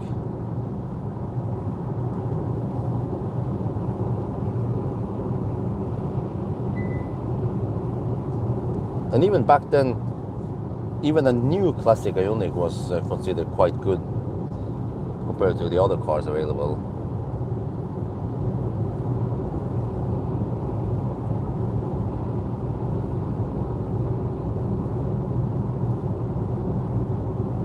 I even remember that race I had against the Ampere E. Then the classic Ioniq wasn't even at its best because it was charging only on 50 kilowatt chargers. So if it could get access to lots of high power chargers like we have now, then it will be game over. And we already seen it, 1,000 kilometer challenge. Classic Ioniq is way faster than Ampere E.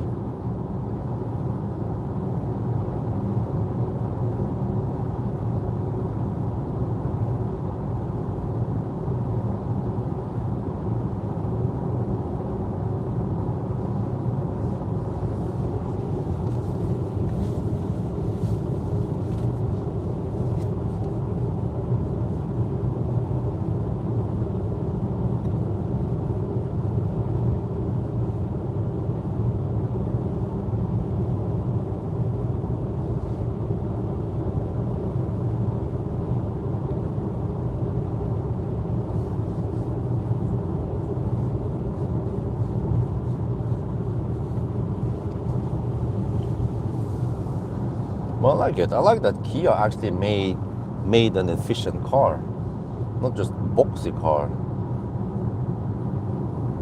I feel like nowadays everyone just wants SUV and boxy cars.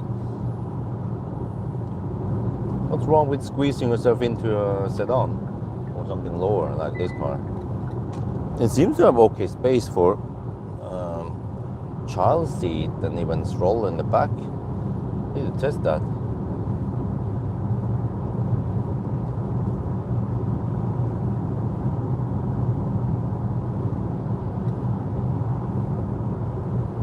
A friend of mine had to wait a year for his EV6. Damn. 2 days before the EV tax increase, but okay. Well, but I mean, if you don't need that much space, then I would say that the EV4 is good enough. It's efficient. I like it. You can actually get pretty good range from this. I wonder if you can even beat the EV6 in range, simply because EV6 is bigger but has roughly the same battery size.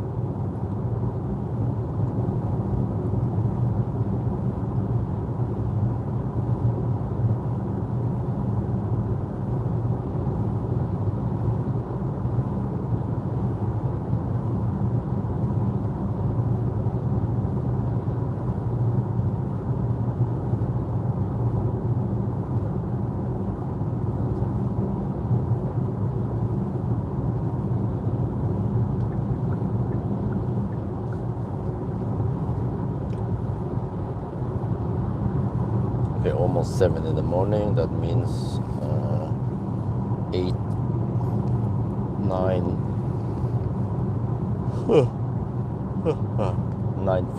9 hours and 15 minutes.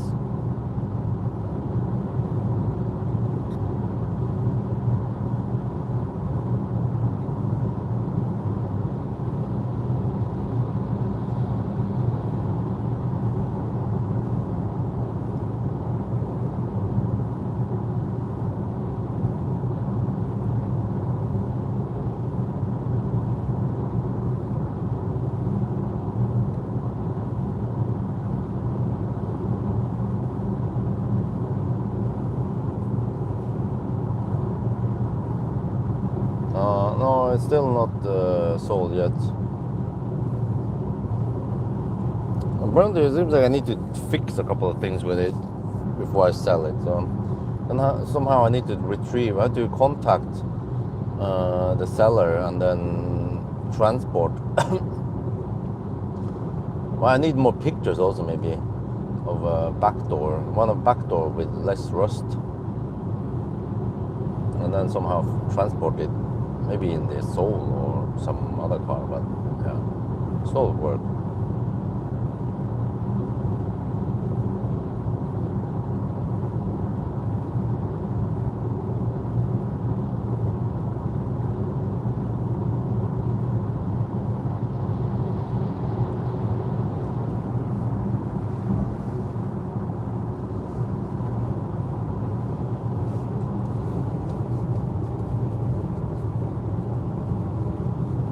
We had a guy in Bulgaria. He was interested in buying it, but with all the tax and stuff, it was too expensive for him. But he was willing to pay 5,500 euros for it.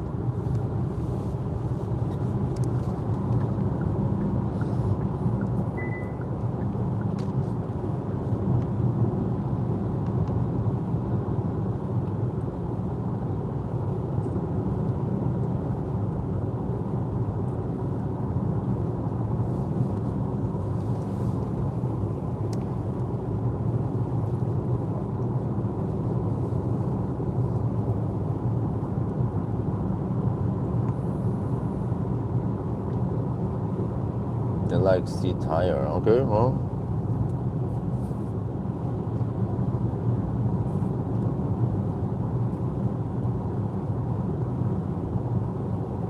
Oh, auto steer. It's a bit scary. Just sometimes. Okay, whatever. Give it up.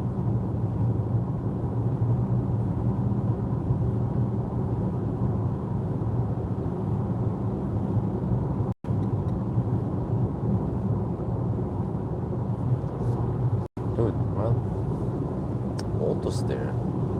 Need to constantly watch over it. 7, 8, 9, 9:17 now. We have around 65 kilometers to go.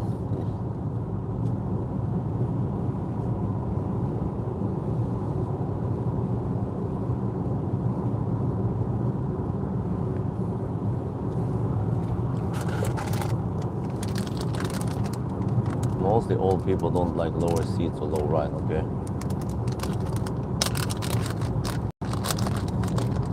They're too old for bending over, right?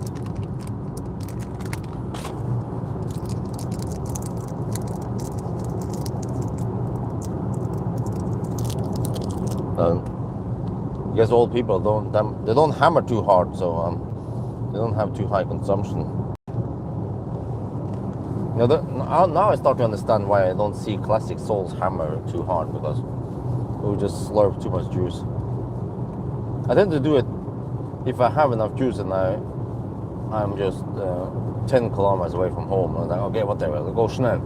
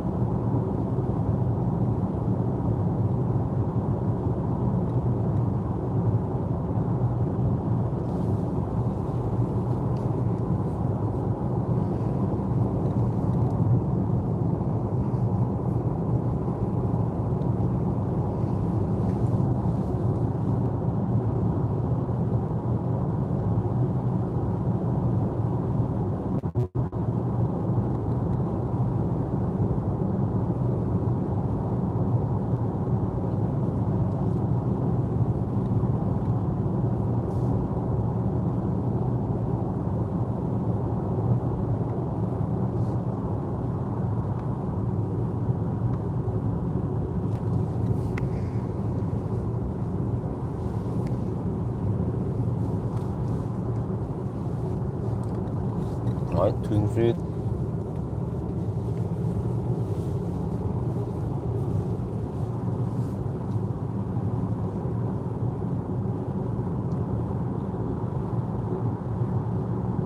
Dude,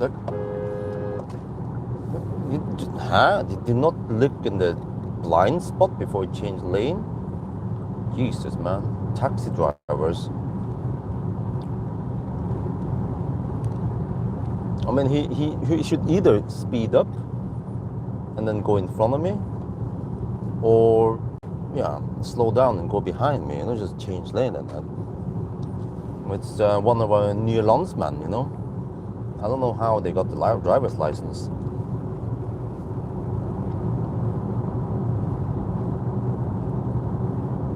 I was paying attention because I checked. Okay, he was going the same speed as me, but he wanted to go straight. I mean, he wanted to exit anyway, so he didn't need to come in my lane. So he could have followed that lane, and then he wanted to go towards Nordstrand, So there's actually no need for me to move over to the other lane.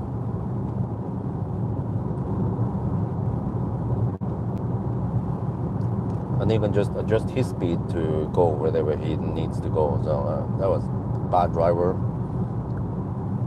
But I said it so many times, taxi drivers are the worst drivers on the road. Like they're supposed to be professional drivers, but they are professional drivers because that is the profession to drive, but they are really bad drivers. They don't follow the rules. You know, they don't use blinkers. They hug the left lane. Yeah.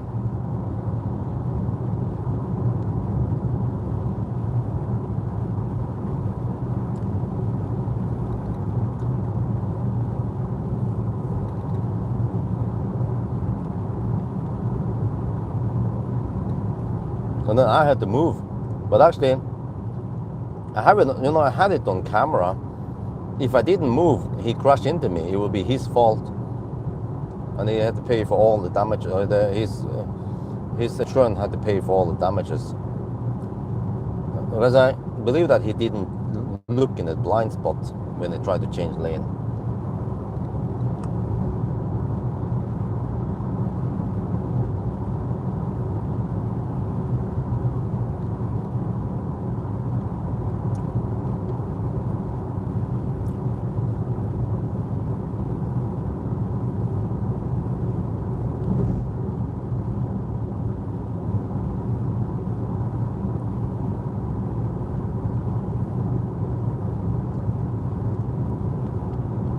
I mean, I drive at night to avoid traffic, and then I run into these Nisse. Huh?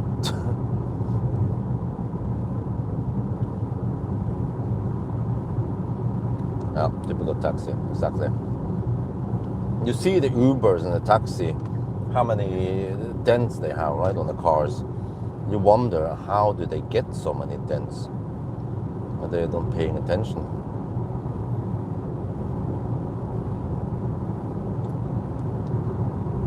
I mean, knock on wood or plastic. I've driven so many kilometers, but I have avoided crashing into anyone. It was just one time with Melinda Falcon. I was actually not paying attention, but it was a counter logic because I saw that it was clear, and then I was thinking, okay, let's go. But then the car in front, even though we had plenty of space, the car in front didn't want to go. It wanted to sit and wait. I was like, huh? What? It was just counter logic. So then my mistake, I should have projected that the Nissan front didn't want to go yet. It wanted to wait 20 seconds for the truck to pass before it went in the main road.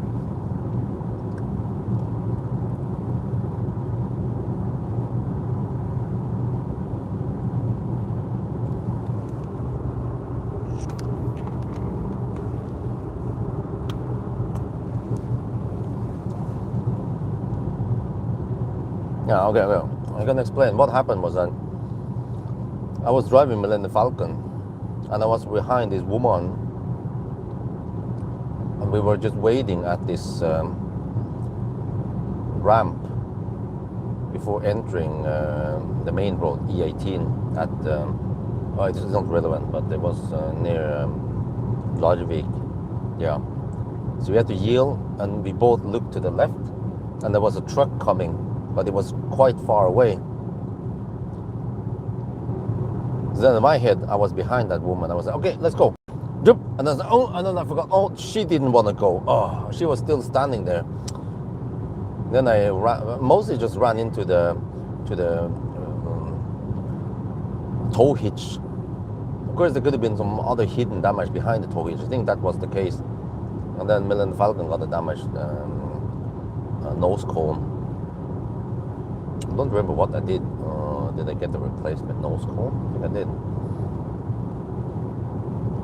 But then I saw Melinda Falcon recently that it had some dents on the license plate. That was not me. So someone must have dented or bumped into the license plate somehow. But there was also one time, yeah, I remember someone rear-ended me. This was at Melinda Falcon also. This was right before Circle K Furuset. We had to yield for traffic, and then suddenly the guy behind me ran into me, but it was low speed, maybe just 5 kilometers per hour. I felt it, of course. He came out, I came out. I looked at the bumper, I was like, okay, it's fine, whatever. But pay attention next time. Nisse. I bet he was on his phone or something, or not paying attention. Because I was just following traffic at that point. I wasn't doing any irrational movements or sudden hard braking or anything. But I see way too many times when I overtake other people on the motorway that they are not paying attention. They are on the phone, or they are just dicking around with something else. Very often, actually, they're on the phone doing something.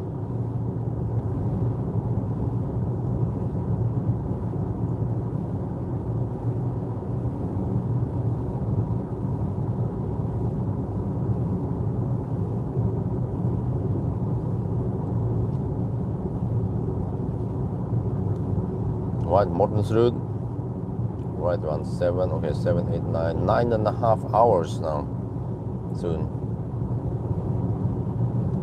Then it boils down to how fast we can get over to Yesholm then from here, with minimal traffic.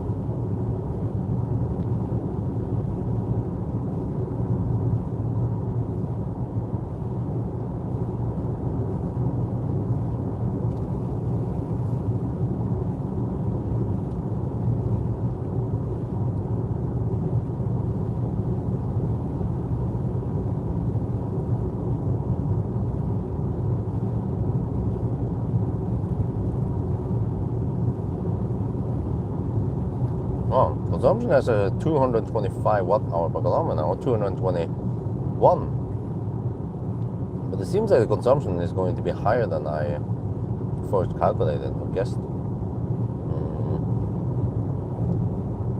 Yeah, we'll see.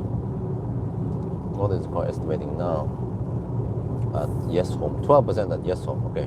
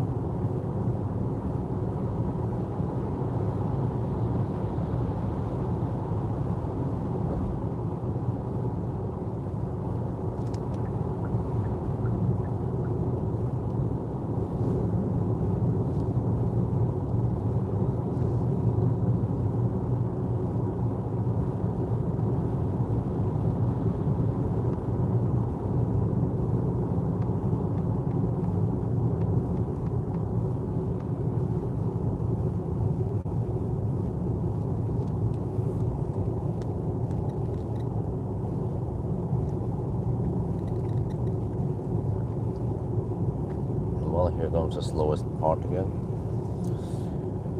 Let me see, status. 943 kilometers.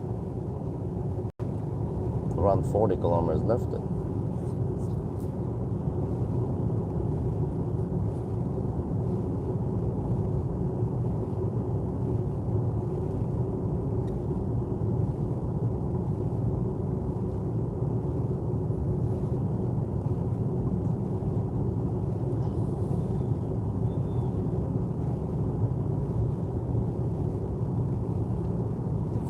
Celsius. Yeah, it's still kind of cold at night. Would be nice if it was around 10 degrees or at least 8 at night, yeah, and in the morning.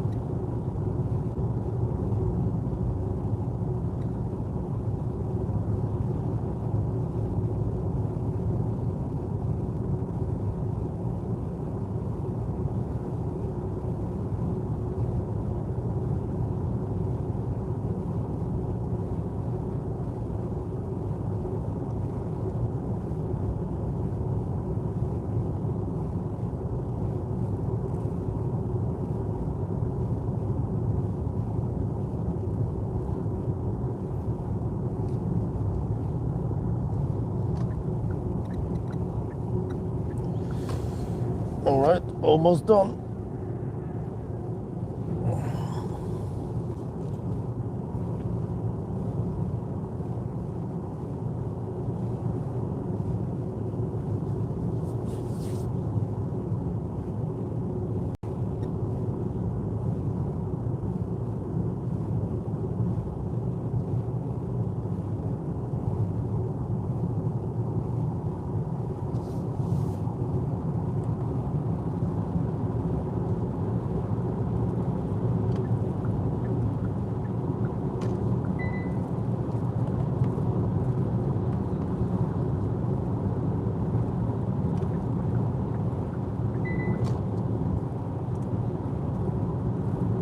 But I wonder, the reason why I don't start earlier nowadays is that, how was that again? In the old days, or in the really old days, I would start 10 in the morning on a Saturday. And then I will finish Saturday evening.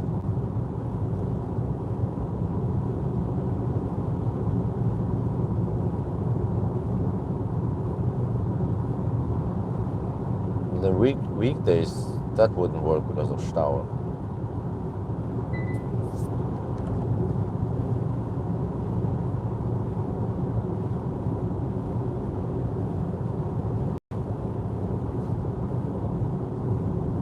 So since it's Saturday, then I'm actually allowed to stay on the bus lane here.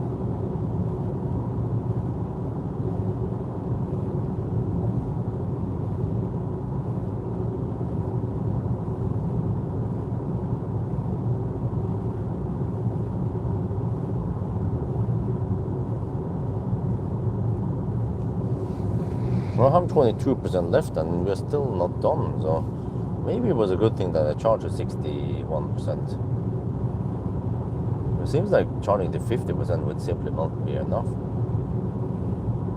Let's see, what is the current legs consumption now? Well, we're currently at 221 watt-hour per kilometer, so it seems like... Wait, how did I spend less on the way south versus north? It was warmer last night, and I went slight downhill.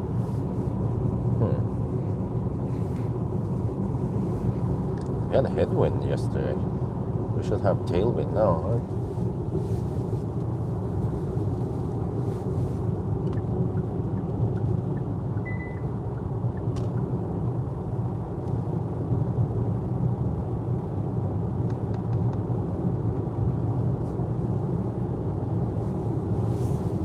There's sun in my face.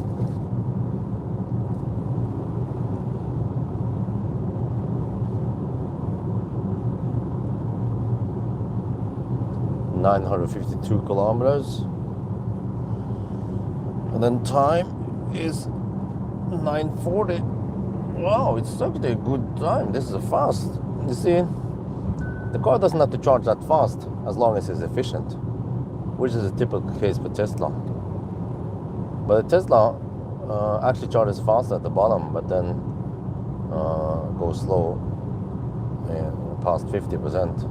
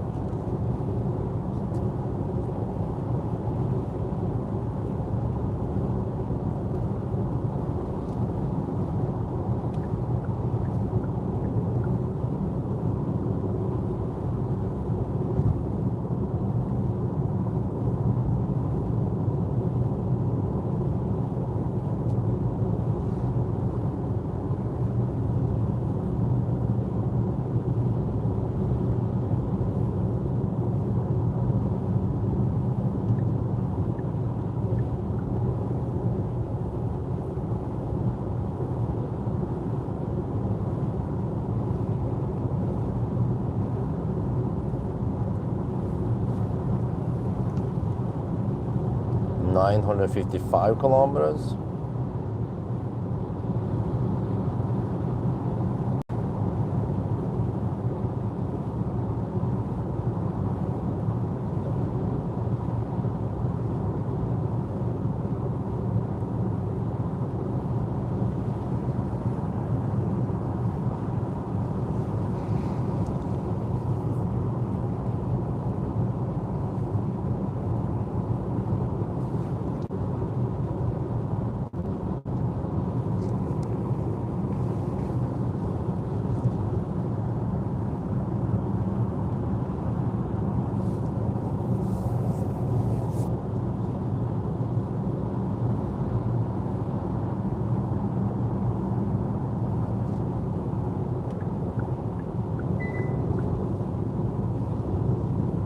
.957.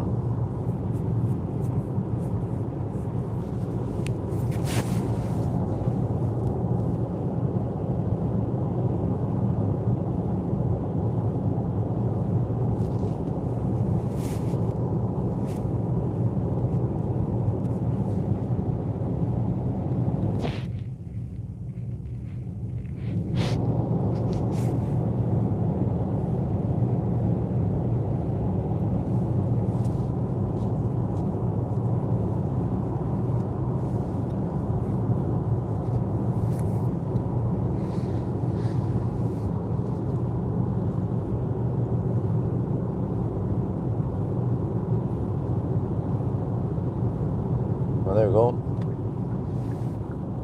The EV4's big brother from the same mother, EV6.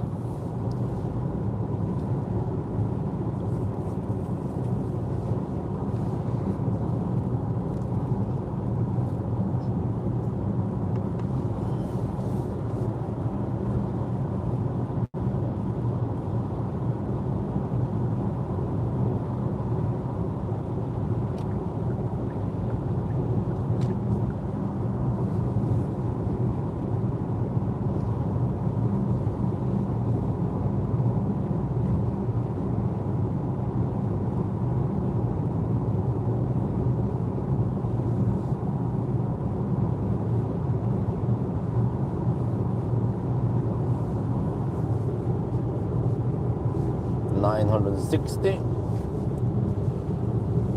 23 kilometers left.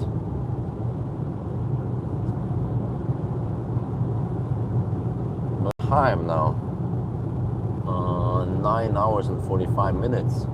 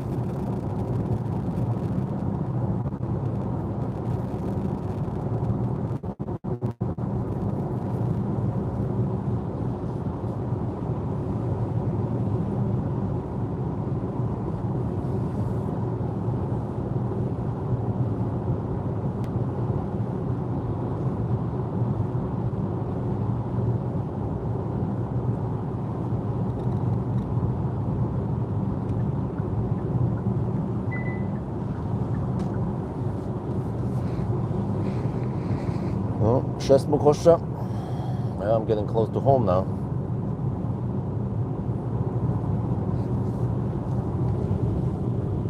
.5%. What? How much? 60 kilometers gone. Okay, that's plenty. But yeah, it seems like I consume more than I expected. 236 watt-hour per kilometer so far on this leg. I was guessing 200. Okay, I was way too optimistic. I think even the route planner guessed it. No, wait, not 236. The current leg was 221. Oh, okay.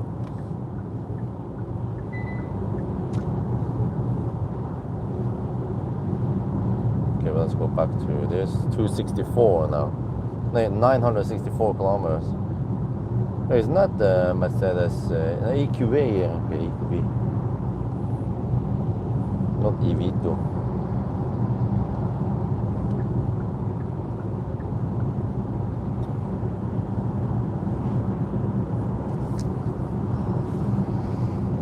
Oh, this is sunny over here at the Yes home.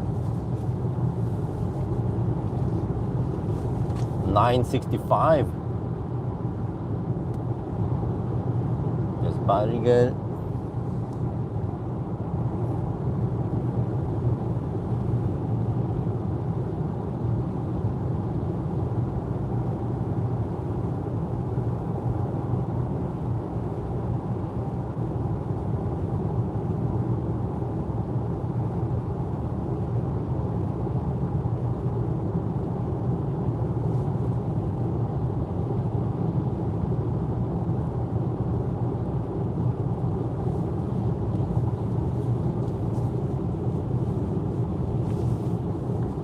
No, this is the way I like it. Empty roads. 7:30 in the morning on a Saturday. Yeah, before the Nisse comes out.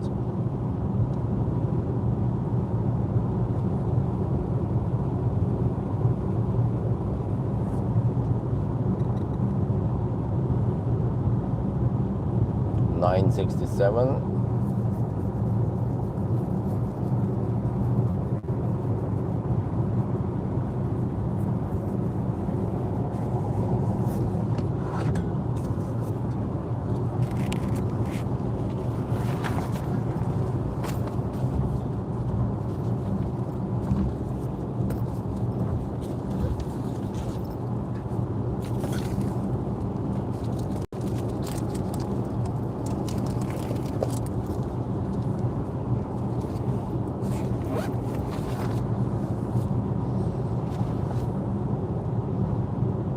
$968.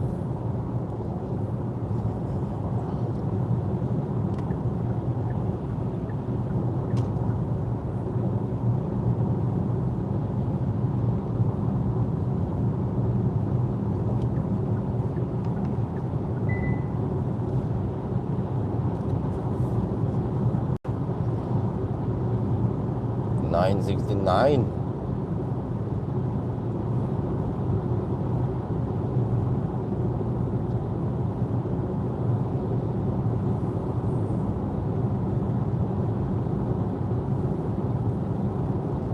Okay, so initially I thought I might arrive at 15%, but oh, we have 15% now.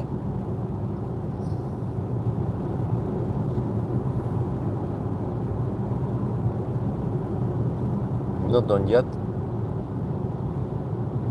Oh, it's 2 degrees over here.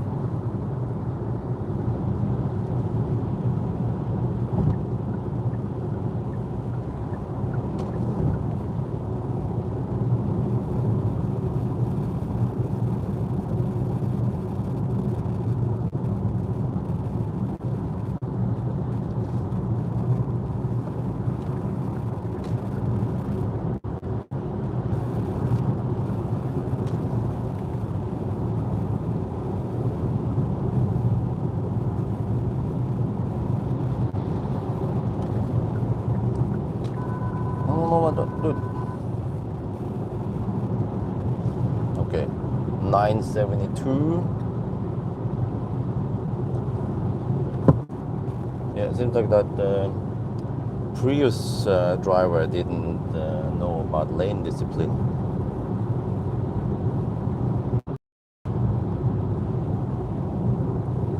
Våre nye landsmenn. Ja.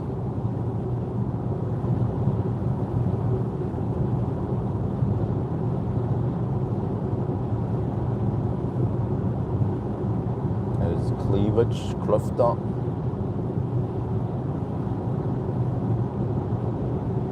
Not really a big city or anything, unlike what Jessheim is turning into now. Just Jessheim, they're building so many apartments all over the place. Population in Jessheim is going to explode. They haven't kept up with the rest of the infrastructure, like roads, school, shops.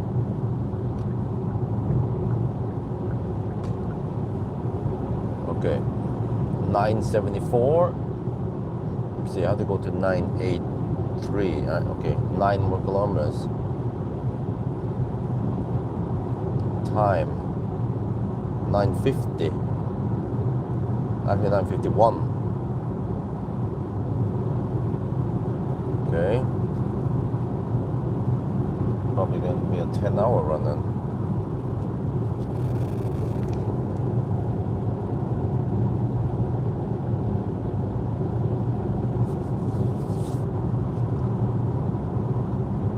What? But it means that the better route plan was wrong. Also, I was wrong. But the better route plan, I should at least be very accurate about how much we spent. And it was off. But at least people cannot complain that I charge too much. It seems like I will finish it with around 10% left, which is okay. 13% now. 976.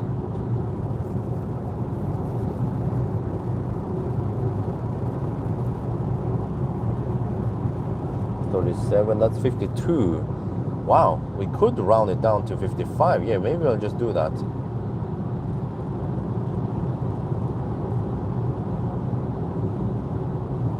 Because we're about to hit 1,000 kilometers very soon. 955, so it's 15 minutes faster than the EV3, huh? Efficiency trumps everything. Trump for the win. I mean, efficiency for the win. Yeah, okay, that's what I meant.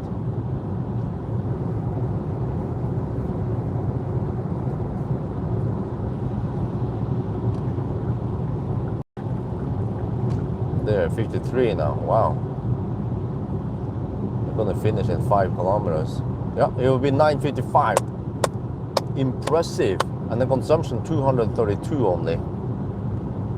Wow. Very nice.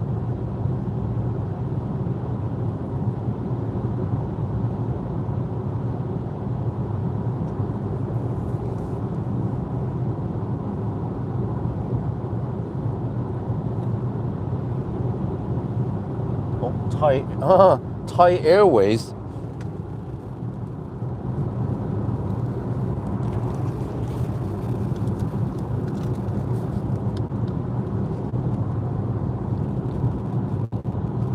We are now at Yes Home, almost finished, and look, don't know if I can slide through. Okay, whatever. 980. 3 more kilometers. Actually, 2.5 more kilometers. Lane change thing again. Okay. 7:30. Yeah. It's 9:54 now. Oh yeah. There, 981. 2 more kilometers. 9:55. Very impressive time, huh?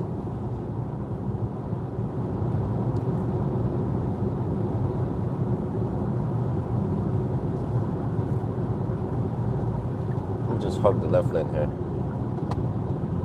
No. Let's go there.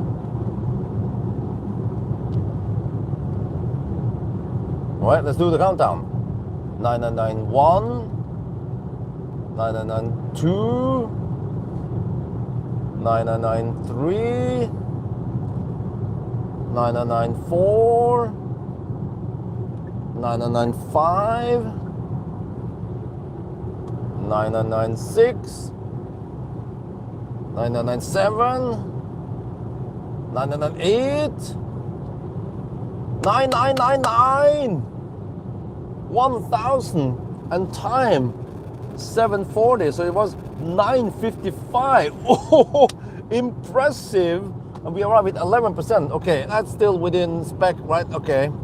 Wow, that is very good time, man. Okay, low battery warning. Okay.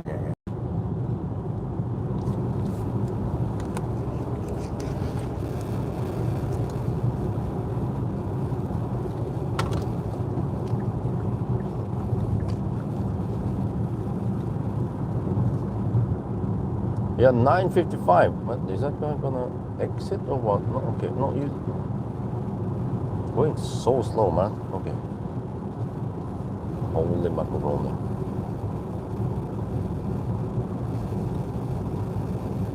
Right. Yeah, I think this is right when the kids wake up, right? Around 7:30. So finally, for once, I can come back home in time. It's been some times when I came home around 11. I was like, damn. Yeah. This car was also relatively quick and not that many delays. They had one slight delay a little bit at Halmstad, where I wasted 5 minutes there, trying several times before it worked. But other than that, yeah, we had slight slowdown in the Baustelle, but that's as expected.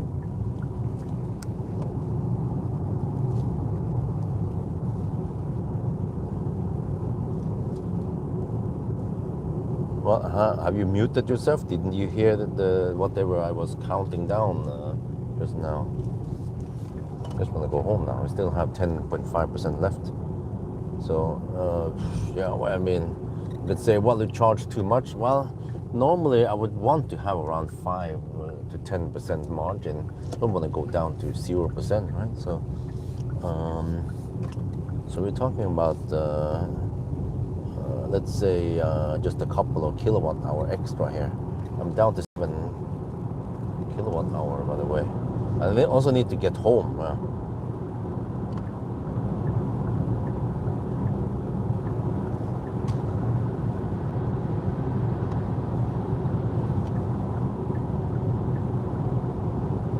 So yeah, I saw Thai Airways was about to land. Yeah, they arrive usually now. Well, oh wait, maybe it's because it's summertime now. Yeah. So normally they would arrive at 6:45, but now it lands at 7:45 because it's summertime. Yeah, that makes sense. TG 954 is about to land. I was flying next to it earlier. Well, not flying, driving. I kind of, yeah.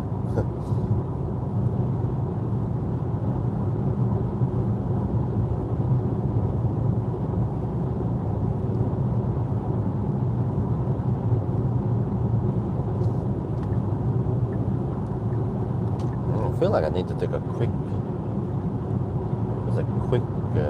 hand wash on this car, hand job.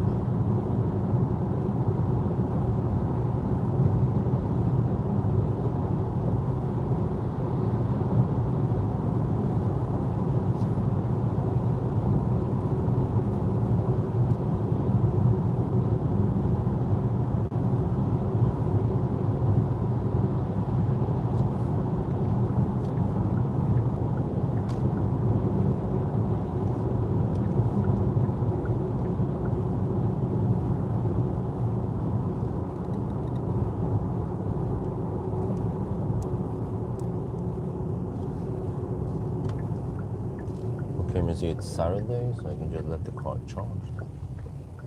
Since we have the weekend tariff on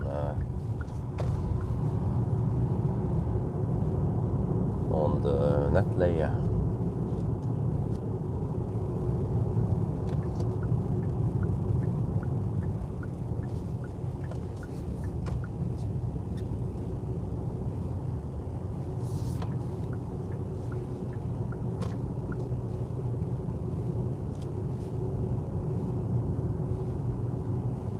Oh yeah, I also had to shoot a video of the Model S. This is interesting one. This car in front is smelly. Shit, man. So that's one thing though.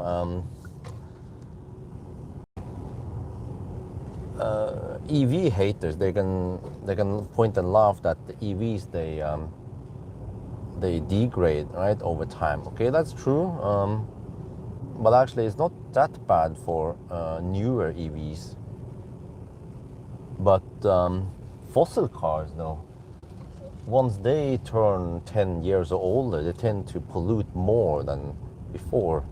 Like all the old cars, man, they smell.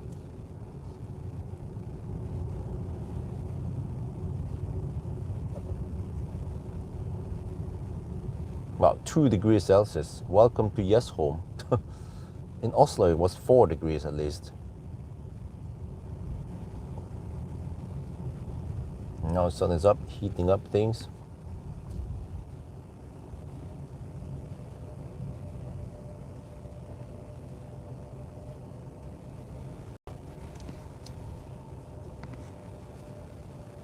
But yeah, so this is actually a good time. 9:55. It's right on par with many German autos. You know, the MEB platform. They can also do it in roughly 10 hours. Well, the sun. Okay. Yeah. I wonder if it wouldn't make any sense to have solar tracker. No, we just need to slap down enough solar to cover. The house has lots of surface area. Solar. Okay, I guess I can do the wrap up outside here.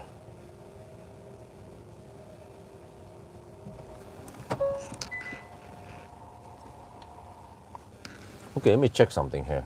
I have 5.8 kilowatt hour left. 5782. And then if we know we have 78 kilowatt hour when it's full. Yeah, so that's actually, it says 8.5% still a charge, but it's actually 7.5% roughly. If it's linear. They also lose a bit of power and efficiency when things piston rings. Yeah, that's true. They actually lose horsepower. Yeah.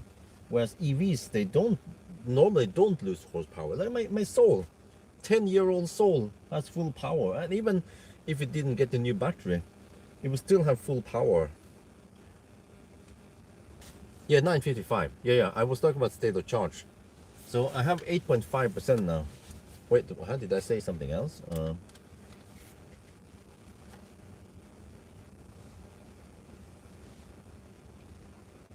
We're back home now. You see lots of cars here. Let me go outside instead, that's better.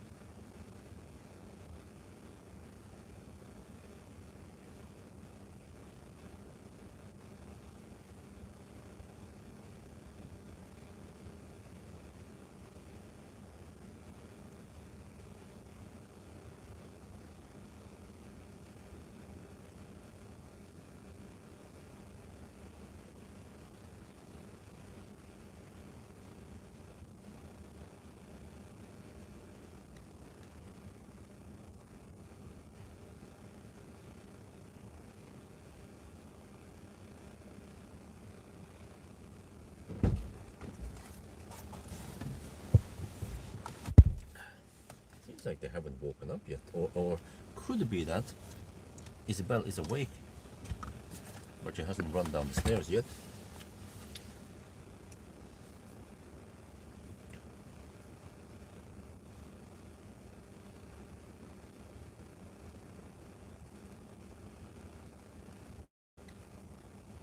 Yeah, they're awake. Okay. It's also nice and warm in there because the sun is blasting in there.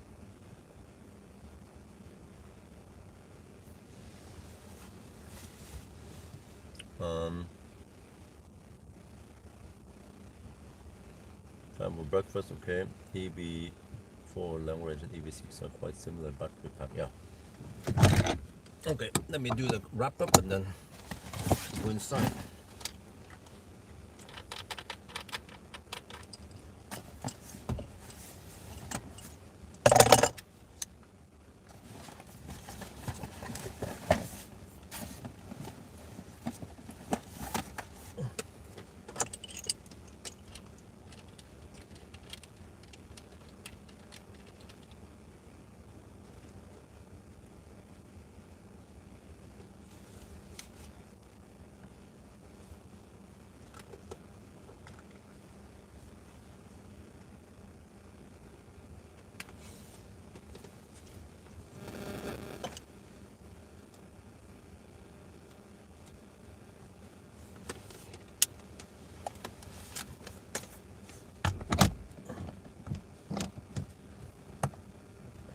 Huh?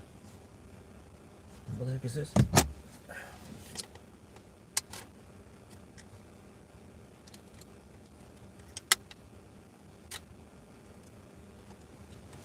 Okay, what's this hiccup in the memory card?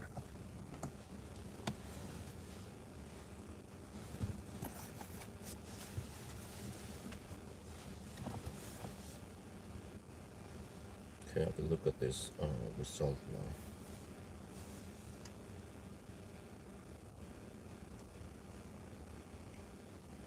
Now 55. So it was 15 minutes faster than the EV3.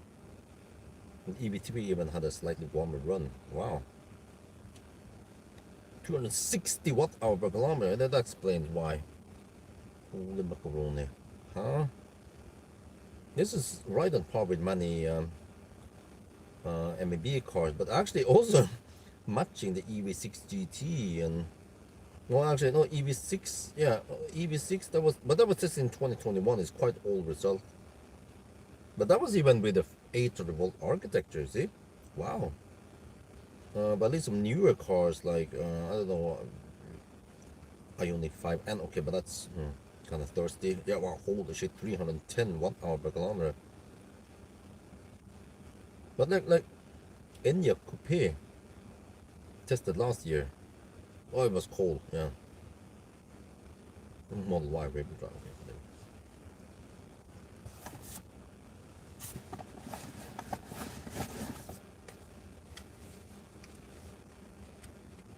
Oh, this.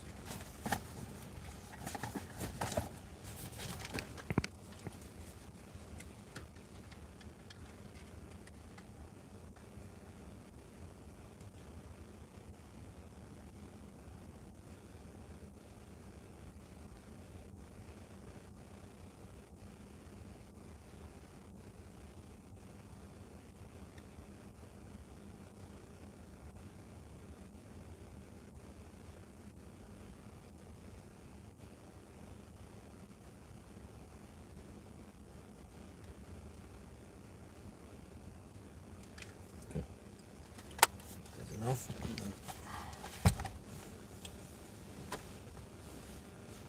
Check here. Sound. Yeah, so I did actually arrive with 8.5%, but you know the state of charge scale is non-linear. So if you look at the remaining energy, 5.7 watt, 5.7 kilowatt hour, and that becomes around 7.5% only. Yeah, so it's good that I have a margin and that I actually charge extra just in case I miscalculated. But okay, anyway, 955 is actually 15 minutes faster than the EV3, the boxier EV3. And the EV3 was even done in warmer weather, but the consumption was a lot higher than the EV3. Wow. So this car is right on par with many MEB cars. Okay, some of them are old result like the EV6, but that's even 800 volt architecture. See, it was tested in 2021, but there's also similar cold weather like today. But for example, Skoda Enyaq Coupe, that was tested last year, huh? And okay, it's a bigger car, but still, just to get at the perspective of how this car is performing. So remember that the original 1,000 kilometer challenge was to make it within 10 hours, and we did it. We made it within 10 hours. So, and also, like some cars there, you charge only 50%, 45%, and you hammer it and drive only 100 kilometers before you go to the next charger. But here, you can actually charge it flat until 70%. And well, if I wasn't stressing too hard, I could even go 75. But then it actually drops to around 70 kilowatts, 75 kilowatt. But you can actually then drive 200, 250 kilometers between each charge, right? So nice and comfy. This is actually one of the most efficient Kia or Hyundai out there. Maybe if you exclude Ioniq 6N, Ioniq 6, I mean, or 6N line, yeah. So yeah, there you guys have it. One of the best Korean cars out there is this. Go get it instead of the EV3. EV3 is just boxed and thirsty. Here, way better. Efficiency trumps everything. Trump! Well, okay, whatever. I mean, yeah. Anyway, that's gonna be it for now. Hope you guys enjoyed this video. As always, thank you for watching and talk to you later.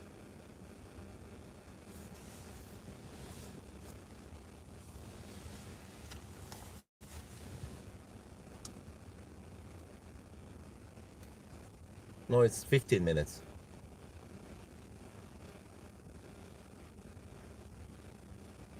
In ignition mode, EV6 runs seat heaters from 12-volt battery. Oh, okay. So yeah, very impressive. By the end of the day, we have to test. I had to check banana boxes, because if it turns out that this has way worse space, banana box space, than the EV3, then that would be a disadvantage, right? Okay, let's get inside first. Come on, not too much heat there.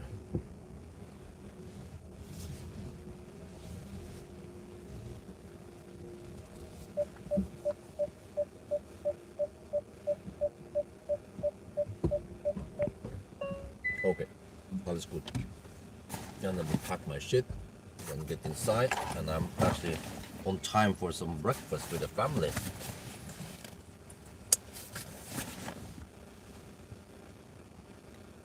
Start button twice without brake pedal, full ignition mode, huh? Then turn on seat heaters, huh? Okay. Let me plug in first.